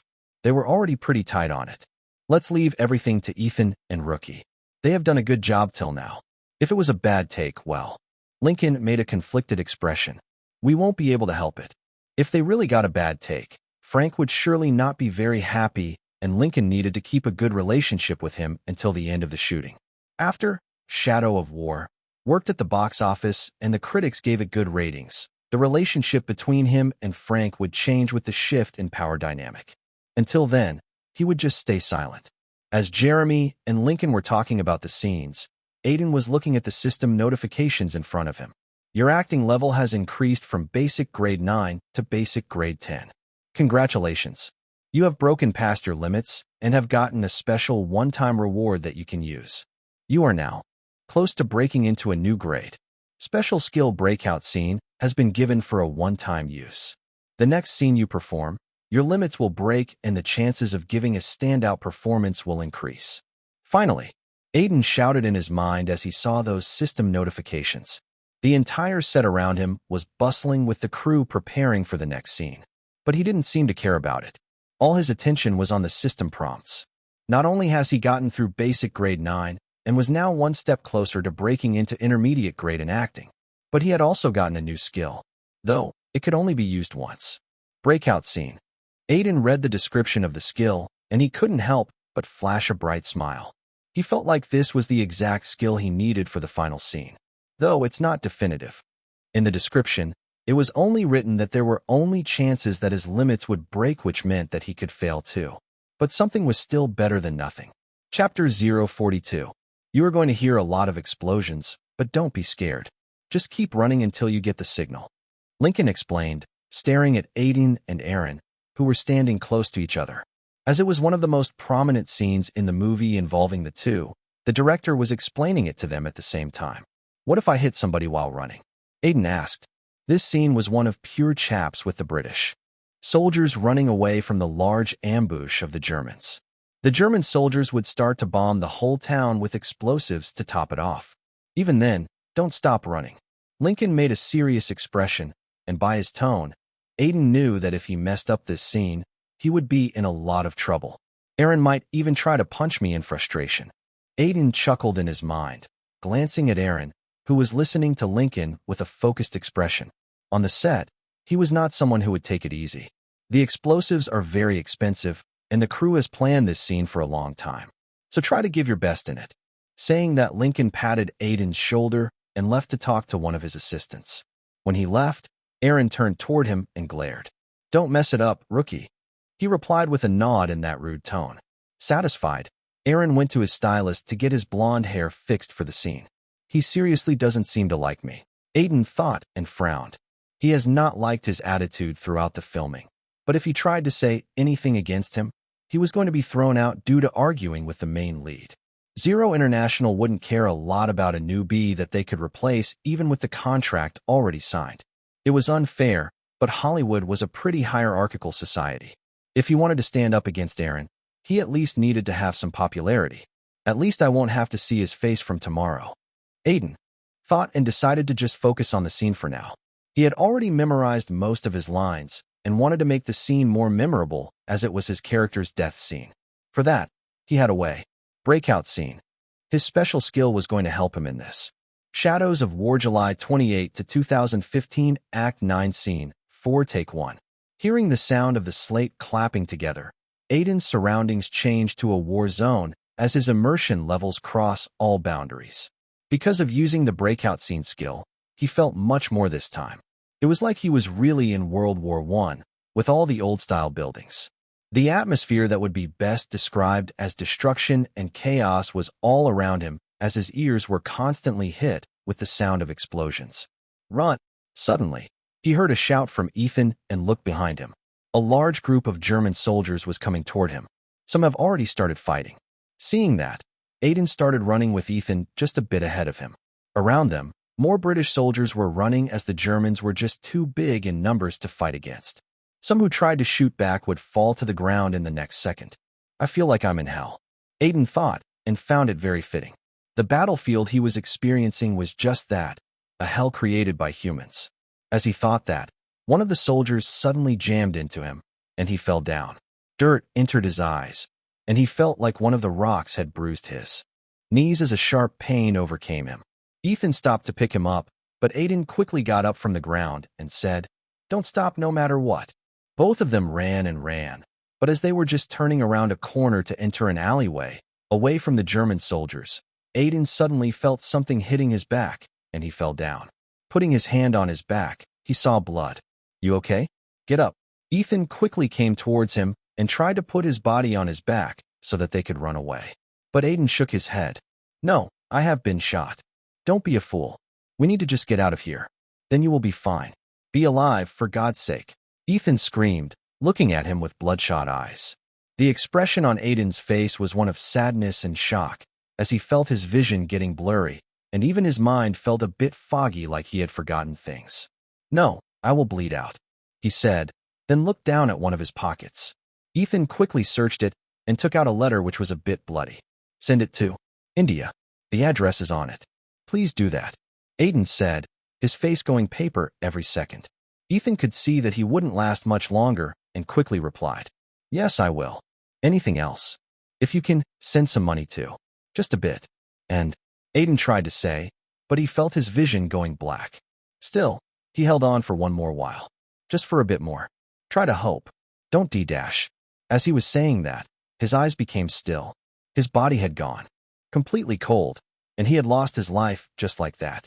Ethan's eyes turned moist, seeing the death of someone he had started regarding as a friend. But at that moment, he heard gunshots and realizing that he couldn't stay here longer, he started running. Cut. The director's voice came out at that moment. This time, it was a bit solemn. There was pin-drop silence on the set as the scene ended. It had gone without any trouble, with all the shots being very clean. They won't have to reshoot it, but the silence was not about that. It was more about the performance that they had seen. Something that no one in the crew, not even Lincoln, had expected. This is what I wanted. A scene like this. He thought excitedly in his mind, and quickly moved towards the monitor where Jeremy was standing with a shocked face. Lincoln played the scene again on the monitor. They have shot it with a long shot during the running scene with the camera coming together to do a close-up when Aiden's character gets shot. And watching the scene on the monitor, Lincoln was sure that it was the best that they had gotten during the whole shooting. "Jeremy, I think we got the scene that would elevate the movie's status." He smirked at his friend. Yeah, that rookie had serious acting chops. Unfortunately, he never showed it until now. No, he was good in all the scenes. But this is something different. Some actors just give out breathtaking performances in some particular scenes. This was one of them. Jeremy agreed with that statement. Throughout his career, he had seen many actors do something similar, and in all the cases, it had become the talking point of the movie. Thinking of something, he suddenly said, "I think we will be able to use this scene in promotions a lot. It will attract a lot of attention on MeTube and other social media sites." Lincoln quickly shook his head and refuted those words.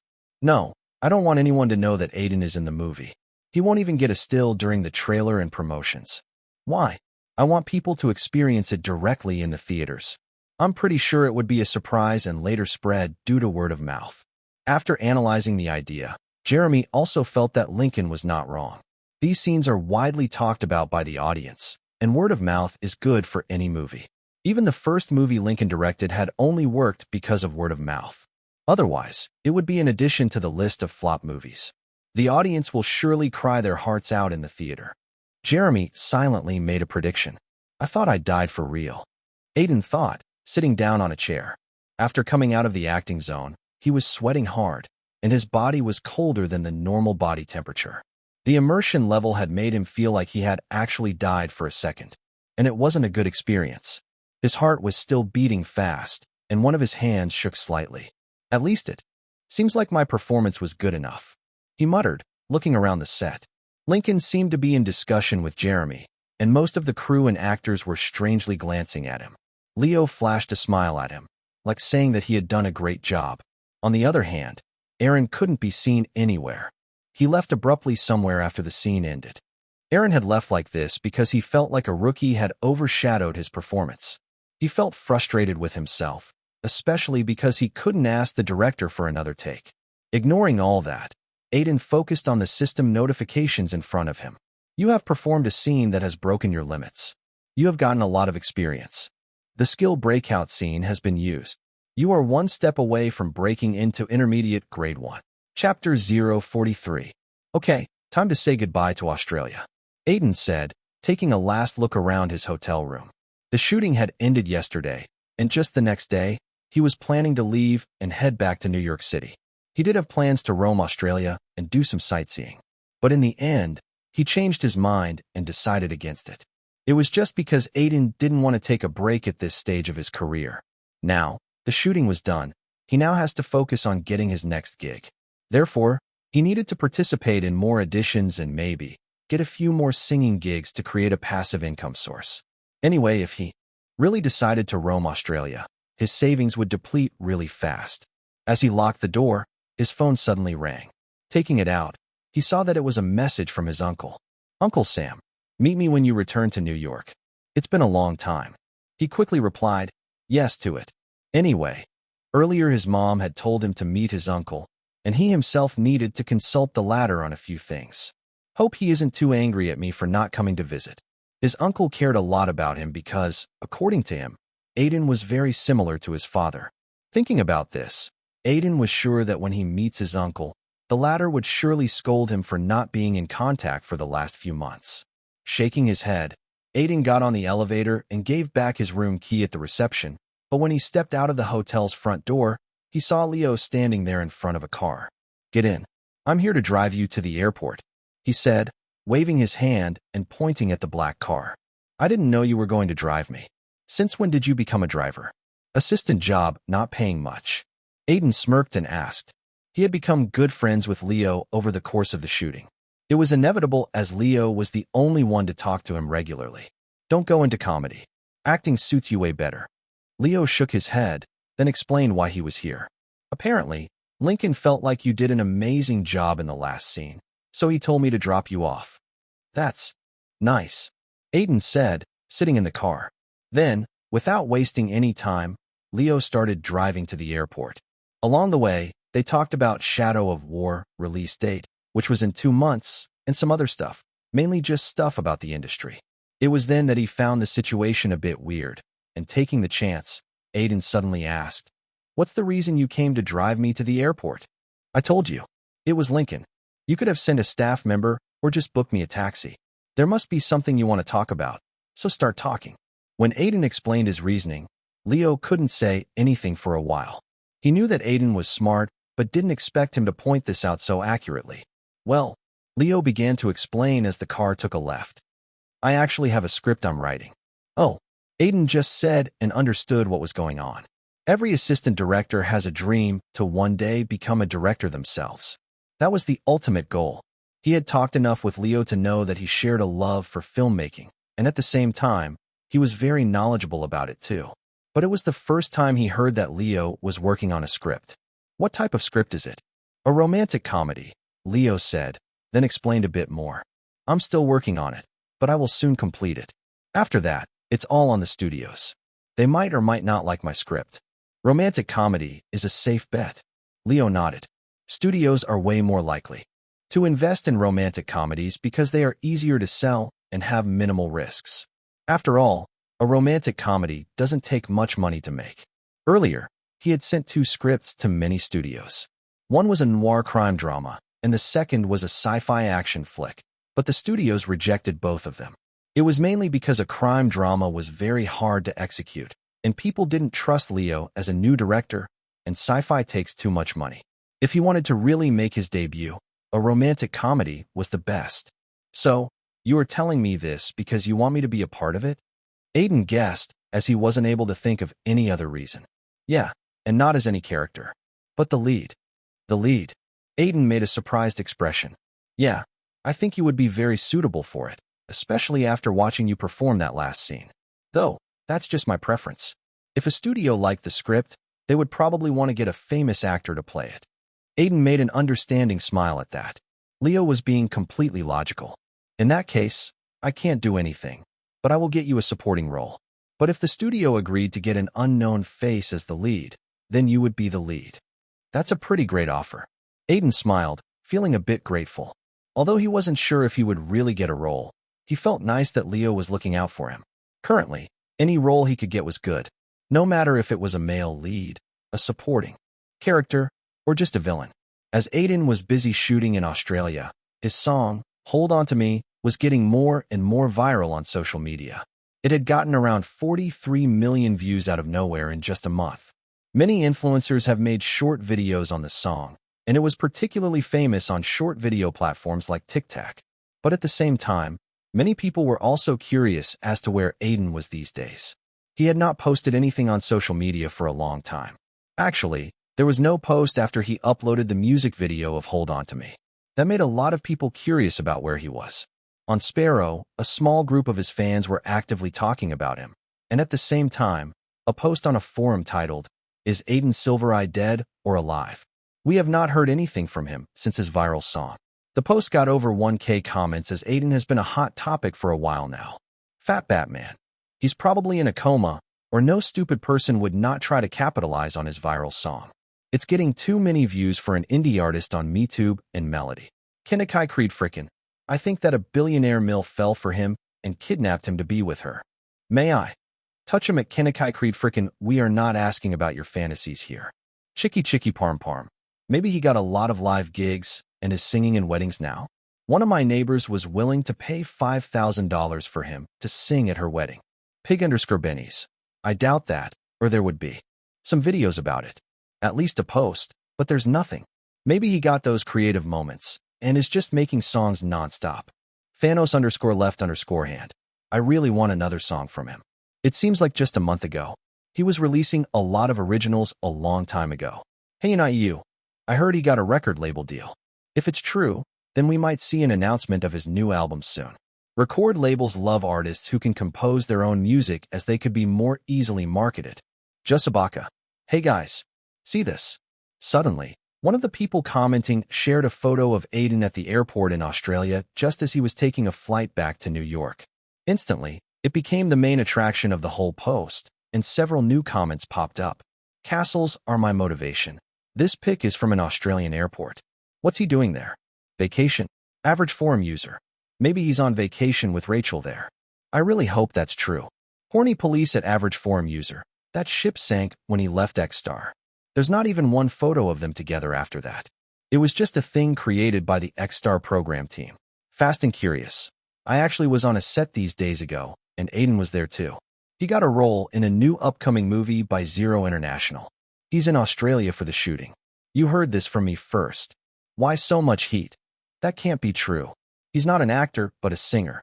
Aiden's wife. He said in X-Star that he wants to be an actor. More. Maybe he actually got a role. Think if that's true. Aiden on the big screen. Toxician. Aiden can't act, for God's sake. He's good at singing doesn't mean he will be good at acting too. That doesn't make sense. Rarely are there people who can do both. All good names are gone. If it's true, I really hope Aiden posts something about it. I would love to see him in a movie, especially as a bad guy. He would look great. CEO Orange. We won't know anything just talking here. If there's something, people will know in some months anyway. Not like he's a big star. He's a slightly famous indie artist now. Chapter 044. After coming back to New York, the first thing that Aiden did was to open up his social media accounts and make a post, saying he was alive and was just busy somewhere. He even posted a photo of him outside his apartment. During the shooting, Aiden had not used social media even after the shooting, and he kept thinking of his character and making notes about him.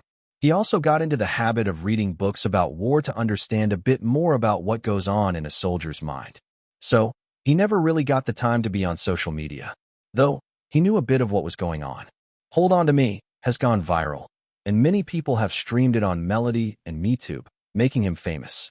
It was especially used a lot at weddings. Because of this, he was getting a lot of messages, and even some people wanted to book him for a show, but because he was busy shooting, he was not able to accept those. Currently, Aiden was staring at his screen, where two messages could be seen.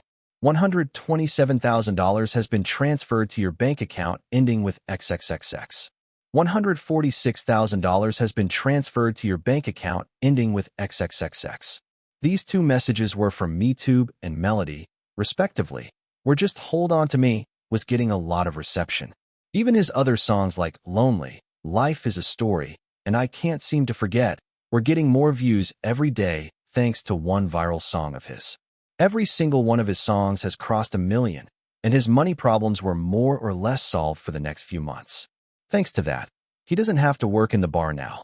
If he could keep churning out songs each month, Aiden won't be able to worry about money even if he didn't get any other roles.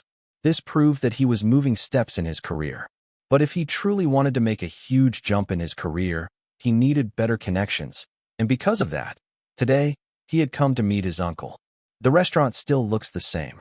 Aiden thought as he looked at the restaurant in front of him. It was named Dungeon of Food and had been started by his Uncle Sam a few years ago. Although the restaurant has a peculiar name because of his uncle's hobbies, the food was great, and it was a bit famous. Welcome. As Aiden entered the restaurant, he was greeted by a familiar voice. He smiled at the girl who was behind the counter and asked, "Hello, Lisa, it's been a while." The blonde woman stared at him for a second, surprised because she hadn't seen him in a long time. Her name was Lisa Silvereye, Aiden's cousin, and she was a few years older than him and was already married. "What are you doing here? I thought you were in Australia," she asked as Aiden's eyes scanned the filled restaurant, not finding his uncle there. "I came back yesterday," he replied, then asked, "Where's Uncle Sam? I wanted to meet him." "He's in his office, playing some new video game. You know his childish hobbies," Lisa replied, pointing at the door that led to his uncle's office. He thanked her before walking toward his uncle's office. He quickly found it and knocked on the door. "Who's there?" "I'm busy." A rough, middle-aged voice came out of the room. "It's me, Uncle Sam." Aiden, you finally remembered to come back? Get in." With that confirmation, he opened the door and saw his uncle sitting on the sofa with a large screen in front of him. He was playing some sort of FPS video game and was in the middle of killing an ugly octopus monster. "I didn't know you would come back so soon," his uncle said as he gestured to Aiden to sit in front of him. Uncle Sam looked like a buff, white guy who must have been through many wars. But Aiden knew that the latter just looked like that. The closest his uncle had been to war was by playing video games. "How are you these days? It looks like the business is booming." Aiden asked. "Yeah, it's good enough that I could buy games without worry. Not a lot of stuff gives me excitement in life these days. Your aunt stopped doing that years ago." He chuckled. "Anyway, how was Australia?" Uncle Sam looked at him with keen eyes. He was very happy that Aiden was finally putting a foot in Hollywood. "It was pretty good. My days just went by sitting on the set." "That's boring." Uncle Sam frowned. "You know, when I went to Australia once, I spent my time on beaches. Beach and bikinis are the reason to go to Australia, and you just wasted it on shooting. You should have stayed to have some fun." Saying that, Uncle Sam shook his head, looking disappointed. Though, in his heart, he was also happy that Aiden was giving more priority to work than having fun, something that was very important in the long run. "Anyway, Uncle, I actually came to meet you for some reason." Aiden quickly changed the subject and came to the main topic. "What reason? Do you need money?" Uncle Sam asked, but Aiden quickly shook his head. "No, I have enough of it for now. The thing is more to do with my career." Uncle Sam became serious after hearing that. "I need an agent," Aiden added. "An agent is something that every actor in Hollywood needs, and a good agent can easily make the career of an actor, and a bad one can end it too." Uncle Sam clearly understood the value of a good agent, as it was an agent who would get roles for an actor and make out a plan for career growth. There were countless actors whose careers have gone downhill because of a bad agent. So, it was something very important. Not only getting roles, agents also help with legal matters. For example, Aiden still hasn't gotten the full payment for his role in Shadows of War, even if it was in his contract. He had called Zero International, but they had not given him a proper reply. If he had an agent, he would have already handled everything, and Aiden would get his payment. "You won't be joining an agency? Something like SGA or Red Ant Agency will surely be good for you." Steve Grant Agency, SGA, and Red Ant were both top agencies with countless actors in them. Every rookie would dream of getting such an agency due to the connections they have. I don't want to be bound by a contract. And you do know these agencies have a lot of actors, and it's hard to get resources for themselves. Aiden said, thinking of a line from an article he had read. Agencies would make a star every year, but that one star is standing on hundreds of others that failed. I do know that. But finding a good agent that's not connected with an agency, but still has connections, is very hard. Uncle Sam muttered, sighing a bit, but Aiden smirked. That's why I have come to you. I lost my contacts a long time ago, Aiden. You do know it's almost been a decade. Uncle Sam frowned, thinking of the old days. He used to own a mid-sized movie studio called Silver Films, and it had done very well at the start. But over the years, he got tired of Hollywood, and after a few flop movies, he closed his studio and started this restaurant. He was earning less, but now he had peace. His previous connection to Hollywood was also the reason Aiden had come to him to start his search for an agent. I know you don't attach yourself to Hollywood, but I don't really have anyone else to go to, Aiden said. I can't depend on guild agents to handle the contract every time. Well, let me think. Uncle Sam finally said, not wanting to disappoint Aiden. He knew his nephew had a lot of talent, and he didn't want it to go to waste. But in the free agent market, there were only a few good ones. Others were just fringes that would try to scam actors out of their money. A good agent would get gobbled up by an agency as soon as they realize his talent, as, unlike actors, a good agent is much rare to come by. A good agent. Someone who could truly help Aiden. Ah, yes. There's one.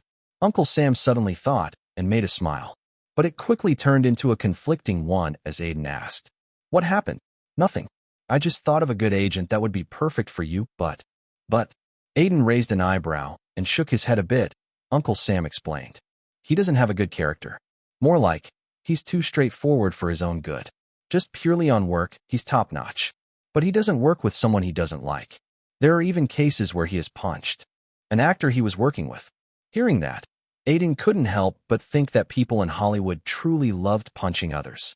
But he didn't want to miss out on an opportunity. He has a bad character, but he's good, right? Very good. He has worked with many actors, and although he never really worked with someone for long, he helped them greatly in the short time he was their agent. What's his name? Aiden asked. Wade Spector. Chapter 045. Do you know much of a stupid fuck you are? A middle-aged man shouted with clenched fists, looking at the person in front of him. The person he was shouting at was Alex Collins, an actor who had gotten relatively famous in the last year due to getting a supporting role in a big-budget movie. Alex had a scared expression as the middle-aged man glared at him like he was going to kill him. They were currently in an office that looked to be a mess. Alex knew that if the middle-aged man tried to harm him here, he wouldn't be able to do anything. Wade, don't be so angry. Listen to me, it wasn't my fault. I was drunk. Alex tried to explain, but Wade, the middle-aged man, wasn't in the mood for any of his nonsense. Drunk? Tell those to the paparazzi or the comments saying you are a pedophile. What the hell were you even thinking when you decided to kiss a 15-year-old in the car? Saying that, Wade looked at the newspaper on the table. On the front page, a photo of Alex kissing a girl in his car was there. The main thing was that the girl's age was half of Alex's, and she wasn't even an adult yet. There was even a photo of them entering his house together, so there was no way out of it. She didn't look 15. When I met her, she said she's over 20. Alex tried to make an excuse, but Wade wouldn't listen more to it. Really? Let's tell that to the guy who published this article. He would surely give a public apology. Wade taunted sarcastically. Moreover, it's your third scandal in 2 months. You are taking Hollywood too easy if you think people would want to work with you after so many scandals. At this moment, Wade really wanted to change the shape of Alex's face a little. But in the past, he had already been in trouble for doing stuff like that in anger. Even if it was frustrating, he needed to keep it to words. Wade, it will be buried soon. We just need to give money to the newspaper so they don't drag it. Alex said, trying to find a way out of this.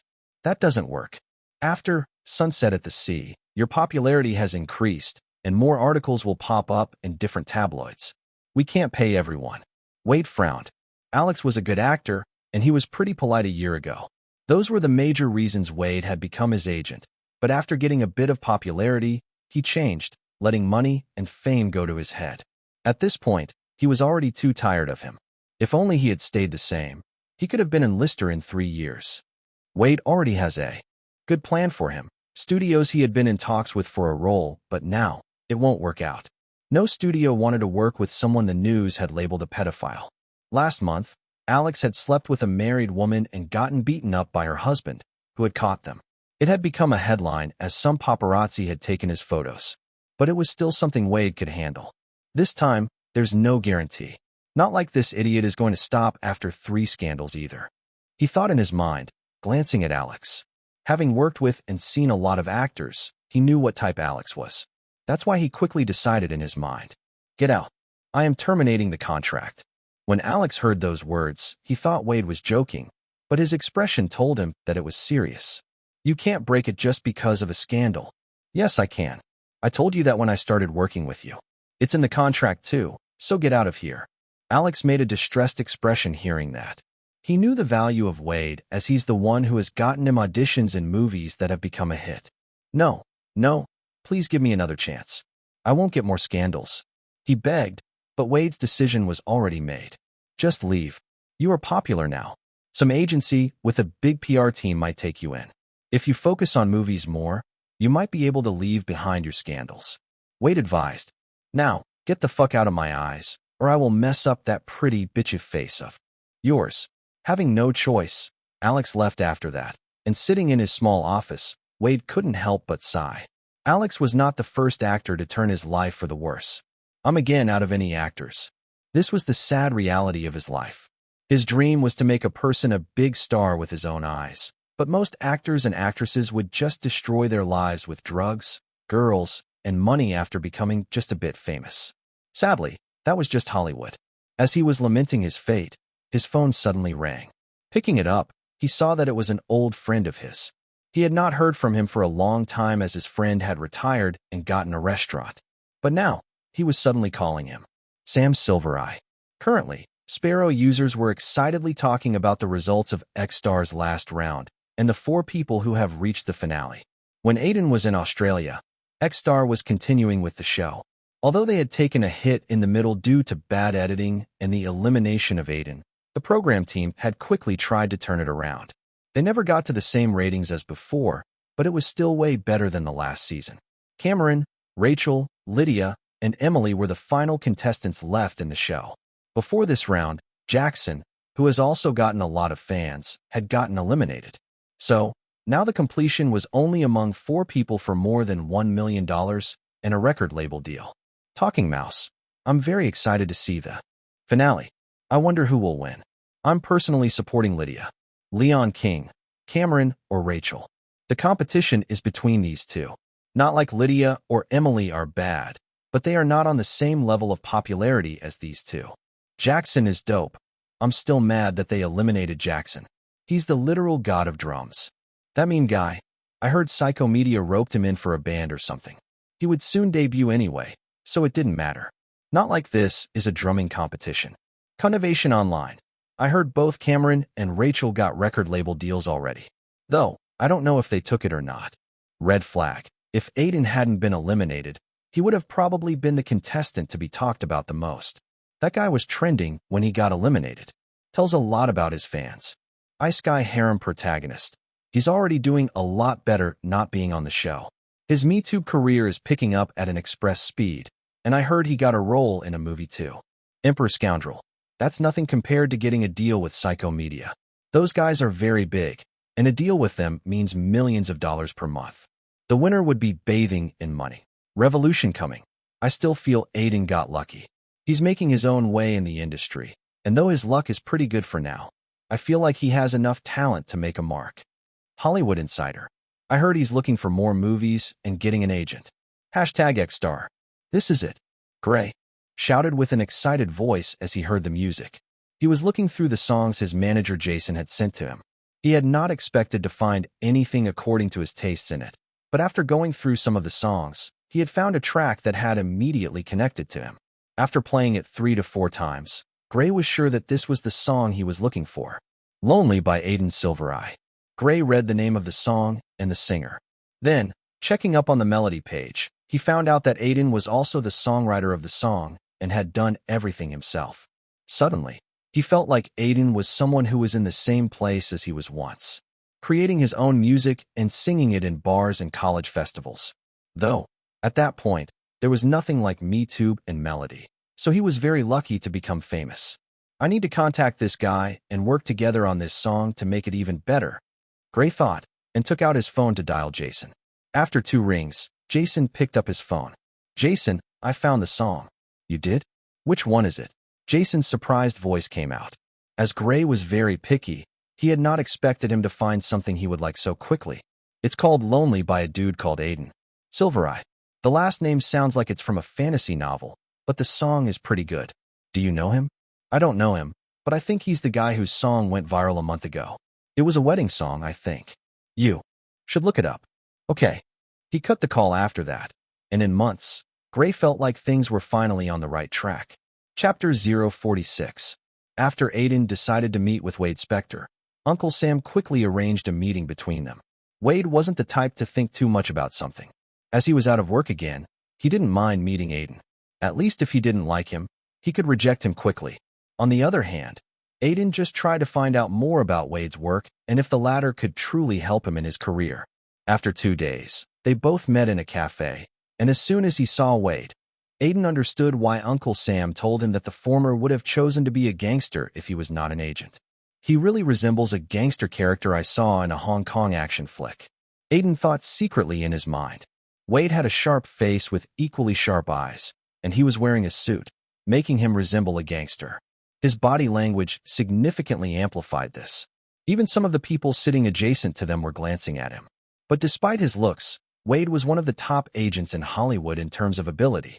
He passed the agent exam with the highest grade. It's still a record. Worked in Red Ant Agency for 2 years and got his actor to be in Lister, but due to some dissatisfaction with the agency, he left and never joined another one. That was what his uncle had told him, and it was very impressive. Though, Aiden still had a lot of questions regarding him. You are Sam's nephew? You don't look, like him, Wade said, starting the conversation, and Aiden just nodded. I am half Indian. It's nice to meet you, Aiden replied, then came to the main topic.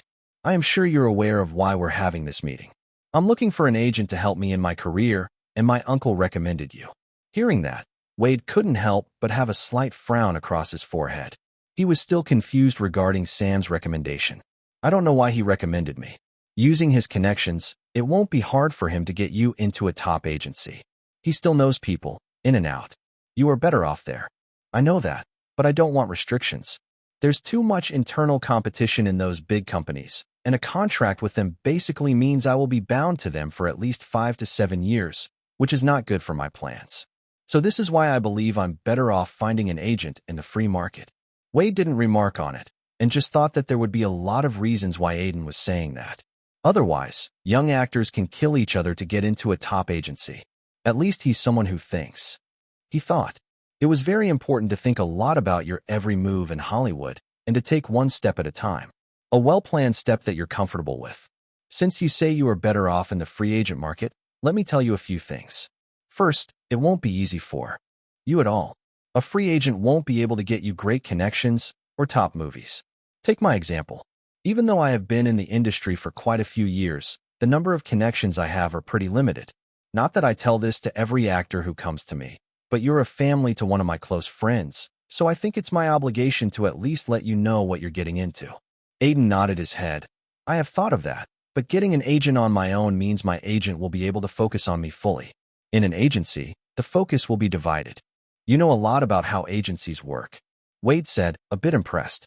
It seemed like Aiden had already made up his mind, and anyway, he had already made it clear to the latter what risk he was taking. Anything further was not his concern. I did a bit of research on you before coming here.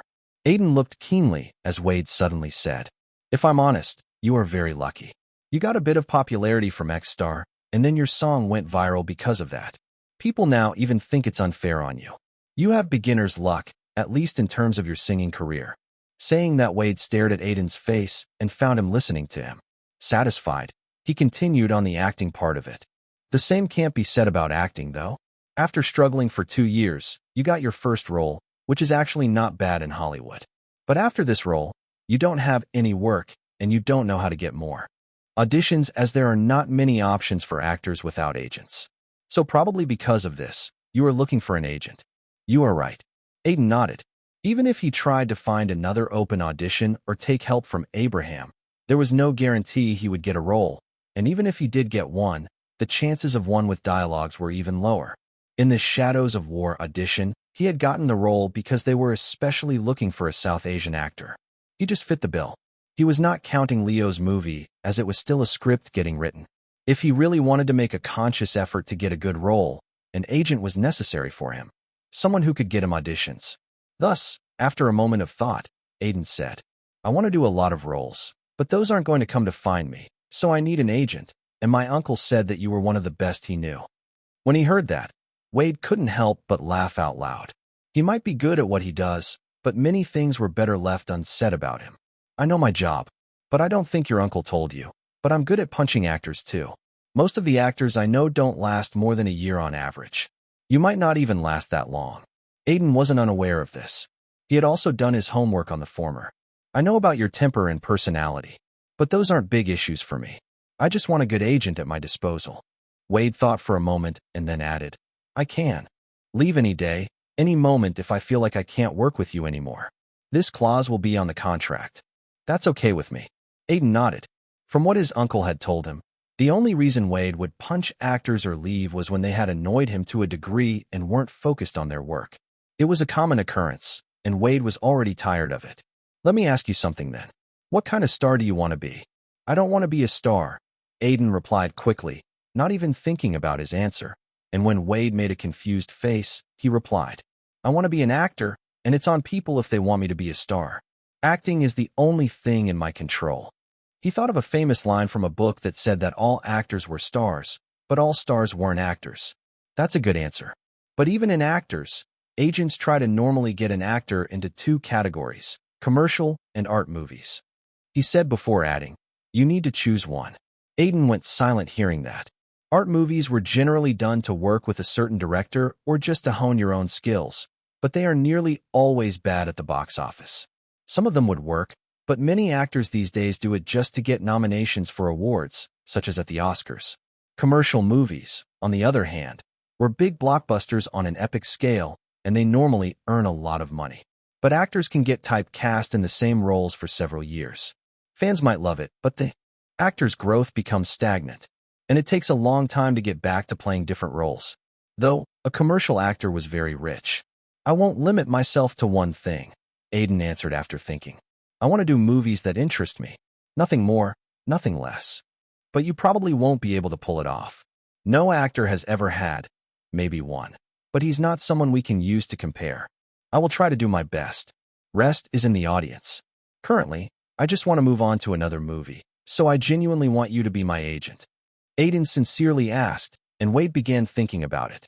Although he didn't have any actors, he didn't want to say okay just because of that. At the same time, he knew that Aiden was not an idiot. He was smart and ambitious.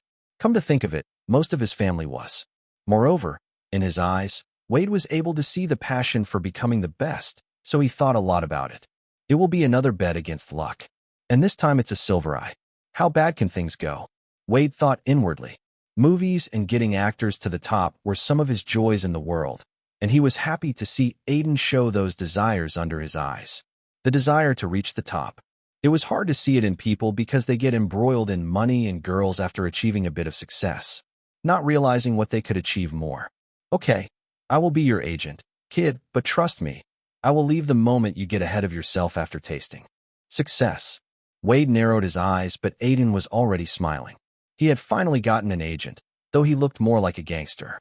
As for his warning, Aiden was sure that he wouldn't change a lot. He just wasn't the type to. Thanks, you won't regret it. I hope not. We will sign the contract tomorrow, and I will start looking for work for you. Aiden nodded with a smile. He wondered what his next role was going to be. Maybe an actor one, or just a supporting character to the lead. Whatever it was, Aiden would be pretty happy to get just another role. Chapter 047, A New Deal and the Ex. When you said you would bring me work, I didn't expect this. Aiden muttered, taking a bite out of a sandwich. In front of him, Wade was also in the middle of eating a parfait. After finishing it, he replied, What were you expecting? Something like auditions. Movie or TV series. I thought you were more proficient in that. But we are here, eating food at a wedding. Aiden made an awkward smile.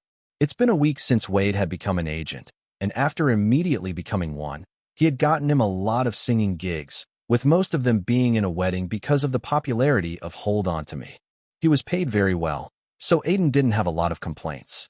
Wade had made a plan for him in just 2 days, keeping both singing and acting in mind.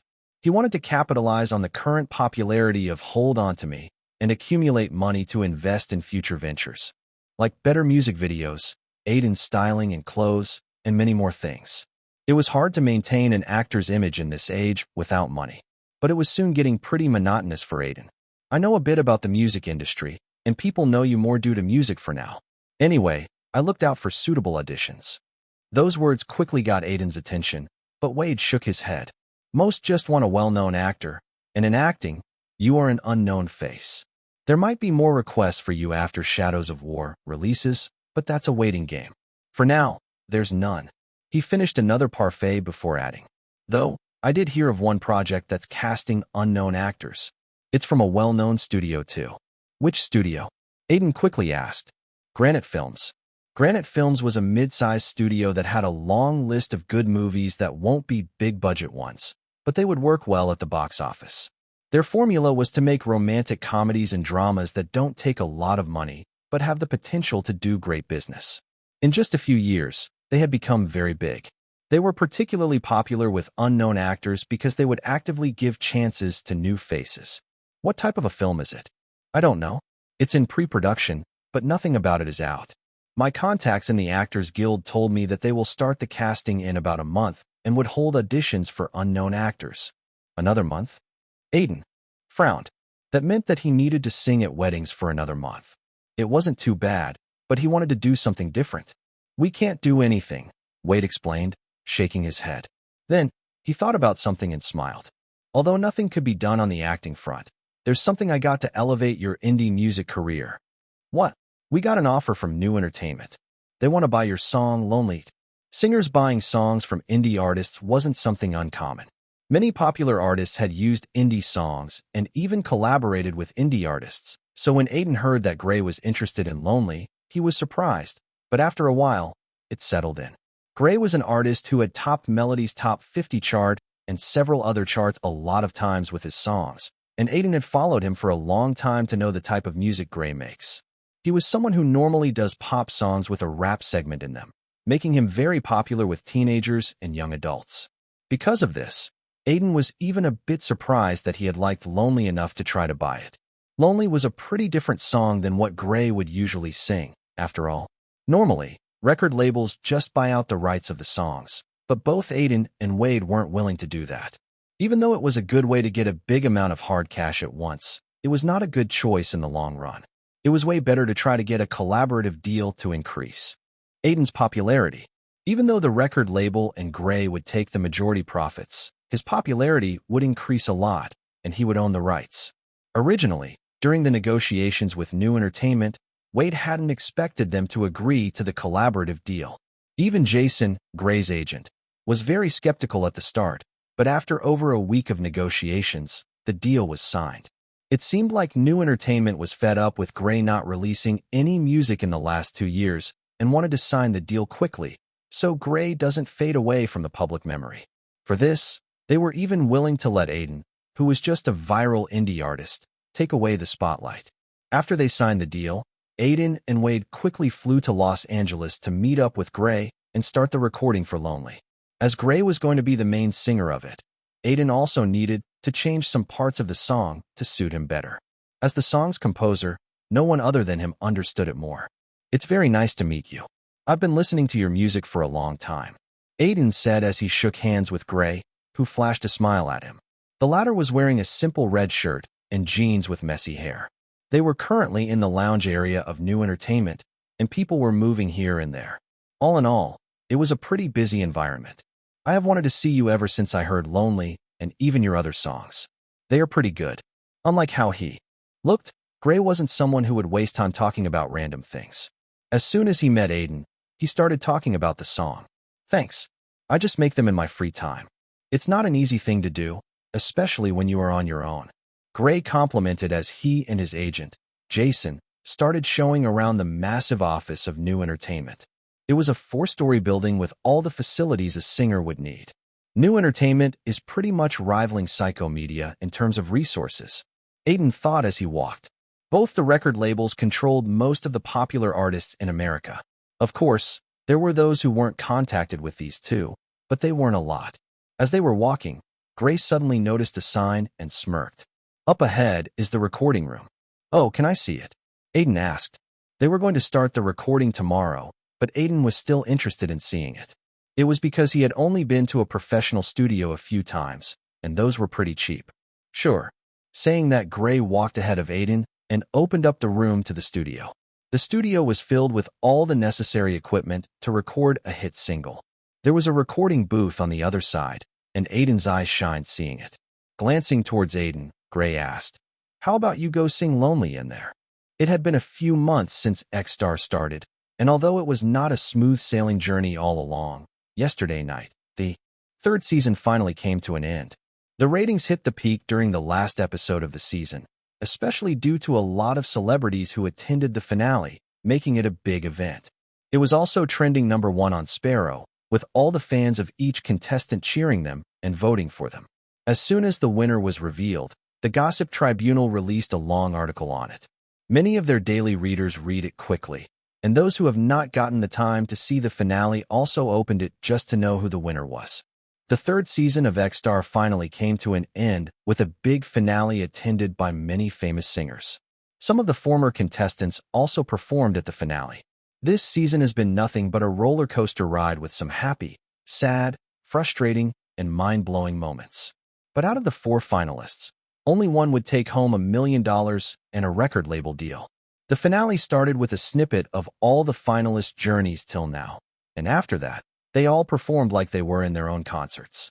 A lot of stuff happened throughout the night, but the main question was still about who will be the show's winner. As the finale reached its end, the results were out, and the voting had ended. Everyone already knew that the final result was only going to be between 2 contestants, Cameron and Rachel. Although both Emily and Lydia were good, they were never able to make huge numbers of fans. So it was no surprise when Emily and Lydia were revealed to have come in 4th and 3rd place, respectively, earning $250,000 each. When the host Marlo stood up by Cameron and Rachel, the entire auditorium where the finale was held was silent to hear the winner's name. Both of these were great musicians and have proven their skills in the show, but in the end, Rachel overpowered Cameron by 1,000 votes to win the 3rd season of X-Star. Not only did she receive $1 million and a record label deal, but it's also reported that she would soon be releasing her debut single. Chapter 048. Gray Oliver, 28 years old. Singing ability, intermediate, grade 7. Special skill, pop song specialist. Aiden couldn't help but stare upon seeing the level of Gray. He was currently seated in the recording studio, just before the recording was about to begin. Aside from Gray, who was in the booth, there were other people present here, including the sound engineer, arranger. Even Wade and Jason were sitting in the back. As Gray was about to start the recording, Aiden had checked his level, and even though he had expected a high level, this was still a shock to him. It was the highest level he had seen till now, and he could only imagine how it would be to listen to Gray's singing live. He even has a special skill, a pretty good one at that. He recalled at one point, all Gray was releasing were pop songs with electronic music. It was also the time when his career had taken off at a rapid pace. It made sense for him to have such a skill. Are you nervous? As Aiden was thinking about Gray's singing levels, a voice made him break out of his stupor. Turning his head to the side, he saw a slightly fat guy with a hat. He was Toby Ellis, the sound engineer that was handling the recording. Apparently, he had been working with Gray ever since the latter's career took off. Not really. It's Gray who's singing. Not me. Aiden replied, but Toby shook his head. Not as a singer, but a composer. It's your song, so I am sure you are probably a bit nervous. Hoping that the recording goes well. Toby said that because he himself was a composer and would be a bit nervous before each recording. When he pointed it out, Aiden realized he indeed was a bit nervous. A little bit, but I feel like it will go well. Toby nodded, and at that moment, Gray gave the signal that he was ready to start the recording. Then closing his eyes, he took a deep breath before starting to sing. Where have the good days gone? The times where we used to ask our friends for games to loan. We used to have a dream of growing magically. But did it all end up so tragically? As Gray finished the first verse, Aiden noticed a silver light filling the recording booth. Until now, he had already gotten an idea that each light was unique to its own grade. White light meant that the singer was singing at a beginner level, and silver meant intermediate. Maybe there was gold for the advanced grade? He's really good, Aiden thought as Gray's voice came out from the speakers. It was a pretty good voice that didn't sound rough, but it wasn't overly sweet at the same time. Moreover, it blended well with electronic sounds. But he noticed something weird when Gray began the second verse. Now, I'm just a guy sitting in the small space that has become my life. No friends, nothing, nada, for whom I would strive. The light suddenly turned a bit weak. Ultimately, silver turned to white, and Aiden frowned. Stop for a second. He turned towards Toby and said, giving the signal to stop to Gray. Toby made a confused expression. Even Gray made a similar expression and asked after coming out of the booth. What's wrong? I feel like we could do this one better. It just doesn't seem right. The first verse was great, but the second one sounded very weak. Can you play both one by one? Toby nodded and played them one by one. In the first verse, Gray's voice felt powerful, and the notes were all right, too, but the second verse felt a bit lacking compared to it, like the song had completely lost touch. You are right. It does sound a bit off. Gray sighed, putting a finger to his lips, wondering what they could do. What do you suggest? He looked at Aiden, who had pointed it out. Thinking about it for a second, he tried to remember which part the light had become weak at.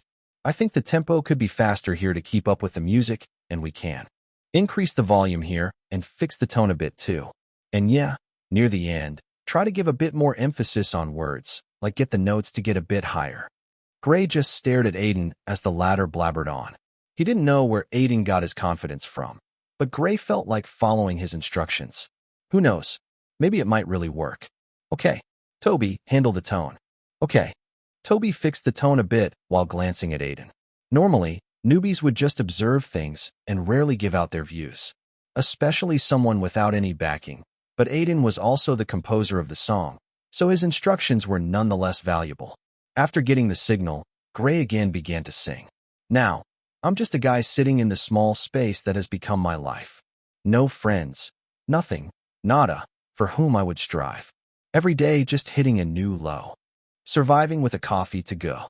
This time, the results were completely different. There was no white light, and the silver light was very strong too.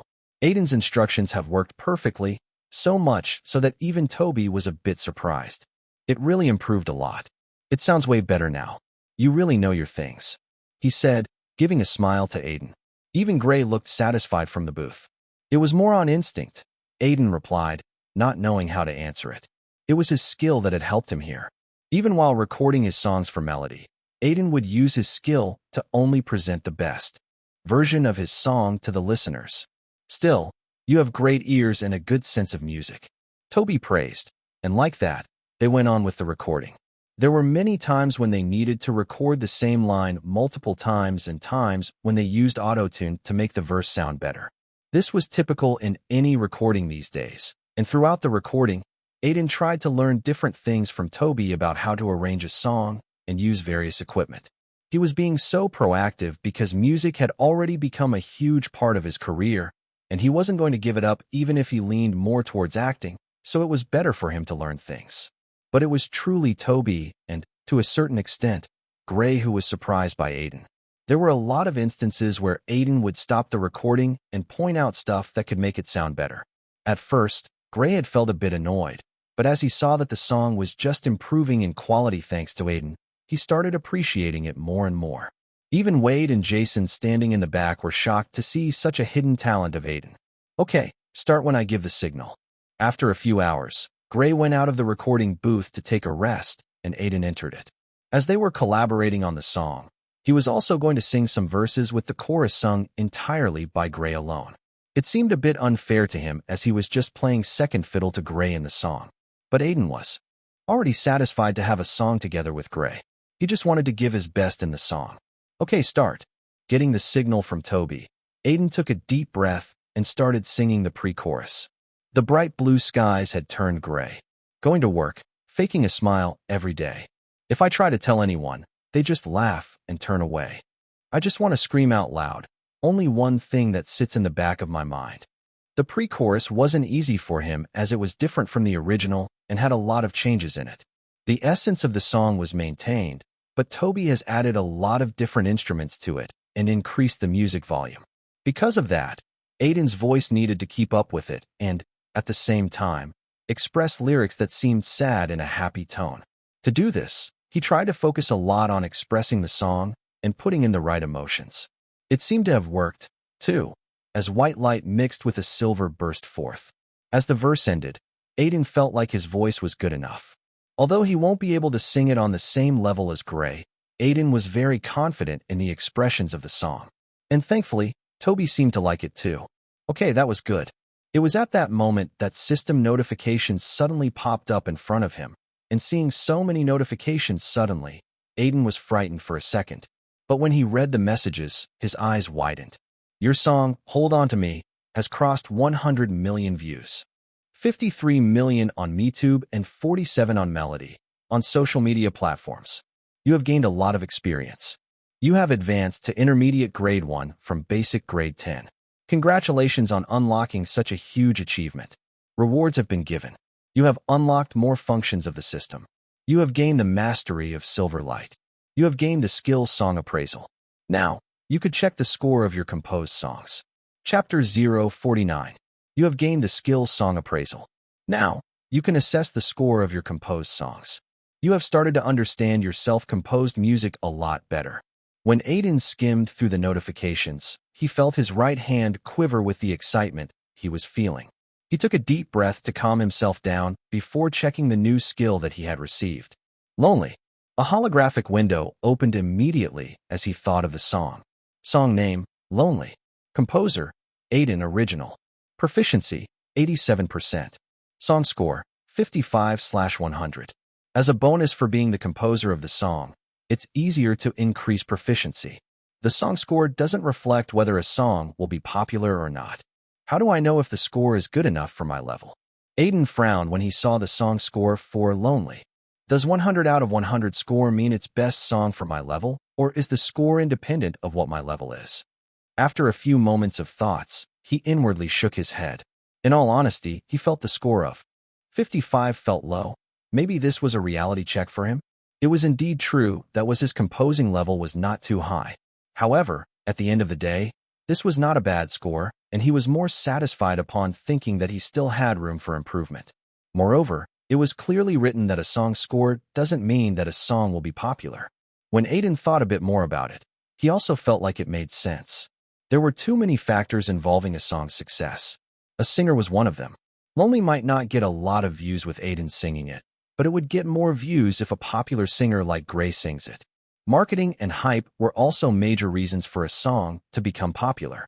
There were countless good songs that weren't popular or heard by many, while there were a lot of bad songs that were really popular. I wonder how my singing will sound now. Aiden thought in his mind. He removed the system notifications in front of him and saw that Toby was giving him weird looks. Aiden, are you okay? You suddenly look out of place. Yes, I'm fine. Was just thinking about something. He quickly replied. Okay, let's go on to the next verse. We will take a break in half an hour, so let's get some more lines right till then.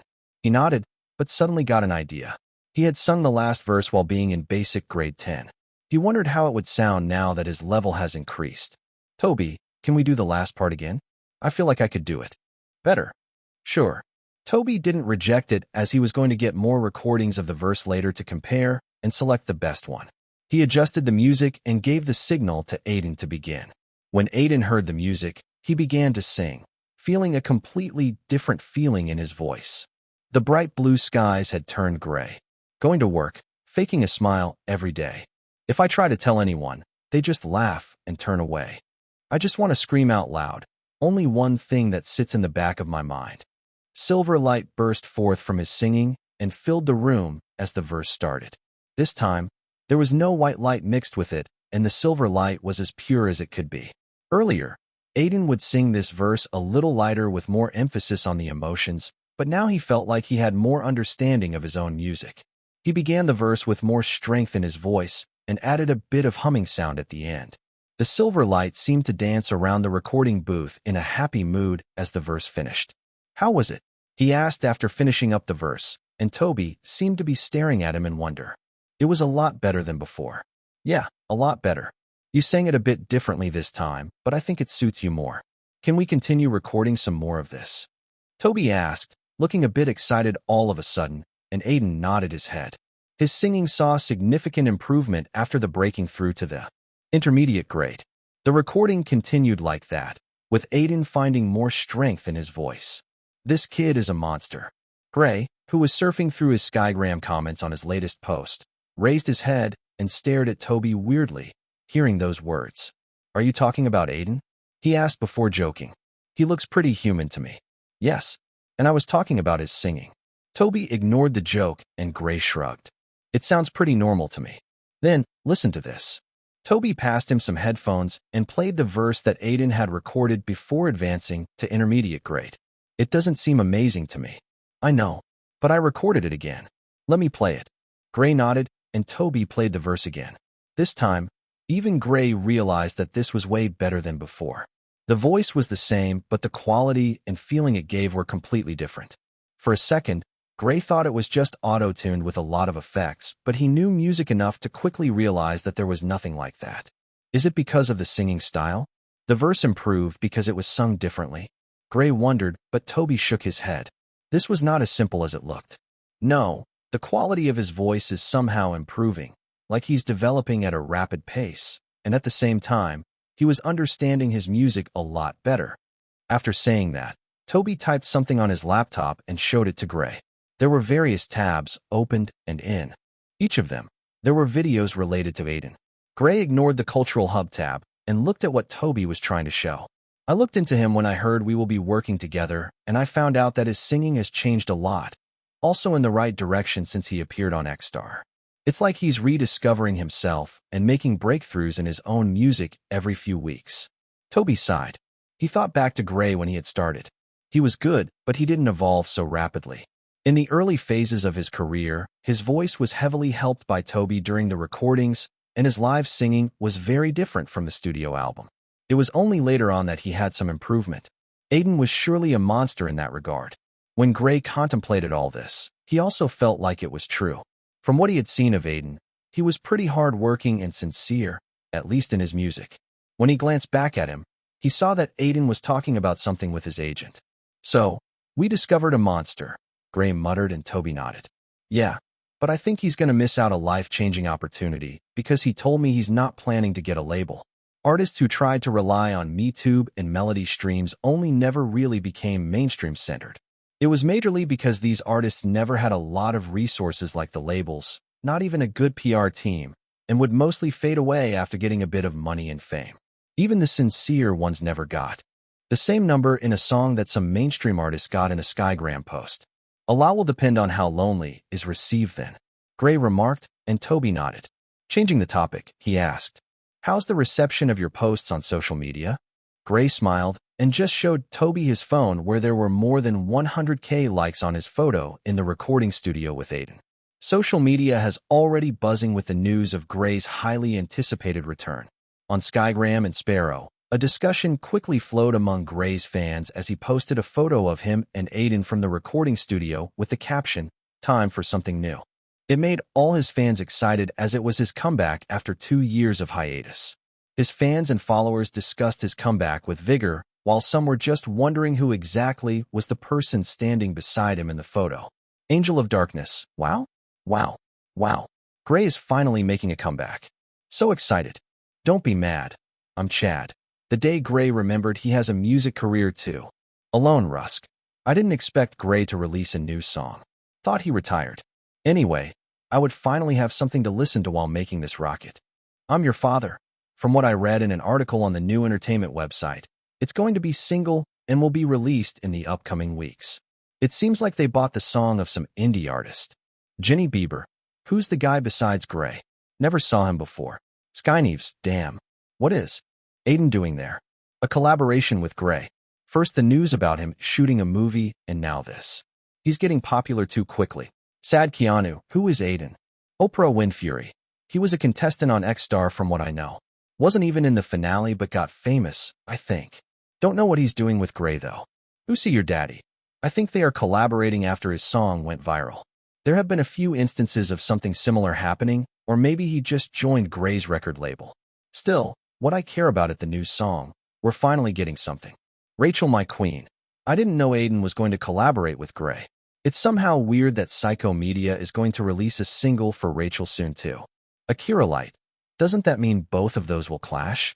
Though, Rachel would be at a disadvantage. Hee a rematch. Kiss my axe. I won't say she will be at a disadvantage. She has everything as a new artist, coupled with the hype of winning X-Star.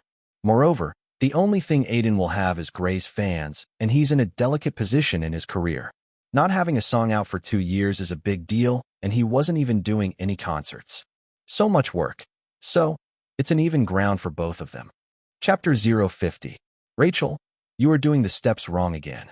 Rachel stopped in her tracks when her choreography teacher, Karen, called out once again. Seeing the frown on the latter's face, she knew she would get another scolding. I told you multiple times to focus. If you mess it up on stage, you will be a laughingstock for people on social media. It's a simple step at that, so focus on it. I understand. It's been 2 weeks since Rachel was crowned the winner of X-Star Season 3, but rather than celebrating the success and taking a break, she had decided to focus on her debut album and use the momentum she had due to her newfound popularity. Steven, who had given her the contract for Psycho Media, was happy to see her dedication. Moreover, it was the ideal time to make a debut when she had the hype of X-Star. The debut song was already completed, and Rachel was busy recording it. Aside from that, she was learning some dance steps for her performances. But it wasn't really going well. I'm not really good at dancing, she thought. If it was singing, she was very confident in it, but her dancing was the opposite as she had never learned it. Now that she was told to learn some steps in a week or two, she was finding it very hard.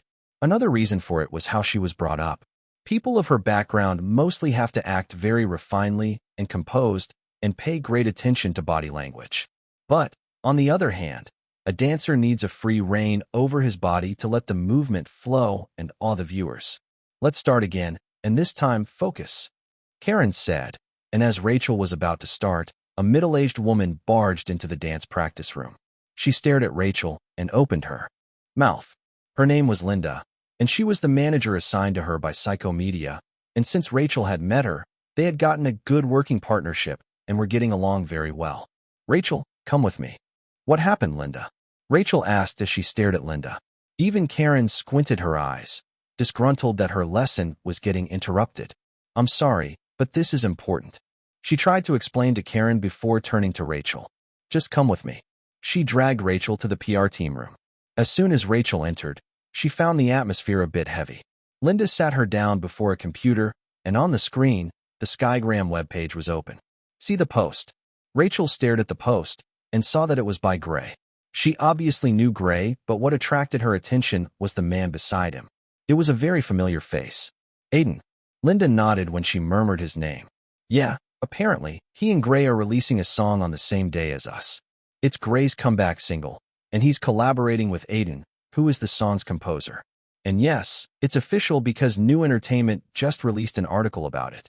A PR team employee chipped in as Linda finished her explanation. Many people are already noticing that you and Aiden are again going to clash, and some are even saying it's going to be a rematch, and the public will be the judge this time.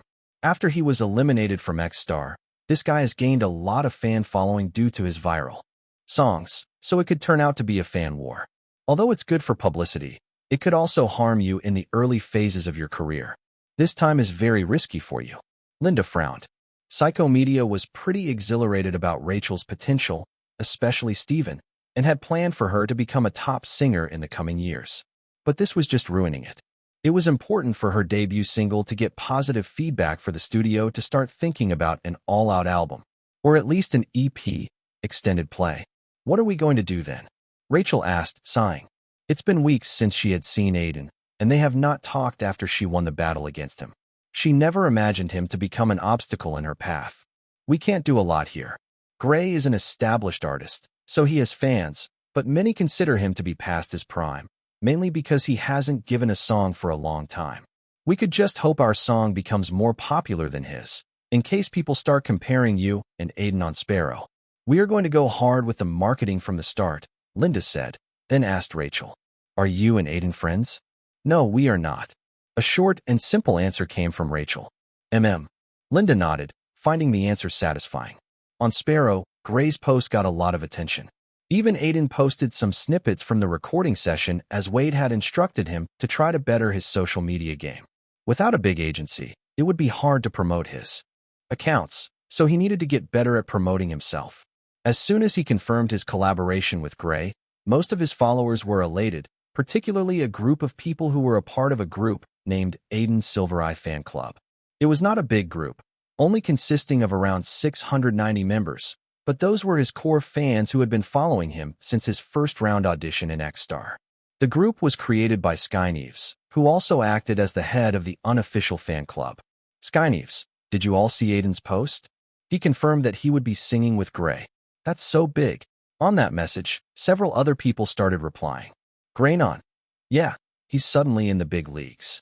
Did he get roped in by New Entertainment? I didn't hear anything about that. Hollywood Insider. No, he's not interested in agencies or labels. Trying to find his path alone. Pretty brave and stupid. Hashtag Aiden supporter. Aiden's wife. Does anyone know when the song will come out? April on the Roof. I searched articles, and it said it would release on September 3rd. Coincidentally, Rachel's debut single is released at the same time. Horn XY. So, it's finally revenge time. Many group members joined the discussion when a member talked about revenge. However, everyone in the group still berated Aiden's loss against Rachel and felt like it was his chance to take revenge. He wasn't able to defeat her in X-Star, but his songs have gotten a lot of views, so he could actually defeat her in the music charts. In the recording studio, both Aiden and Gray were singing together. Toby wanted some recordings of their voices together for different versions of the song, so they were doing that part. And while singing, Aiden felt like he would go blind with all the bright silver light. I don't want to go down like this. I can't find the passion, and the only thing I could do is to wish. No, I don't want to be picked up. Even if I'm lonely, I know I could be something more. Maybe that is lost in my heart, but I'm trying to find it and soar. I just want to scream out loud. Only one thing that sits in the back of my mind. A melodic and catchy tune with guitar and keyboard sounds played in his ears as he and Gray sang that verse together. It had taken a bit of time, but they succeeded in getting their voices together in harmony, and their lights were mixing well with each other. Though, it was clear that Aiden's silver light was way weaker than Gray's. But as he was trying his best, they could keep it together. Just the final verse is left now. Aiden thought, and took a deep breath before the final verse. Ooh, I just feel lonely. Looking for a way out of this, but everything is fading slowly. Ooh, I just feel lonely. My days are eating me up. Nights feel empty, and no one knows me closely. Ooh, I just feel lone, ly. As the last line finished, the silver light started to die down. Aiden felt a bit parched and tired as he had poured every bit of his emotion and energy into his voice that he could gather. And looking at the smile on Toby's face, it seemed like things had turned out good for him, and the recording had gone well. Okay, guys, this is it. You sure? Gray asked, wiping the sweat off his forehead. He was soaked in sweat as he had sung continuously for a long time. It was especially taking a toll on him because he was doing such a long session after more than a year. Yeah, good job. I think we have enough. Let's wrap the recording. When Aiden heard those words, he couldn't help but smile. After working for so many hours, they finally finished the recording. It was his first official recording, and he has truly learned a lot of new things. It was truly a much-needed experience for him. Now, I only need to wait for the viewers' feedback. Let's hope this song gains some traction so I can firm my foothold in this industry. He thought, thinking of the release date for Lonely, and prayed in his heart that it would do well. Chapter 51. Every week, a famous music magazine, Record, which covers everything in American and international music, would publish an article on the upcoming songs. They mainly covered mainstream singers or those from famous record labels. These articles would be free for everyone visiting their website and would talk about singers and their songs. This week, the magazine covered one of the most interesting music clashes in recent times. The title of the article was interesting enough for people to click on it. Like every week, we are back with some of the most anticipated releases of this week. On the music charts, Wild Dogs by the rock band Hounds and the pop song All I See Is Red by famous Canadian singer Ron McLary are still ruling. Both the songs have already gotten over 100 million views on YouTube and are one of the most popular songs to stream on Melody and other streaming services like Musicify. But do the songs released this week have enough strength in them to pass these songs' popularity? Let's discuss that. First of all, there are not a lot of songs released this week. Only two, in which one of them is a debut single from someone who had gotten a lot of fans by winning the famous reality show X Star, and the second one is a pop star that has largely become irrelevant after taking a break from showbiz, but is now planning a comeback. Yes, we are talking about Rachel Rose and Gray. Rachel, who had recently signed a deal with Psycho Media, seemed to have worked day and night in her debut, according to the rumors. Her debut single is titled Forever, and it seems to be a love song written and composed by famous songwriter Alyssa Williams, who was also one of the judges in X Star.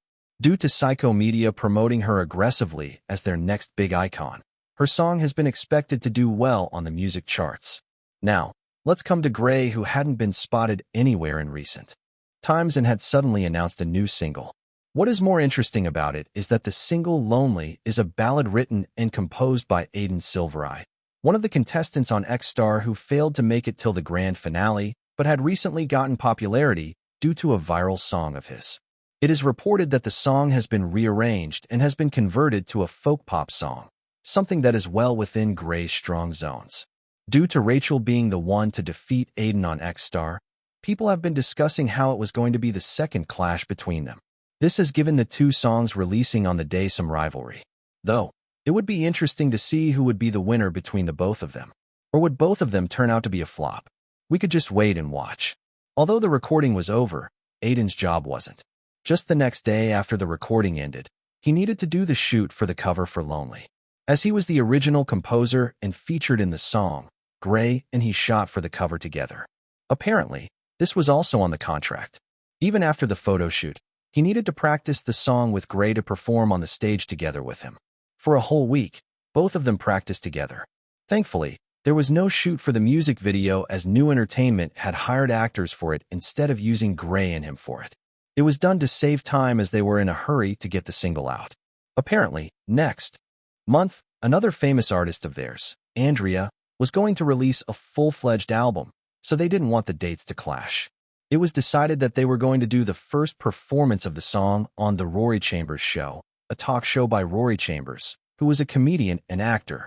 It was just going to be a segment at the end, but it was a very big opportunity for him as the talk show was very famous on the TV channel CMN, being watched by millions. Moreover, Aiden was just going to appear in some of the performances at the start, and Gray would mostly do them on his own as it was his song, and Aiden was just featuring. Even though it was a bit unfair, showbiz was just like that and New Entertainment was the powerful one here. They would not have signed the contract if Gray was not getting most of the limelight. Both Wade and Aiden understood that well and were just using this chance to get some more popularity. That's why Aiden practiced hard, and even though he knew that people were pinning him and Rachel together for a clash on social media, he just focused on improving himself and giving a good performance. Social media discussions were irrelevant to him. Aiden wanted to know how people were going to react to him after he had evolved his skill to intermediate grade. And finally, on Saturday, September 1st, the day of the first performance came. I don't want to go down like this. I can't find the passion, and the only thing I could do is to wish. No, I don't want to be picked up. Even if I'm lonely, I know I could be something more.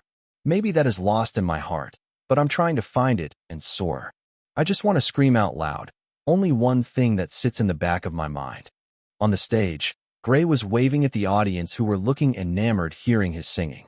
Silver light filled the hall as the performance was at the end. It had started with the introduction of both Gray and Aiden, and after that, the audience had just gone wild when the song began. With Gray's charisma and Aiden's sweet, charming voice, the audience truly got an experience that they had not expected at all. As Gray finished his verse, he looked up at Aiden, who was standing on the left, and both of them started singing the last verse together. Ooh, I just feel lonely. Looking for a way out of this, but everything is fading slowly. Ooh, I just feel lonely. My days are eating me up. Nights feel empty. and no one knows me closely. Ooh, I just feel lonely. Yeah, I just feel lonely.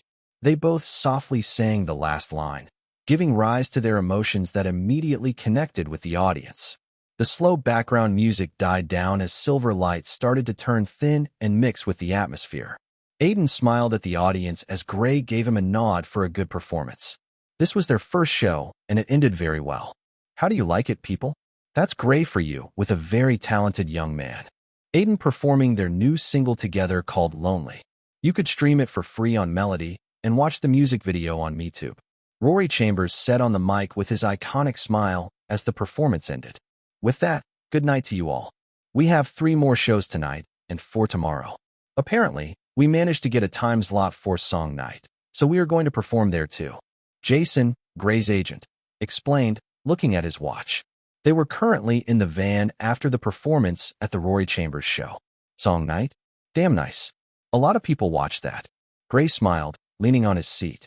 Song night was a program in which famous singers would sing their songs back to back. Every singer can perform only one song, and after that, another would come out. It was never known to the audience which singer will be performing, so it was always a surprise for them, making it a pretty simple yet unique show. The schedule is tough, Aiden thought, but somehow, he didn't feel like he wouldn't be able to do all of it. In fact, he felt excited as the more exposure the song got, the better it was going to perform. As he was thinking that, his eyes landed on Wade, who was scrolling something on his phone. What are you looking at? He asked. Music charts. Some of them will be updated next week, but Melody's new top 50 singles chart is updated every day. I'm looking for Lonely in there. His words attracted the attention of Gray and Jason too, and they quickly asked, in what position Lonely is? Yeah, it must be at least in the top 20. Wade scratched the back of his head, giving an awkward smile, which made Aiden worried for a second. Was the song not doing that well? Actually, it's 11th on the charts. Aiden sighed in relief hearing that. Gray and Jason looked a bit relieved too. 11 was not a bad number by Gray standards.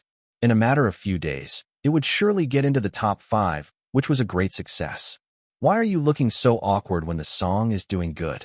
The thing is, see it for yourself.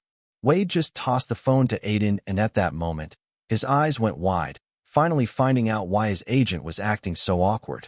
Lonely by Gray Ft. Aiden Silvereye, 11th. Forever by Rachel Rose, 8th. They were behind Rachel. Chapter 052. The next few days for Aiden could be best described with the word hectic. It was as if the days were passing by too fast, and he was just running around from one place to another, doing shows. Wake up at 7 in the morning, put on makeup, practice singing, doing shows till 4 in the morning before getting some sleep. They needed to perform the song at various places and promote it so more people could hear it. From TV shows to smaller events, they moved from one place to another. New Entertainment even hosted autograph events where even Aiden got asked to give autographs, which became an extraordinary moment for him. His throat felt dry from too much singing, and the only good thing was that he was getting a lot of experience. Aiden was hoping his skill level could increase again, but as he had climbed upgrades, he had noticed that it was getting harder and harder to level up. After a week of living the life of a singer, Aiden finally understood how hard a singer's life could be. Wade told him that the schedule being so hectic was one of the reasons he never tried to become the agent of a singer. Even though he was finding it tiring, Gray was pretty used to it, saying it was nothing compared to an album release. He had taken a 2-year break, but he was still someone who had lived a mainstream singer's life for more than a decade. What's next on the schedule? Aiden asked before taking a sip from a bottle of water. He and Wade were currently sitting in the van as another show had just ended. Gray was still outside, taking photos with his fans. Another small event at a mall. We have this stuff till tomorrow before participating in song night. Wade replied in a monotonous voice. At this point, my throat will give up before these events end. That's how a singer's life is. An indie singer might not get a lot of events, but someone like Gray is very different. It's good that you got to work with a mainstream singer to see the lifestyle. And it's better to get an idea for the future. Aiden nodded, hearing that. If he was going to make singing a major part of his career, then it was not wrong to say that he was aiming to be a mainstream singer. Although such a singer without a major label was unheard of, having a system was not something sane either. If anyone could do it, it was him. Which position are we in the music charts? Aiden asked, changing the subject. 7th in Melody Hot 100, 8th in Music Box, and 12th in Chartbuster. He said before adding, on every chart, we are behind forever. Aiden frowned hearing that. They were doing a lot of shows to promote the song, but it was still behind Rachel. Somehow, it irked him, maybe because he had lost to her before. They are doing a lot more promotions than us. Yeah, Wade nodded. It seems like Psycho Media are betting everything on her and are very confident in her potential. But, unfortunately, we can't do the same. The main reason Rachel's song was higher than theirs on the charts was because of the aggressive promotion strategy of Psycho Media. They were pushing her song to become #1. On the other hand, New Entertainment was already happy with the comeback single of Grey. It had done well without too many promotions. They were pushing all their resources into Andrea's album next month, so even if Aiden wanted the song to do better, he couldn't do much. You should not worry about it too much. You are already doing a lot better than I thought, Wade said, seeing Aiden's expression. How many people with no company backing them up could reach so high up on the chats? Grey is popular, but the song is yours. When he heard those words, Aiden felt like someone had poured cold water over his head. He realized he was being too hard on himself for no reason. I forgot to enjoy my success due to thinking too much about beating Rachel, he thought, shaking his head and smiling a bit. I think I was acting too hard on myself for no reason, he muttered, and Wade nodded. Yeah, after we finish all the shows, we should enjoy ourselves a bit for doing a good job. I can't think of any words. Joseph Quinn frowned, looking at his PC where a blank document was opened. He had been trying to write for 2 days now, but no matter what he did, he couldn't think of any words to write. Before, he would be able to type out hundreds of words, but he had been suffering from writer's block for a while now. My deadline is near, Joseph thought. He was a very popular author who even had a bestseller in his resume. But for a while now, he was not able to write well. Currently, he is in the middle of writing the next volume of his most popular work, a fantasy based in a dystopian world. The first 3 volumes were very popular, especially among young adults and teenagers, and people were anticipating the next volume.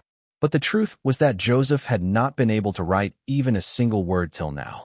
His editor was calling him every day to ask about the progress, and he could only give an answer that disappointed him. I won't be able to do even a single chapter like this, he sighed, rubbing his eyes and getting up from his seat. He walked around his house for a few minutes before slumping down on the sofa, anxious about his novel. Not knowing what to do, he took out his phone and decided to listen to some songs. Opening up Melody, he saw some ads for some of the newly released songs. He was trying to scroll down when he accidentally clicked on one of them. He normally didn't listen to any songs from artists he didn't follow, so he frowned when an unknown song suddenly started playing. It just added to his annoyance. But as he was about to click back on the song, the soft melody of the guitar stopped him in his tracks, as he immediately felt like it was a very sweet tune. When the first verse started, Joseph was slightly surprised, but he soon relaxed. At this moment, he decided to listen to the whole song. As minutes passed by, the first and second verses passed, the chorus started, and another verse entranced him after it passed. When the whole song ended, Joseph played it again. It was only after the 5th time that he felt he was satisfied. Lonely by Grey and Aiden Silver Eye. He muttered out the name of the song and singer. He felt like he had heard of Grey, but the second name was very unfamiliar. Still, it didn't matter. He found a good song today. Somehow, the song had distracted him from all his worries, and at the same time, he was clearly able to see that the song carried a whole story in it. As an avid music fan, he knew that songs like this were very rare these days. Only some singers were able to pull it off. I suddenly feel like trying to write again, he thought as he felt his stress lessening a little. One of the major reasons for his writer's block was the stress and the deadline coupled with the anticipation of his readers. He didn't want to write a book that didn't satisfy his readers. But the song reminded him of the time when he still used to work as an HR employee in a tech company. He was like the guy in the song, not expecting his life to become like that, doing something every day that he didn't even enjoy.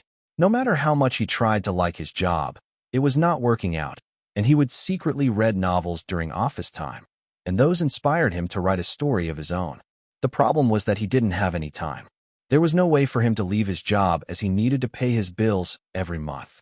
It was then that he had started to write a novel during the weekends.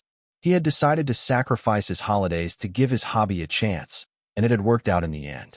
A publisher had given him a contract, and his life changed after that. He had forgotten about that time when he just wanted to write a good story, not for anyone else but himself. Joseph logged into his Sparrow account while reliving those moments through his memory. His account had more than 2 million followers with the profile photo of an One-san from a popular cultural anime. He had not tweeted in a while, but he decided to do so today. Just got the inspiration for my next volume, thanks to a song. You all should listen to it. It's called Lonely by Gray and Aiden. Check it out, guys. You won't be disappointed. Anyways, back to writing.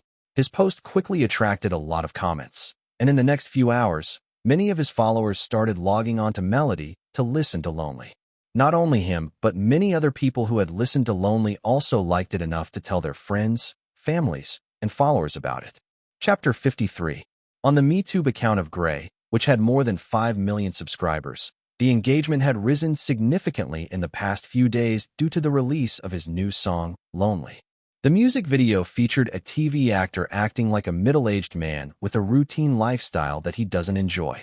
Throughout the music video, he gets increasingly worn out, and the final bits of it just show him punching his boss and running on the streets with a smile on his face like he was finally free. It was a very well-thought-out music video, and until now, it had already gotten 19 million views with over 500k likes and only 23k dislikes. The fans actively chatted in the comments section. Loot Electric Rat. The music video is so good. I could watch it every day. Knife in my eyes. I love this song. Why does it have so few views? It should be over 100 million at the least when songs about girls' private parts get billions. You can't see me. This is so bad of a song. Ugh, I'm not too fond of it. Gray is way past his prime. And who is even Aiden? Anyone could become a singer these days. Dislike, dislike, dislike. What glitters is gold. Gray is back finally. Was waiting for it for a long time. Great song. Please like and subscribe. Can you please check out my channel? I work so hard and only want 100 subscribers. Ugly Guitar Dude. This song makes me want to punch my boss and run out, but then my wife gonna punch me back to my office. Mitron. The song is really different from Gray's previous songs. He's finally evolving his music, it seems. Where are cute guys? Can you all give me the skygram of this Aiden? I saw some photos, and he seems cute enough to check out his profile. America's Ass, the song Dope AF. Hormonal. I love this song so much. Hearing it on a loop these days. I really hope Gray holds a concert soon. The response to the song was outstanding according to the estimate, but it was still lacking compared to Forever by Rachel. Though, it didn't matter to Aiden. He was already over the thought of beating Rachel and focused more on taking slow, small steps and enjoying his success. Compared to the start of the year, he was already miles ahead. It was vital for him to focus on himself, and after Wade had made him realize that he was subconsciously not appreciating himself, he immediately changed his attitude. Aiden's streak of performing with Gray ended as the promotions for Lonely were soon going to end. Gray was going to go to Canada and the UK for more shows while Aiden wasn't going to accompany him. He would return to New York. But before that, they needed to perform together on the show Song Night. Song Night was a show on Alphabet Network, one of the top 3 channels in America, so its impact was pretty significant, and this was the final push in their promotions. You are second on the show after the band Caged Animals. When we give the signal, you need to start your performance. Just do the same as the rehearsals. Currently, a staff member was explaining about the show to Aiden. They were backstage, and it was a pretty busy atmosphere, with people running around here and there. In the distance, he could even see some famous singers and bands. One of them was even flirting with a production employee. I understand. Aiden nodded to the tired-looking staff member. Where's your partner, Gray? He went off somewhere, saying he would catch up with a boy group that he hadn't seen in a while. He would probably be in one of the waiting rooms. The staff member frowned, rubbed his forehead, and left to find Gray to clarify the schedule to him. The job must be very stressful, he thought, feeling a pity of pity. The job of an employee in the production of any show was very hard, especially on a show like Song Night with many celebrities involved. I should also look for Wade, Aiden muttered, glancing around. He was just going to enter the hallways to look for Wade when his eyes suddenly noticed a familiar face. What is she doing here? He thought, suddenly feeling a bit stiff. It was Rachel, and as to what she was doing here, that was pretty self-explanatory, but he had no idea she would participate in song night. She hadn't even appeared in the rehearsals. As he was looking at her, she suddenly noticed him. Her face showed some surprise, and suddenly, she walked toward him. I didn't expect to see you here. It was after a few months that they saw each other, so the atmosphere was a bit awkward, especially because of the rivalry between the two of them. Yeah, congratulations on winning X-Star. Aiden smiled, trying to act normal. Your song is doing pretty well too. It's just hectic. Going from one show to another, giving interviews where they will ask you the same kind of question. It's kinda annoying, she said while frowning. Her words were a bit blunt, but Aiden understood where she was coming from. She was under a lot of pressure from Psycho Media. Then, she suddenly stared at him. Aren't you doing good by yourself? Viral songs, and then a collaboration with a famous singer like Gray. I am, and I'm pretty happy about it. Aiden smiled, but it seemed like Rachel wasn't expecting him to give that answer. Still, I won. Your song is still behind mine, she said, in a bit highfalutin tone, surprising Aiden. He knew that she had a lot of pride, but it seemed like she was not hiding it anymore. Not knowing whether it was good or bad, he shook his head. Yeah, but it already exceeded my expectations. I'm not really taking the online fan war as something important. I'm happy with where it is right now. Aiden. As he spoke, Wade suddenly walked out of a door connecting the hallway to the backstage. He was panting a bit, looking exhausted. His sudden entry startled both Rachel and Aiden. What happened? Is there anything wrong? Aiden asked, walking towards him, but Wade just showed him his phone. Lonely is number 3 in Melody's charts, ahead of Forever. Even the views on MeTube are increasing a lot faster now. What? His words made Aiden's eyes widen. But rather than him, the expression of Rachel standing beside him was something truly indescribable. She looked pale as shock appeared all over her face. In the next few days, Lonely left Forever behind on the charts and reached new heights. On Melody's new top 50 singles chart, it stayed in the 2nd position for a long time. Other than that, it was going places in other charts too. On the Chartbuster website, it was the 5th, while on MusicBox, it was the 4th. MusicBox, a music magazine, even did a whole article on Lonely, saying how it was the song of the 2nd quarter of the year which truly connected with the people. It made people recommend the song to their friends, which was essential in its growth, which was pretty slow at the start. On MeTube, it got 47 million views in just a month, and it was estimated to reach more than 100 million by the end of the year. It was doing way better than Forever, whose growth had stagnated at around 44 million views. The results were more or less similar in Melody and other streaming apps. Its popularity of it was clearly seen in Aiden's social media numbers. They had already reached 200K after Hold On To Me had gone viral, and with Lonely, he was now sitting at 700K followers on Skygram. On Sparrow, the number was 550K, and his unofficial fan group was slowly getting more and more members daily. It now stood at more than 2,500 people. Skyneeves, let's party. Aiden beat Rachel in their 2nd clash. I knew he would beat her. Girl boss. Yeah. Although I was scared because Psycho promoted her too hard. I was only seeing her on every single app. April on the Roof. That's just their aggressive marketing. But word of mouth spread quickly about Lonely. You are welcome. Even my dad was recommending the song to me today. Apparently, both of my dads were. Pups are power at You Are Welcome. I feel like something is wrong with your family. Cats are supreme leaders.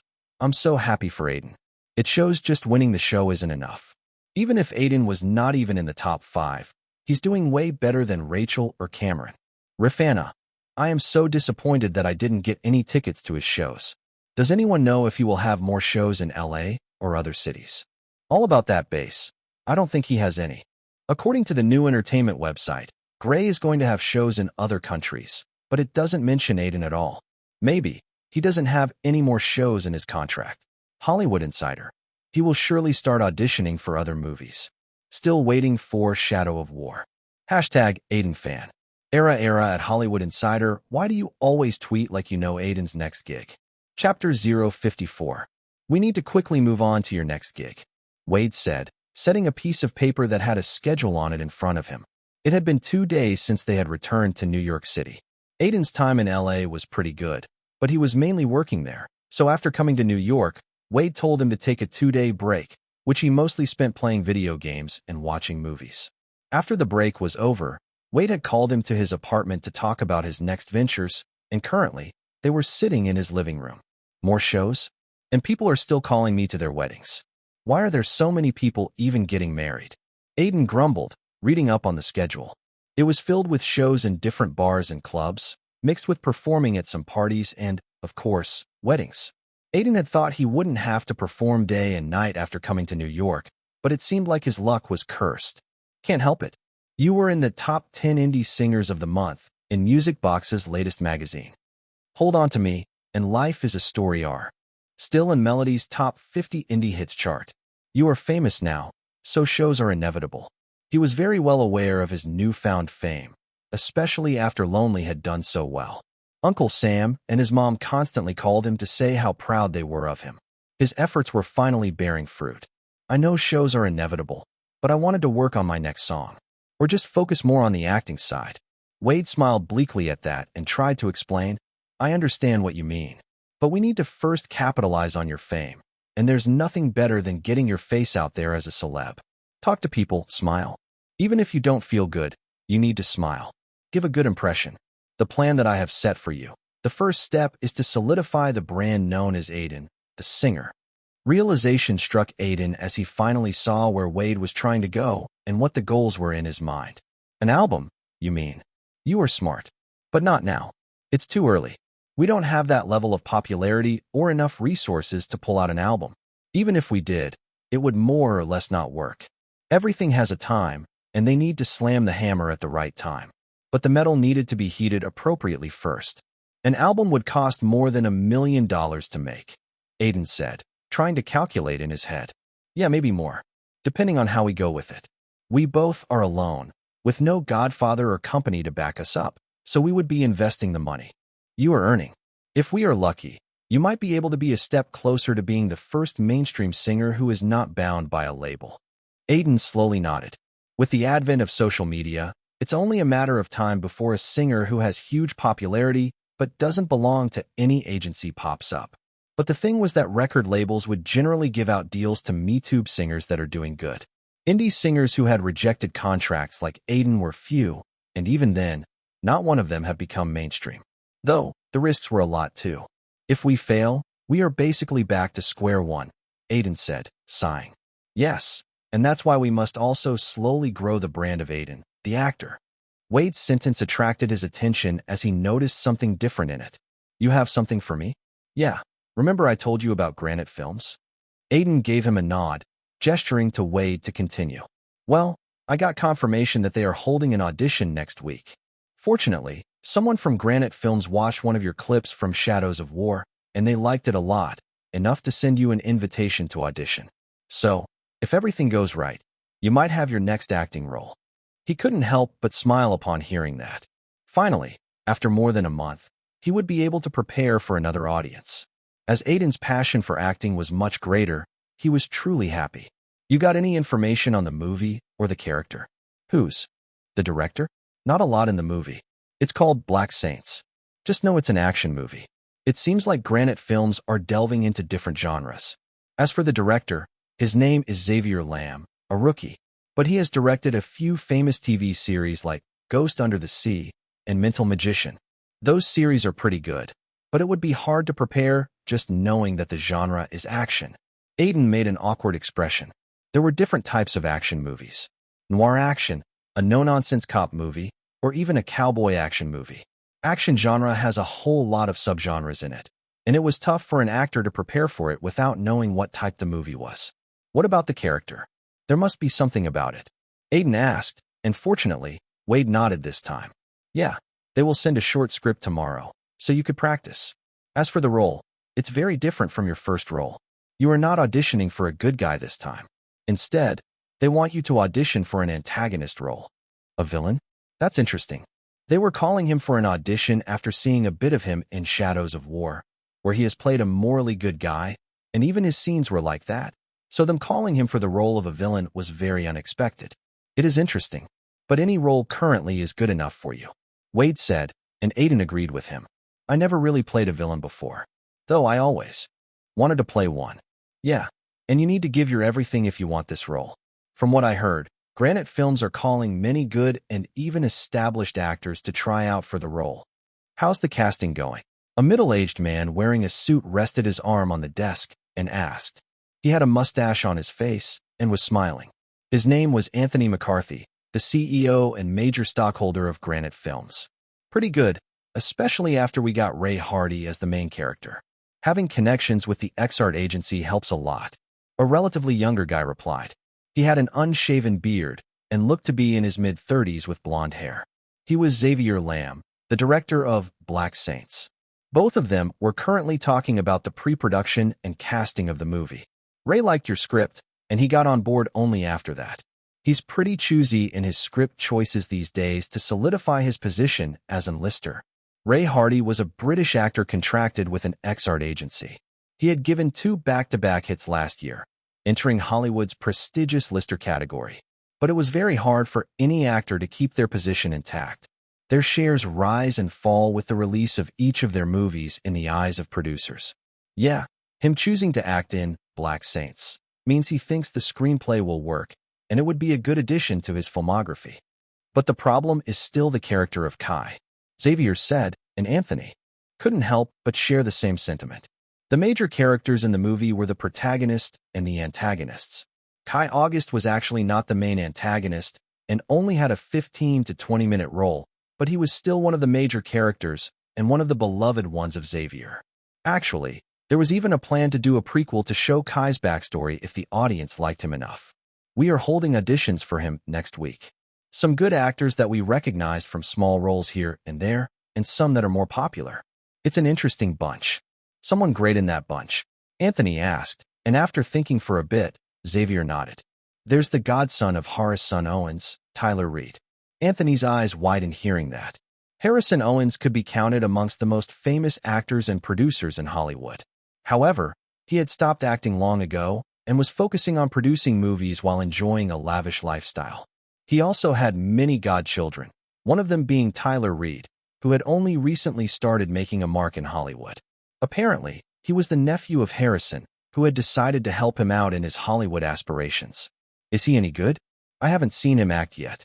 He's average, Xavier replied, and after a moment of thought, he added, but I think he's an actor who's just a bit lazy. He has talent, but it's about him putting an effort in his role. Probably because he has a huge backup being the godson of such an influential guy. Anthony tilted his head, wondering if it would be good for Granite Films to connect with Tyler Reed, who will be a link for them to Harrison Owens. Yeah, it depends on the audition. I don't want to give him the role if he's above average. The media focus on Tyler because of his connections, so it's free publicity. So more or less, the role is his. Chapter 055. From the next day, Aiden's life got busier with all the shows he was doing. He would wake up early to sing at a wedding and end the night with a show in a bar. Other than that, there was also the audition that he was preparing for. He had gotten a short script that was a whole scene. He read it every time he got a chance to understand better the character he would audition for. He kept one eye on his system and his acting skill, which was just a step away from breaking into intermediate grade 1. Aiden was very curious to see what new skills he would get after breaking through, especially because of the effects of him getting his singing skill to evolve into intermediate grade 1. His singing had changed entirely, got a lot better than before, and he could use his empathy skill a lot easier. He was hoping for the same thing to happen to his acting. On Friday, 2 days before the audition, Aiden was in the car with Wade, drinking tea. It was still early in the morning, and he was a bit sleepy. Taking a sip out of the cup that he had bought at a coffee shop, he couldn't help but grumble, I don't know why they call it chai tea. Chai basically means tea, so it's like saying tea. Well, cultural differences. Wade chuckled. They may have failed to understand what it means. Not like people care. Aiden shook his head and glanced outside. The weather was a little bit cloudy. It was the middle of September, and winter was still 2 months away. Anyway, I've never been a model for a clothing brand. Do you have any tips? Aiden said, turning towards Wade. Today, they were going to a studio for a photo shoot for an endorsement. As he had gotten famous, brands and companies had started to keep an eye on him. Aiden was handsome, and he was also getting popular at a rapid pace, someone perfect for brands.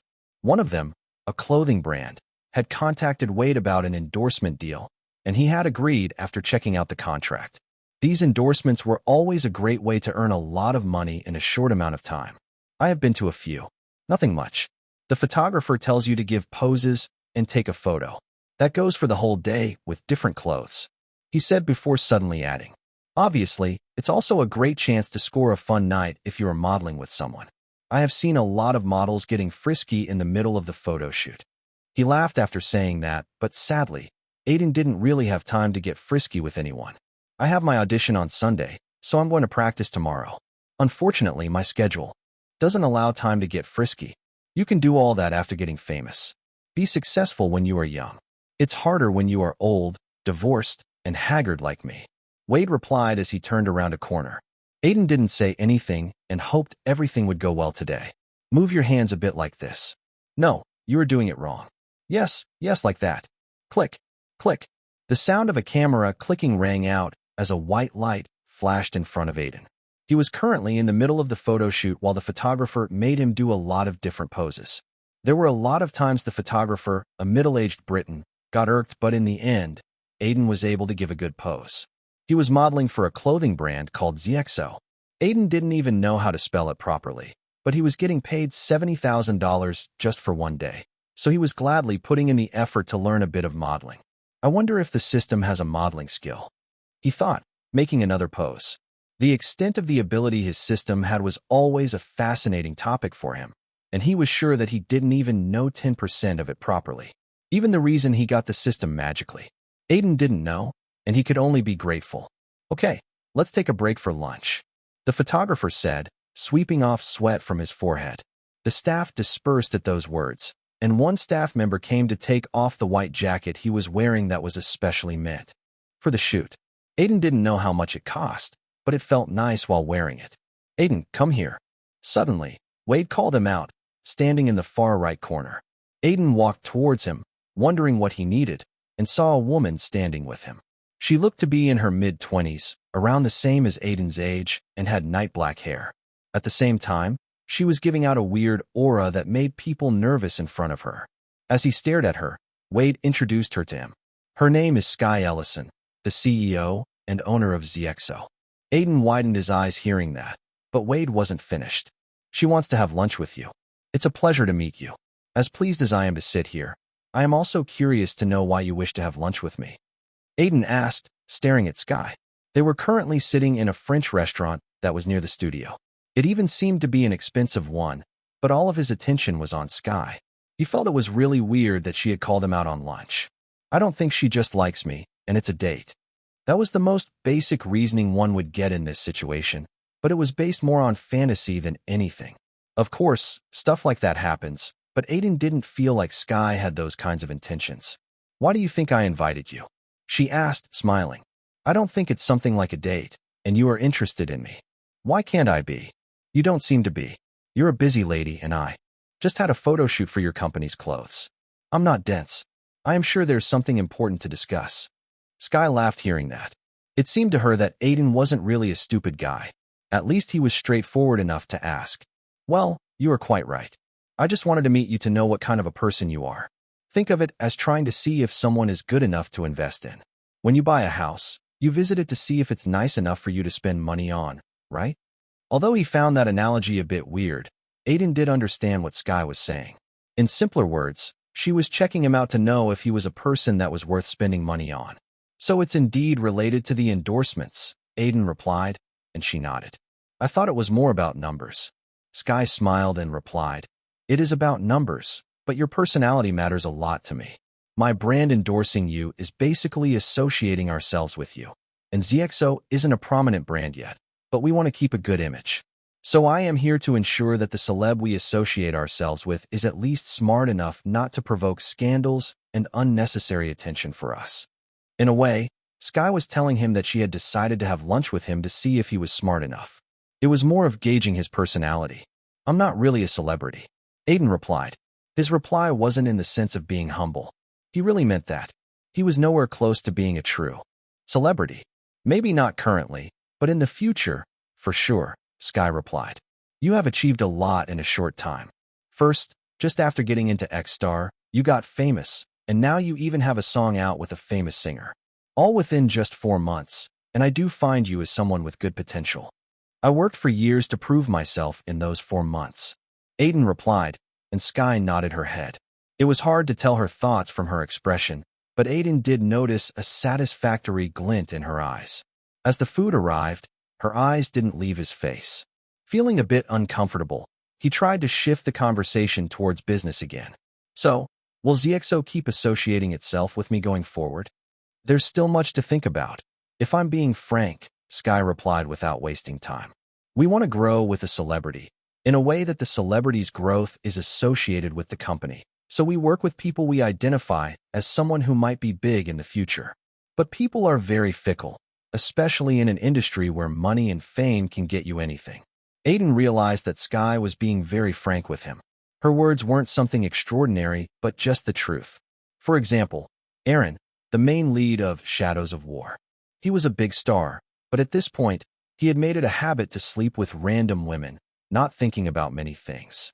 Although Hollywood was very lenient towards guys like him, it was only a matter of time before he caused a big scandal. It might not affect him a lot, as there would be producers who would still want to work with him. But the brands and companies are very sensitive, especially if they are paying exorbitant amounts. So what do you think of me? Am I worth investing in? Aiden asked, and Sky just smiled before replying. We will see about that. Chapter 56. Did you really get frisky with Sky Ellison?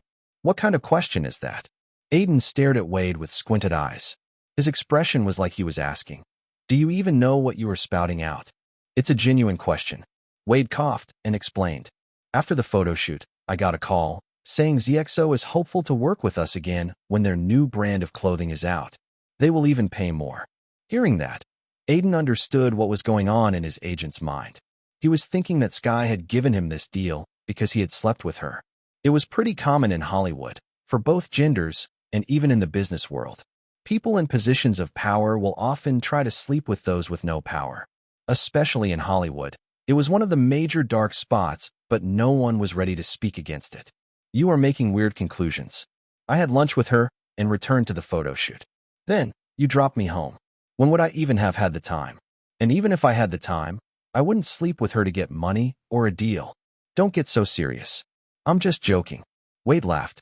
He obviously could tell that nothing like that had happened between the two of them, but he still felt like joking around. He was very happy that ZXO was happy with Aiden. Endorsement deals were always good for a celebrity.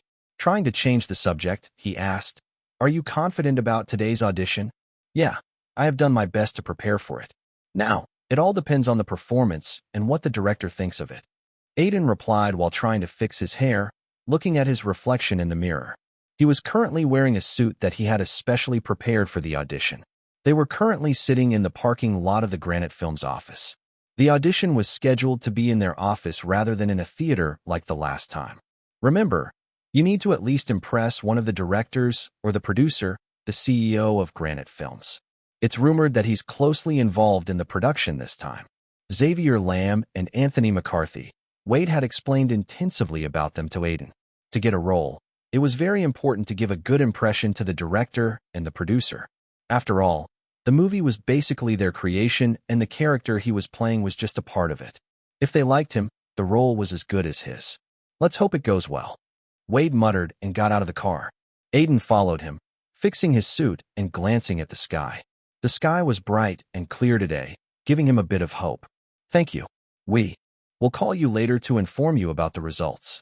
Xavier looked towards a blonde-haired guy who was giving off a charming smile. He stood at 6 feet with a robust body, like a bodybuilder, and a dominant aura around him. Looking at him, anyone would think that he was the embodiment of the action heroes in the 90s that Hollywood had churned out. His name was Tyler Reed, one of the actors that they have zeroed in to play the role of Kai.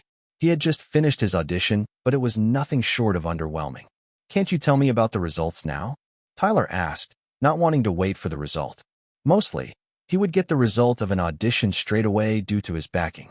It was also because of his backing that he had rarely been rejected for a role before. I'm sorry, but we need to discuss it a bit more to come to the conclusion. We will release the results in 2 days. Anthony replied this time. The other people sitting besides him, the cinematographer, the casting director, production manager, felt a bit uncomfortable at Tyler's question, but Anthony answered quickly. He knew very well that he can't come out as a pushover. Okay. Tyler simply replied and left the room. Although he was skeptical about the results, he didn't really focus a lot on it.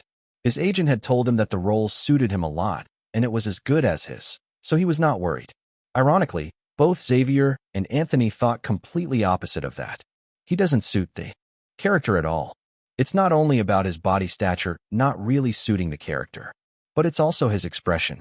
Rather than giving off a menacing feel, it's more like he's auditioning for the role of a harmless bear who likes honey. Xavier made an awkward smile. His expression is too blank. The other people nodded at those words.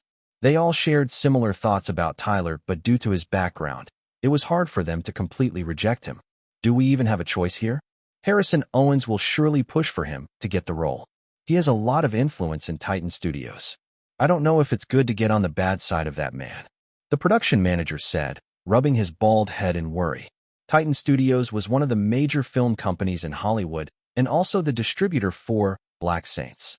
As a mid-sized production company, Granite Films still didn't have any distribution channels and hence, it needed to rely on big studios. Titan was one of their close partners since the studio had begun. Harrison Owens had given a lot of blockbuster movies to Titan Studios in his prime, so he held a considerable amount of influence there. Let's just go on with the auditions, Anthony said, getting the topic back on track. Turning towards one of the staff members, he said, "Call the next guy in." The staff member quickly went to the hallway, and after a minute, he came back with a guy who was oddly wearing a suit, like he worked on Wall Street. "What's your name?" Xavier asked when the guy stood in the middle. "Aiden Silvereye."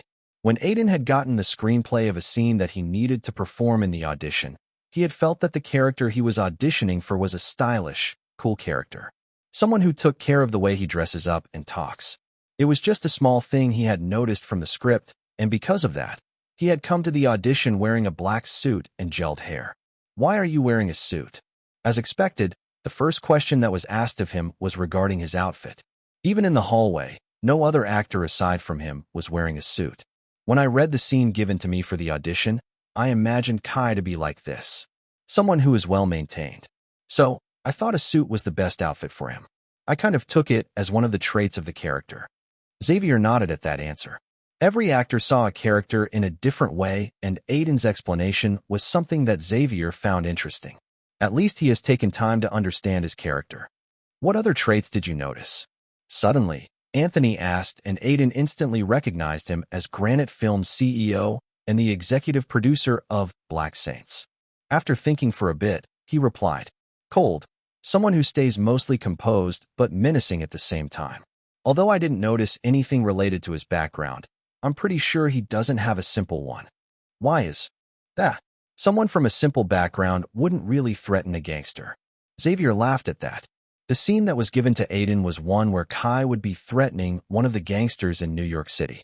It was a one-on-one conversation, but it needed to be gripping enough to captivate the viewers. "Who is this guy? I haven't seen him before," Anthony whispered to Xavier and the crew. One of them replied after glancing at Aiden, who had no idea what they were discussing in whispers.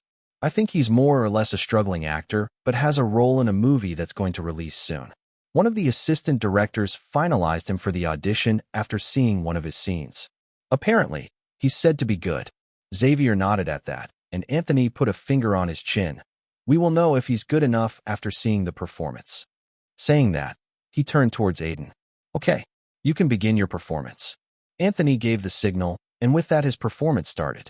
Just like his last audition, this one also required a staff member to play a role. The staff member was playing a gangster who Kai had come to meet regarding something. The staff member was sitting behind a desk, while Aiden, who was trying to get in the mindset of Kai, was standing. "I need to give a good enough performance," he thought, taking a deep breath. After reading and analyzing just the one scene, he had liked it a lot and didn't want to lose the opportunity to play as him on the big screen, so this opportunity was a big deal for him. "I need to trust myself," he thought as his immersion took over. His surroundings changed, and the staff member now truly seemed like a gangster. Aiden was even able to see imaginary gangster goons beside him. Xavier, Anthony, and other crew all disappeared as his personality slowly mixed with that of Kai.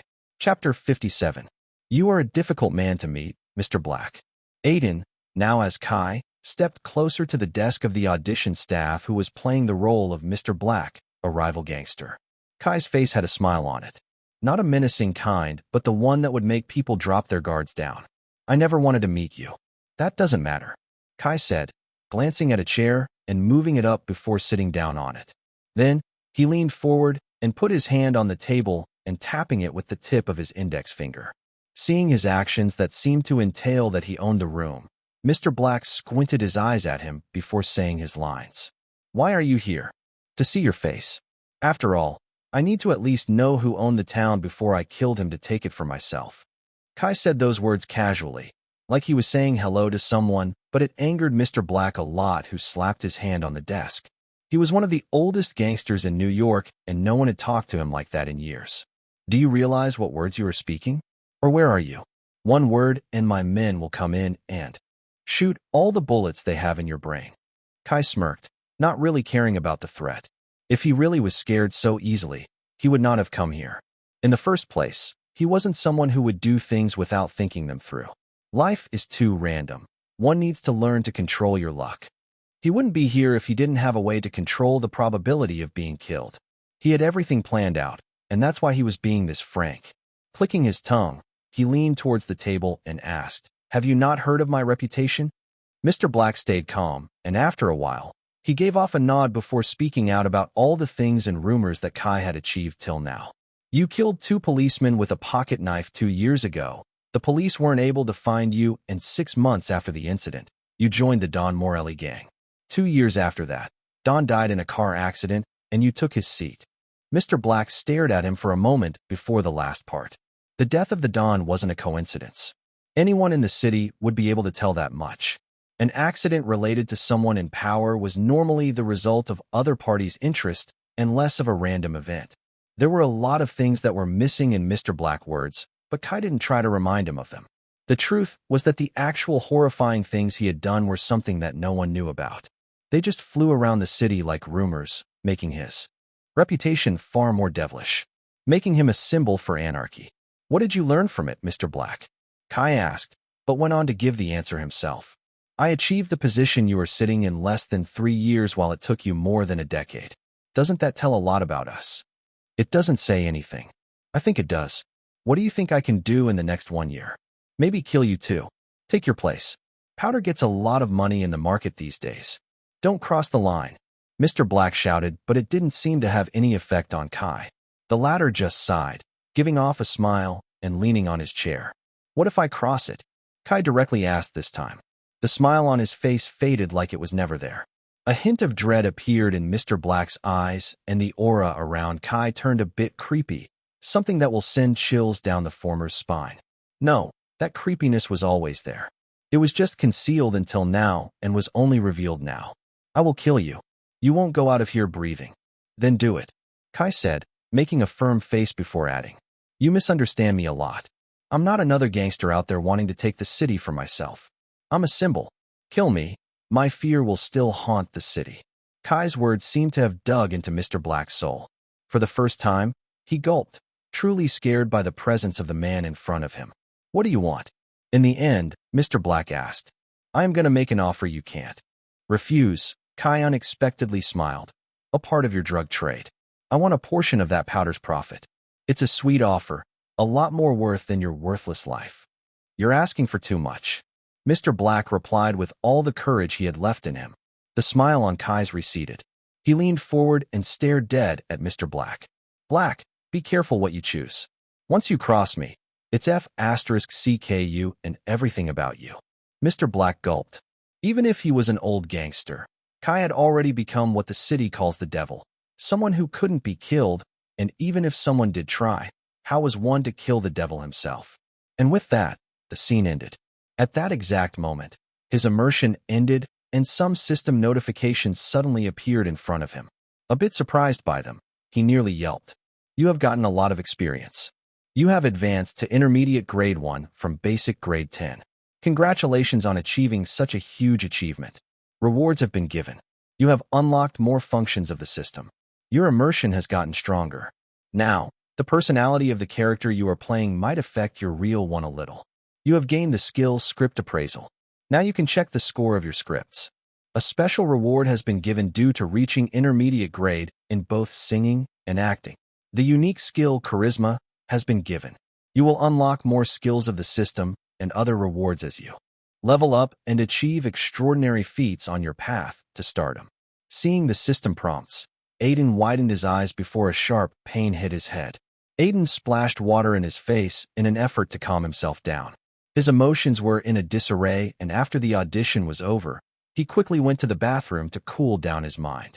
He didn't know if it was because of him getting new skills, but his head seemed to be overflowing with emotions and information that he couldn't really pinpoint. Nothing like this had happened last time, so he was a bit confused. It hurt so much, he thought, gritting his teeth. Finally, after a while, the pain lessened before eventually subsiding. Aiden splashed more water on his face and finally felt like he was fine. Now, having calmed down, he opened up his system inference to check out his new skills. The skill Script Appraisal has been gained. Now you can check the scores of the scripts you received. Aiden clicked on it, and another window popped up explaining the skill. Script Appraisal. Now, you could check the skills of the script you were given. To check the score of a script, put your hand on it and think of the skill. The score of the script doesn't reflect the popularity of it. He felt like this skill was more or less the same as Song Appraisal, just for different talents, and both of them were very useful to him. One of the skills of an actor was choosing good scripts. Although a good script doesn't always mean the movie would be commercially successful, it was still a very necessary skill for an actor. There were many actors who didn't have a good script selection. There were even actors who would choose any script, not caring whether they found it good or not. There was a famous legend about an actor that had gone on to do a lot of mediocre and below-average projects to pay off his debts. None of them worked, but he did get rich through them. Like him, many just cared about money, but for Aiden, he cared more about leaving behind a good enough filmography and doing a project he was really invested in. Script Appraisal will come in very handy in the future, he thought, before moving on the second skill that he had received. He was much more excited about it just because of its name. Charisma. The ability to attract people towards you with the charm oozing out from your aura gives a bit of an edge to both singing and acting. With a higher charisma, it's easier to win over people or get them to agree to your words. As your skill level rises, the effect of charisma rises too. Aiden stared at the skill description in a bit of awe. He knew how important of a skill it was. Every celebrity has a bit of charisma, especially in certain actors. Rather than their acting skill, it was their charisma that attracted people towards them and was also their most talked about trait. If I did the same audition again, I feel like I would do much better. Suddenly, he felt a bit regretful that he hadn't asked Xavier or Anthony if he could retake the audition. His head was hurting so much that he had immediately left after his audition had ended. He didn't even know if his audition had even left a mark. I can't go back now, he thought regretfully and closed his eyes. It was already half an hour since he was in the bathroom, and even Wade would be looking around for him. He needed to get back. Chapter 58.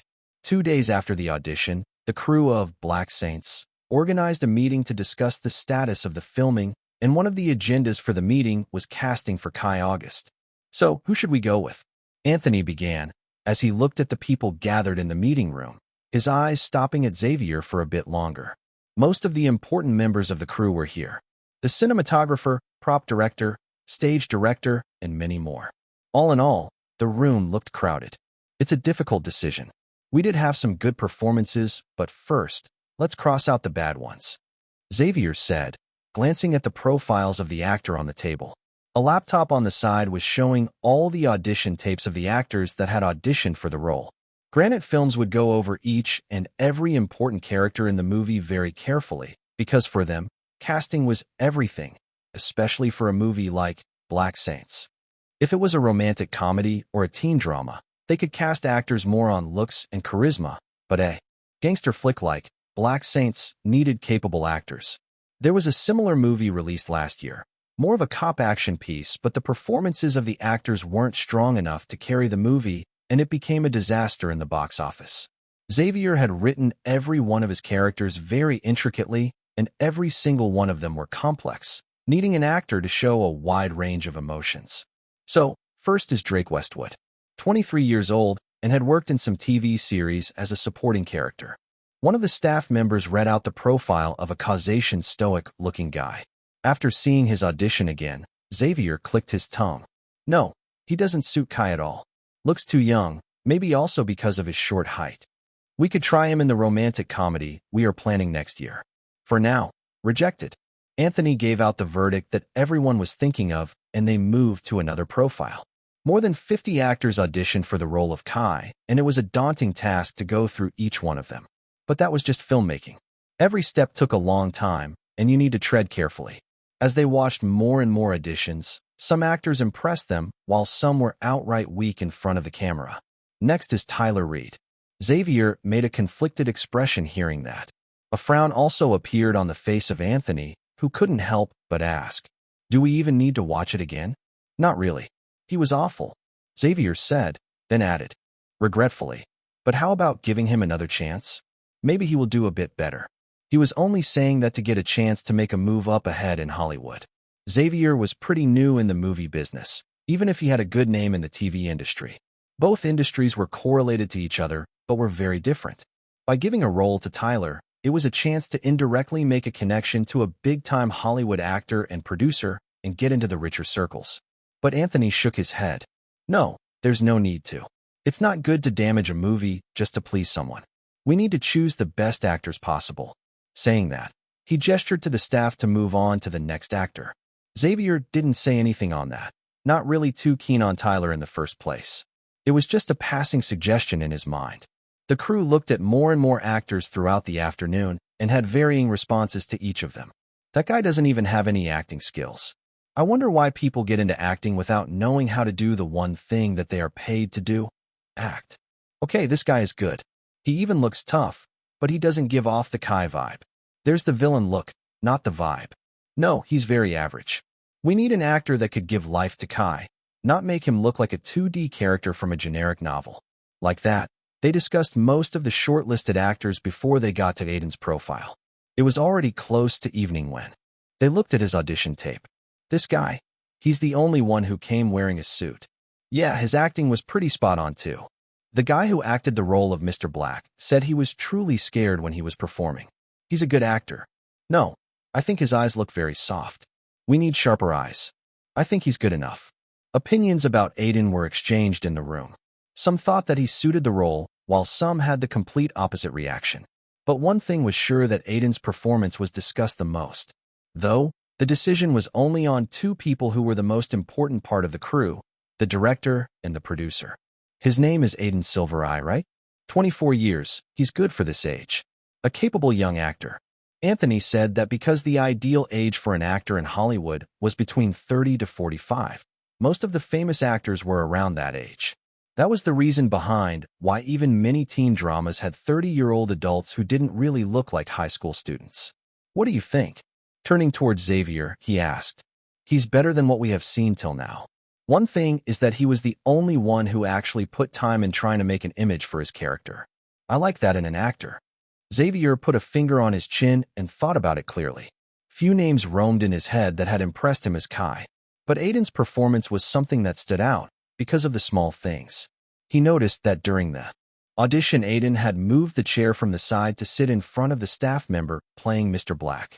That wasn't in the script given to him. He had done it himself, thinking that Kai would do something like that in order to make it seem like even if he was in his enemy's territory, he was still in control. At the same time, Xavier also felt like Aiden was a bit too young for the role. An older actor would be able to play it better. I just wish we could fast forward the bad parts. Maybe just freeze the good parts, so that they forever last. In the bar, the rabbit hole, silver light filled the entire place as people calmly listened to Aiden's singing.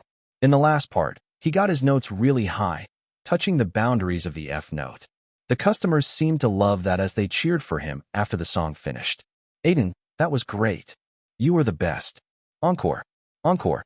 I never get tired of hearing your songs." Basking in all the applause and praises, Aiden just smiled and put down his guitar.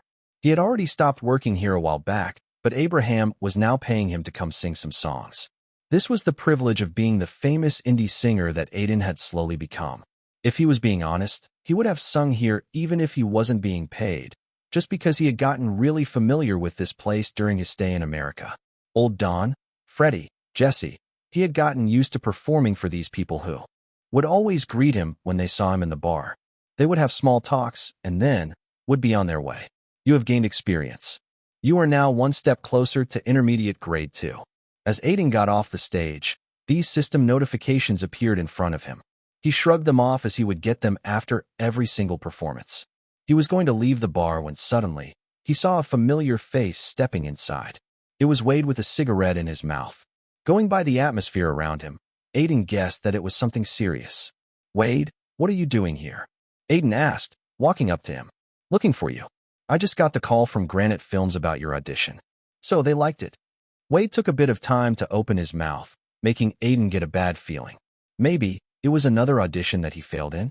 "You got the role," his agent said, quickly giving out a smile. "Really? Yeah, they liked it a lot.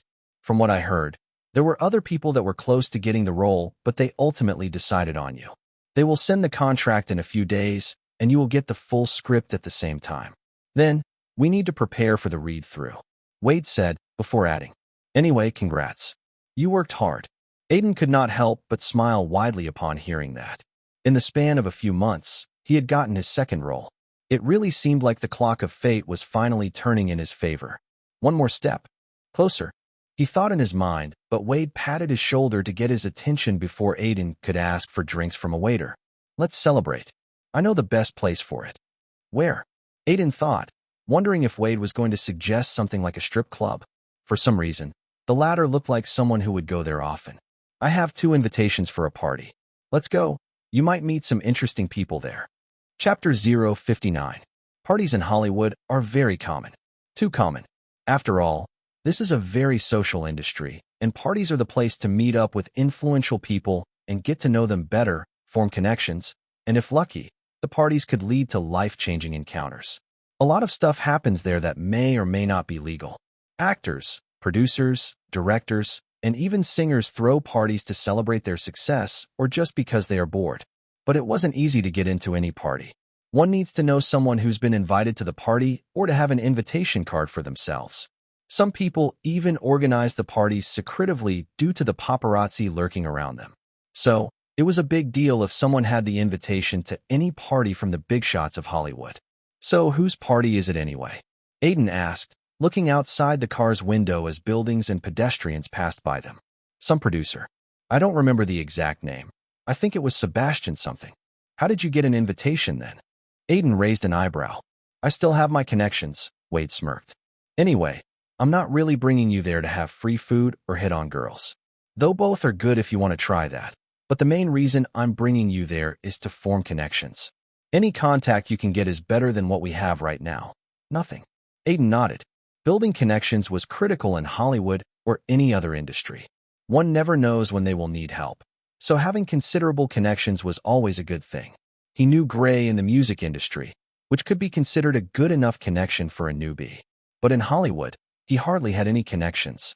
Maybe Lincoln or Leo could be considered one. But Aiden knew he couldn't rely on them. This was why tonight's party was a good chance for him to make connections, or if he was lucky, then leave an impression on some big director. "Do you know any prominent people who would be there?" he asked after thinking about something. "I heard some listers would be there. Some rappers. Models who aspire to be actresses, a lot of those. But try to get connections with the business folk. They are the ones who truly control the money in movies. How will I recognize them? They have a certain aura about them. And when the time comes, you will know." Wade shrugged his shoulders. They arrived at the location in around half an hour and got out of the car. "I can hear the music from here," Aiden thought, walking towards the doorman. Wade told him his name, and the doorman marked it off on his notepad before allowing him and Aiden inside. After walking inside, Aiden felt a bit surprised. "I recognize a lot of the people here." An actor he had liked in a movie franchise was in one corner, with a beautiful woman in his arms. He had only heard rumors that the actor was a playboy, but it seemed true.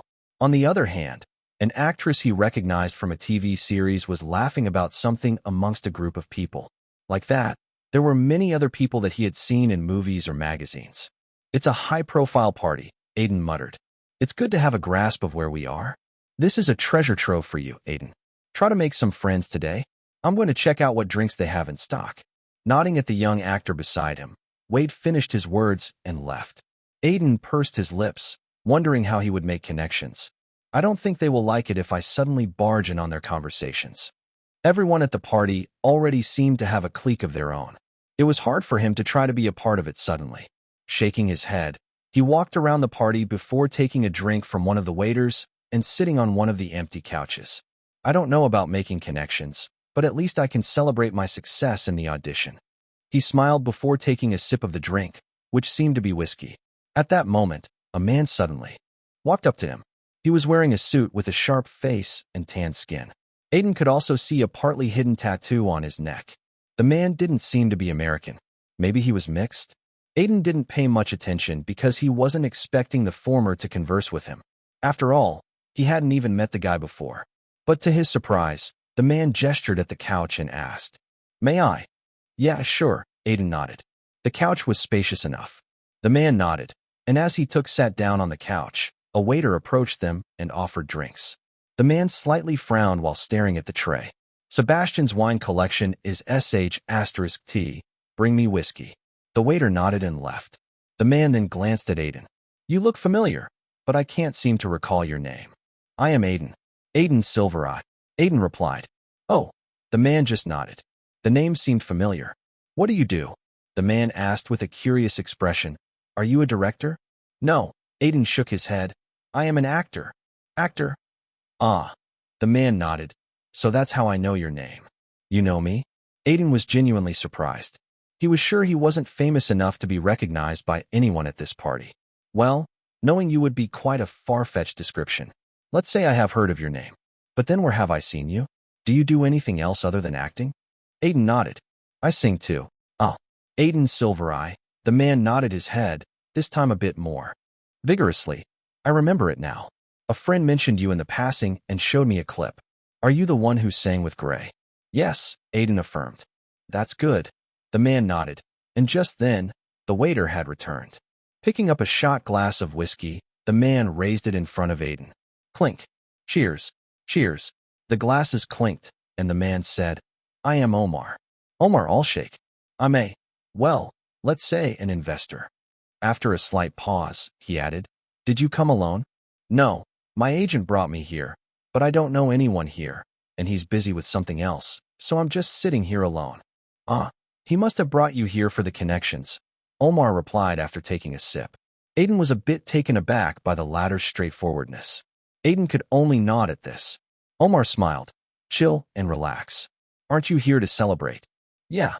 Again, Aiden was taken aback. "How do you know?" Omar shrugged. "Didn't I tell you that your name is familiar? It's because I heard that Xavier mentioned your name. He's the casting director of the movie, Black Saints." "Ah." Aiden nodded as a face of a young man flashed in his mind. "Are you also a part of the movie?" "I am investing in the movie," Omar replied. "Oh, yeah." Omar chuckled.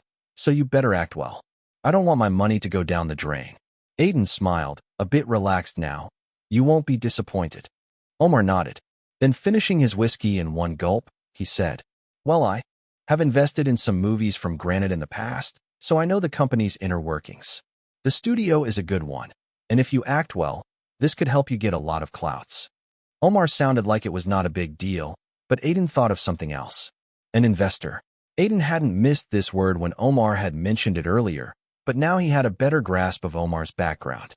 For a moment, he felt like Omar was one of the business folks that Wade was talking about. He didn't know if the latter was a part of any studio, but he surely was not an ordinary guy. Aiden felt like his luck was running good today that he had suddenly encountered an investor. "Hey Omar, come here." Suddenly, a scrawny-looking guy waved at Omar from a corner. A group of people were gathered there. Omar gestured to Aiden to follow him, and they walked towards the group, mainly consisting of young people who looked like models and Skygram influencers. None of them even looked to be in their 30s. "What happened, Brian?" Omar asked the scrawny-looking guy. "You are involved in the new project by Granite Films, right? That gangster crime drama flick. Saint something." Omar nodded, and Brian pointed at the man in the group's center. This tall and muscular man looked like he played a lot of football in high school. "Tyler just told us that he auditioned for a role in it. Do you know if he got the role?" Tyler Reed, the person in the question, just gave a charming smile and Added, my agent told me that results would be out by tomorrow, but I'm pretty curious about it as I worked really hard for the role. As he said that, a girl standing beside him held his hand slowly and replied, Tyler, don't worry, I'm pretty sure the role is as good as yours. At her words, others also chimed in. Yeah, you are a great actor, Tyler. There's no way anyone else bagged the role. I'm pretty sure your agent will call you soon and say that the role is yours. Just going by your earlier performances, they will cast you. Seeing that, Aiden couldn't help but think that the whole group was just a bunch of lackeys for Tyler. They were trying hard to please him at every step due to him being a godson of a big Hollywood personality. Until now, Aiden had only heard that many people would act like bootlickers just to stay in a circle that could get them more opportunities. It was an intelligent strategy, too, but he felt like too many people were trying the same approach. Not like bootlicking guaranteed that they would rise in their careers. Anyway, do you know anything about the casting? Tyler asked, silencing his lackeys. Omar was just about to reply when he suddenly glanced at Aiden, who was silently standing till now. Smirking, he replied, Actually, I do know. I just learned about the results, and Aiden here has bagged the role. With those words, suddenly, the group's attention was on Aiden. Chapter 060. Here we go, Aiden thought, not knowing what to do for a second. The gazes of Tyler and his lackeys were stuck on Aiden, like they didn't know how to process the situation. The words that Omar had said casually seemed to ring in their heads. The guy in front of them, who they have never seen before, apparently bagged the role that Tyler had auditioned for. It seemed absurd and unbelievable to them. After all, it wasn't far-fetched to think that a studio would prefer an actor with a good background and connections over someone whom no one had heard of. You're kidding, right? Omar, you should stop pulling pranks. The scrawny-looking guy, Brian, shook his head, trying to bet on the fact that Omar said those words just to spite them. Do I have a reason to lie? And why would I even bother to lie? Omar replied with a shrug. Tyler's agent will have the news of his rejection by tomorrow, so that's more than enough proof. This guy here has already been informed that he has gotten the role. After saying that, he put a hand on Aiden's shoulder, making it look like they were close friends. Is he your friend, Omar? In the end, Tyler couldn't help but ask, and Aiden finally opened his mouth. My name's Aiden Silvereye. I'm an actor. Oh, you auditioned for the role of Kai? Yes, I did. And I think I may have seen you too in the Granite Films office. If I recall correctly, you seemed to be on that day. When Aiden said that, a smile formed on Tyler's face. That much proof was enough for him to know that Aiden was really there on the day of audition. Moreover, there was indeed no reason for Aiden and Omar to lie about the audition, since the truth will eventually come out. Is he going to get angry or try to get me out of the party? Aiden thought in his mind. Tyler had enough influence to do that to him, and in that case, Aiden assumed even Omar was less likely to help him. But rather than being angry, Tyler just looked disappointed and shook his head. It seems like my performance wasn't that good enough. I must have not satisfied the director. He muttered. Anyway, congratulations on getting the role. I'm sure you will do justice to it. And since you have gotten the role, you better bring out the best of it, haha. Saying that, Tyler put out his hand in front of Aiden and the latter shook it, feeling a bit surprised inwardly. He hadn't really expected Tyler to be such an amicable guy. Maybe he assumed all that because he was reading too many web novels these days. Thanks. I'm pretty sure you will do well in your upcoming auditions, Aiden said, still trying to be a bit formal. Although Tyler didn't seem to be a bad guy, he didn't know him at all, so it was safe to be formal.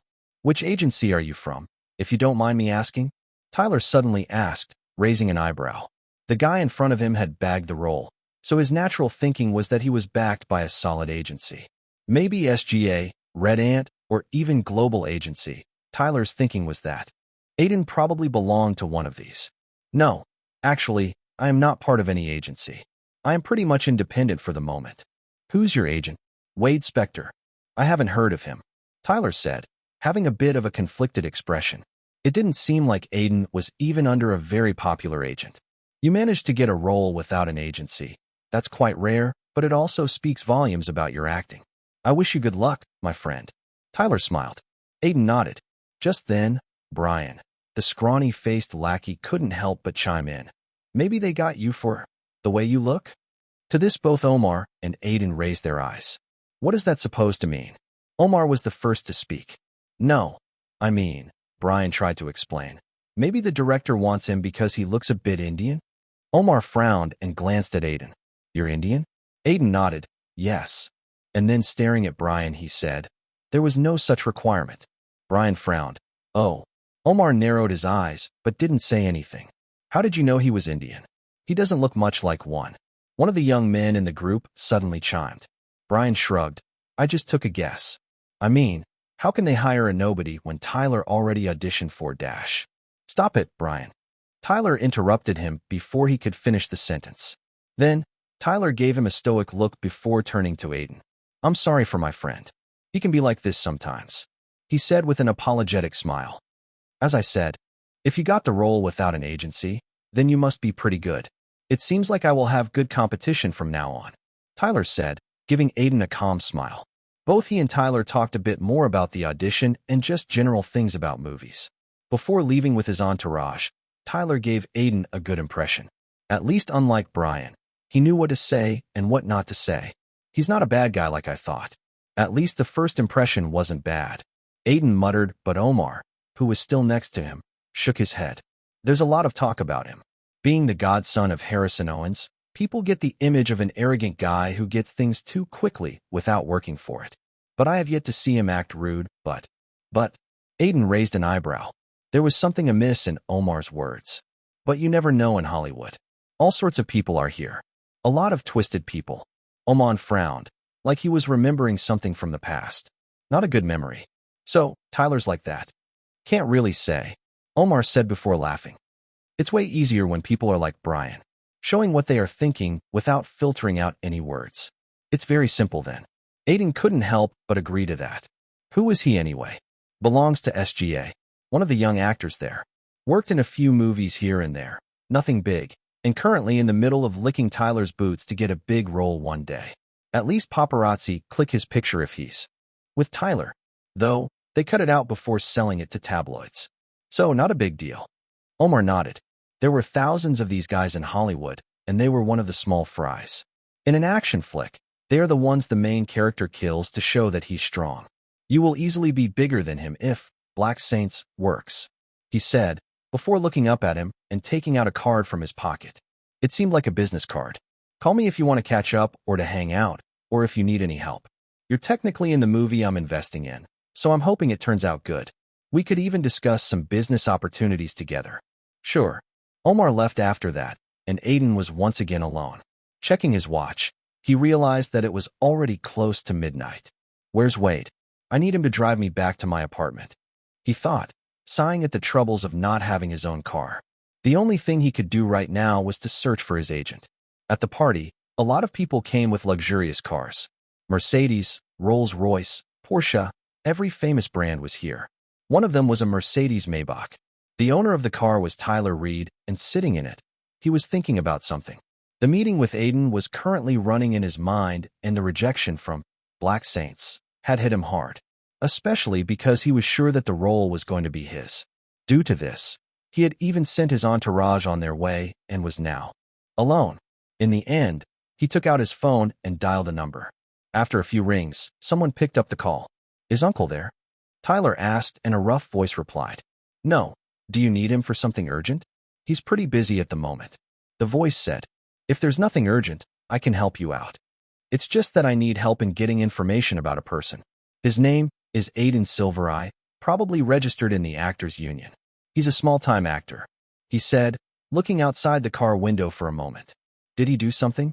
The voice asked, a little bit of menace in his tone, but Tyler just smiled. Leaning against the seat of the car, he replied in a calm voice. No, not yet. I was just interested in him. No big deal. I can get that done. Ain't going to be hard. What else do you want? The voice asked, like he was telling Tyler to ask whatever he wants, and it would be done. Tyler thought about it for a moment. It was not a hard decision for him to make, but he was contemplating how it was going to pan out. He needed to be very smooth in every action. That's what his godfather had taught him. It was never about what he thought, but what he showed.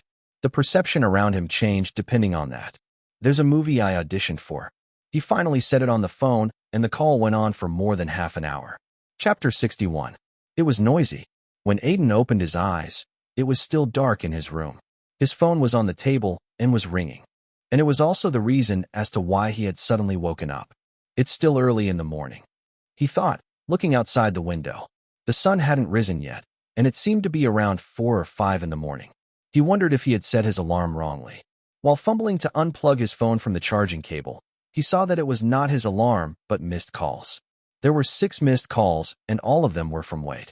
It's still 5:04 in the morning. What happened suddenly? Is he all right? Thinking that, he called him. For some reason, an ominous feeling was in his heart, like something bad was going to happen. The missed calls had made him a bit skeptical. Things were going very fine in his life for a while, so he was hoping that it would stay like that for a while longer. But when one starts to feel like everything is going okay, something bad would happen at that exact moment. "Hello, Wade. I saw your missed calls," he said after the call was picked up. A ragged voice came out from the other side. There was a worrying feeling in it. "Aiden, I'm coming to your apartment. We need to talk." "What happened?" "I got an email from Granite Films. It was about the audition. They said that you didn't get the role of Kai. They decided to give it to some guy named Tyler Reed after having another meeting." Immediately, his sleepiness was all gone. For a moment, he was not even able to process what Wade had spoken. Tyler Reed? Kai? The role? Those words echoed in his mind. "Didn't they confirm that I got the role?" "Yeah. F***CK. I still have the email they sent before. They are saying it was sent accidentally. Some intern made a mistake. I call that total bullshit." Wade cursed on the phone. Aiden's mind suddenly played the images of the party last night. His meeting with Tyler, him giving a good impression and even congratulating him on getting the role. You never know in Hollywood. There are all sorts of twisted people here. Omar's words rang in his head. It looked like the latter was right. Although there was no proof, it was easy to pinpoint that Tyler Reed had done something to get the role back. Aiden was sure of it. King two-faced bastard. Aiden frowned in his mind as Wade's words came out of the phone. "Are you there? I'm coming to your apartment.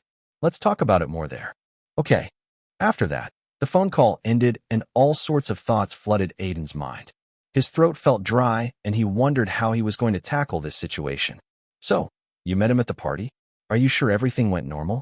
Wade asked, standing in his apartment. Aiden had just finished narrating to him about the events that had transpired in the party last night. How he had met Tyler and what they had talked about.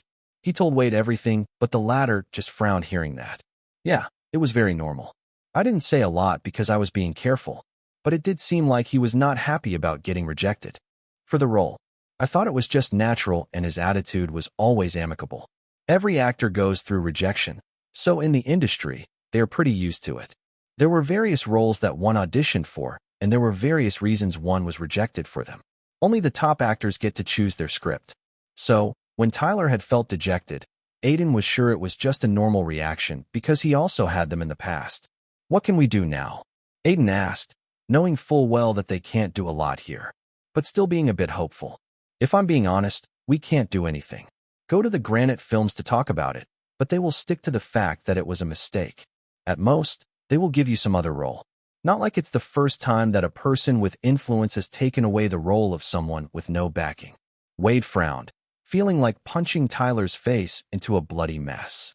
This was not the first time one of his actors had experienced something like this. It was very normal in Hollywood, but he felt very frustrated every single time, especially knowing how hard they had worked for the role. "What can I do now?" Aiden thought, sitting down on a sofa and closing his eyes.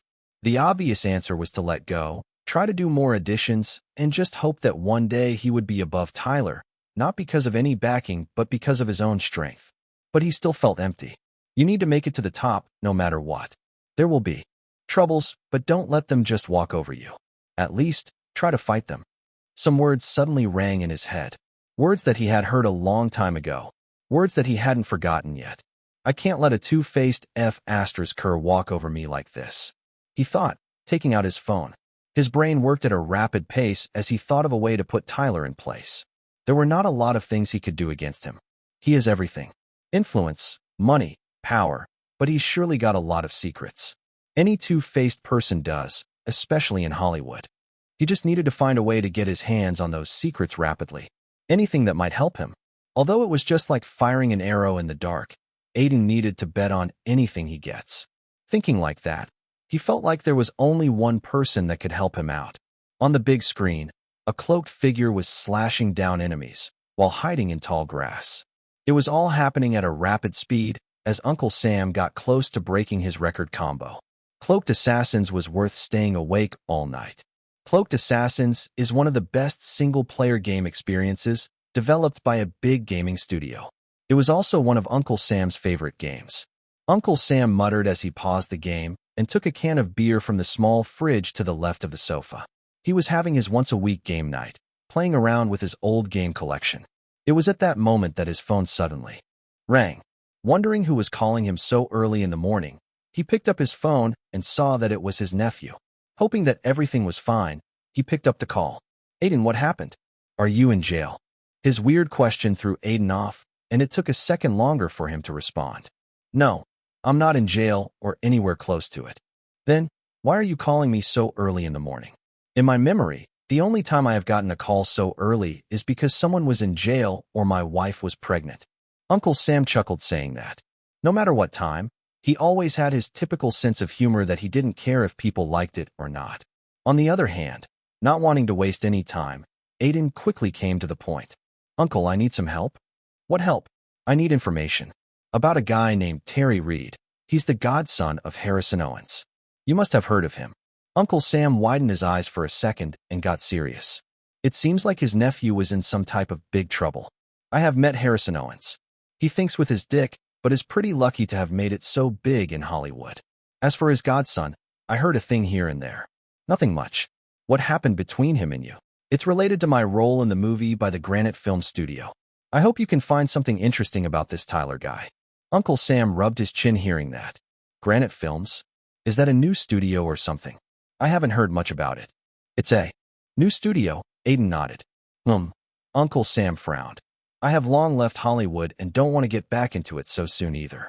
I don't think I would know anyone from this place, but I will see what I can do to help you. So what kind of information? Interesting stuff. Anything that could be considered a big scandal. I don't just want to know who he's sleeping with, but something more. Aiden, you do know I'm not a paparazzi, right? Anyway, even if someone has information like that on him, that old guy Owens ain't going to let it get public. He cares a lot about the people under him. There was a pause on the phone as Aiden thought of something. He spoke after a few seconds. I won't get anything public. I can work without doing that. Again, I'm not a pap dash. You do know them. Aiden interrupted Uncle Sam as the latter went silent. It was true that he knew people, a lot of them, but only a few would help him out in such a short time. Aiden, I can't promise anything. I can look for something, but I can't say for definite. I would need to dial a lot of people. Any help is appreciated, Uncle. Aiden said, a sense of gratefulness in his voice that Uncle Sam clearly felt. He sighed before saying, all right, even though I can guess what happened, I want you to tell me what's going on after everything is over. And remember, you can't afford to get into trouble so early on in your career. You're no way near your goal. There's still a lot to do. After that, Uncle Sam cut off the call. It seems like his game night is over now. Chapter 062. I didn't expect to meet you again so soon, Omar said, sitting in front of Aiden. It had been 3 days since they had met, and since then, there was no contact, but suddenly, the latter had called him to the cafe. The only reason Omar even came was because Aiden had said that he had something interesting to show to him. Were you busy? Well, that doesn't matter now. I am curious about what you wanted to show me. You didn't call me just to drink coffee, right? No, it's purely for work. Saying that, Aiden smiled. You heard about Tyler Reed getting the role of Kai in Black Saints. Omar nodded. As one of the investors in the movie, he did know about it. He was a bit surprised when suddenly, Tyler was assigned the role of Kai, but he could already guess what had happened behind closed doors. That's why, after taking a wild guess on what Aiden was going to say, he said, I'm sorry I can't help you with that. My investments aren't large enough to give me enough power to change casting decisions, especially if it's about Tyler. At most, I could tell you why exactly you were changed. Why? Aiden asked despite knowing the answer. Because you are not Harrison Owens' godson. As simple as that. Aiden nodded hearing that. He knew that well, and even had an idea as to how it could have gone. Tyler feeling bad about his rejection and calling Harrison to get the role for him as the one who actually got it was just an unknown actor with no agency. With Harrison's connection, it wouldn't be a hard job when the role was not even that big. I know all that, Omar. I didn't call you to request you to get me my role back. Even if Aiden had called him for that, there was no reason for Omar to do such a thing for him. They had only met once and didn't even know each other enough to form a friendship. Then, why did you call me? I wanted you to see this, Aiden said, passing his phone to Omar. There was a folder open on it, with some photos in it. Omar took the phone with some skepticism before going through the photos. With each photo, a shockwave passed through his brain, and he struggled to even speak. Aren't they interesting? Aiden asked, and Omar just nodded his head before asking, are they true? If they are fake, it's not a good prank. They are not. Apparently, a paparazzi got to know that Tyler was meeting up with his godfather and the latter's new girlfriend, so he started following him. You do know Harrison Owens is still a playboy in his 60s. The age gap between him and his new girlfriends keeps on increasing. Omar nodded as Aiden continued. Apparently, the paparazzi who thought he would write an eye-catching article found out that before meeting Harrison, Tyler met a man and saw him buying drugs. The picture of him with drugs in his hand is as accurate as it could get. Aiden pointed at one of the pictures in the phone. It was of a man with tattoos all over his body holding a packet with some substance and passing it to Tyler. There was one more photo of the latter snorting the drug in his car. This is unbelievable, Omar muttered, and Aiden couldn't help but agree. Tyler taking drugs was not the unbelievable part, but it was the fact that the latter was so careless. The good boy of Hollywood found with drugs. That's a big headline right there. As Tyler was going to meet up with Harrison that day, even his name could come up in this if it's leaked. Aiden said before adding, one more thing, the man who sold him the drug has quite a criminal record of his own. I think both of these guys being associated with each other is far worse than Tyler caught buying the drugs. Why hasn't this been published yet, and how did you get your hands on it? Omar asked, feeling more curious about the second question. Aiden was not from a prominent Hollywood family from what he knew. In fact, the latter was not even from this country. So how did he have this information? It was truly baffling. The publisher that got its hand on these photos was apparently going to make a back-end deal with Harrison Owens and Tyler after the latter gets a bit more famous. They were playing a waiting game to earn a lot of money in one go. What about my second question? Aiden shook his head on that. He couldn't really mention Uncle Sam's name here. It was better for him to be a secret. I will just say that. I have my own ways. Can't tell you more than that. That's like saying nothing, Omar said, but didn't ask any further. He had his doubts when Aiden had called him here, but these photos were truly something very interesting. If done right, it could easily become a big scandal this year. He even felt like laughing seeing that. He always thought Tyler was just pretending to be a good guy, and it turned out to be true. This guy is very interesting, Omar thought, looking at Aiden. He hadn't expected him to dig up something like this on Tyler after getting his role snatched. Normally, people would just feel disappointed before moving on. So what do you want to do? Upload these to the internet? Aiden shook his head at that question. He had no intention of ruining Tyler's reputation, especially if it meant making Harrison an enemy. He just wanted one thing. I want my role back. Just that. Granite Films are very careful in who they associate themselves with, right? They surely don't want Tyler when he's like this. But it's not out that he's into drugs or associating with big criminals, Omar said, wondering what Aiden would reply. It's not out yet. Would you like it if this article gets out when the shooting of Black Saints is going on? Or after the release? Think how it will affect the movie. Aiden was just giving out an empty threat here, but as Omar can't be sure of it, it was truly a serious problem that they needed to reconsider. Looks like Tyler ain't going to get everything he wants. Thinking like that, Omar nodded and just smiled. I will do what I can, but with these photos, I don't think Tyler will be considered for the role. From what I heard, his audition was bad in the first place. This is the final nail in the coffin, which means the role is as good as yours. I wouldn't say that until I sign the contract. I've been stripped of it once already. Omar just smiled at that. It seems like a random meeting with Aiden had turned out to be something good for him. What the fuck happened suddenly? Tyler shouted as he banged his fist on the table. Glaring at his agent that was sitting in front of him, he felt like swearing every single cuss word he knew. I don't know exactly. Granite Films called.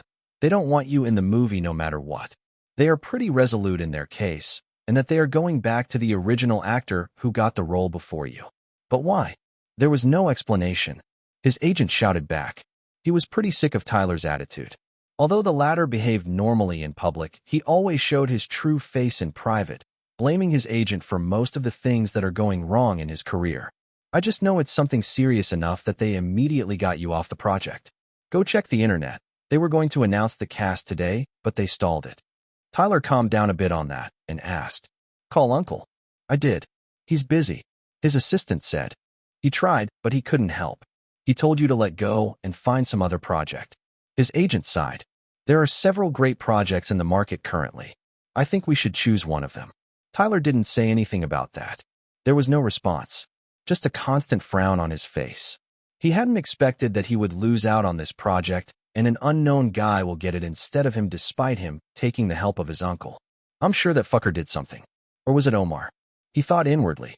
In his eyes, Aiden wasn't someone who could change the decision. So, his suspicion was on Omar, but he wasn't known to interfere in stuff like this. He was a thorough businessman who would maintain good relationships with each party and wouldn't go out of his way to help someone. That's why it confused him even more. Fuck. Fuck. Fuck. He cursed, ignoring his agent in front of him. His mind hurt from all this. Standing up, he wore his jacket and headed towards the door. Where are you going? His agent asked, frowning at his behavior. To the club. I need to drink to get my mind right.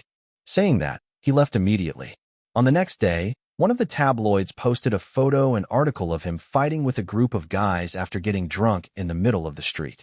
Harrison Owens's godson Tyler Reed fought with a group of college guys in a club, injuring two of them before getting arrested. A video of him fighting is going viral. That was the headline on the tabloid. Although he barely escaped one scandal, Tyler got into another one right after it. Chapter 063. It didn't take long for Aiden to receive the contract for Black Saints. In fact, Granite Films contacted Wade the very next day as the former didn't wish to take any more chances. They were even willing to pay him $100,000, $30,000 more than what he had gotten in his previous movie. It was because this time his role was much more prominent, and the shooting would also go on for more than a month. The pre-production of Black Saints would still be ongoing for 2 more weeks, and after that, they would fly to Chicago since that was where the shooting was going to take place. Until then, he just needed to attend a read-through, which was more or less a script reading session before the shooting for the cast to meet each other and go through their dialogues. But before that, there was one more special event left. Shadows of War was going to be released. Marketing. That's the only thing we need to focus on. War dramas don't get a high audience rate at the start, but they get famous because of word of mouth. We need to keep that in mind. Franklin, the executive producer for Shadows of War, shouted as he looked at his team. They were in the middle of the meeting right now, trying to come up with ways to increase the audience rate in the theaters for the movie. For him, any movie was a success in this age due to the marketing. If there was no good marketing around the movie, it would fail no matter how good it was. There were various examples of this. Sometimes, good marketing would even get a bad movie to work. We are marketing it a lot. But the public is more interested in A Day in the Life of Jonathan. Right now, it's a romantic comedy, and the director has been making good rom-coms for a while. They are the safest bet, so at least in the first week, they would surely get more interest from the audience. One of the PR employees said, looking at social media numbers, these stats reveal a lot about the audience's mindset and which movie they are more interested in. The lead actor, Charles Waller, even seems to have gotten into an affair with the female lead, so there's a lot of noise because of that. That's just an old trick to fool people. It's been used for decades now. At most, it would have been a one-night stand, not a true relationship. The other employees talked, being used to most of the rumors going around in Hollywood. Yeah, also, our trailer got more than 8 million views and most of the comments are good. We just need good enough reviews from critics to top it off. I heard Nighthawk Studios is buying out some critics. A blonde-haired employee said, attracting all the attention. Nighthawk was the studio who was releasing A Day in the Life of Jonathan on the same day as their movie. How do you know it? My friend works there. It's just gossip apparently, so more or less a rumor. The employee explained, and Franklin smiled. If that was really true, then Nighthawk was not confident in the movie, completely opposite of Zero International. Though, there was still skepticism in Zero International about the movie, so they had not allocated a lot for the noise marketing. This was why Franklin and his team needed to be smart with the budget in hand. He himself had seen the final version of the movie after Lincoln and his team of editors had finished with it and had liked it a lot. That's where his confidence stemmed from. I think we should constantly release footage of the movie to keep the audience's interest intact.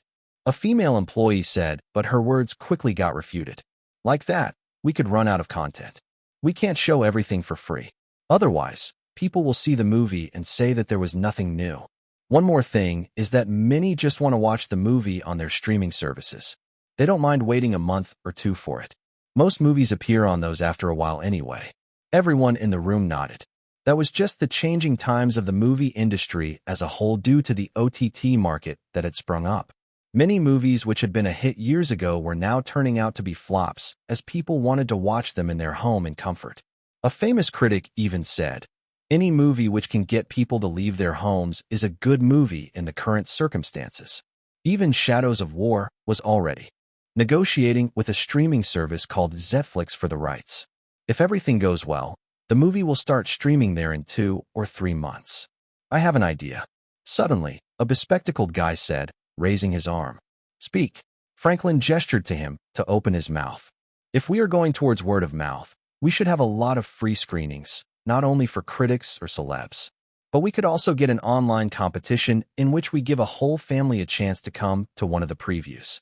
If the movie is good, which we know it is, then word of mouth would do the rest." "That's a good idea." Franklin nodded, truly happy with the idea. That would surely help out the movie. Thinking about something, he glanced at his assistant. "What are the estimates for the first week?" Around $16 million. Going by the advanced booking, this much is the number, but word of mouth will affect it a lot. We might expect a higher number or lower depending on it. Let's see how it goes." October 3rd, 2015. Chinese Theater, Los Angeles. It was the day of the movie preview for the movie. Zero International had called a lot of movie critics from different newspapers, and even some independent ones. Aside from that, a lot of B and C-list actors were given invitations along with some listers who were currently working with Zero International. After all, an article saying that a certain famous actor attended the preview of a movie was good publicity. Who do you think we will see at the preview today? Outside the theater where the preview was going to happen, a lot of reporters were gathered together, chit-chatting. They were just low-level reporters for different companies. Some were even interns, but were paid well for good enough photos. Aaron Hart, George Watts, Lane Connor, Lincoln Bradley. A lot of big names. I heard some actors with upcoming projects in Zero International, and some singers will attend too. At those words, a reporter who looked like a college dropout asked, "Will Christina Hadid come too? Ain't Aaron Hart and her having an affair?" A reporter smoking a cigarette laughed at that. "Rookie, Aaron Hart is in an affair with a lot of women in Hollywood at the same time. Once, he was even caught having a quickie in a restaurant's bathroom with one of the waitresses. He had taken his wife to dinner that day." As the rookie reporter looked shocked hearing that, another reporter chipped in. There were rumors that his wife spent $5 million in the next month after that. The reporters laughed at that. As ground reporters, they knew too many rumors in Hollywood. Some were true, and some had just sprouted out of nowhere. It was then, a limousine entered the premises and Aaron Hart came out of it with his wife, a former model. The reporters quickly started taking photos from a distance as the security guard stopped everyone from coming near him. Aaron even posed with his wife, who gave out a smile. No, one could tell what their actual relationship was through these photos as they just seemed like a normal couple. After that, more and more luxury cars, the same as many celebrities, entered the theater. Aside from that, there were also many critics and some B and C listers. Even some social media influencers were called to the preview in an effort to get them to promote the movie through their followers. The reporters felt like they were having a great day as a lot of photos were taken by them. The more photos, the more money they would get. It was then that they saw a guy coming out of a taxi. He was wearing a nice suit with gelled hair. He even looked handsome, but the reporters didn't know if they had seen him before. Does anyone know the guy? He looks good. Maybe he's an actor that's in the movie. Why is he coming in a taxi? Even those social media influencers came in nice cars. Trying to save money, I guess. It's better than a show-off. As the reporters discussed, the rookie reporter suddenly remembered where he had seen the guy before. He's a singer. Aiden Silver Guy or something. I think one of his songs went viral a month or two ago, and he even did a song with Gray. Went around doing lots of shows in LA. I heard he's doing pretty good in his indie career. Why is he here then? A bearded reporter asked. Zero International won't call an indie singer. Maybe he got an invite from somewhere. Anyway, it seems like he already has a bodyguard. Even looks scarier than other celebs' bodyguards. The rookie said, pointing to the bearded man besides Aiden, who was whispering something to him. All the reporters nodded, but they didn't seem to care about him and focused on other celebs. It was only the rookie reporter who took some photos of Aiden. It was only the next day when he felt like it was the best decision of his life, as the photos of Aiden got him a lot of money from the news agencies. Chapter 064. After the first few previews of Shadows of War, a lot of critics and online movie reviewers posted early articles, with most of them being highly positive and urging the viewers to go see the movie in the theaters. Some of the headlines of the reviews posted by famous movie critics. Although most of the reviews were highly positive, there were a lot of negative ones too. Most of the common points in the negatives ones were about how the movie tried too hard to present a relatable main character for the viewers to connect to, but failed to execute it well. One of the negative reviews was by a famous movie website called Film Fraternity, which stated, "There's not enough substance in the movie to keep the audience intact to their seats if they are not connected to the main character, and Lincoln Bradley failed to learn anything from his last venture and needs to go back to his first few movies to learn more about making good characters." Many internet users thought that the review was a bit harsh, and others agreed with it. But it was not hard to see that the movie was getting pretty mixed reactions from some people. Other than that, there was also the point of historical inaccuracy of the movie, but Lincoln Bradley, the director of the movie, openly tweeted that the movie was never meant to follow every point of history and was just set in the backdrop of World War I to show a journey of a common guy. One more point that was pretty evident in the negative reviews was that the movie didn't give enough time for the side characters to show more of their personality, and they rather were situated in the main character's journey to make him doubt his ideas. One of the reviews that got very famous after the release of the movie was by a big newspaper, which published a long article about why Shadows of War had a lot going on in it, but it undoubtedly worked in the end. Shadows of War is a movie about the horrors of war, told with a devotion to beauty and life. A good movie can be built from any number of components: a great story, distinctive visuals, a haunting score. But sometimes a face can take you 90% of the way. And although Lincoln Bradley's extraordinary World War I drama is notable for the technical feat of its cinematography and its story, it tries hard for you to get invested in the story of the main character, Ethan Blake. The story starts out with Ethan joining the army, and the first thing that is noticeable is how young every soldier around him is. They are all just out of boyhood. It is then the journey of Ethan begins with him not understanding the horrors of war and believing that he will survive the war, even looking a bit greedy for the glory it could bring him. The First World War, one of the deadliest wars in modern history, came with no satisfying "the bad guy is dead" ending. The losses were devastating for all the countries involved, certainly for Great Britain. And the imagery we associate with this war is bleak enough. The dank trenches, the dead horses, the ghostly barbed wire, the rows of grave markers in its aftermath, most of which guard the remains of very young men, make for an especially somber endnote. And Lincoln Bradley presents it very well. The cinematographer, Jeremy, captures all of the tense sadness, yet the film, which is dedicated Lynch's grandfather, a veteran of the war, also has a glorious, pulsing energy. It's largely about death, or the risk of death, but in addressing some of the horrors of this particular war, Lincoln has made a film that feels wholly alive. It is a carefully polished picture, but not one that strives for gritty realism.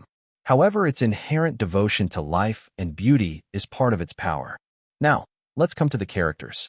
The movie was never meant to be a showcase of men fighting enemies and showing brotherhood. It devotes itself entirely to one character, which sometimes works and sometimes doesn't. There's a scene in which we are introduced to a fun character who is killed just a minute after we start warming up to him. This might throw people off, but that's what the movie is all about. How war is far too random, way more than life is. Another vital character in the movie was one of an Indian soldier who was deported to a war which was never his, and this is something a lot of history books lack. We don't even hear his name, an analogy to showcase that history don't have their names, but there are definite records of it.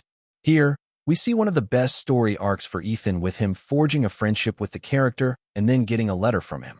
The letter acts as a medium for Ethan to try to stay alive, even if he has given up on himself at the end of the movie.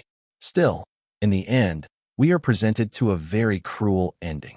It happens when the viewer is relaxed, thinking that Ethan had survived the war, delivered the letter, and now everything is fine, but in the last scene, we find out that he succumbs to the infections he got while being in the war, as no appropriate medicines were developed. Maybe that's the true, cruel nature of it. Because of the reviews and a lot of previews, word of mouth about the movie quickly spread, and in just the first week, the movie was released with a great reception. It even started as the third in the North American box office and was expected to gradually go up. Shadows of War, $18 million for the first week. A Day in the Life of Jonathan, $6 million.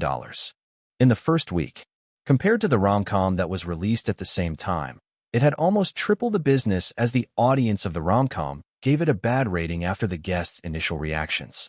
Even the critics weren't easy on it. Although Nighthawk Studios paid some critics, the movie still turned out to be a disappointment, and their only hope was to earn back the cost of the movie and somehow break even.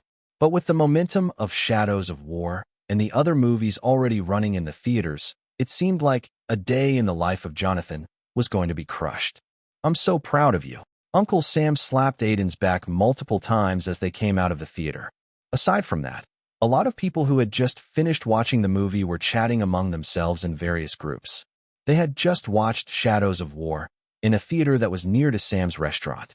Aiden's cousin and aunt also wanted to watch it, but they were busy with other stuff and would have to watch the movie tomorrow.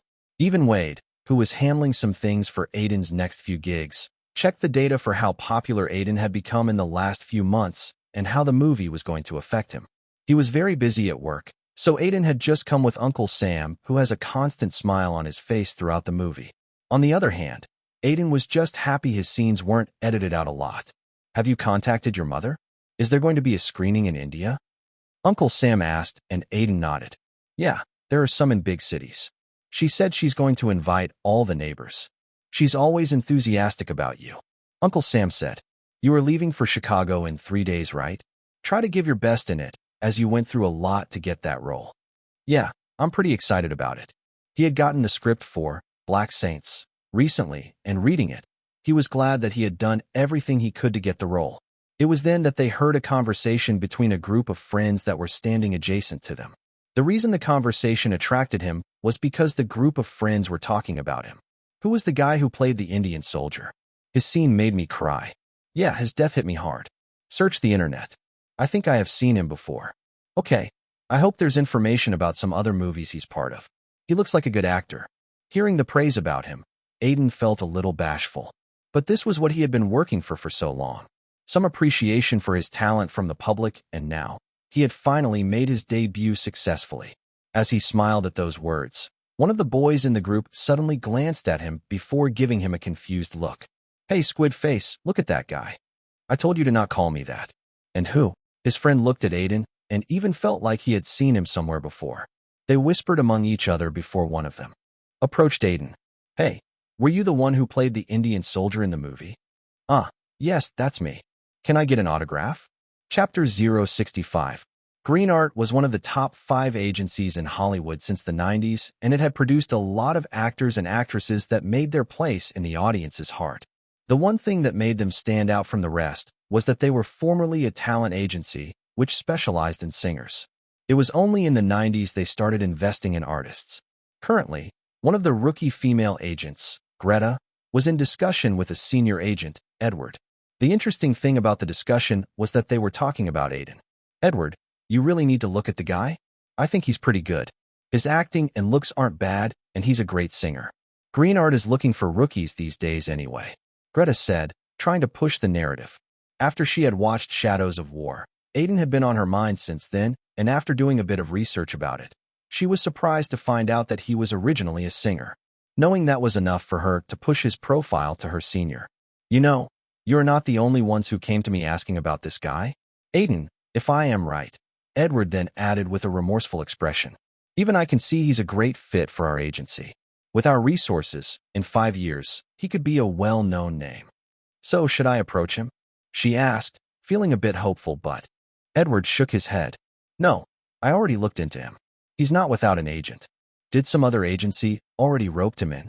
No, he's contracted with an agent from the free market. Actually, I found out that he's already starting the shooting of his next movie. Some gangster flick by Granite Films. Hearing that, Greta was not surprised. She had expected him to have an agent, but her job was still easy if he wasn't contracted with any other big agency. We could just rope him in. I think I can make a good plan for him. It's very easy to sell him among T-dashed. Greta, I don't think you are understanding me.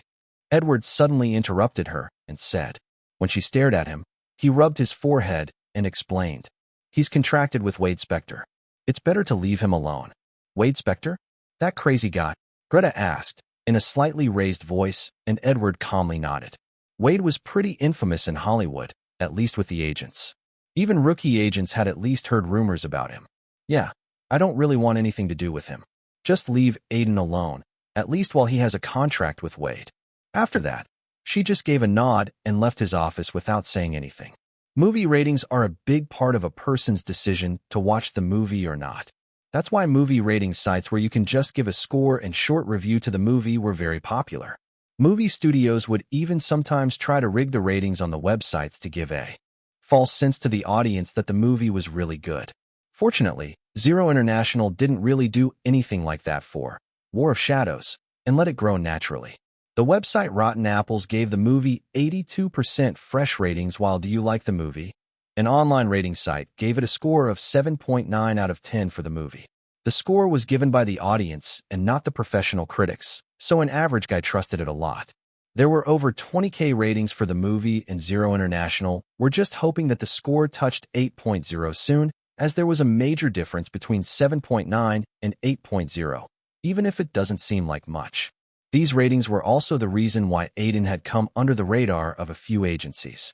On Xenia, an entertainment forum, a lot of people were commenting on a post with the title, "Which movie should I watch this weekend with my girlfriend?" A lot of people commented on that post. Chasing booties. Just watch something on Netflix if it's with your girlfriend. At least you can have sex if the movie isn't good. Double DS. Netflix doesn't have a lot of good shows these days. That's why people focus more on each other than the movie. I'm an orphan. Give me powers. Watch Greenlight. It's a good time to watch a superhero movie. Though it flopped, but the VFX is pretty great. Death by SNU. Go watch Shadows of War. That's the movie of the month for me. I freaking loved it. Please read a memo. I like that movie a lot, but it somehow exhausted me due to the overall tone. I really want to watch a movie that doesn't make me sad. Something like a feel-good movie. Average forum user. I watched A Day in the Life of Jonathan. It was pretty wild in a way. The main character somehow slept with the female lead's mom in the end, and then the female lead's dad joined them. The shit was wild. Lowly Police at Average Forum. User, you sure you weren't watching A Day in the Life of a Porn Star? Handcuffs are good for sleep. Watch Shadows of War. If you want to get a good experience, and A Day in the Life of Jonathan. If you are too broke for a hotel room and want an empty place for you and your girlfriend. Orange Panther. Shadows of War, all the way. The movie was freaking good, and I cried my eyes out. Author of How to Kill Your Husband. Yeah, it was super good. I love that Indian soldier. He acted brilliantly in his death scene, and Aaron Hart stood out for his performance. I heard he spent months prepping for his role. Ponytails are sexy.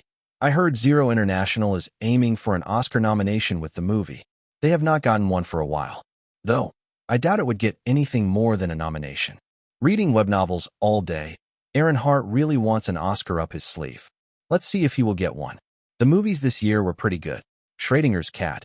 Is it only me who didn't like Shadows of War? Felt bored during it, and I really don't know why people make war movies when most countries are running away from having a war. I want to watch a movie of a guy with a hair transplant colonizing Mars instead of this. Chad Putin at Schrodinger's Cat. You sure about that, little peanut? It seems like a lot of people are liking the movie. Aiden said, scrolling through some online forums, and Sparrow. He was on a flight that was about to take off to Chicago for the shooting of Black Saints. As he was bored, he had started going through Sparrow. Currently, Shadows of War was trending number 3 on Sparrow, and every day, word of mouth was spreading. Yeah, Zero International is now estimating it to gross $200 to $250 million at the least. Combined with the OTT deal with Netflix, they are going to be swimming in profits.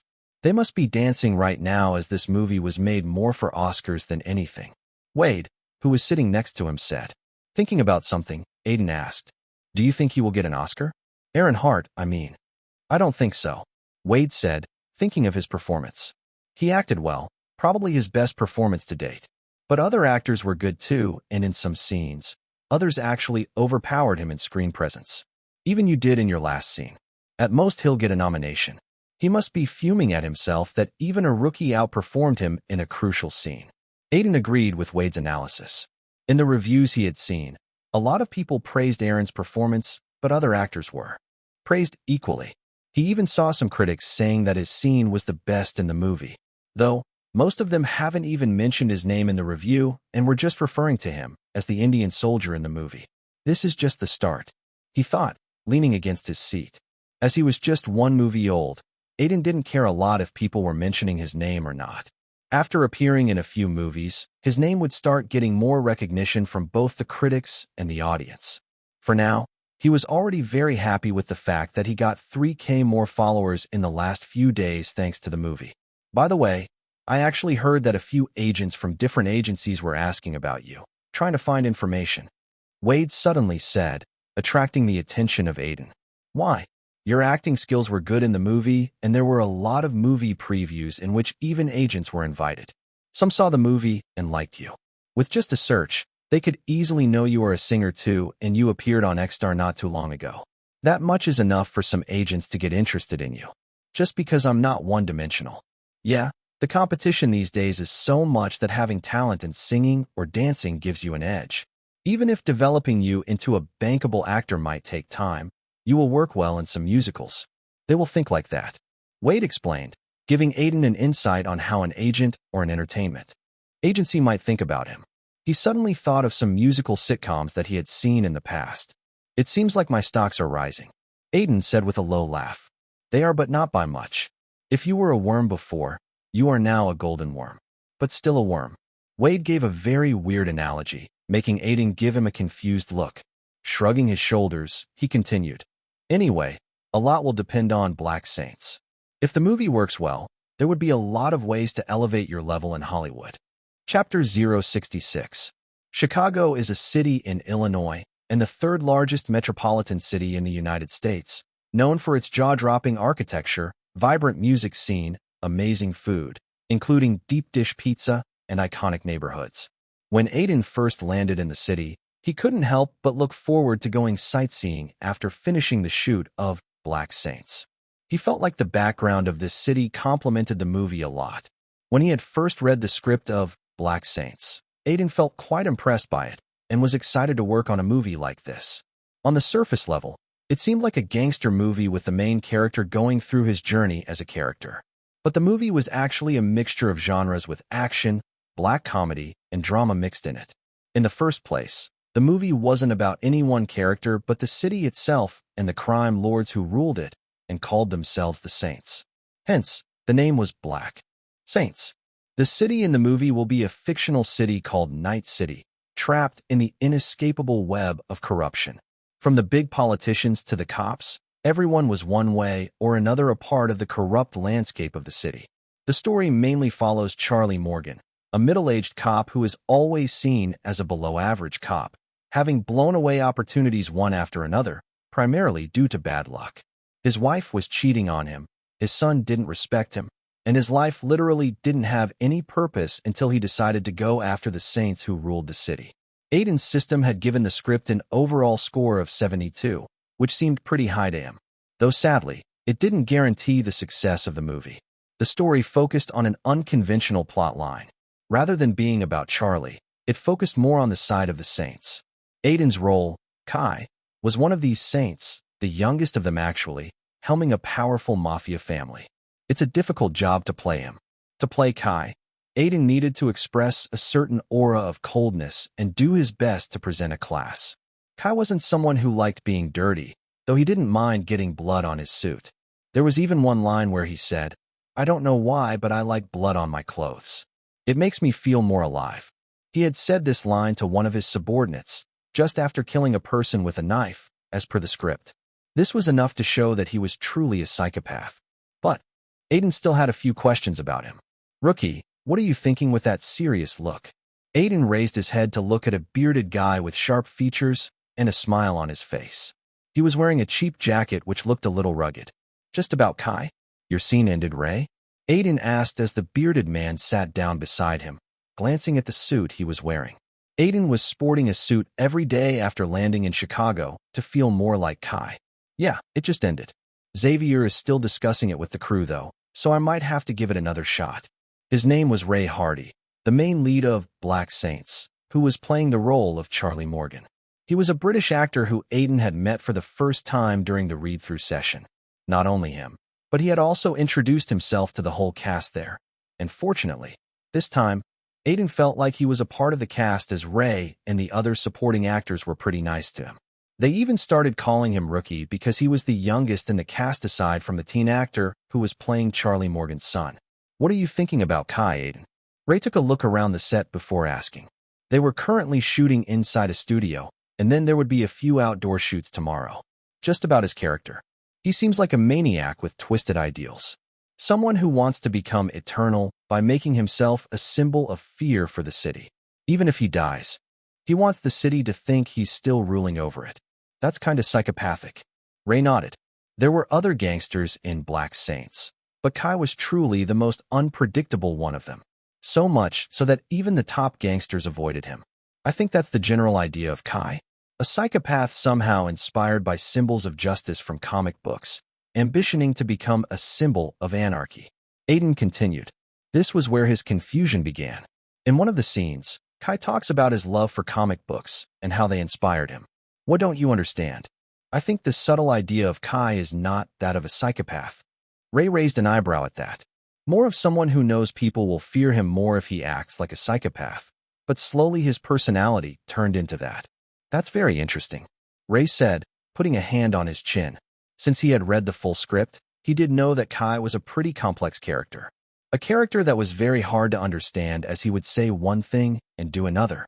"I think you are going in the right direction. Psychopaths generally do what they want, but Kai has a structure in how he does things. It's very planned out, and he even emphasizes it, so it's hard to really say if he's acting or if it's real." As Ray said that, one of the assistant directors walked toward them and called him to do another shot. Patting Aiden's shoulder, Ray left, leaving him alone to ponder more about his character. What are the motives of Kai anyway? He thought, flipping the page of his script to read through some of its lines of Kai. There was one scene in which he talked about his childhood, though it was just a bit of info on his background. The only information Xavier had given him was that Kai was born in the city. Suddenly, he got some insight into Kai's character as his brain started working. If Kai was born in the city, then he must have seen the corruption of the city, maybe even from a close distance, and his love for comic books. Aiden tried to correlate both the things and found out that Kai's character was pretty much born due to the city in an attempt to start something big to overturn it. He thought about one of the lines that Kai would often say, "I'm the symbolization of what you call anarchy." At that moment, some system notifications suddenly sprang up in front of him. Your understanding of the character Kai August has increased. Your affinity towards him has increased. There's a chance of gaining a new skill. Aiden just stared at the second notification in disbelief. He was happy for the first one as it just proved that he was going in the right direction in relation to Kai, but the second notification truly surprised him. What skill will I get now? And how? He thought. He didn't believe that the skill would spring up on its own.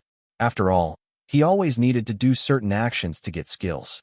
During the band mission in X-Star, he had an instrumental skill after acting as the band leader. It was given to him because he proved himself as a good planner. But here, he didn't know what he would need to do. While Aiden was busy the shooting for Black Saints, his fan page was bustling with new members. It had now crossed over 3,500 members thanks to Shadows of War being a great hit at the box office. Currently, the group was excitedly chatting because one of the members had posted a photo of Aiden in Chicago wearing a suit. "Sky Nevis, what's Aiden doing in Chicago? A music video? I've been waiting for his new song for a while. Or is it something else? April on Roof. I'm betting on a new music video. He's probably trying to increase his popularity after Shadows of War. His role is getting appreciated a lot. Yo, I'm your dad. Many critics are just calling him the Indian guy or Indian soldier. It's kind of funny because his name ain't even sound Indian. Herpes underscore free underscore since underscore 03. Yeah, but I think the critics are just lazy, or it's because he's not very famous. Bitchy Bay, he looks terrific in a suit. I hope he plays a secret agent one day. He would look super cool in it. Hollywood Insider. He would look good in any role. And I heard he's shooting for his next movie. Hashtag Aiden fan. Aiden's wife. I watched Shadows of War 3 times just because of him. I hope it's a bigger role this time though, and he doesn't die in the end. I cried in that scene. How underscore doing? If it's a movie, let's hope he doesn't die. In it, Hitler was a cultivator at Hollywood Insider. Are you sure it's another movie? Are you his agent? Why do you know so much? Hollywood Insider. Yes, my sources said it is. And no, for personal reasons, I can't disclose my identity. I'm just a fan. Hashtag Aiden's fan. Skyneves. If it's really a movie, I'm all up for it. Maybe it's a business drama or something. Imagine him being a CEO of a company in the movie or a stockbroker. Every hole is a goal. That would be pretty cool. Shadows of War has grossed over $80 million till now, so Aiden's value will rise significantly in the Hollywood circle. Chapter 067. Okay, we are starting in 5. Xavier said, glancing at the crew. The camera, lighting, and the sound crew all got ready when they heard his words. The actors that were going to perform in the scene took a deep breath. It was essential to give everything to each scene to make it as effective as possible. It was a daunting task, especially for the crew. They needed to take care of every single detail. Just one mistake, and all the hard work is wasted. Just yesterday, one of the scenes involving Ray was ruined because the sound equipment suddenly had an issue. Although they fixed it later, Xavier and many other crew members felt it was a waste because the retake wasn't as good as the first one. Because of accidents like this, they were being very careful. Aiden, you understand everything, right? Just relax and give your all. Xavier asked, in a raised voice as he looked at Aiden, who was standing in the middle, wearing a black suit and an old watch. In the distance behind him, the cinematographer was standing. This shot will start as Aiden steps into a comic book store. The camera will follow his back before turning to a long-range shot. Just for this particular scene, the crew has rented a small comic book store. Yeah, leave it to me. Aiden gestured to Xavier to not worry. This was going to be his first shot, which would be divided into various parts. Kai entering the comic book store, having a short conversation with the owner of the store, and then sitting down to read a comic book with a teenage boy, who he considered as a sort of a friend. Then, the focus will shift to the conversation as it would give more insight into who Kai actually was. This scene is the only one where Kai actually seems a bit of a normal person. Aiden thought, going over the scene again and again in his mind. He hadn't really experienced immersion in international grade yet, so there was a bit of skepticism in his heart as to how it would pan out. He just hoped that everything would go well and he could give a good enough shot. It's time to be Kai, he thought, closing his eyes. Black Saints October 13th, 2015 Act 3 Scene 1 Take 1. Kai slowly walked up to the comic book store with light steps. Around the street, some people noticed him but just gave him a look before turning away their eyes. As he entered the comic book store, he took a deep breath and saw that there weren't a lot of people there. Just some kids were talking among themselves. Turning his eye away from them, he looked up at the store owner, Todd, who was shocked to see him there. Todd, the store's running well? Hardly. Kids these days aren't more into comic books than they are in video games. Todd's tone carried a tinge of nervousness as he came out of the counter. So, what can I give you today? A new issue of Sup Dash. My money, Kai said, smiling at him. Mr. August, the store is not running well these days. If I could skip this month, Dash. The store is not running well, but you still have money to buy cigarettes. Aren't they the expensive ones? Kai suddenly looked at a cigarette packet on the counter. The odor of it was still in the air. That's just an addiction. You have money for your addiction, not in your life. Kai tilted his head and looked hard at Todd, who was already shaking due to the atmosphere building around the store. The kids around the store all stared at Kai, wondering what would happen. They remembered a time when Kai had beat up someone on the street. The reason was still unknown, but the fight was still in everyone's minds. Think about where your priorities lie, Todd. I'm saying this as a friend of yours, and because I don't want to go through trouble finding a good comic book store in this godforsaken city. Kai patted his shoulder. Todd was a bit taller than him, but currently, his stature seems to be way smaller than Kai's. Now, how long do I have to stand here? Todd hastily nodded and ran to the counter to give the bills to Kai. He didn't even count them, and satisfied, Kai nodded. Cut. The scene came out good. Xavier's voice resounded, and the actor playing Todd wiped off the sweat from his forehead.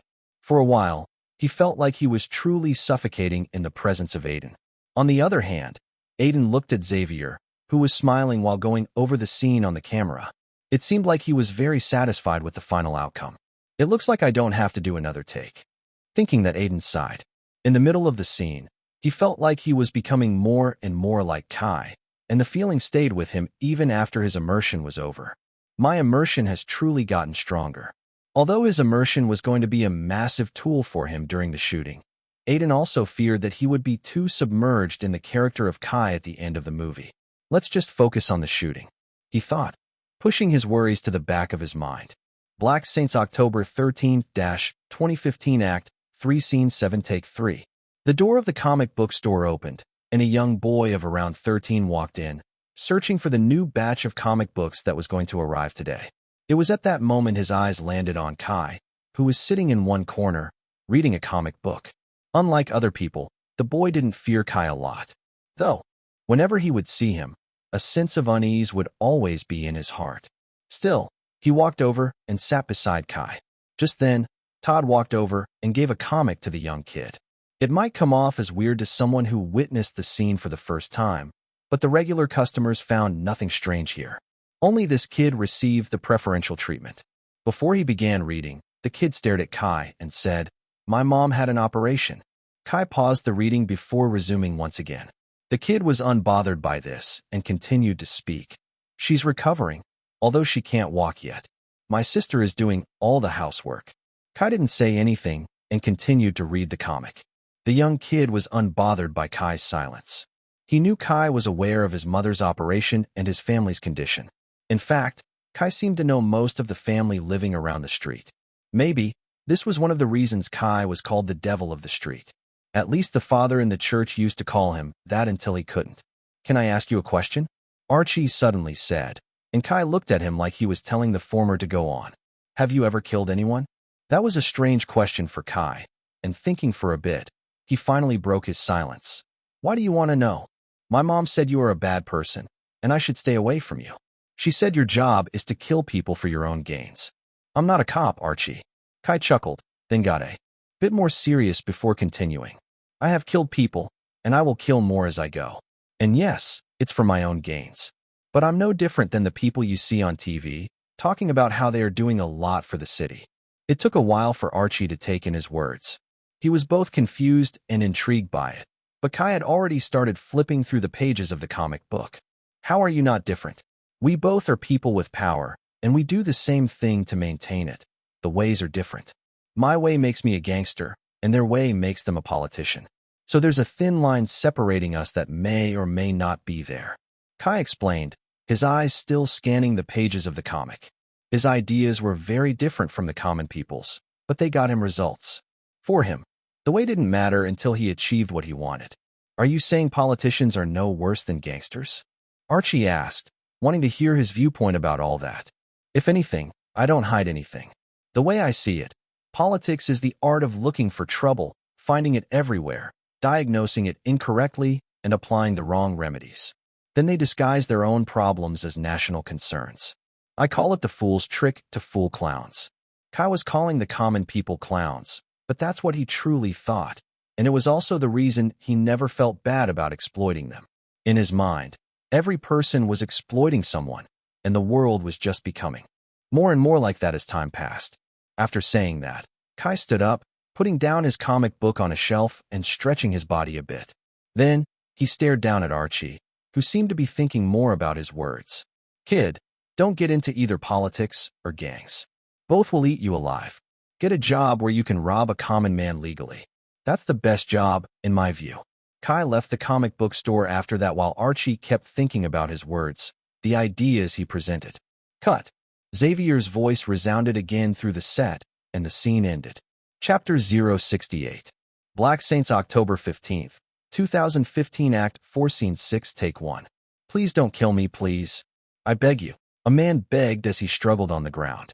He was held captive in an old warehouse, and even if he screamed, no one was going to come help him here.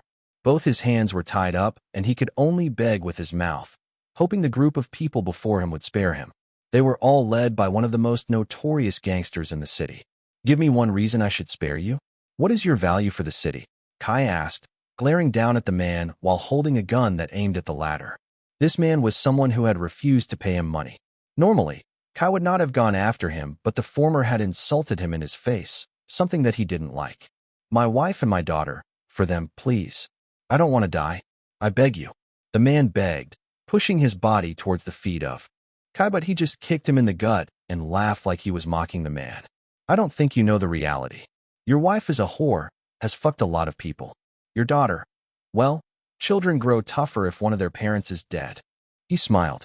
I'm speaking from personal experience. My wife is not a whore. Bang.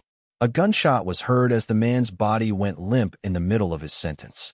He stopped moving and blood started flowing out from his stomach. One of the subordinates of Kai crouched to check if the man was really dead and gave a nod to Kai. He's dead. He died funny. Imagine my wife is not a whore being your last words. That's the comedy in this business. Saying that, Kai gave the gun to another subordinate as two others started cleaning the body. Sighing, Kai looked up at a broken window from where a ray of light was coming from. Cut. It was then that the scene ended. Xavier gave a thumbs up to the actors, and the actor who was playing the role of the man who Kai shot stood up, trying to get the dust off his body. His clothes were red, as the blood bag that he was wearing under his clothes had exploded. It was generally used to show blood in the movie. Good job there. Sorry for the kick, Aiden said, walking up to him. No problem. Your acting is pretty good, rookie. Keep it up. After saying that, the actor went back to the makeup room to get changed. His scenes were finished now, so he could leave the set. With this, the introductory scenes for Kai are over. Aiden thought, walking up to sit on one of the chairs as the crew tried to finish up everything and move on to the next scene. The scenes he had shot till now were more or less going to come in the opening part of the movie where the character of Charles is given a brief about the blank saints in the city. This would focus more on the kind of character Kai was. He's going to die halfway through the movie, though his impact will be most seen in the last part of the movie. His mind traced back to the climax of the movie. Maybe, because of that kind of a climax, the script was given a high score by the system. Though, it was a little over the top, but it really served as something that the audience won't expect. Aiden. As he was thinking about that, Wade suddenly walked up to him. Where were you? Aiden asked as Wade sat down next to him. By the smile on his face, he felt like he had something nice for him. Was talking to one of the assistant directors. Anyway, have you heard of Hollywood Weekly? Isn't it a magazine? It's pretty famous. From what Aiden knew, Hollywood Weekly was a pretty famous magazine, especially in LA and New York. They would have a unique story of different actors, actresses, and even filmmakers. Yeah, I just got a call from a reporter from that magazine. They want to interview you for one of their columns. Apparently, they are going for the theme of star rookies and would feature your interview. Due to the popularity of Shadows of War, Aiden looked at Wade with widened eyes. He hadn't expected to have an interview like this, especially from a famous newspaper. I thought they would get someone from a big agency. You know they always have rookies that might become the next big sensation. Aiden asked after calming down a bit. It's probably because you are in a hit movie that's still running in the theaters. Your role was impactful too, so people are curious about you for a while. It will die down, but they probably want to profit from it in the meantime. In Hollywood, an actor who was trending was easily replaced with another in a couple of days. That's why it takes years to become a dependable actor that people won't forget. Knowing that well, Aiden already got an idea as to why he was suddenly asked to do an interview. Anyway, it's a good enough opportunity for us. After wrapping up, we will go to the interview. The reporter said he could meet you at the hotel we are staying at. Okay. My name is Henry Johnson. I'm a reporter from Hollywood Weekly. It's nice to meet you. Aiden's silver eye. Likewise, it's good to see you. A tall man, wearing a suit and a professional smile, shook his hand as they sat down in the hotel lobby. Wade had left them alone, saying he would go smoke outside. Although it was his first official interview, Aiden wasn't too nervous as he had these kinds of interviews in X-Star a lot. That had prepared him somehow to not say weird or even slightly confusing things that could be misinterpreted. He had learned this lesson the hard way. So, Aiden, the last few months seem to have gone pretty drastically for you. You have improved in both of your fields a lot. How do you feel about it? Henry started the interview with a pretty simple question after setting up the recording device.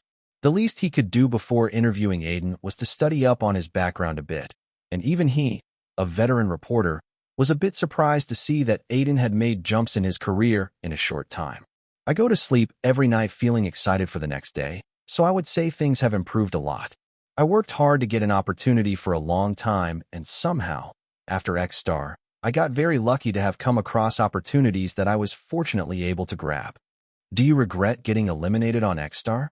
He asked, making Aiden think of X-Star after a long time.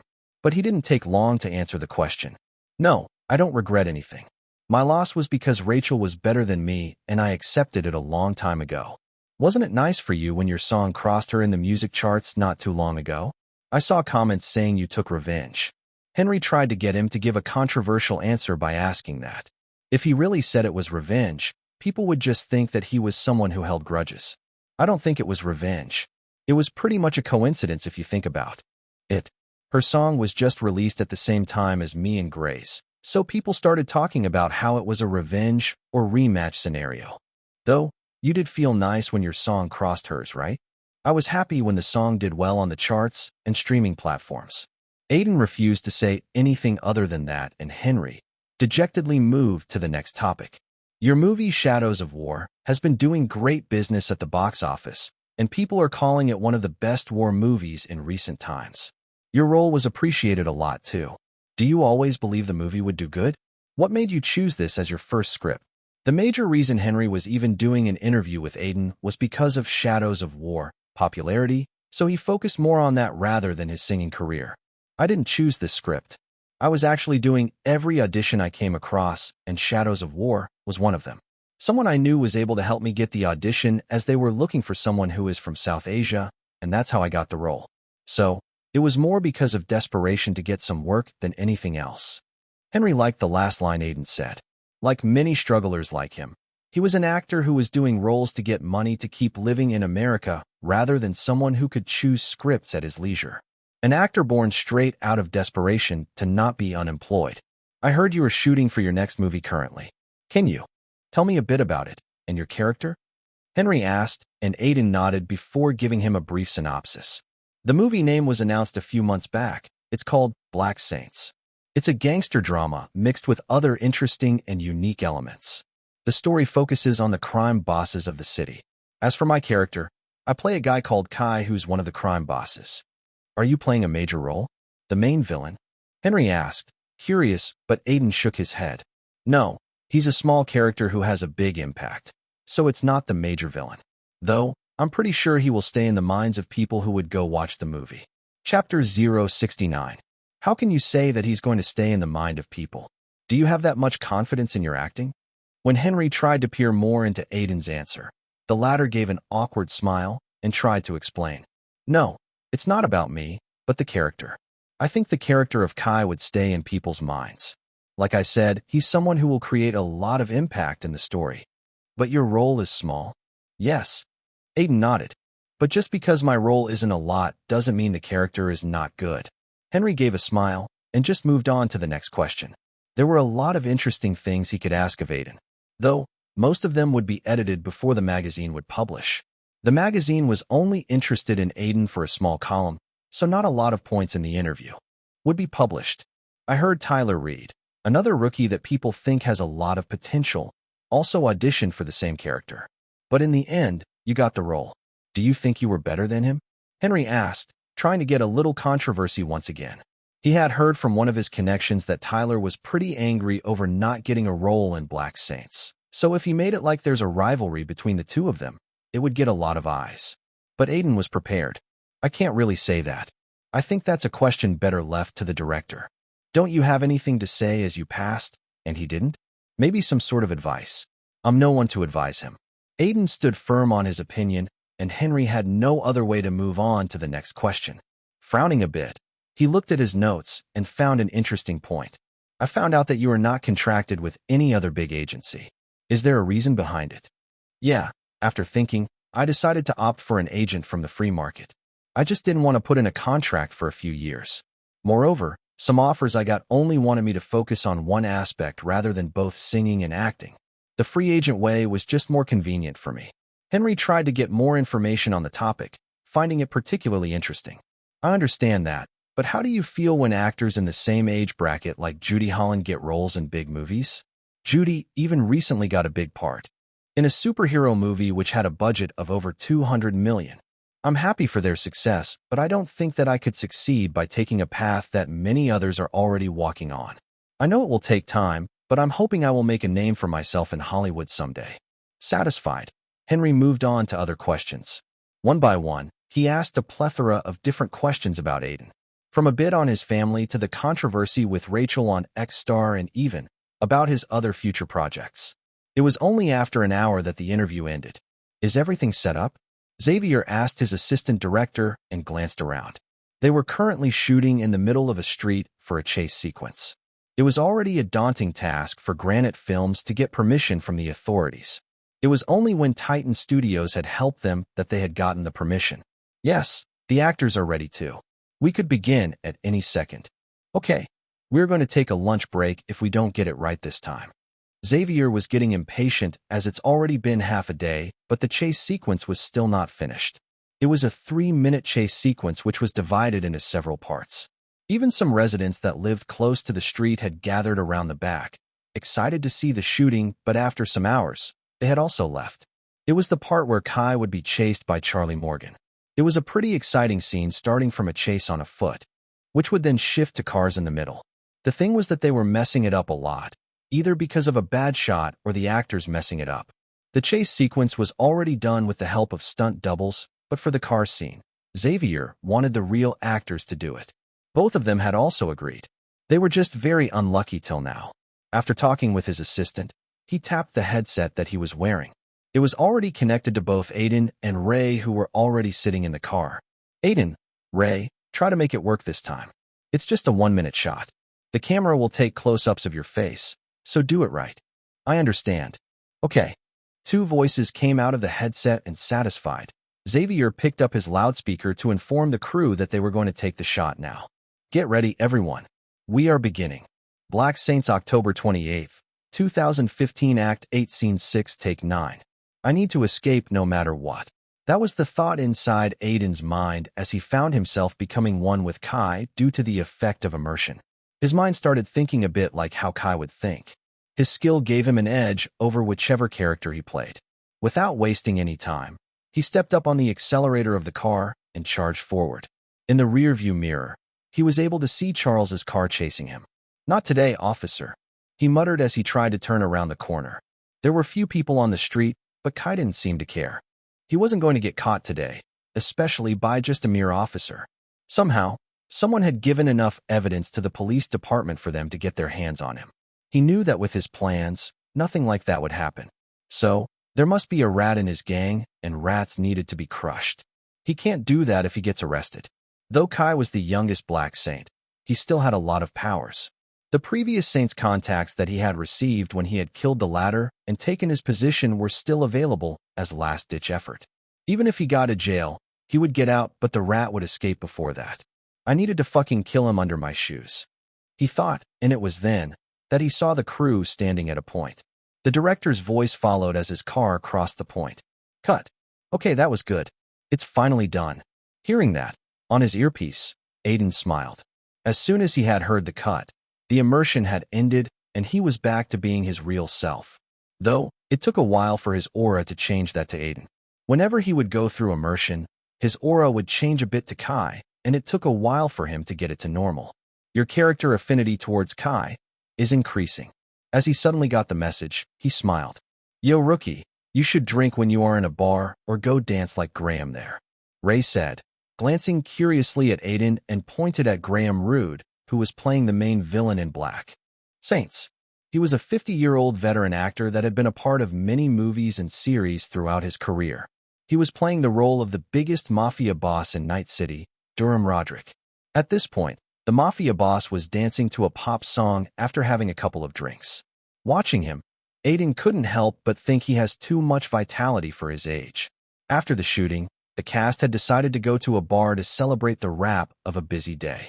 Automatically, Aiden was invited too, and from his time on set, he had gotten a good enough friendship with Ray and some other cast members. I was just thinking about tomorrow's shoot. The interrogation scene between Kai and Charles. I was wondering how I should be more like Kai during that, as it's one of his last scenes. Aiden addressed his worries, and Ray thought for a bit before replying. You're already doing a good job. You play him with enough devilish aura, or whatever they call it. Ray took a sip from his glass. If you want to add more, try to think how he will behave in certain situations. Method acting is good to truly get the levels of characters to reach off the charts. I will try. Aiden nodded. Anyway, don't think of work in the bar. Just enjoy. Get a nice girl here and talk to her. You are single from what I know. Okay, Aiden said with a smile and looked around the bar. Chapter 070. Aiden, are you listening to me? Miranda, the makeup artist that was working on Black Saints, tried to attract Aiden's attention, but the young man before him was too immersed in the script in his hand, thinking about something. She had been working in the movie industry for a long time, over 10 years actually, but she had never seen someone like Aiden who would always be looking through the script on the set. She felt like he was trying too hard. Aiden, I need to start your makeup. Finally, she tapped on his shoulders, and he looked up. A bit of confusion was in his eyes. What happened, Miranda? I need to get your makeup done for the scene. You should get your head out of the script, especially when you are at the end of your shooting. Miranda shook her head, feeling like Aiden was being a bit absurd. The truth was that he wasn't actually reading his script, but looking at his system prompts. I'm sorry. I will try to sit straight as you go through applying makeup. Good. Miranda nodded. Then feeling a bit curious, she asked, what were you thinking about anyway in the script? Just about Kai. Aiden lied, making an excuse. I don't think you should think too much into it. Just finish your last scenes, and your work will end. Xavier is already happy enough with your acting. Aiden just smiled awkwardly at that as Miranda started putting makeup on his face. The reason he was being overly serious about his role suddenly was because of the system notifications he had gotten a few days ago. Your understanding of the character Kai August has been increasing. Your affinity towards him has increased. A unique opportunity has been presented to you. You are one step away from unlocking a new skill. You need to break the barriers of acting to get the new skills. Multiple rewards await you if you could take the final step. These notifications immediately made him a bit greedy to get his hands on the skill. Because of that, in the last few days, Aiden was giving a lot of value to understand the character of Kai a bit more. It had made him think of Kai even while he's not set, even making Wade a bit worried about him. But Aiden was very motivated to get his hands on the new skill. Knowing full well that he was behind by a lot of levels compared to other actors, he wanted to make up for it by any means. Getting his hands on multiple skills was his only way. Hey, Miranda, can I ask you a question? Aiden suddenly asked, and Miranda gave a nod, too focused on applying makeup on his face. The next scene they were shooting was when Kai would be captured by the police and interrogated by Charlie, which would result in a back and forth between the two about the city and its corruption in it. In this scene, Kai needed to look like someone had beaten him up before the interrogation, so Miranda was applying some dirty makeup on his face. Go on. You have seen a lot of actors, right? Have you ever experienced one of them breaking the shackles of a character and becoming the character himself? Miranda thought about the question for a while before replying with a positive answer. I have, actually.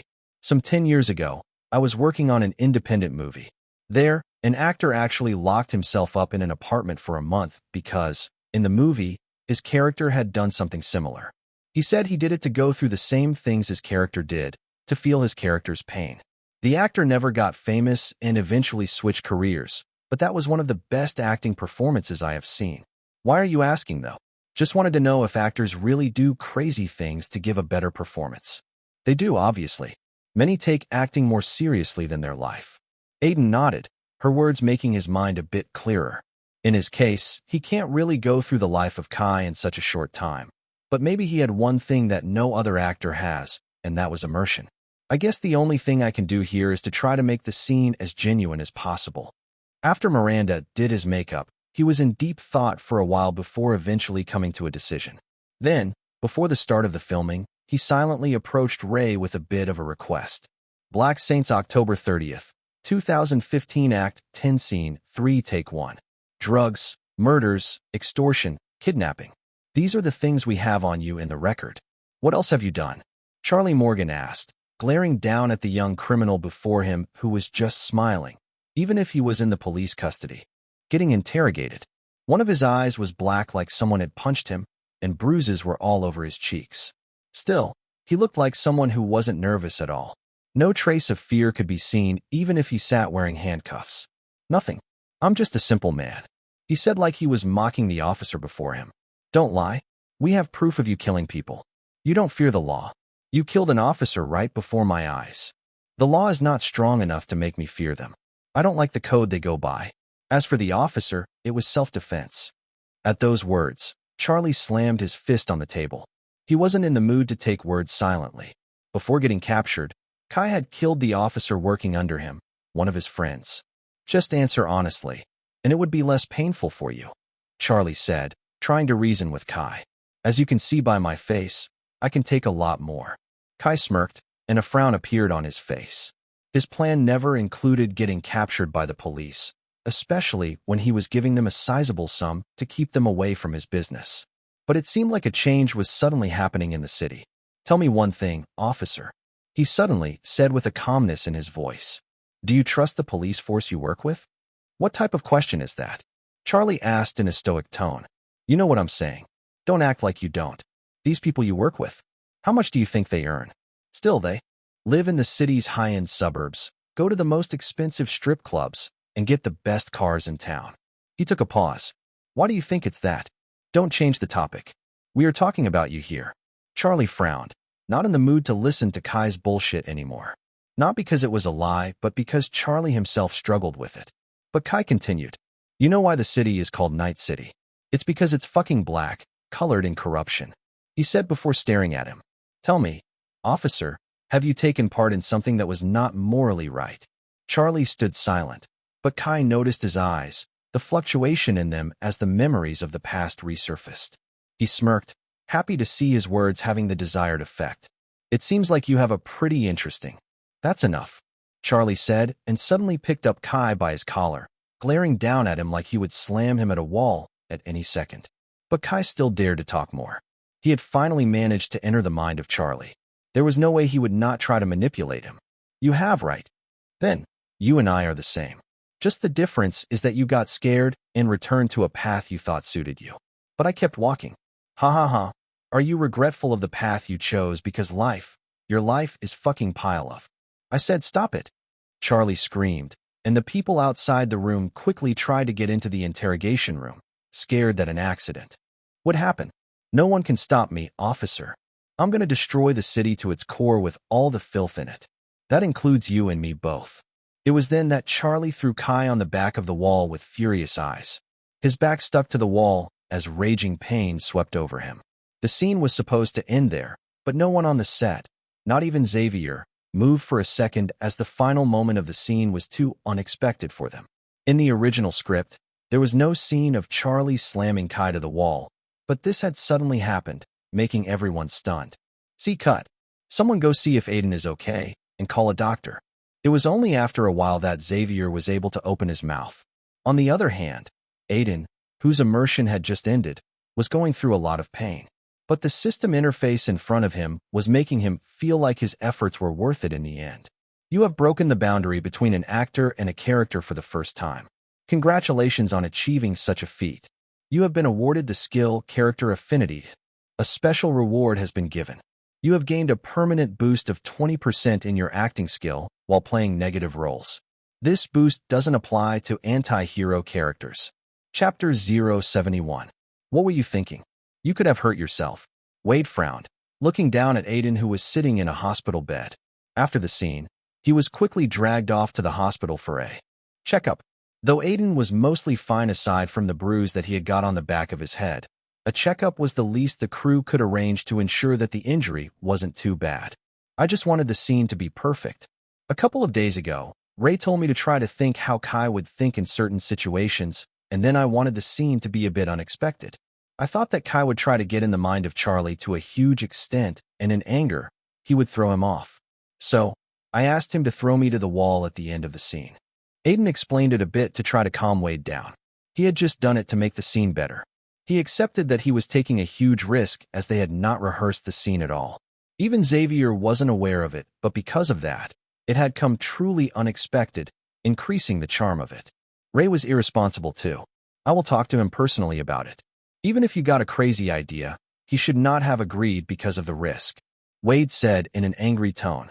He had truly gotten worried about Aiden after the scene. He didn't throw me heavily, and he didn't agree to throw me off when I first proposed it. Only after I requested him to do it multiple times did he agree. We were both being careful, and the doctor did say I'm fine, right? It was only after that Wade seemed to accept his words. After that, he left the hospital room, saying he would inform the crew that Aiden was okay and there was no need to worry. When Aiden was finally alone, he finally opened up his system to check out his new skills. He had not gotten the chance yet. You have been awarded the skill Character Affinity. You can now access Character List. Aiden clicked on the second notification and a bigger prompt suddenly opened up. It had all the characters he had played till now listed up in an order. Character List. Asterisk Nameless Indian Soldier. Minus 65% affinity. You played the role with all the basic characteristics, but failed to bring forth the soul of the character other than a few scenes. Affinity could be improved for the role. Asterisk Kai August. Minus 75% affinity. Your acting gives a certain edge to the character, bringing forth a certain devilish aura. However, you failed to show a certain vulnerable nuance in the required places. The character affinity is the utmost you could do at the moment. The boost has been applied as the character is identified as a -1. Reading through the whole list, Aiden felt a bit happy that he had gotten 75% character affinity. Even that much was a good number for him, as he had expected way less. But he also understood the places he could improve to increase the affinity with the characters he's playing on the screen. The other thing that caught his eye was the permanent boost he had received on all negative characters. This was certainly the best reward for him, as just like a game system, as he reached a high level in his skills, it would get harder and harder to improve. At that point, the boost would help him greatly. Should I just choose more negative roles from now on? He thought, thinking of a famous actor who had based his whole career on just gray and negative characters. He was so good in those roles that no one could consider him for something else. Though, it was just a case of being stereotyped in the same role which Aiden wanted to avoid if he could. Playing negative characters is fun, but I don't always want to play them, he muttered. No matter how distinct negative characters look, he would feel like he was just playing the same character if he overdid it.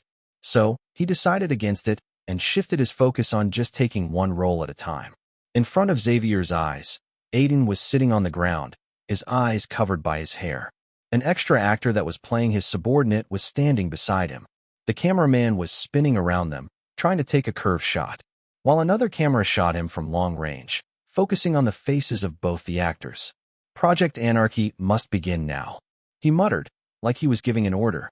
His subordinate looked surprised for a second before eventually nodding. It's the city to acknowledge its ruler. Hearing that, the subordinate hastily left, and the scene ended. After a while, Xavier smiled and finally shouted the word that finished Aiden's shooting schedule for the movie. Cut. Everyone on the set, from the actors to the crew, clapped when they heard Xavier's shout. With this scene, Aiden's scenes were done, and it was a wrap for him. Though, the other actors would keep shooting for another 20 days. Thank you, everyone, Aiden said, getting up from the ground. The final scene of Kai was in a prison where he would just sit with his eyes closed before giving an order to one of his subordinates who had managed to sneak into the prison. This would come in the first half of the movie, but Project Anarchy would truly be shown in the climax. A climax that everyone who had read the script knew would make the audience shocked. The whole shot was only 1 minute, so the audience would even forget about it, as after this, Kai would be killed off screen. More like, his character would commit suicide, knowing that he wouldn't get out of the prison ever because the politicians and black saints were trying to have him killed in the prison. So in the end, he killed himself. Aiden, you did a great job, Xavier said as he hugged Aiden for completing his shooting. The other actors, including Ray and Graham, also chipped in. Yeah, rookie, you were really good. You nearly scared us in the interrogation scene too. You are a good actor, but don't pull up crazy stuff like that from now on. You did a good job. Aiden smiled, basking in the applause. He wouldn't have gotten it normally, but after the interrogation scene, he had got a reputation as an actor who was willing to do anything to make a movie better. As a result of that, he was receiving respect from actors who had already achieved a lot in their lives. It was great shooting with you all. Let's hope the movie breaks all the records. Everyone cheered at those words. Black Saints was a special movie for many of them, and they truly hoped the audience would like it too. Seeing their reactions, Aiden felt like all his troubles to get this role was worth it. His conflict with Tyler and how he had finally got the role, everything was on his mind. At the same time, he also felt a bit tired. He had been working non-stop for the last few months, and it was almost the end of the year too. He felt like he needed a break. At least for a while. I guess I can take a short break. Maybe a week. He thought on his last day on the set of Black Saints. We aren't getting anything good. I don't think these guide tracks are going to fit the show. A middle-aged man with a ragged beard frowned as he looked at the group of people in front of them. His name was Stephen Gregg. He was looking tired, like he had been working constantly for a long time. He was one of the producers from Anime. Anime was an animation studio, and a big one at that, which frequently licensed Japanese anime to distribute in American and European markets. But we only got these from the singers we contacted. The Japanese title track for Attack for Freedom is very popular in Japan, and a lot of the audience who watches subbed. Anime already like it, so we tried to bring the best tracks we could. One of the people from the A&R department said, but Stephen clicked his tongue with a bit of annoyance. These are clearly not enough. He shouted, if we use this, people would say that they don't match the theme of the show. Anime fans are hardcore, even in America, so we need to find something better.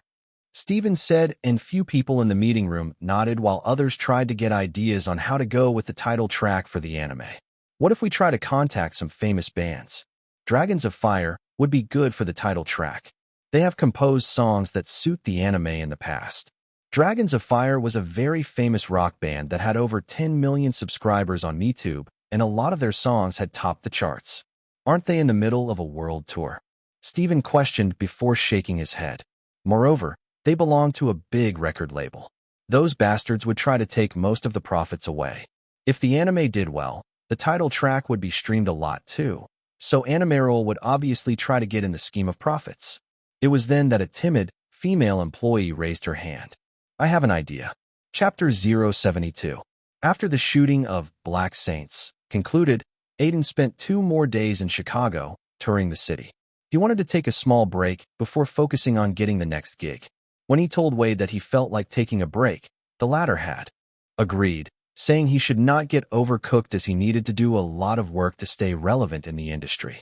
Because of that, even after returning to New York, Aiden just stayed in his room, occasionally going to Uncle Sam's restaurant to eat, and then spending his nights in Rabbit Hole, not as a singer, but as a customer.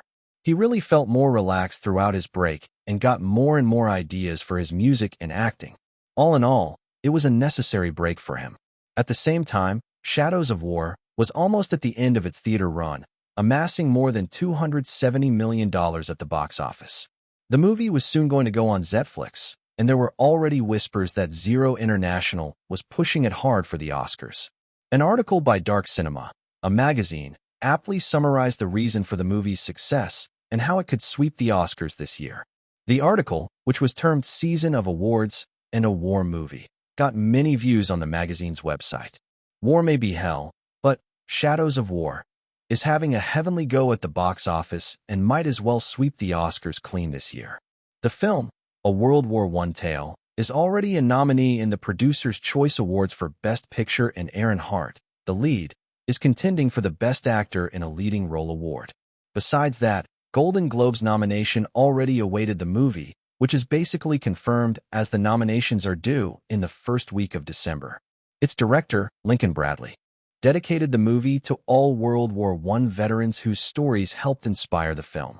And the film's producer, Franklin, drew a line directly from the movie to the current climate of global tension around the world in an interview he gave to Hollywood Times. In these times of disunity and conflict around the world, I really hope that it's a reminder never to take for granted the peace and do everything not to go back to the times of war, he said. The movie is already said to be one of the best earners from Zero International in recent times and has even gotten a multi-million-dollar deal for the streaming rights. The company wants nothing more than to push the movie for the Oscar nominations as well. If that happens, The movie could be a big contender to win the Academy Award. After all, everyone in Hollywood knows that the Oscars love war dramas more than anything. The liking had only grown in recent times. While talking to one of the executives in Zero International, we learned that they are planning to do another movie with Lynchon Bradley, a director who has been nowhere to be seen for the last few years. His career has clearly been revived with Shadows of War. Although the competition will be one of the toughest in the Oscars, many film critics believe that the war drama could edge over the others due to the realism and the sense of danger it presented throughout its running minutes. Everything will most likely depend on how the movie performs in other award shows, as the Oscar jury will probably keep an eye on them. Aaron Hart, hoping to get a nomination in the Best Actor category, said, "I'm just happy the movie did well as the cast performed their best. As for the awards, I'm not really thinking a lot about it, and it all depends on the Oscars jury."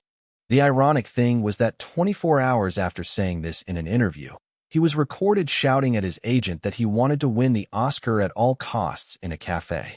It seems like Shadows of War might get an Oscar, Aiden thought, scrolling down the article displayed on his phone. Though the movie was doing really well, his name had more or less been forgotten, as his role was too short even to get a nomination, and Lincoln and Aaron had more or less occupied the focus. Aiden had become a fleeting memory in people's minds. He wasn't upset by it, already anticipating this outcome. It had been a week since he had returned to New York, and his break had ended yesterday. He was currently in the rabbit hole, as Wade had called him here, saying he had something to talk to him about. But he hadn't appeared yet. "Kid, I didn't expect to see you here." Suddenly, a familiar voice resounded in his surroundings. Turning around, he saw Abraham walking in. "Boss, how are you?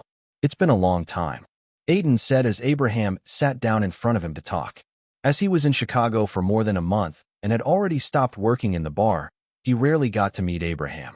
These days, however, the old man helped him a lot when he struggled, so he always felt grateful. "You are moving up in your career, so it's hard to see you these days," Abraham said before a conflicted expression appeared on his face. "By the way, I'm sorry about Amy. I heard she was rude to you." It's been a long time since then. I have already forgotten about it," Aiden said, suddenly remembering Amy. He hadn't forgotten her, as their meeting was still in his mind. He would just like it if he never met her again. "Anyway, I heard you just finished shooting for a movie. Do you have any other projects lined up?" Abraham asked, tilting his head. He was very interested in Aiden, as he was the first singer from the bar who seemed to have been on the path to becoming a star. "Not yet. Wade said he's looking for new acting projects, but I will mostly be making new songs for the next 2 months and get back to acting after the new year." Aiden explained his plans. He had shot 2 projects one after another, and it was not exactly easy to find acting projects in Hollywood, so he won't be surprised if he was out of any acting job for the next 2 months. At that time, he wanted to focus more on his music career and try to increase his MeTube channel numbers. "That's a fine plan. If you want a recording studio, I can rent you mine." Aiden cocked his head at that. "I own it and rent it out to bands, so I will even give a discount to you. Recording software is good, but a studio with all the equipment will improve quality." "That's true. It would be a huge help if I could rent your studio." After that, they talked a bit more about just singing and the state of Hollywood and the music industry as a whole. Abraham knew many people in Hollywood, so he had a lot of interesting stories to tell Aiden, who just listened calmly. Suddenly, Abraham remembered something important. "I just remembered, but the Indie Music Awards will be held soon. Have you heard anything about a nomination?" "For what?" "There are a lot of categories. Best Single of the Year or Rising Star of the Year. I think you will at least get a nomination in the latter." Indie Music Awards is a big event that happens at the end of the year in December. It was not as prestigious as the Grammy, but it was significant for new indie musicians. They take it very seriously, and many bands dream of starting their career by playing on the stage at the awards. The season of awards is truly coming, Aiden thought, thinking back to the article. He hadn't heard of any nomination for even one of his songs yet. "I have not heard anything from the awards yet," Aiden said, taking a deep breath. "I think they will release the list of nominations in 2 weeks, so I can only hope for now." "Yeah, keep an eye on it. These awards give an artist a certain prestige, which will be very good in the future," Abraham said, thinking about Hold On To Me.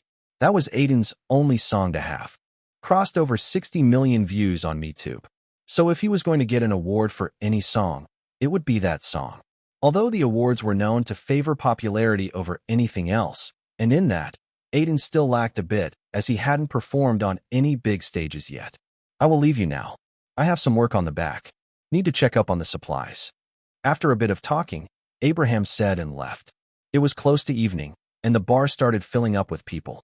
But sitting in the corner, Aiden just waited for Wade, who was too late. Finally, when it was close to 5:40 in the evening, Wade appeared. He was panting like he was running his whole way, and as soon as he sat down in front of Aiden, he said, "I think I might have an amazing opportunity for you." Chapter 73. I think I have an amazing opportunity for you.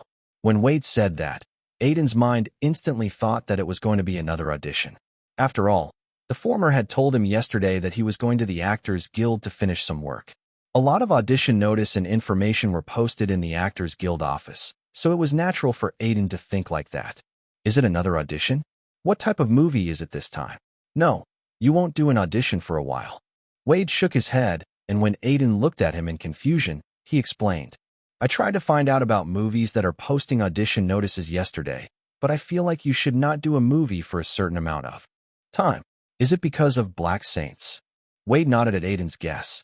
There was a lot of buzz around Granite Films due to Black Saints, and he first wanted to wait to see the reception it would get from the audience. You have a way better role in Black Saints than your first movie, and everything went well. People would take notice of you as the role is something that will stay in people's mind for sure. So, at that time, your value will rise. It's better to take more roles then, probably in a movie that has a positive vibe. Otherwise, it won't be long before you get stereotyped into negative characters. Aiden agreed with that statement. It seemed like Wade had already planned out everything for him, and it wasn't much different than what he had in mind. He wanted to play a waiting game and wait for Aiden's stock to rise before signing his next project. Though, there was one problem. What if the movie flopped, though? Black Saints was considered as a very risky project by Granite Films, who normally won't look beyond their comfort zones of romantic comedies and dramas. It was an investment of more than $50 million, so people involved with the project were pretty anxious about it. Even if it flops, I think people will appreciate your acting. There will be comments like, the movie wasn't good, but Kai really gave me a scare. I wonder what's the name of the actor who played him. That's actually the best scenario, as people will remember you even if the movie doesn't work. Aiden laughed at that. Wade was right, but he felt it was funny that his agent didn't care a lot about if the movie worked or not. You should enjoy your current status in Hollywood here. Wade suddenly said, you are not the lead actor, so people won't blame you for the movie not working. I'm pretty sure Ray Hardy's agent will be pretty tense. After Aiden started leading a project, people were going to associate the movie with his name, so success and failure will be blamed on him too. Becoming a lead of a movie was something he was aiming for, but it didn't mean it won't come with responsibilities. Yeah. Anyway, you have not talked about the amazing opportunity yet. If it's not acting, then what? Aiden asked curiously. Maybe another endorsement deal or a singing gig. He was fine with anything if it was not another offer to sing at a wedding. He was already sick of them after doing it too much. You watch anime, right? I saw some posters of them in your apartment. Wade suddenly asked, and Aiden nodded his head slowly, finding it a bit strange. Yeah, I do watch anime. But why are you suddenly talking about it? Aiden raised an eyebrow. Don't tell me you are suddenly interested in getting into anime? At those words, Wade shook his head and frowned. No, I actually got an email from Anime Roll. Do you know the company? They normally license Japanese anime to distribute in America. They are one of the top companies in that sector. They have even worked on some animated movies like Fong and the Dragon King and Kung Fu Bear. Aiden knew the studio, as most people who watch anime would at least hear their name.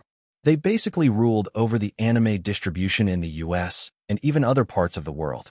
Now, he was pretty curious about what was in the email that Anime Roll sent Wade. So what do they want? They have recently picked up Attack on Freedom, a high-action anime that's already very popular in Japan and all over the world. The first season was a very massive hit, increasing the sale of the manga by a lot. I heard the dubbed version was going to be released in March. Aiden asked, thinking back to the news he had read about it. He knew the anime and had watched the first season too. Yeah, the dubbing is already in the middle, and Anime Roll is pretty strict about it because a lot of people don't watch the dubbed version because many times they aren't as good as the original. Because of that, they are trying hard to get it right this time. So what exactly is the job? Aiden inquired, knowing full well that it was not going to be a voice acting job or anything related to that. I'm coming to that. Their team had recently started going through the title track for the dubbed version. The original Japanese one was by a band and was at the top of the charts in Japan for a long time. But the English versions they received were not up to their standards.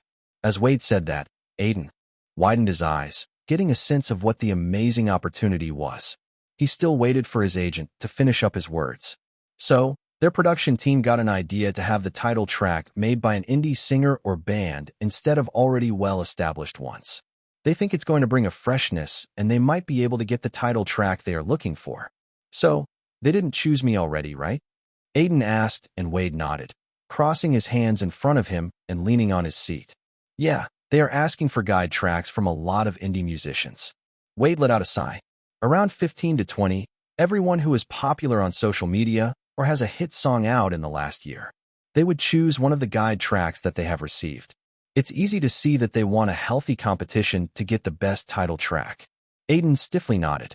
It was a great opportunity for him, but the competition was also going to be tough. It was not going to be easy to get chosen from the crowd of 15 to 20 musicians. Though, he wasn't one to back down even if it was going to be hard. So, will you do it? Wade asked, looking up to him. Yeah, I will. I don't want to miss such an opportunity.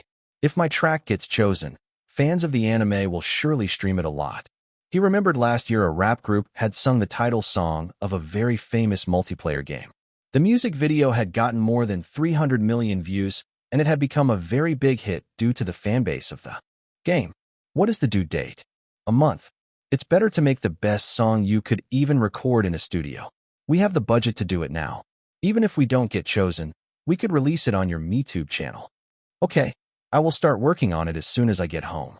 Aiden said and planned in his mind to rewatch the entire first season of Attack for Freedom to get a better sense of the essence of the show. Only after that he would be able to make an appropriate song. Have you emailed all the indie groups and singers we choose? Stephen Gregg, the producer working on the dubbed version of Attack for Freedom, asked his assistant. He was currently sitting in his office and going through the progress reports submitted to him. Yes, almost all of them gave back a positive response. We are very hopeful to get a good title track in a month. His assistant replied with a smile. That's good.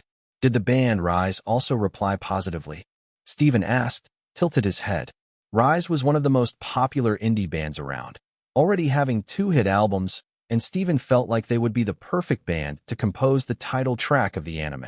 Yes, I contacted their manager personally, and they are very enthusiastic about making a good enough title track for the anime. If they work to the potential they have shown, they would be the ones singing the title track. But it's still better to go through every single guide track we receive. These days, there are a lot of hidden gems in the market. We have only contacted the best ones, so I don't think we will have a problem. Stephen shook his head, glancing at the open window before opening his mouth. It's not about getting a problem. The anime just have too many hardcore fans, so we need something that pleases them. I don't want to hear things like we butchered the dubbed version. In the last 2 projects he has worked on, fans have complained a lot that the quality wasn't there in the dubbed version and how the title tracks sounded very odd. He wanted to avoid such comments this time at all cost. Chapter 074. Attack for Freedom was a fantasy action manga series that was very popular since it was released. It has sold over 1 million copies in Japan and all over the world, and after the release of the anime, the sales have just increased. The manga was set in a Victorian-era world, and it showed the story of Aaron Joseph, who joins a secret society called Black Crown after his brother, a freedom fighter, gets killed in front of him. Throughout the manga, the main character and the secret society would try to topple over the empire that was ruling over all the people. To fight the empire, the main character would use devices, magical weapons that could only be used by a couple of people in the whole world. The nobles from the empire would use the same weapons, resulting in great action sequences. The theme of the manga was taken from the revolutions in Europe and the secret societies that had formed in those times of great turmoil.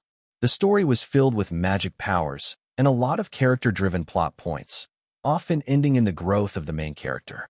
Because of the characters and the scale of the story, it was very popular and almost had a fanatic fanbase.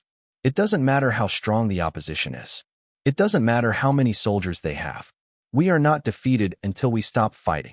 On his laptop screen, a man with blonde hair was giving a heroic speech to his companions as they prepared to head into a battle with the soldiers of the Empire. This was the last scene of the last episode of Attack on Freedom. It's a pretty exciting series. Aiden muttered, closing the website in which he was watching the episode.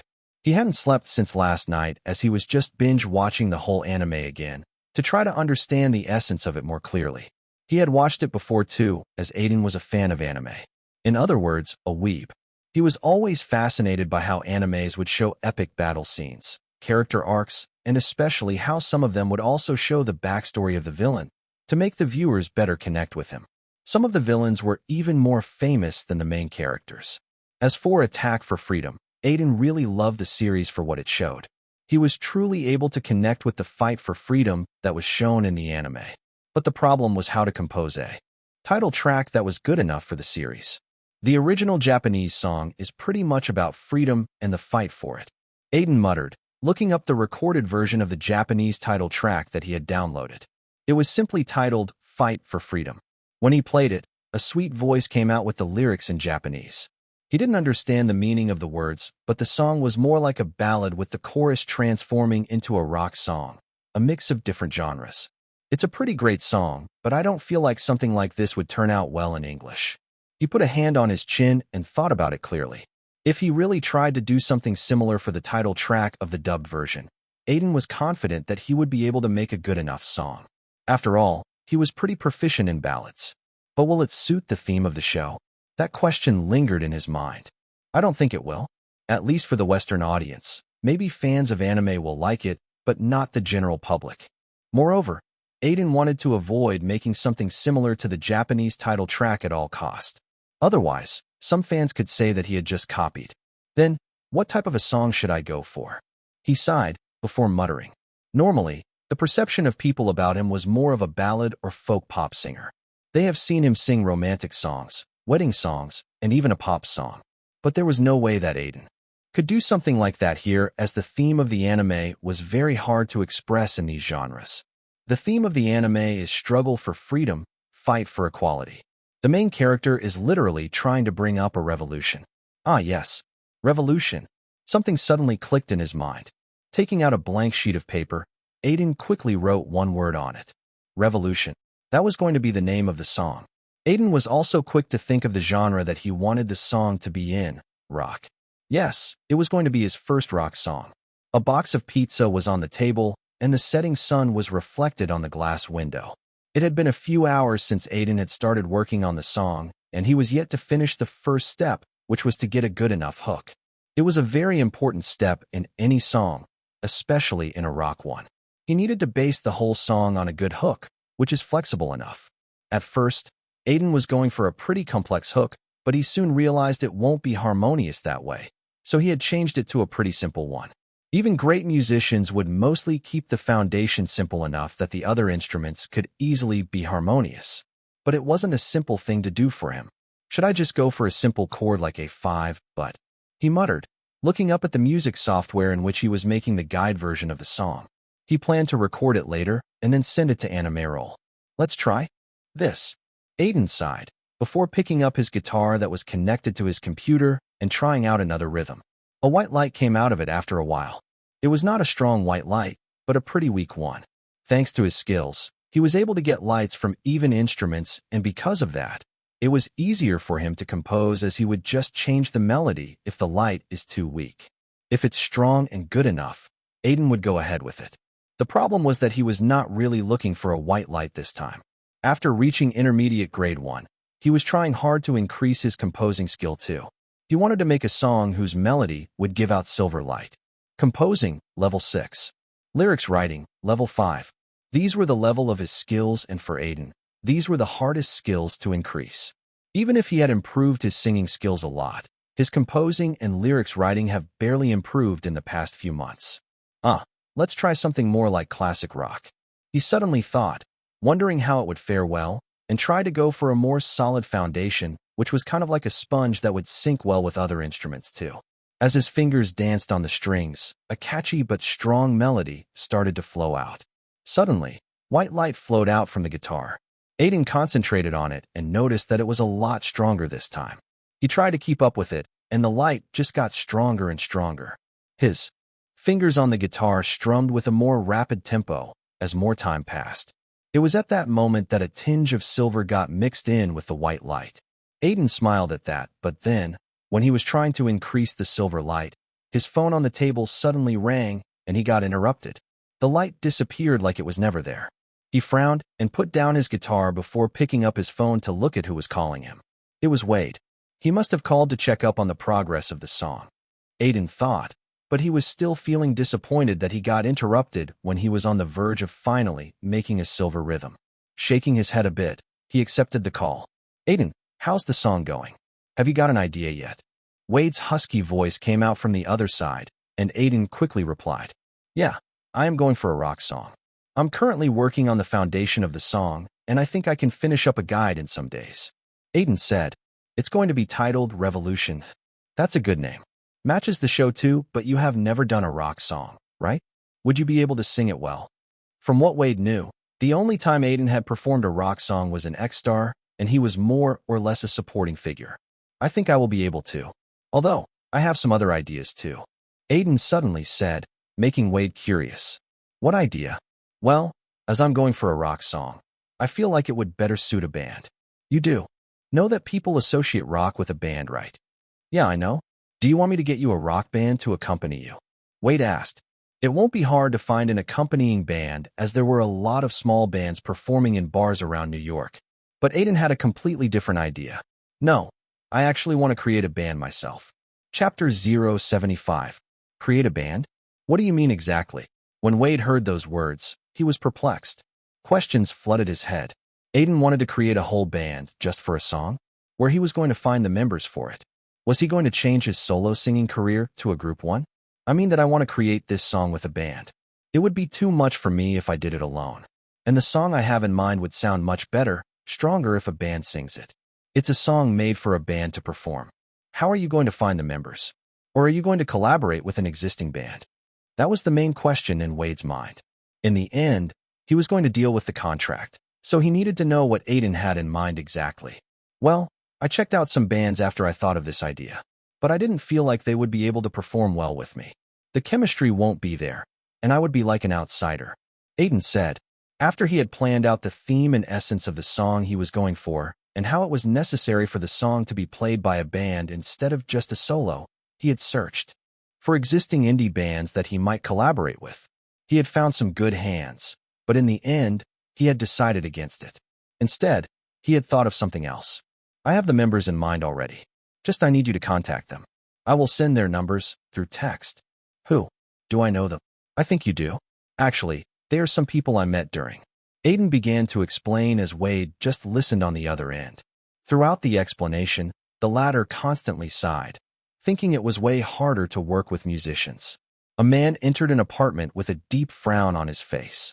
The apartment was located in Beverly Hills, where most of the wealthy people in LA lived. The man's height was pretty short, and he had a rough beard, making him look like a boxer. Even his vibes were a bit scary. As he stepped into the apartment, he saw that the lights were off, like no one was at home. Not caring, the man switched on the lights and looked around the messy living room filled with boxes of pizza and unwashed dishes. A slice of pizza that looked at least a day old was even on the sofa. Not only that, but a pair of women's lingerie was also on the floor. Not just one, but two different pieces. It seemed like the room had witnessed some raunchy action in the past few days. Seeing the state of the house, the man couldn't help but lower his eyes, feeling slightly disappointed and worried. He made his way towards the bedroom, where he knew the person he was looking for would be. Opening the door of the bedroom, he shouted, "Cameron, are you?" His words stopped, and his eyes widened as he saw how the room looked. If the living room was messy, the bedroom looked like it hadn't been cleaned in the past 10 years. Pieces of paper were everywhere, and a broken guitar was also sitting on the floor. Aside from that, some picture frames were also there, accompanied by bottles of alcohol. The man turned his eyes away and looked at the bed where a man was wrapped up in the bedsheets. "Cameron Bryce, wake up," the man shouted, but Cameron didn't give a response. Finally, frowning, he raised his voice. I know you are not sleeping. Get up, or I will tell your grandfather about how you are spending your life in LA. Hearing that threat, Cameron slowly opened his eyes and pretended to wake up from sleep. Uncle Jeff, why are you here? He asked, feigning innocence. I'm here because you are diving too deep into depression. Not picking up calls from your grandfather or me. Not focusing on anything and just living a worthless life. I'm just on a break, Cameron said as Uncle Jeff walked closer to him, sighing. If he was being honest, he didn't want to meet anyone, but he hadn't expected his uncle to drop by his apartment suddenly. You are on a break since X-Star has ended. For fuck's sake, you have completely lost sight of your goal and had just become a worthless alcoholic playboy. You don't know how worried your grandfather is. These days, Cameron lowered his head, his blonde hair falling in front of his eyes. His uncle's words reminded him how much time had passed since X-Star ended, since the day he lost. I'm sorry, he said, putting off a solemn expression. Seeing that, Uncle Jeff lost all the mood and became angry at Cameron. Although, to an extent, he could understand what Cameron was going through. After his loss in the X-Star Grand Finale, Cameron had gotten a lot of offers from reputed record labels, but he had rejected all of them and had come to LA. His loss had impacted him a lot because of how high his expectations were. It had broken his spirit to sing, and he now felt like he had lost the sense of music. Hence, he had chosen to become a playboy and an alcoholic to distract himself from all the thoughts constantly roaming through his mind. Cameron, if you want, I know a good psychologist. Maybe you should opt for therapy to come out of this slump, Uncle Jeff advised. I'm scared you will fall more and more into it as time goes. I don't know. I'm not in the mood to tell how I feel to a random person every week, not knowing if he even gives a fuck as to what I'm saying. Saying that, Cameron got up from his bed and walked out of the bedroom. His throat was dry, and he needed water or maybe a beer. Uncle Jeff followed him, trying to get Cameron to listen to him. You need to understand that living like this won't solve anything. You don't even have friends.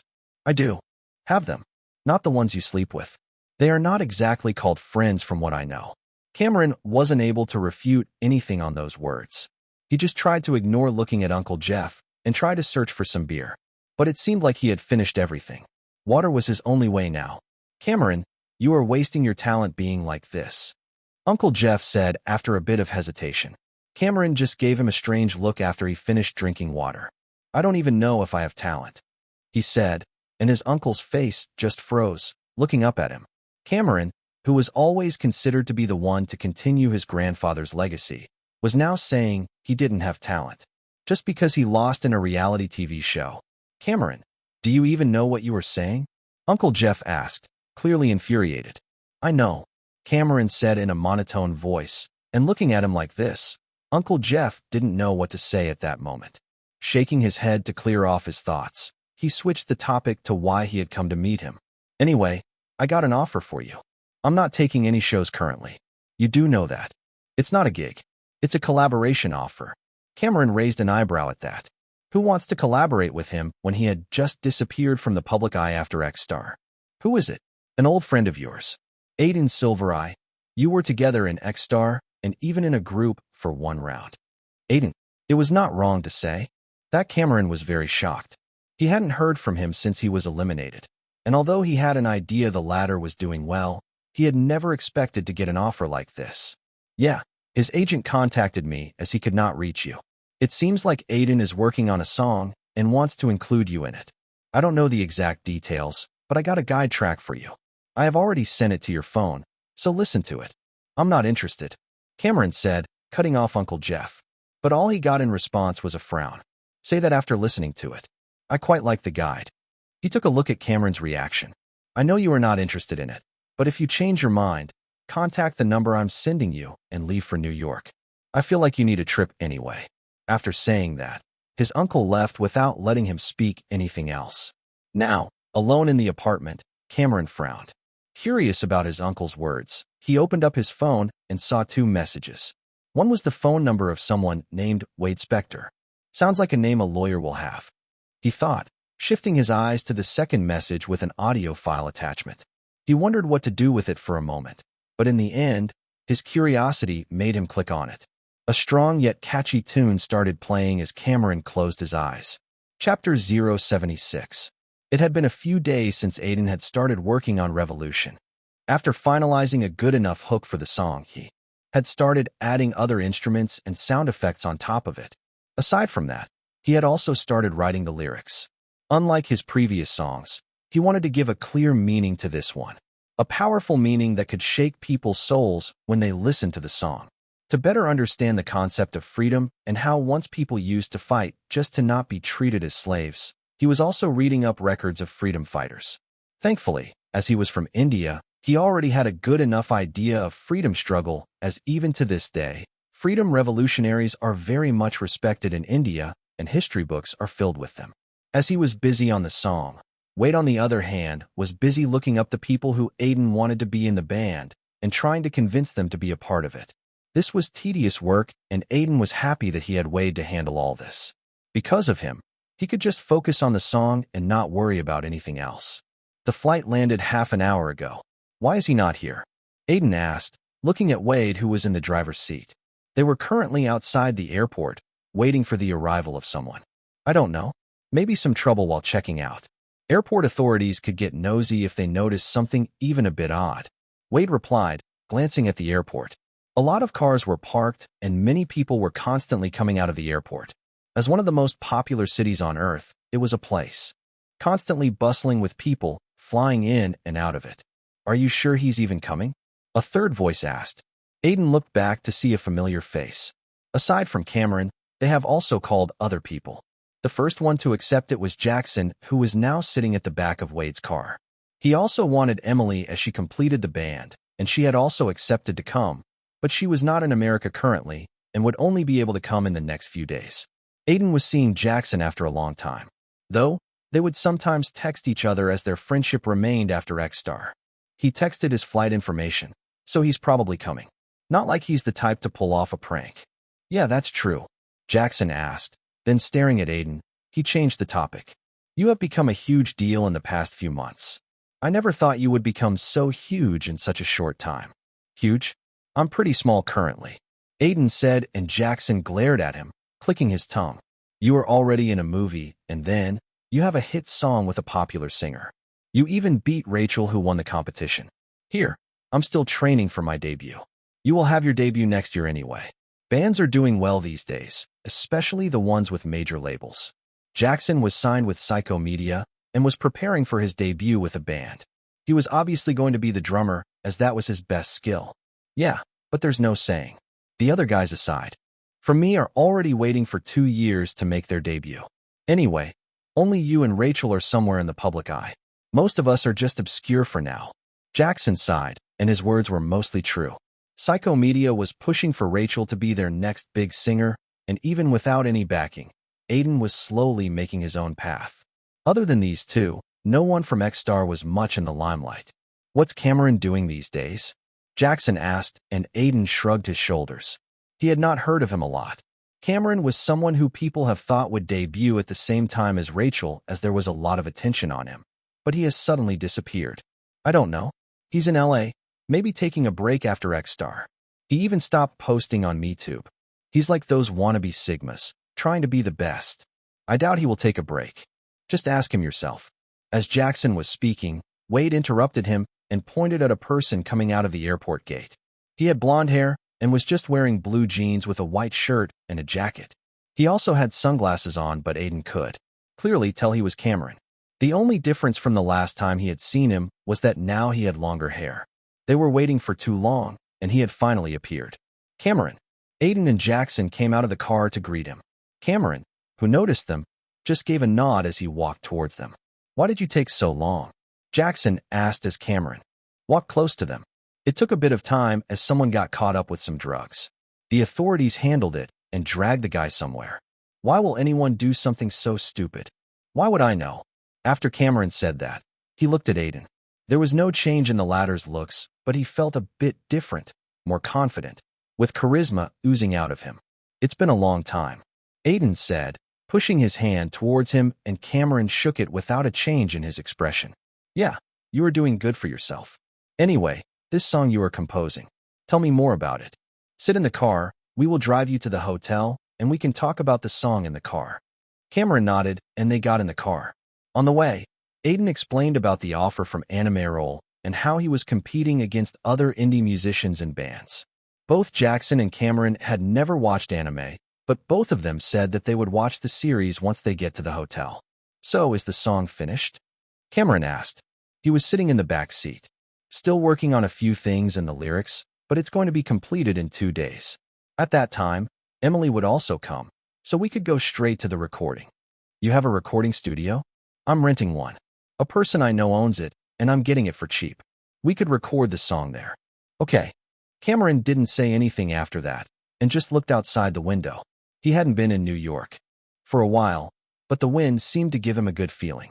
Suddenly, Jackson looked at him. "By the way, Cameron, what are you doing these days? You didn't sign a label deal, right?"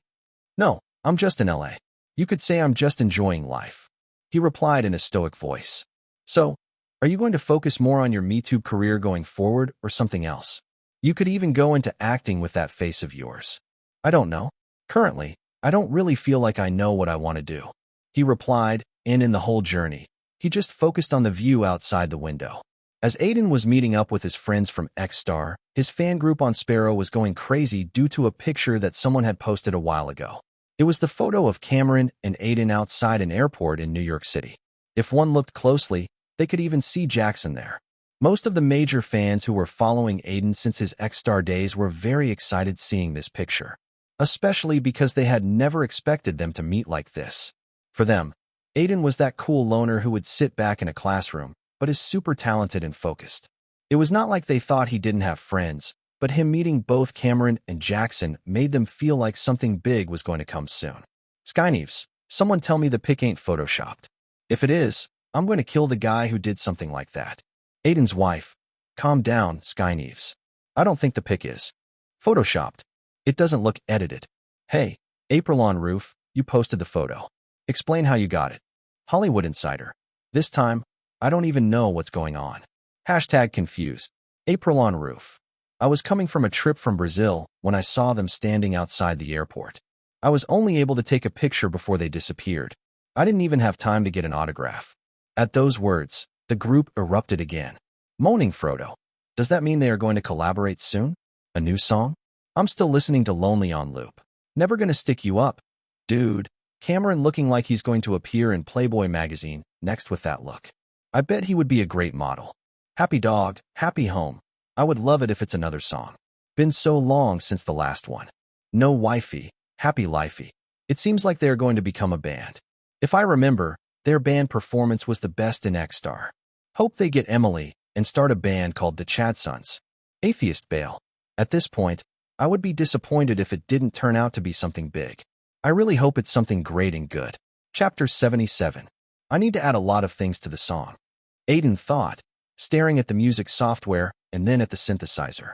It was midnight already, and he was still working on the song. Most of the things were already done, and he just needed to arrange the song and then finish up the lyrics. Throughout the composing process, Aiden had realized a lot of little details about his power. He felt like he was feeling the fluctuation of his lights way more than before. He put in a lot of effort and was very satisfied with how the song was coming up. The theme of revolution and freedom was resounding in it with the strong rhythm that seemed to increase the heartbeat of the listener and make them feel like they could do anything in the world. "Let's start," Aiden muttered and played the beginning of the song. It was starting with a strong and catchy rhythm, which was gradually picking up pace. But he felt like the best way to make people excited would be to add an instrument which can bring about a heavy sound. But he needed to be careful to not make it too annoying to the ears. "Drums," he thought, adding the drums effect in the beginning. A heavy and cracking sound came out, and Aiden felt like it was too over the top for the song. Finding the right effect was never an easy thing in a song, so he needed to try and change a lot of things. But in the end, he got the right sound effect he wanted for it. It was not too much to overshadow the melody and was just enough to give off a thumping feeling to the listener. For the melody before the first verse, Aiden was going for some strings and bass. Rock was nothing without the bass as it was used to power up the song. Though, he wondered if it was too early for that. But for now, he was just trying what could suit the rhythm and what won't. His whole job here was to truly bring out the essence of the foundation that he had created. As he tried up the bass lines, it didn't seem to work as the harmony was not there. So he changed it to a much simpler tune, something that is powerful but not a lot spread out. No, this is not good. The tune could be better. It doesn't give the feeling of a rock song. Yes, this is good. Finally, while making any song, it was a very hard process to put everything together to make it work and at the same, make it sound unique. If he just made a similar song to others, it wouldn't work. That's why, the whole night, Aiden kept working. He already had the whole band together to perform the song, so he needed to make sure he presented his best work as a composer. As Aiden was finishing up on the song, another one of his competitors, the indie band Rise, was already in the middle of recording the song. Rise got popular a few years ago with a hit single that had gone viral. Their song was actually one of the first indie songs to get popular due to social media, and after that, there was no stopping for them. After that, they released albums and performed on major award shows and even got tours in other countries. Especially in Europe, they were a lot popular among people who were interested in indie bands. But the problem was that they weren't mainstream yet. No matter what they tried, they weren't able to get the tag of an indie band off their heads. As it had already been a few years since they broke out in the public eye, it was just luck that was stopping them from becoming a mainstream sensation. Even their most popular song, Do It Like This, which had reached number 10 on the Melody Top 100 Singles of the Month, was 3 years old, and in these 3 years, they have not given a top hit. It was not wrong to say that they were fading out bit by bit. So, getting the chance to sing the title track for a famous anime was maybe one of their hopes of getting a smash hit. At least, it would work way better than their previous songs. Hey, this sounds pretty catchy. The leader of the band, Orion Goodman, who was also the vocalist, said. He was currently listening to the track that they had recorded till now. The melody was very catchy, and on top of it, the lyrics suited something like a war song. We are going to fight. We are going for the kill. No matter if they're stronger than us, we are not going to give up. Till the time we fight, we are not defeated. Orion smiled while listening to the chorus. It wasn't a loud song, but something that sounded very similar to the original Japanese title track. Hey, LZ, it's pretty good. I think we are going to get selected right away. Orion turned to look at the person who was handling the recording. He was the drummer of the band who also handled the composing and arranging of songs. The third member, Kat, who handled the keyboard, and the second vocal was the songwriter. Yeah, me and Kat tried hard to go for something like the original track. The fans loved it, so Animeral would probably like it too. LZ said, looking up at Orion. Yeah, who are our competitors? Any good ones? Orion suddenly asked. He only knew that there were other musicians and bands competing to get the title track, but he didn't know how many there were or which prominent bands they were competing against. I heard we are the most experienced out of all. Other than us, others are just newer bands who have a bit of success. If Animeral is thinking straight, they would select us just for the fan base we bring. LZ commented with a bit of smirk on his lips. Rise fan base was one of the most hardcore out of all indie bands, and it was almost like they followed them everywhere, so the band knew how to take full advantage of it. Because of them, their songs would never lose money, even if they don't perform exceptionally. You two are too overconfident. A voice made them look at a corner where Kat, the third member of the band, was seated. She had a frown on her small face. How are we overconfident? Orion asked, glaring at her. You two are for a while now. Because of that, you take it easy and say things like it's fine as we won't lose money. That's not true. Both LZ and Orion said at the same time, but Kat was firm at her words. You two need to understand that an artist needs to keep up with times unless they are the type to appear once in a century. We have not kept up with time. And now, even our fandom can't get us to the mainstream. Shut up, Orion shouted, not liking what Kat was saying. We just have bad luck, and we will be back on track after Fight is released. Fight was the name of the song that they were sending to Animeral. Let's see, Kat said, sighing and lowering her face to look up at the comments on her social media. In her heart, she felt like the days of Rise were over now, not because of others, but because of the members who refused to evolve. For her, Fight, becoming the title track, was the only way to save the band from becoming obscure. Yeah, so I have been in Korea since X-Star ended, spending time with my family. It was a good break for me. Emily flashed a bright smile in front of Aiden. He was currently driving her to the recording studio from the airport. Her flight just landed, but instead of checking in on the hotel, she wanted to go straight to the recording studio. Along the way, she and Aiden were checking up on the things they were doing in the past few months. Are you going to settle in Korea? Aiden asked, wondering. Emily's family had recently shifted there permanently, so it made sense if she was going to settle there. Actually, I'm still thinking about it. I got some offers from Korean entertainment companies, asking me if I'm interested in being an idol, but I don't know how to dance. An idol? Sounds good. Aiden said. Korean idols were just getting more and more popular going forward, so it won't be bad for her career if she really tried to become one. Though, he still had some reservations about the Korean industry. Just be careful if you decide to be. Idols are worked hard in Korea with 20 hours work sometimes if you are famous. Many companies try to exploit them. Though, Hollywood ain't that better, but people are way more vocal here. Emily nodded, looking at him gratefully. She felt happy that he was giving advice to her and trying to help out. Anyway, tell me a bit about the song. You completed it? She asked, and Aiden nodded. Yeah, it's completed. I will show you once we reach the recording studio. I have not worked so hard on a song since a long time, so I'm very confident in it, and a bit scared too. Chapter 078. The song is good. Jackson smiled, listening to the rhythm that was coming through the speakers. It was the first time Aiden was showing the whole completed song. Cameron nodded his head at his comment, while Emily smiled brightly, just feeling excited by being here. They were gathered in the recording studio owned by Abraham. Almost all the equipment required to make a good song was here.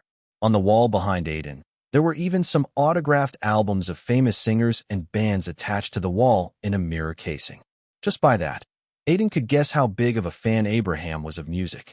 You took your time with it, but it came out good, Jackson said, looking up at Aiden. Yeah, it did. Probably my best song till now. Well, you followed the rules to make a good rock song, so it had to come out good. Cameron suddenly said as the guide track came to an end. There's a rule? Aiden raised an eyebrow. Yeah, the rule my grandfather always talked about, KISS. Both Emily and Aiden looked strangely at Cameron, wondering what he was talking about. It was only Jackson who dared to ask. Kiss who? KISS. Keep it simple, stupid. Cameron said. Rock songs don't need to be overcomplicated. They just need to have good strength in them and a melody that could make people excited just by listening to it. My grandfather even used to say that lyrics don't have to be anything but simple, and this song has all that. Aiden smiled hearing that. Cameron wasn't the type to compliment anyone, so a praise coming from him seemed a bit weird. But he could clearly tell that a lot had changed with Cameron over the last few months, so he didn't think a lot about it. After talking a bit more about the song, they started talking about the band arrangement.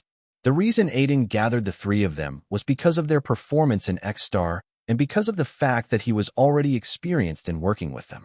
At that time, he had taken the role of the leader, so he did the same this time naturally. For the instruments, I think everyone already knows which one they would play. Aiden said, and everyone nodded.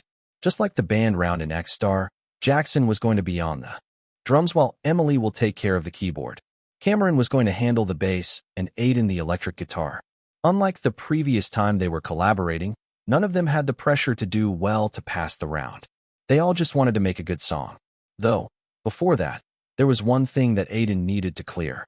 Actually, I want to be the main vocalist this time, he said, surprising Cameron, who had expected to take that position. I thought we were going with the same arrangements as before. From what I remember, I was the vocalist then. I know, Aiden said, then quickly explained himself. Unlike the song we did in X-Star, Revolution requires a lot of use of bass to give power to the song, and only you among us could play it. Aiden checked up on Cameron's status and saw that the bass level was now level 5, just enough for the song. Though, I still want you to sing some parts as your voice will suit it more. He looked at Cameron, who seemed to be in some sort of thought. Is he going to argue? From what he knew of Cameron's personality, he was someone who wanted to be the center of the group. Playing more of a supporting figure wasn't something that suited him. So, Aiden expected him to argue about it, and he was even prepared for it. Even Jackson and Emily thought that he was going to argue. That was the kind of person Cameron was. But unlike his expectations, Cameron just nodded his head. Okay, I'm fine with it. Just make sure the parts that I will sing are the good ones. Otherwise, he stopped speaking as he saw the three people in front of him giving strange looks. What? Nothing. I didn't expect you to agree so quickly. Aiden said the words that were also in Jackson and Emily's mind. There's no point in arguing with the composer of the song. They know the best, so I'm just following what you said. I won't mind until we have a song that beats others. Saying that, he stood up and pointed at the recording booth. Let's start the recording now. Aiden, are you ready? Emily asked as she looked at Aiden in the recording booth. She was acting the part of the sound engineer in the recording, as she had experience in it. Because of her, they didn't need to pay money for a sound engineer. Yeah, I'm ready. Let's start now. He gave the signal, and she nodded before starting the recording. The strong rhythm started playing in his ears. The song started with strings of a guitar, making a sound like that makes you anticipate something big. At that moment, Aiden closed his eyes, thinking of the soul of the song, the meaning of it that he had imagined. He wanted it to represent the cry for freedom, but more than that, he wanted it to tell the struggles of a warrior. He had gone with this because for him, Attack for Freedom was more of the story of a guy becoming a warrior to fight for the right thing. The first verse started as Aiden opened his eyes. For the first time in his life, he needed to use more of a growling and husky voice rather than his normally sweet one. So, he needed to practice hard to bring out the power and feeling he wanted. I am standing at the end of the line, waiting for the right time. I have been bruised. I have been scraped. Fire is burning in my veins. My legs binded by chains as atrocity reigns. As the first verse ended, he felt something shaking inside of him, and in the next second, silver light burst forth, like it was just waiting for it. This time, it was also a pretty strong silver light. Aiden smiled seeing that and couldn't help but feel a bit excited, seeing the response. It felt like an acknowledgement, like he was going in the right direction. Like those who came before you, your crown is going to fall. No matter how tall are the walls. No, I'm not the chosen one. I just have a dream to keep running. I know I will fall, but I will move until I turn to nothing. The sound of drums started ringing in his ear as the verse finished, giving a slight shockwave to the already present silver light. It seemed like Aiden was seeing silver bolts of energy in front of him. Aiden's strong and husky voice made the lyrics sound very powerful, and the music was just pushing it. Outside the recording booth, the three people couldn't help but feel surprised. Aiden has improved a hell lot, Jackson muttered, like he wasn't expecting this much improvement in such a short time. Emily, next to him, also nodded her head. She had thought that Aiden was not too versatile and romantic and sweet songs suited him well, but now in front of him, he was singing a rock song in a slightly husky voice, completely different than anything she had seen him done before. Though, she didn't know that Aiden was aided by his system. As he was the composer of the song, it was easier for him to increase the proficiency of it. Moreover, it was true that his vocal cords had changed a bit after he had reached intermediate grade. He has changed, Cameron thought, staring at Aiden with a fixed gaze. He had always thought of him as a more efficient composer than a singer, especially after he had heard of him being in a movie. He had thought that he would not focus on singing a lot, but here in front of him, it was clear to see that Aiden had improved a lot. Like this, it won't take him a long time to surpass even me, Cameron thought, and after a long time, a desire seemed to be in his eyes, like he wanted to compete with someone. As a person with a lot of pride, he hated losing. That's why his loss against Rachel affected him so much, but now, it seemed like he would lose against Aiden too. Aiden, can we do the second verse again? I feel like I could make it better. Cameron came out of his thoughts as Emily stopped the music and asked Aiden to repeat the second verse. Should I sing it differently? He asked. No, just continue it. I will add some effects on it to see how it turns out. I have a feeling it will sound better. Okay, he said from the booth and started singing the second verse again. In a recording, he needed to do one verse many times until the sound engineer thought it couldn't be better. In the modern age, recording was very easy, as in the 70s and 80s. Singers needed to sing one verse many times until they improved it to the best level. There were no effects or auto-tune either. Taking a deep breath, Aiden started the second verse. Like those who came before you, your crown is going to fall. No matter how tall are the walls. Chapter 079. How did you improve so much? Jackson asked him as Aiden finished drinking water to cool down his throat. He was in the booth for over 2 hours, singing nonstop, so his throat needed some rest. I just practiced. Aiden smiled, but Jackson shook his head. You improved that much in just a few months. You weren't even able to hit high notes properly the last time I heard you live. That was true. The last time Jackson had heard him was the face-off round in X-Star. His voice and ability has changed a lot since then. It was more like I was on the verge of breaking through something back in X-Star. It was as if a wall was stopping me in my tracks. After the show, I was able to go past it, and I realized my singing has improved a lot. I don't know if I'm making sense. Not too much, but it's all right, we get it. Aiden just shrugged. It was hard for him to make others understand how his system worked. Other singers would gradually improve over the years while he could just grind experience and level up. Though it was unfair for others, Aiden was glad he had the system. Looks like Cameron is starting, he thought, walking a few steps to sit beside Emily, who was working on the DAW, digital audio workstation. Aiden was pretty curious to see how Cameron would do on the parts he had given him. Thinking about it, he tried to look at his current skill level. Cameron Bryce, 22 years. Singing level, intermediate grade 2. Special skill, limit break. He hadn't improved at all. Aiden thought, sighing. He was pretty sure that Cameron, with his anime protagonist-like skill, would surely gain at least one level over the months. But he was still the same. Is it because it's very hard to gain levels in intermediate grade? Am I going to be stuck in it for decades? Aiden gulped, wondering about a scenario like that. Shaking his head, he tried to calm down and think about it later. Okay, get ready. I'm starting, Emily said, starting the recording, and Cameron gave a thumbs up as music hit his ears. The verse Aiden had given him to sing was just after the first chorus. Cameron took a deep breath before starting to sing. This part needed a lot of screaming, and at the same time, certain parts in the lyrics were emphasized a lot. I have fought this war from the day I could walk. Doesn't matter even if I'm forsaken. The blood in my mouth just makes the pain sweeter.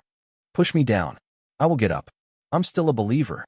Cameron started off with a loud voice, full of high notes from the start. For a moment, even Aiden was surprised by him, as currently, he can't stop a verse straight with a high note, and would need some time to make it high. But Cameron was truly a lot better than him. He's really good. I hope he could keep this. As Aiden was thinking, he suddenly noticed something strange. The silver light coming off from Cameron suddenly turned white slowly, like it was losing its strength. Cameron's notes were still high, and he seemed to be lost in his singing, but something didn't feel right. Slowly, the white light disappeared, and only faint traces of it could be seen. It was then that even Emily noticed that the recording wasn't going as she expected. Wait, Cameron, stop. She quickly stopped Cameron, who looked at her with a raised eyebrow. What happened? That part was totally off. Can we do it again? She asked, and he nodded quickly, getting ready to sing again. But the same thing happened once again, like it was a replay. Cameron started off well, with full confidence, but his voice slowly lost any feeling. The notes, powerful voice, resonance and pronunciation was there, but there were no emotions. Even with him covering up the basics, the singing lacked a lot. Aiden felt stranger and stranger as he listened to Cameron. What's going on? He wondered in his mind. As Cameron, who was cut off several times by Emily, already came out of the booth with a hardened expression. Are you okay? Does your throat have any problem today? Emily asked. No, it's not anything like that, he said, frowning. Give me a while. Maybe it's because I'm singing after a long time. After saying that, Cameron left the recording room to get some fresh air, and the three people inside the room looked at each other with strange expressions. Do you all have any idea what's with him? His singing sounds strange, Jackson said, getting a nod from both Emily and Aiden. Yeah, it's like a different version is singing. His voice was way more vibrant and alive back in X-Star. Aiden, do you know what's going on with him? Emily asked, looking up at him. No, I don't, Aiden said, then stood up. I will check up on him, he thought before quickly leaving the recording studio. His mind was in a mess, wondering what had gone wrong with Cameron. Is he going through a breakup or something? He thought, walking towards the lounge area. There were a lot of theories in his mind about him, but all of them were just that, imaginary theories. He could only ask Cameron if he had any problem. Here is he. He discovered him in the lounge area, but surprisingly, he was smoking. I didn't imagine you to be a smoker, he said as he walked towards him. A puff of smoke came out of Cameron's mouth as he looked at Aiden, a bit shocked by his presence. I started some months ago, he said, looking like he didn't care a lot. Why are you here? To talk to you, Aiden said, then looked at the cigarette in his hand. It's strange to see you smoking. Why? Singers are advised not to smoke. You know that well. Normally, Smoking could easily damage the throat of a person. So, as singers' careers depend on their voices, they are advised to not even touch a cigarette. A lot of singers smoke. That's because of stress. They want relaxation, so they get into smoking. After that, they struggle to come out and ruin their voices as they grow older. There was not just one case in the industry like this. There were countless good singers who had got into a smoking addiction which has damaged their throats, eventually ending their career early. As the grandson of a composer, Cameron obviously knew the implications of smoking. "I don't really care about it, Aiden," he said, frowning. "Why are you here?" "Like I said, I want to talk to you because your voice sounded strange back in the recording. But I guess I already found the reason." "What?" "It seems like you were depressed. Probably lost confidence in your own voice."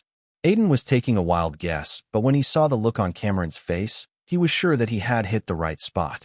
His strange behavior was very easy to decipher for Aiden. "I'm not depressed. You were just saying anything." Cameron raised his voice, anger clearly visible in his tone. "It's easy to guess. When I told Wade to contact you, he found out that you were nowhere to be seen in the past few months after X-Star ended. It was like you disappeared, but you were always in LA. At first, I thought you were taking a break, but your voice seems like you have not practiced in a long time. You can take a break, but you won't stop practicing." Aiden gave out his analysis, and for a second, Cameron was stunned. It was mostly coming from an observant point of view. After all, he had spent enough time with Cameron and X-Star. They weren't friends, but they did talk once in a while. A highly ambition-driven person like him would never lose touch in his voice suddenly until he was too stressed or was in depression. "So what are you going to do about it?" Cameron asked, throwing the cigarette on the ground in a fit of anger, then crushing it with his shoe. "Nothing. I'm not a therapist. I am just here as the composer of the song. Tell me one thing. Do you want the song to suffer because of you?" When Aiden said that, Cameron just stared at him without saying anything. He continued with a smile. "I got you on board with the project because I wanted your voice to be a part of the song. But it has already lost its touch, so the song will inevitably suffer, especially if you keep smoking." He sighed. "You are not the type to come here to be a part of the recording if you have entirely given up on your voice." "I lost to Rachel." After a while, Cameron finally muttered with a frowning face. He clearly wasn't happy with sharing the one thing that had made him lose confidence in his voice. "That makes the two of us. At least you lost in the finale," Aiden said with a laugh. "It's not a competition now. I just want to make a good song.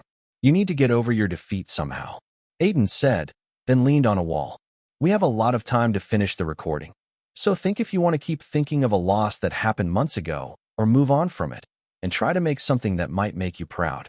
My dad once told me, it's not the failures in our life that define us. It's the moments when we decide that getting back up is all that matters." Chapter 080.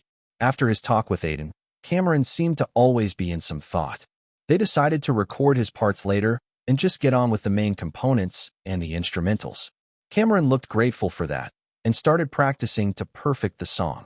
He still smoked, but it looked like he wanted to give his best in the song. Aiden was focused on giving his best as the main vocalist, recording one part several times until he was satisfied with it. Sometimes it would even take an hour for one verse. But in the end, he felt like it was all worth it. Revolution heavily relied on drums and bass to create a thumping feeling. So Jackson's part was crucial, and he also added some of his own tracks to the song, making it sound better. He had learned a lot from his instructors during his time at Psychomedia. Emily also recorded her parts very quickly. Her work on the keyboard was pretty minimal, but she was an essential part in the pre-chorus parts, which had a bit of complexity, but after a few days, she was able to master the part. However, even if they were doing well on the recording, they still had a deadline, and Wade had told them to finish it as early as possible so that he could send it to Anna Merrill. According to him, many indie musicians, including their biggest competitor, Rise, had already submitted a song. So, with a deadline on their head, the whole group worked harder every day. More than a week passed, and they were finally close to finishing the recording. "He's doing much better now," Emily said as she played a recording of Cameron. The sound of him singing Revolution came from the headphones that Aiden was wearing. Throughout the week, Cameron improved bit by bit. He was nowhere near his previous level, as his voice had suffered from smoking and no practice, but he was still doing much better. The silver light from his singing was weak, but it was there. Aiden felt like it was enough for the song. I'm starting now. Aiden turned his head to look at Cameron as he said that. They were at the last round of recording. Let's hope it goes well. He took a deep breath as the music started. The hard beats of the drum, mixed with the guitar strings, played out. In the booth, Cameron took a deep breath before beginning to sing. I have fought this war from the day I could walk. Doesn't matter even if I'm forsaken. The blood in my mouth just makes the pain sweeter. Push me down. I will get up. I'm still a believer. His voice was gnarly, and the shouting at the end of the sentences added some flair to the song. It was much better than before as the raw emotions finally came through. The best proof was the simmering silver light that filled the booth. It was vibrant and filled with power. Hearing it, Aiden finally felt like this was what he had expected of Cameron from the start. Emily and Jackson were all smiles. Finally, the recording is finished, she said after Cameron finished singing his part. A few hours after the recording finished, Aiden's fan group, which now stood over 2,000 people, erupted with another discussion due to a photo that Aiden had just posted on his social media. It was a recording studio photo with the caption, "Something new is coming."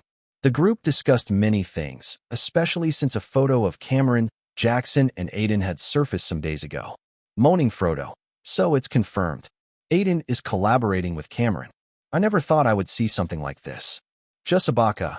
Yeah, normally, reality show contestants don't even talk after the show ends, and some even bitch about the other person. I never really saw them collaborating with each other. TC Verse. I even saw a reality show where two people became a couple, but after the show ended, it came out that they already had someone in their real life, and it was all scripted. April's wife. I'm so excited just thinking about a new song with both Cameron and Aiden. Son of Cal, you all are forgetting Jackson. Chad Putin, are you all sure they are really collaborating? Maybe their meeting and the recording studio photo are two separate matters? It's still more or less speculation in this group. At those words, the discussion suddenly stopped as they all thought on those words. They felt very true. What if it was just speculation on their part? The disappointment they felt was much bigger than anything due to how high their hopes were. But at that moment, one of the users suddenly posted a screenshot taken straight from Emily's Skygram page. Skyneves, look at this. I somehow came across it. So our speculations are true. The screenshot showed Emily being in a bar with Aiden, Cameron, and Jackson. In the caption, she had written that she had just finished a recording with some friends. This much proof was enough for the fan group to explode again. Always be my maybe. It's confirmed. Get the trumpets out. It's time to celebrate. April on roof. What song do you think they are making? Like what genre? I'm guessing it's not a romantic song this time. Ribbit Rabbit. The four were a part of the band Ark and X-Star, so I'm guessing a song that suits a band. They might even make a band for real, considering how good they were. Hollywood Insider. I don't think that will happen as Jackson is already signed with Psycho Media. Hashtag Insider. Go read MMO. I hope they release the song next week. If they recorded it already, it should come out next week, right? Please read MMO. Not really.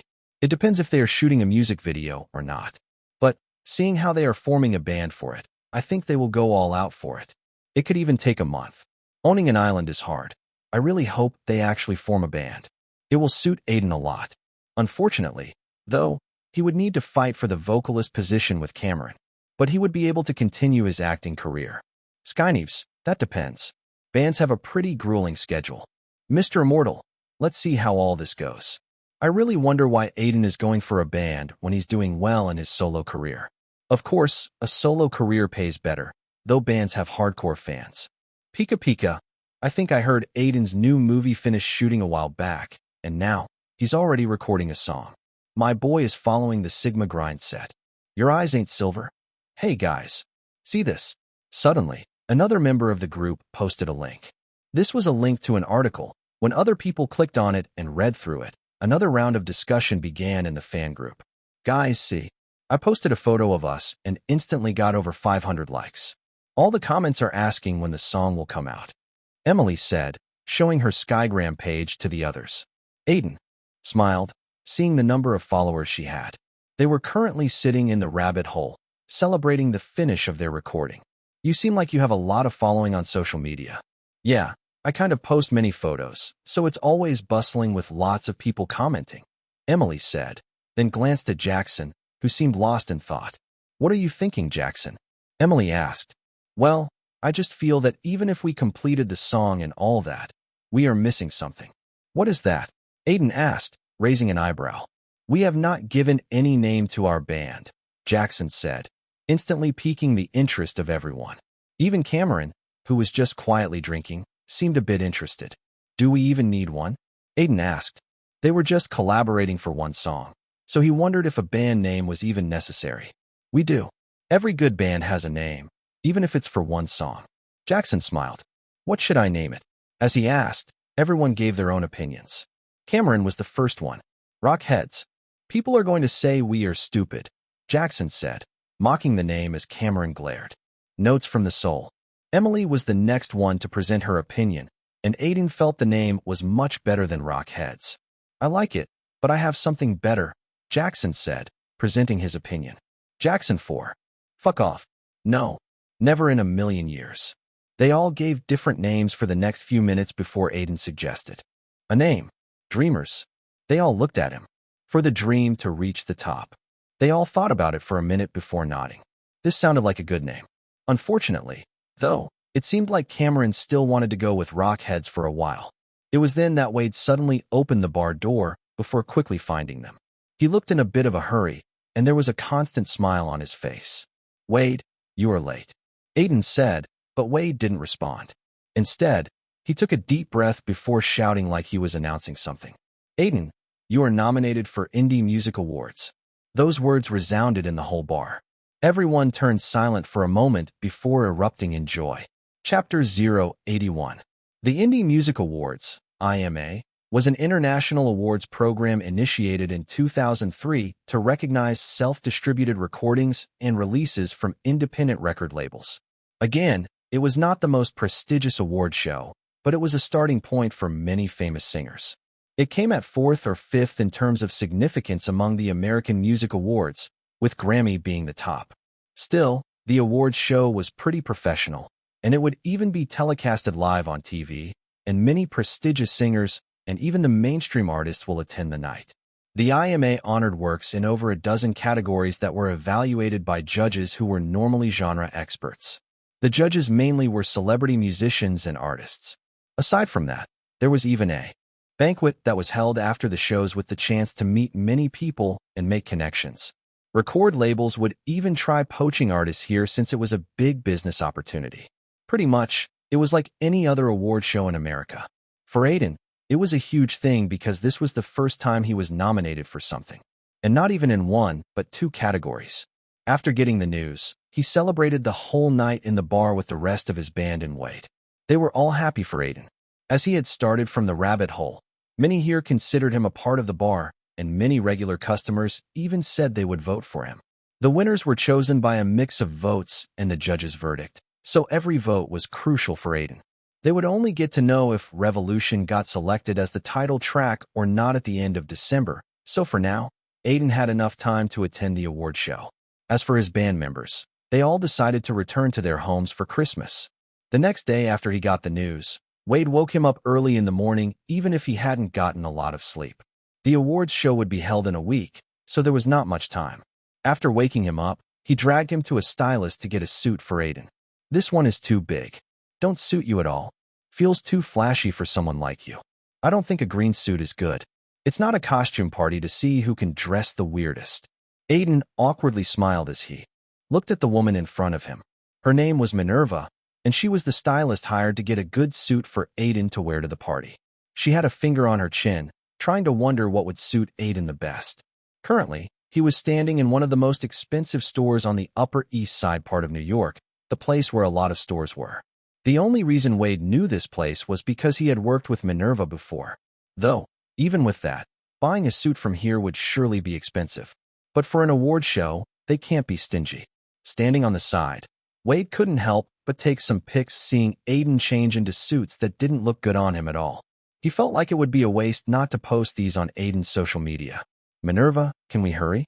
I think I have already tried over 10 suits," Aiden said politely. Wade had told him earlier that Minerva's temper wasn't good, so he needed to be careful. 10 is just the start. I had a top actor come here just yesterday, and he tried over 50 suits for 3 hours. So if you want to look your best in the award show, just listen to me and stay silent. Manera said, taking out a white suit and holding it in front of Aiden. He tried to smile, but was already frowning inwardly. No one said trying to make it in Hollywood would be easy, he thought, and for the next 2 hours, he just stood there as Minerva tried more and more suits on him. Ultimately, they decided on a simple black suit that just needed him to wax his hair properly. It was a look that won't make Aiden stand out a lot, but at the same time, it will give people a good enough impression. Just the cost of the suit was $10,000. Even then, it was one of the cheaper ones in the store. Wade had said it was important to look his best, especially since he was nominated. I feel like I have become poor again today. Aiden sighed after they came out of the store. The bustling street in front of him was filled with many people, most of them looking like they were wearing expensive clothes. You have earned enough to afford a suit like this. Wade laughed. Moreover, you need to have your own stylist after a point in Hollywood. So, get used to trying out a lot of stuff. In Hollywood, every prominent star has their own stylist. It was not just for events and award shows, but also for personal stuff. Some celebrities would even have clothes chosen for the time when they would go out to buy something trivial like milk. Of course, it would just so that paparazzi get some clicks, and they could be in the news. I'm far from that, Aiden said, hoping he gets used to the long hours of suit selection. After a while, he suddenly asked, "Do you think I will get any awards?" Hard to say, though. I hope you get the Rising Star of the Year award. It's the best one for you. As for Breakout Digital Single of the Year, I don't really know if you will get it. That category has too much competition. I will be happy with anything, Aiden said. Both the categories were famous as they were one of the main ones. He had heard that the criteria to be nominated in the Rising Star of the Year category was for a single to reach the top 10 on music charts. Lonely did that for him. As for the Breakout Digital Song of the Year, that was Hold On To Me, which has collectively got over 130 million views till now on different platforms. Let's hope it goes well, he thought, following Wade to the car. The suit was ready, but they still needed to go over the makeup, hairstyling, and a lot of other stuff. No one said awards shows were fun to attend. As the nominations for the Indie Music Awards were announced, many articles popped up covering the topic and talking about the prospective winners from each category. One of these articles was from Pop Zap magazine by a famous music critic, Johnny Grayfield. In the article, he talked in detail about the nominations for the IMA this year and how it was much more than a simple award show for artists that are good but not as popular as they should be.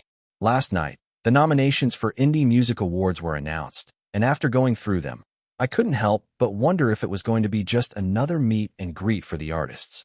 Especially because in recent years, many artists think these awards don't really matter because they are fixed. But in my opinion, maybe that's true for popular awards like Grammys, but the reality is entirely different for Indie Music Awards. It's easy to see that if you look at the list of winners in the last year. For out of 12 of the singers who won in big categories went on to sign big record labels and finally break into the mainstream. But unfortunately, some of those didn't still manage to earn huge on their albums. I'm saying here that the Indie Music Awards give a platform to people who don't have the resources to truly hit it big. Although it's hard to bet on it, it's undeniable that these awards sometimes become the first stage for an artist who would go on to do some big things worldwide.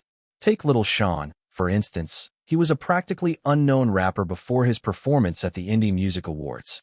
He got a record label deal and now is on the verge of breaking into 20 million subscribers on YouTube, alongside several awards. Like that, there are several cases. Now, let's look at the nominations for this year. The band Infinity got 6 nominations, the most out of any, including Best Album and Most Popular Artist of the Year. No one would be surprised if they won most of the major categories. But they are already pretty famous and have also won awards like this in previous years. The new and exciting artists are mainly in the Rising Star of the Year category. There are 4 nominations for this. A rapper called Mock, a band called Moth to a Fire, a girl duo named Duology, and Aiden Silvereye, who came out of nowhere this year to produce great songs. All these musicians are great in their own right, but it would be pretty interesting to see who would win. Each has excellent songs and a good fan base, so the focus naturally shifts to the judges. Whoever wins this would surely be in the eyes of a lot of people, and at the same, maybe, the winner of this category would go on to be the next big artist from America. Chapter 082. It had been a week since Aiden had found out about his nomination, and the award ceremony was finally going to begin in 2 hours. Wade and Aiden reached LA in the morning to attend the award ceremony. They had spent most of the day styling Aiden, and now they were on the way to the ceremony, sitting in a rented Bentley. Don't worry about awards. Think of it as a night out, with overly good-looking strangers, surrounded by journalists and reporters trying to take your picture. Wade said, leaning against the seat of the car. That's really reassuring. Aiden resisted the urge to roll his eyes. Uncle Sam also told me something similar. What did that guy say? Wade asked, a bit curious. Focus on food. Awards come and go. Food in these awards is delicious, but people rarely focus on that, so you can eat as much as you want. Aiden tried to speak that in his uncle's voice, and Wade couldn't help but laugh. His old friend was always like this. Well, it seems like we will be on time even though our entry time is in the early slot. Wade suddenly said, looking at his watch. In these award shows, the organizers gave artists a set time to appear on the red carpet so everyone could get a time. So if a relatively small singer came simultaneously as a popular one, no one would even focus on him. Though, famous singers often didn't care and just came as they wished. Are you nervous? Wade looked up at Aiden, who was glancing outside the window. Then, turning to him, Aiden shook his head. Not really. You said to not care about the awards. I'm hopeful, but I don't think I will be a lot disappointed if I don't win. He smiled as he said that. In the first place, Aiden had read many articles published on indie music awards, and most of them were not predicting him to win. Moreover, for many people, Aiden was more or less a one-time wonder who had suddenly gotten famous but won't be in the news next year. As he knew a lot of factors more or less influenced award shows, he had tried hard not to have a lot of expectations. The more the expectations, the worse it would feel. On the other hand, though, I do want to win. Aiden thought, but it seemed like only time would tell if he would be the winner. The Indie Music Awards were being held at Kodak Theater in LA. It was a place which could hold over 4,000 people, making it a perfect venue for the award shows. Outside the theater, every spot was filled with the white light of the camera as reporters and journalists furiously tried to take photos of the people walking the red carpet. The crowd beside the point where the reporters were standing was filled with fans of various bands and singers that would perform on the stage today. At the same time, a lot of people were also waiting to see their favorite singer walk the red carpet. Indie Music Awards had called a lot of famous singers to attract attention, and they could clearly see that they had achieved their goal by seeing the crowd. When will someone famous come? Standing among the reporters, a rather young guy muttered. He had been waiting for an hour, but no famous person had come. His name was Julian, and he was a young paparazzi. He could only take some photos of mediocre celebs who were still living in their past glory and some indie musicians who were lucky enough to get the pass of this event. Then, the reporters around him suddenly buzzed with excitement as a woman wearing a low-cut dress came out of a Mercedes. That's Jessa Anderson. Oh my God, she's so pretty. She's not here with anyone. I guess the rumors of her having a new boyfriend are all fake.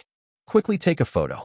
Many people started excitedly talking about her as she walked the red carpet and posed for the cameras.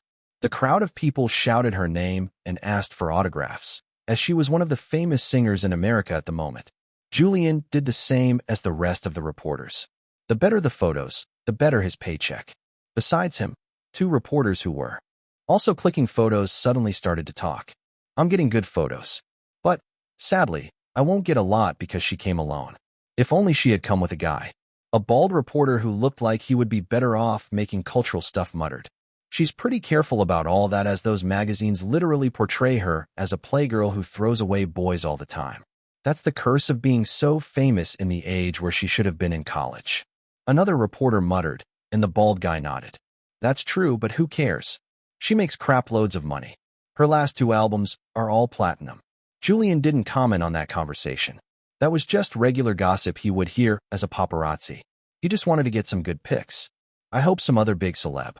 As Julian was thinking of something, his eyes suddenly landed on a guy who came out of a car wearing a black suit with waxed hair. He looked a bit nervous due to the cameras, but walked with confidence after a while. None of the reporters focused on him, and only some occasionally took a few shots. Over 90% of reporters just focused on Jessa Anderson. But it was different with Julian. As soon as he saw the guy, He could not help but divert all his attention to him, and at the same time, he was shouting his name. Aiden! Aiden, look here! When Julian shouted that, Aiden quickly moved toward him and gave a smile. White light flashed as Julian took a few photos. Who's that guy? The bald reporter suddenly asked. Aiden Silvereye, Julian replied, too busy taking photos. I never heard of him. He's nominated in 2 categories tonight. It seems like you came here without even researching anything. At Julian's jibe, the bald reporter couldn't say anything. The guy beside him laughed, and rather than fighting, they started clicking Aiden's photos. If he was nominated, it would be useful. I feel like he's one of those who just got a nomination because he's lucky. A reporter who came out of nowhere and stood beside Julian muttered. He was wearing the badge of the Hollywood Muse, a famous magazine. Hearing that, the young paparazzi couldn't help but retort. You don't know that. His music is pretty good. Oh, you look like a fan, the report asked, and even the bald guy looked over. Julian cleared his throat before replying. Kind of. I got my first big money due to taking his photos. Julian just replied that. Actually, he was the paparazzi who was outside the Chinese theater during the premiere of Shadows of War. As he was the only one who had clicked Aiden's photos, he had earned a lot after the release because Aiden was in the buzz because of the movie. It was his first big bucket of gold after becoming a paparazzi, so Aiden had instantly become a lucky charm for him. Thinking this, he followed Aiden on social media and even listened to his songs, becoming a fan in the end. I really hope he wins today, Julian thought as he realized that more and more reporters were now focusing on Aiden. They had realized that he had nominations today, and if accidentally he won, the photos would earn a lot of money. I felt my eyes would get worse if I stayed there any longer, Aiden thought as he found a seat in the mid-row with his name written on it. He had just escaped the swarm of reporters. Though most of them focused on Jesse Anderson, who was now sitting in the front row, a lot of people also clicked his photos. For the first time in his life, he felt like he was a true celebrity walking the red carpet. But, at the same time, he could also imagine Uncle Sam and people in the rabbit hole cheering while watching the broadcast in New York. The show should start soon, he thought as people started to fill in the theater. He was able to see many popular singers and musicians talking among themselves. At the same time, there were some comedians and news broadcasters too. It seems like I can get some famous people's autographs today. Seeing them, he couldn't help but think. He wasn't really thinking of making friends with them as he would probably get rejected. After all, famous celebs get a lot of people daily who are trying to make connections. Not like they would even remember every single face. Just as he thought that a guy approached an old musician who was very respected, but the singer just politely smiled and didn't give him any time, leaving the guy very disappointed. Stuff like this was prevalent, so Aiden wasn't rushing. Wade had also advised him the same. He knew that he didn't have a lot of substance to approach them, but maybe if he won the award today, then he would be able to. For now, Aiden wanted to just enjoy the award show. Chapter 083. Soon after that, the award show began. It was hosted by Jimmy Colbert, a famous comedian who had his own talk show. For the show's first 10 minutes, he just made jokes about the musicians gathered there. Unlike the Academy Awards, Indie Music Awards didn't have a long runtime. As it was live, the organizers tried their best not to drag it and quickly go over the awards. Anyone watching the awards would feel like it was pretty rushed and did not let people relax. Though, most people in this age just watch the funny moments in award shows on MeTube. But Indie Music Awards also had a lot of good points. One of them was the live performances. Every year, the organizers would give chances to obscure bands to perform on the show. This was a great chance for bands to give electrifying performances. Some bands especially created a great atmosphere in the whole crowd. One of these bands was Rise. When Aiden saw them on the stage, he couldn't help but think that they were a pretty good band. I feel like the competition will be tough, he thought, thinking of the title track. He obviously had an idea of the bands competing against him for the title track. Rise was one of them, and Aiden really wanted to beat them, especially after seeing their performance. Aiden didn't focus much on Rise as soon as the award announcements began. They started off with genre-specific awards like Best Rap Song and Rock Song of the Year. A middle-aged black guy won the award for the former. He was crying while on the stage as he talked about how he had struggled for years, and then a teenage band got the award for the latter. After that, a lot of other awards were given. Indie Music Awards had a lot of categories, so a lot of people were getting awards. Most of these awards were given by celebs or big music producers and even record label owners, and Aiden was surprised even to see Andrew Maxfield, one of the judges of X Star, giving an award. Maybe I should greet him later, he thought, seeing Andrew on the stage. Like that, the award shows continued, and soon, one of the categories that Aiden was nominated for finally came up. It was the category of the Breakout Digital Single of the Year. Like its name, the award signified whose single has the best digital numbers. Four people were nominated for it, alongside Aiden, and when a beautiful model came on the stage to announce the winner, Aiden couldn't help but get a bit tense. I need to calm down, he thought, trying to smile and not look anxious. During these times, the camera will naturally pan over to the nominees, and it was tough to look normal in this situation. One of the nominees was biting his nails in tension, so Aiden was still acting way better. It was because Wade had told him not to have a lot of hope for this one, as he was pretty much added to this category to fill numbers. Hold On to Me had gotten a lot of views, but other songs in the categories have more. One of them even had over 200 million views, so the chances of Aiden winning were very low. So, the winner for Breakout Digital Single of the Year is... The model presenting the award said, trailing off in her sentence to create suspense. She could clearly see that the nominees were pretty tense, and it seemed like she was enjoying it. Finally, she muttered the name of the winner, Kylie Rodriguez. As she announced the name, a young woman quickly stood up, looking shocked and excited simultaneously. She was the singer whose song had gotten over 200 million views and had been on the music scene for a few years now. On the other hand, Aiden breathed a sigh of relief, filled with bitterness and happiness for the winner. He already knew his chances of winning this award were low, so it didn't affect him much. He just clapped for the winner like everybody else. So, only Rising Star of the Year is left, he thought as Kylie started her speech. He was pretty nervous about it, knowing full well that he actually had a chance to win in that category. Unlike the category he just lost in, Rising Star of the Year has pretty tough competition because the other nominees aside from him were not much ahead in terms of songs and fanbase. Wade had especially told him that if he were going to win tonight, it would be this. I hope I'm not too nervous by the time the category comes, he thought as the night continued. But unfortunately, there was a big gap between both the categories that Aiden was nominated for, so he had to wait for quite a while. At that time, he just enjoyed the award show, and he had to say that there were quite funny speeches tonight. One musician actually accidentally thanked both his wife and girlfriend by mistake, making people look awkwardly at him. At the same time, it was funny.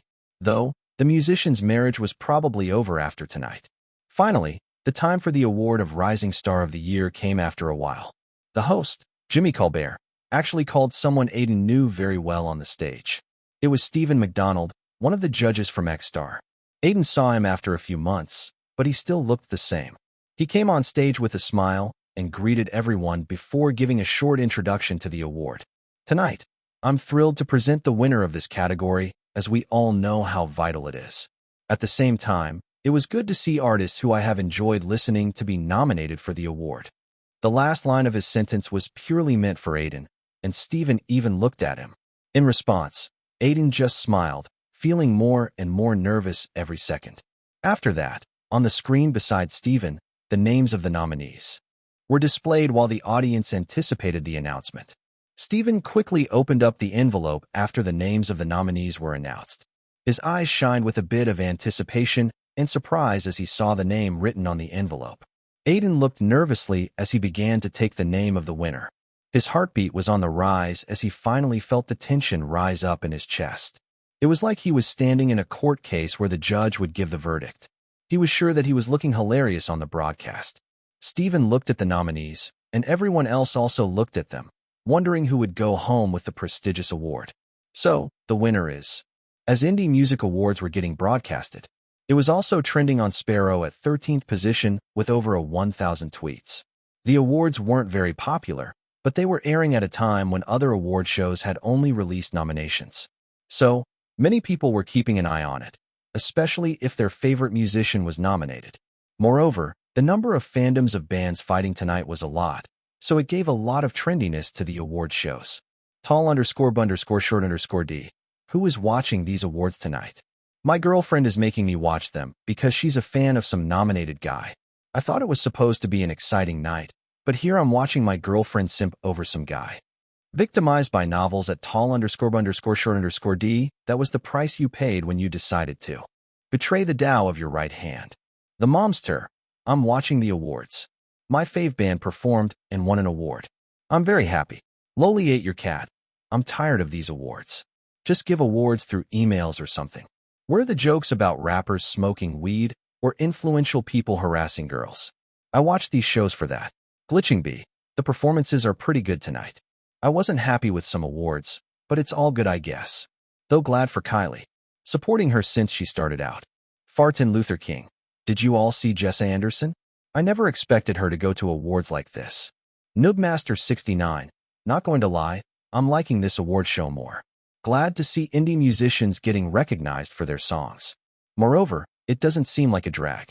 Kiss My Paw. I like the performance of Rise a lot. Their old songs are like fire, while the new ones seem like a drag. Like no breath of fresh air. Hard to see them becoming a generic band when they could be much more. Aiden's wife. I'm crying that Aiden lost. The award was his, but somehow, someone else won the digital single award. I really thought he would be able to win. All hopes on Rising Star of the Year now. Skyneves. Did anyone know if it was announced? Electricity at my place went off just as the award came up. Who won? Daddy will. Yeah, it was revealed just a few seconds ago. I was not surprised to see the winner. Morbified. A pretty young man won the award. I think his name is Aiden Silver something. April on roof at Morbified. What did you say? Hollywood Insider. Aiden Silvereye won the award. Chapter 084. Aiden Silvereye. As Steven said those words, there was a silence in the crowd for a second before everyone started clapping as the spotlight fell onto Aiden. Most of the people in the audience have not heard a lot of Aiden, but right now, he has won the award, so every eye was on him. Some were curious, some were jealous, while some were just happy for the young guy who had won an award today. As for the other nominees, they looked disappointed, but they had no choice but to accept that they lost. Ioi really won. Aiden thought as the crowd of people swarmed him, trying to shake hands with him and tell him congratulations.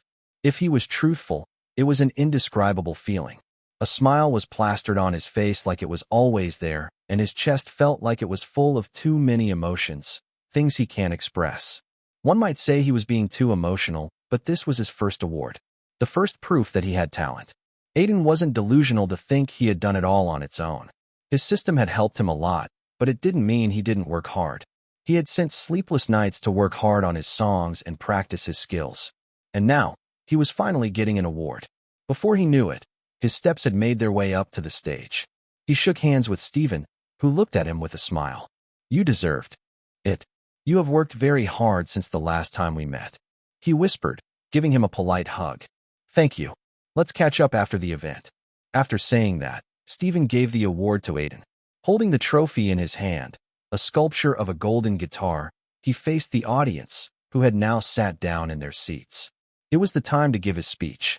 Aiden looked at them like they were blurred images.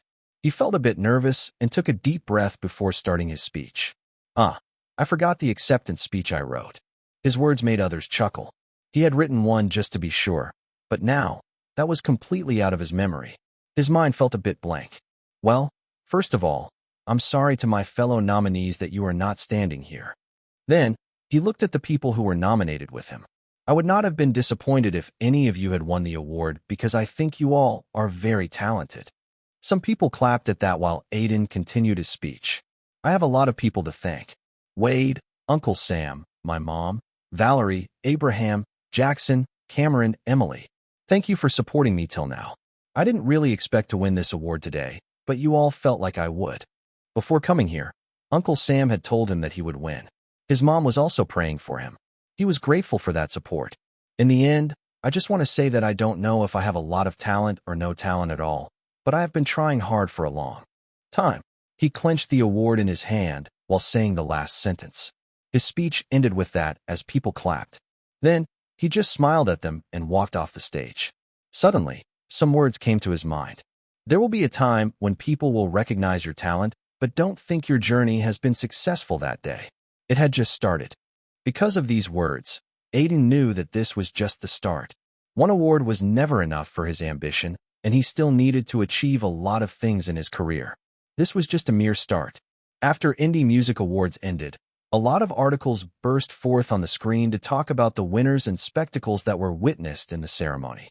Many articles talked about the ceremony as a whole, while just focusing on some famous singers who won awards or showed up on the night. Indie Music Awards were pretty much an American event as most of the singers were from there, so it didn't have a lot of global appeal, but some famous news outlets still wrote some articles on it. One of these articles was by Pop Zap magazine, who has also covered the awards before the ceremony. This time also, the article was written by music critic Johnny Grayfield. What was surprising about this article was the title of it, which was Infinity, Expected Winners, and the Emergence of Aiden Silverai.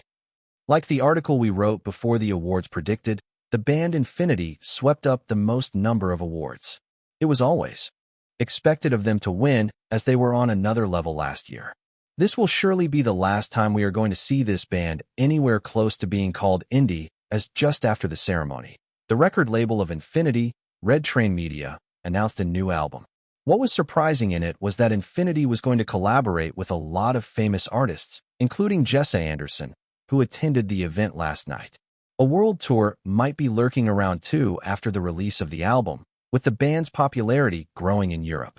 Other than the glorious band, there were other winners too, but the most important one, at least in my eyes, is Aiden Silverai. His eyes are black actually. One might not have heard of him much, but anyone who had attended a wedding in America in the last few months must have heard of Hold On To Me. That was his breakout single that pulled me a bit out of obscurity. The young singer also went on to work with famous pop star Gray, and now an award for the Rising Star, a category that is always vital as it tells a lot about the future of music in America. All this in just the past few months, and it's more surprising to know that aside from this, he had been coming in movies too, with his next movie, Black Saints, already in post-production. Can Aiden be the next big thing in music? It's hard to say, but he has shown that his music has soul. It's now up to him as to how he would use that soul. Many young singers fail early on in their careers, but if we take a look at Aiden's career, it's not wrong to say that he knows how to find a path for him to continuously move. One of our reporters talked to Stephen McDonald, the head of Psycho Media, and someone who had seen Aiden since he was on the third season of X-Star. He reportedly told us, "I see a lot of potential in him, especially from the point of view of a creator. Not anyone can write good music, and that's a quality he has. His music might be considered in the genre of ballads, but the words touch people's souls. That's his best ability, music with a lot of soul. It would just take a lot of hard work and a good amount of innovation for him to become the next big singing sensation. But the question is, how many years it would take him? Only time would tell." After Aiden won the award, he just lost himself in celebrations for the night. A lot of people came to talk to him and congratulated him on his win. He even attended the banquet that was held after the ceremony and got a chance to catch up with Andrew and Steven. They discussed X-Star and how he had made everyone stupefied by his rise in the last few months. It seemed like they were going to return in the next season, too, which would start in the latter half of the next year. Andrew even said that he felt like it was a mistake to let him be eliminated. But those were just words. Aiden knew that, but he didn't mind. Before he left the party, Steven asked him if he wanted to join Psycho Media. It was a very lucrative offer, and Steven was even ready to negotiate, but Aiden rejected it, saying he wanted to be independent of any labels. Though, he didn't mind cooperating with Psycho Media in the future. Steven looked disappointed, but he agreed and wished him luck for the future. After the award show, he and Wade straight left for New York, where Abraham got a party for them in the Rabbit Hole. Even Uncle Sam joined in, making the atmosphere more fulfilling. It was already mid-December till then, and the whole of New York quickly got into a festive mood with Christmas and New Year coming in. Both Wade and Aiden also decided to just enjoy the festivals, as after that, the result of the title track for Attack on Freedom would come out. They had already submitted it to Anime Roll, and the results were going to come out right after New Year. At the same time, the release of Black Saints was also going to happen in the first quarter of 2016. Wade called it the season of harvest after working hard for a long time. Aiden agreed with his words, as it was finally going to be the time to reap the rewards of their hard work. Though, the first thing was to know the result of the title track. Chapter 085, January 3rd, 2016. It was the start of the new year, and the whole of New York City was dyed in white. Not only the city, but many parts of the world were covered with snow, making people wear warm clothes on the streets. But despite the cold atmosphere, social media was still buzzing, especially Aiden's fan group, which has grown to 2,500 members in just a short time. His victory in Indie Music Awards and appearance on TV had given him more fans. It had just started from a couple hundred, but was now in thousands. It was just growing and growing. Early in the year, the fan group was excitedly talking about Aiden's new project and what they could expect this year from him. Skyneves, did you see the promotional poster for Black Saints? Ray Hardy looks so cool, and in the IFDB, Internet Film Database, it says that Aiden is in the movie. Joe is sleepy. What are you all talking about? I didn't hear of a new movie. Johnny Boy. Yeah, it's confirmed because Aiden posted the movie poster too. It seems like he has more than a cameo in it. Kulki. So, that's why he was in Chicago. It seems like a gangster drama, by the looks of it. I hope it's something nice, and we see Aiden at least punching people. Maybe some stabby stab action. April on roof. I don't want him to play someone who just dies in the end without doing anything. That would be sad. His last movie wasted his capabilities. Chad Putin. He's a small-time actor, and they rarely get meaty roles. It seems like it's time to move towards Hollywood soon. Jimmy Fallon at Chad Putin. You scare me sometimes. Growing up is hard. I hope he plays some kind of supporting cop to Ray Hardy. It suits him a lot. Hollywood Insider. Aiden's role is better than his previous movie. Hashtag know-it-all. Like that, they discussed the latest poster of Black Saints. The poster was of Ray Hardy sitting in his car with a gun with shadows lingering over his car, indicating the Saints. The movie was about to release in 2 months, and promotions for the movie will begin for real in February. Granite Films weren't releasing it in February straight because it was Valentine's month, and a lot of rom-coms were going to release. Theaters were going to be filled with a lot of couples, and in that case, no one would go to watch a gangster drama no matter how good it is. After talking about Aiden's next movie, the focus shifted to the photos he had posted just before the Indie Music Awards. Even Emily had posted some. Older female leads are the best. Does anyone know what happened to Aiden's song with other contestants in X-Star?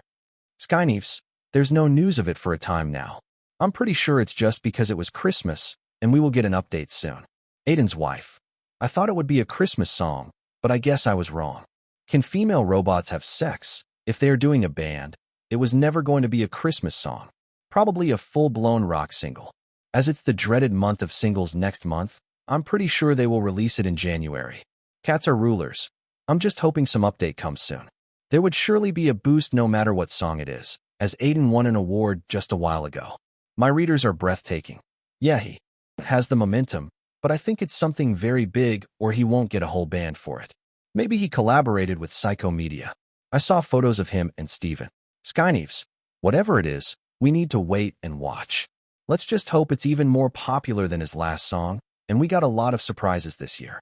As Aiden's fan group was talking about his new projects, at the same moment, Animeroll was having the last round of meetings to choose the title track for Attack for Freedom.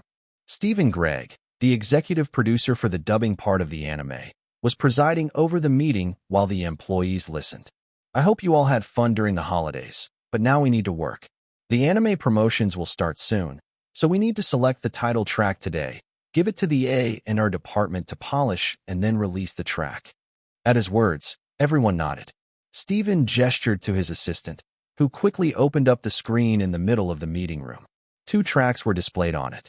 One was Fight by the band Rise, and the second was Revolution by the band named Dreamers.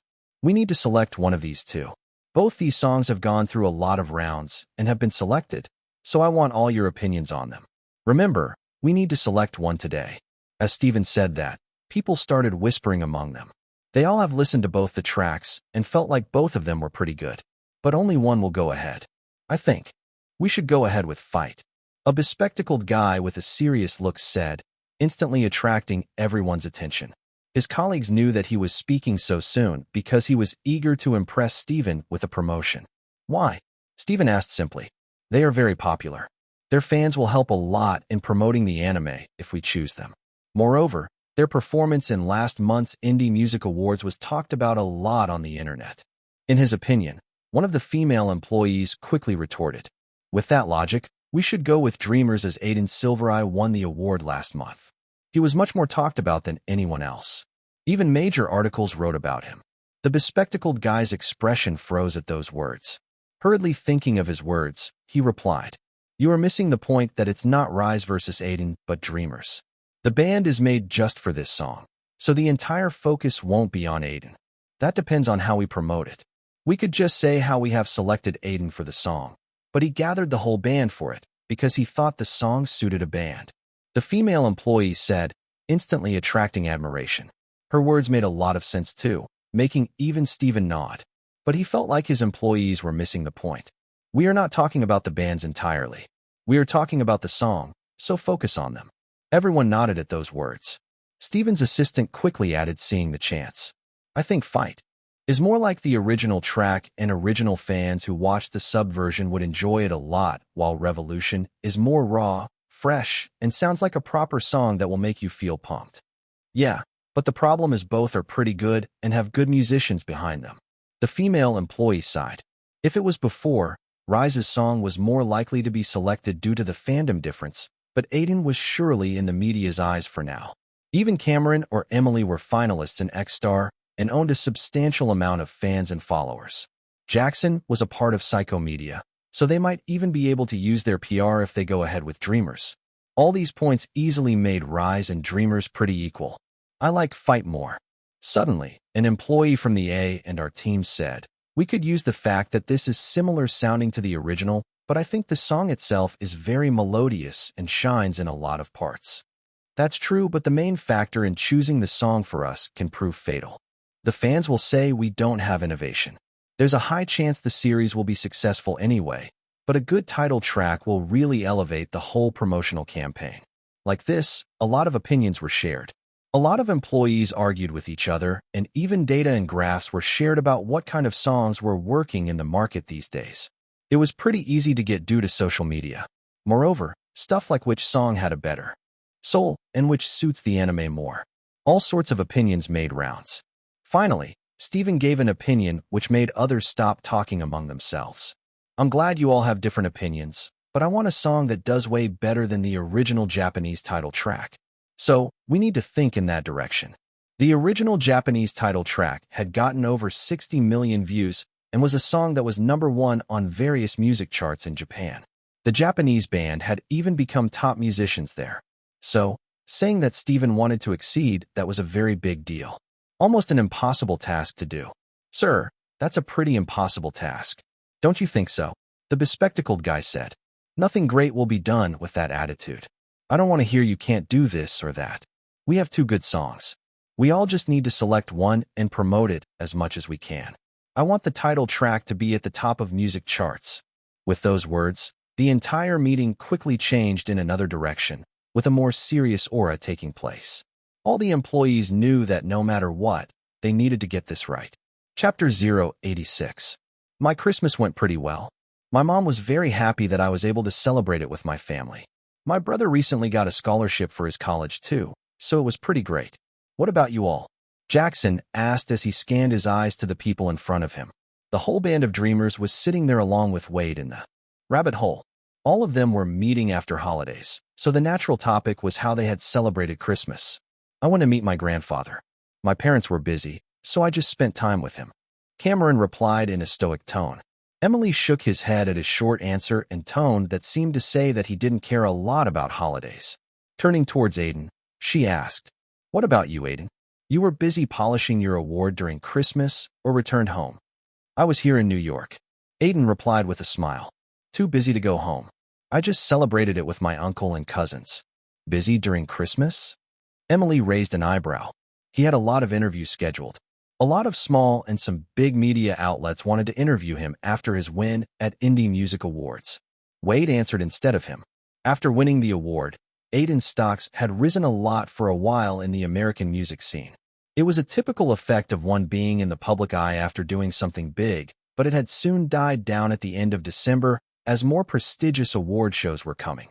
But during that time, Aiden was going from one place to another to give interviews about his win and his plans for the future. "I think I should start calling you Mr. Famous from now on." Emily joked while Cameron gave him a glare. The blonde guy felt a bit jealous of his success, but in the end, there was not a lot he could do. Aiden had worked hard in the time when he had stopped focusing on singing. In the end, he himself was to blame for his rival moving ahead in his career. Anyway, any news from Anna? You haven't received any calls yet. They should have come to a decision by now. Jackson suddenly asked, looking at Wade, who shook his head. The reason the whole band was back in New York was due to the title track. Anna had said that they will notify them today, so they were waiting for it in the bar. I think the meeting will come to an end soon, and they will soon notify us. Let's say half an hour more. Wade said, taking a look at his watch. It was almost evening, and they were already sitting there for some hours. I really hope we win. Emily muttered, suddenly looking a bit worried. Our opponent is a big band. It won't be easy. Their latest music is very average, so I don't think they will win. Cameron said, they are past their prime. That was his verdict as he had listened to most of the music attached with Rise. Although he didn't show it, Cameron was equally worried as everyone else. It doesn't matter if they are past their prime or if they are too old. Jackson retorted. They are one step away from becoming a mainstream band, and that gives them a huge edge over us. Who had even heard of Dreamers? Saying that, Jackson leaned against his seat. There was a frown on his face, and the atmosphere around their table was getting worse and worse. Even Emily wasn't able to smile now that it had gotten so serious. It was then that Aiden opened his mouth. I think you all are worrying too much. Just a moment ago, you were talking about holidays, and now the atmosphere is so tense. He said, taking a sip from his glass. Are you not feeling nervous? Or you are overconfident after getting an award? Jackson couldn't help but ask. The last time he remembered Aiden was the composer and vocalist of the song, but he was acting like he had no tension on his head. I'm nervous too, and no, I'm not overconfident. Aiden gave a light smile. I'm just trying hard to be confident. After all, we worked damn hard to make a good song, and it's a good song in my ears. Emily chuckled at the last part and raised her small head to stare at Aiden. I think it's a good song too, but it's just the thought of what if it isn't enough to become the title track? Maybe I should have worked harder. Jackson and Cameron nodded their heads. Sometimes, even their best wasn't enough. It was because of that they were restless, praying that the song would get selected and wondering what would happen if it didn't. It was truly a strange feeling. We worked hard enough. Moreover, there's a lot we could do even if the song doesn't get selected. Aiden was someone who had experienced failure, and he also knew that even after failure, there's many things they could try. One door closes and another opens. You just need to find the new door that has opened. What can we do? Cameron raised an eyebrow. If the song didn't get selected, we will shoot a music video for it and go around college festivals to sing it. As the quality is pretty good, I'm sure it will get its own audience. It was Wade who answered. He and Aiden had already planned out everything. Wade was someone who always liked making a lot of plans for everything, so he will never dive into something without thinking it through. The anime title track was the same. That's a good plan, Jackson said, and for a moment, the atmosphere cooled a bit as the tension released a bit. At least, they weren't pinning everything on getting selected and already had backup plans in case things go wrong. I really hope we get selected, Aiden thought, taking another sip from the glass. It was then that Wade's phone suddenly rang. Everyone focused on it like it was the most important thing in the world. Feeling a bit nervous, Wade took it out, and his eyes shined. It's anime, he said, and Jackson gulped. Pick it up quickly. Wade nodded and picked it up. For the next few minutes, every pair of eyes dug into his skin as he finished his talk with the person on the other hand. When he put down his phone, he had a frown on his face. Emily and Jackson both became disappointed, thinking that the result was not in their favor. What happened? Aiden asked. Well, we got in. Our song was selected as the title track, Wade said, feeling all sorts of emotions for a moment. Hearing that, Jackson, who looked like he had lost his country in a war just a second ago, jumped up in joy and looked at Wade. We really got in? Yes, Anna selected our song after a lot of discussions as they felt like it's fresh. They're going to send out a press release confirming it right after we sign the contract. After that, celebrations truly began. Emily looked like she was overwhelmed with 10,000 emotions, and there were even tears in her eyes while Jackson just shouted excitedly. Cameron just drank, but there was a smile on his face. We got in somehow. It was getting harder to stay calm. He thought, letting out a deep sigh. As the composer and vocalist, he was doing his best to act like the weight wasn't making him tense, because if he had acted like Jackson, his bandmates would have gotten more nervous. But in the end, it had all worked out for good. They have beaten Rise. We didn't get in. LZ, the composer of the band Rise, frowned as he finished talking with an employee from Anime Roll. The other members of the band, Kat and the leader, Orion, looked at him with a hardened face. What do you mean by that? Why didn't we get selected? Kat asked, and LZ wasn't able to stop himself from lashing out. I don't know, bitch. They just told me that the track won't work with the American audience. The other track submitted to them was better. I fucking told you to not make it too similar to the original. We should have gone for an innovative song instead of taking inspiration. Kat frowned. Her opinions were always rejected in the band, and it was infuriating her for a long time. Now that they lost out on getting the title track in their name, she couldn't help but not hold anything back. You two are too much in your own worlds and don't focus on music. Especially you, Orion. She pointed at the leader of the band, who was just silent till now. You spend more time in hotel rooms with your female fans than actually making music. What the fuck, you said? Orion shouted, not willingly to take such accusations in his face. He also had a lot of hopes with the title track, but somehow, they got rejected. His mind was a mess at the moment. I said what you heard. You were just a bitch who doesn't know anything. If it wasn't for me, you would have become a stripper. Like that, the members of the band fought amongst themselves. It was a bit tragic, but a band always required respect among the members, which was not present in Rise. A month after that, news came out that Rise had broken up. Chapter 087. After Anime Roll selected Revolution for the title track, Aiden and his whole band celebrated the night. These days, he felt like a lot of good things were happening, from winning an award to this. So, Aiden subconsciously got on a guard, wondering how long his good luck would accompany him. The next day, Wade gathered the whole band and told them that now that the company had selected the song, their work had just begun as busy days awaited them. The very first thing they did was to sign the contract as a band. As Aiden was the composer and the vocalist, he got the highest percentage of profits generated from the song. Though, a lot was also taken by Anime Roll. Both Wade and Aiden knew that this is how the corporate world worked, so they weren't hung up on the profits. In the first place, Aiden was excited about the opportunity due to it being a chance to make himself more popular by taking the help of the momentum created by the anime. In the next few days, he and the whole band worked hard with the music director and Anime Roll to make a better studio version for Revolution. Aside from that, they also needed to practice together, and as soon as the song was going to be released, they would go to many events and programs to promote the title track in the anime. The PR team at Anime Roll was mainly relying on MeTubers and anime forums to create interest in Attack for Freedom. Move a bit left. Right there. Yes, now give a smile. No, not like that. An Asian photographer instructed Emily as she posed in front of a green screen. She had a stiff expression on her face as she had not done this before. It took her a while and a few scoldings from the photographer before she could give out a good smile. How much more time do you think it will take? Aiden asked, glancing at Wade. It was already 2 hours since they were at the cover photo shoot for Revolution. 1 more hour, I guess. Jackson, sitting on a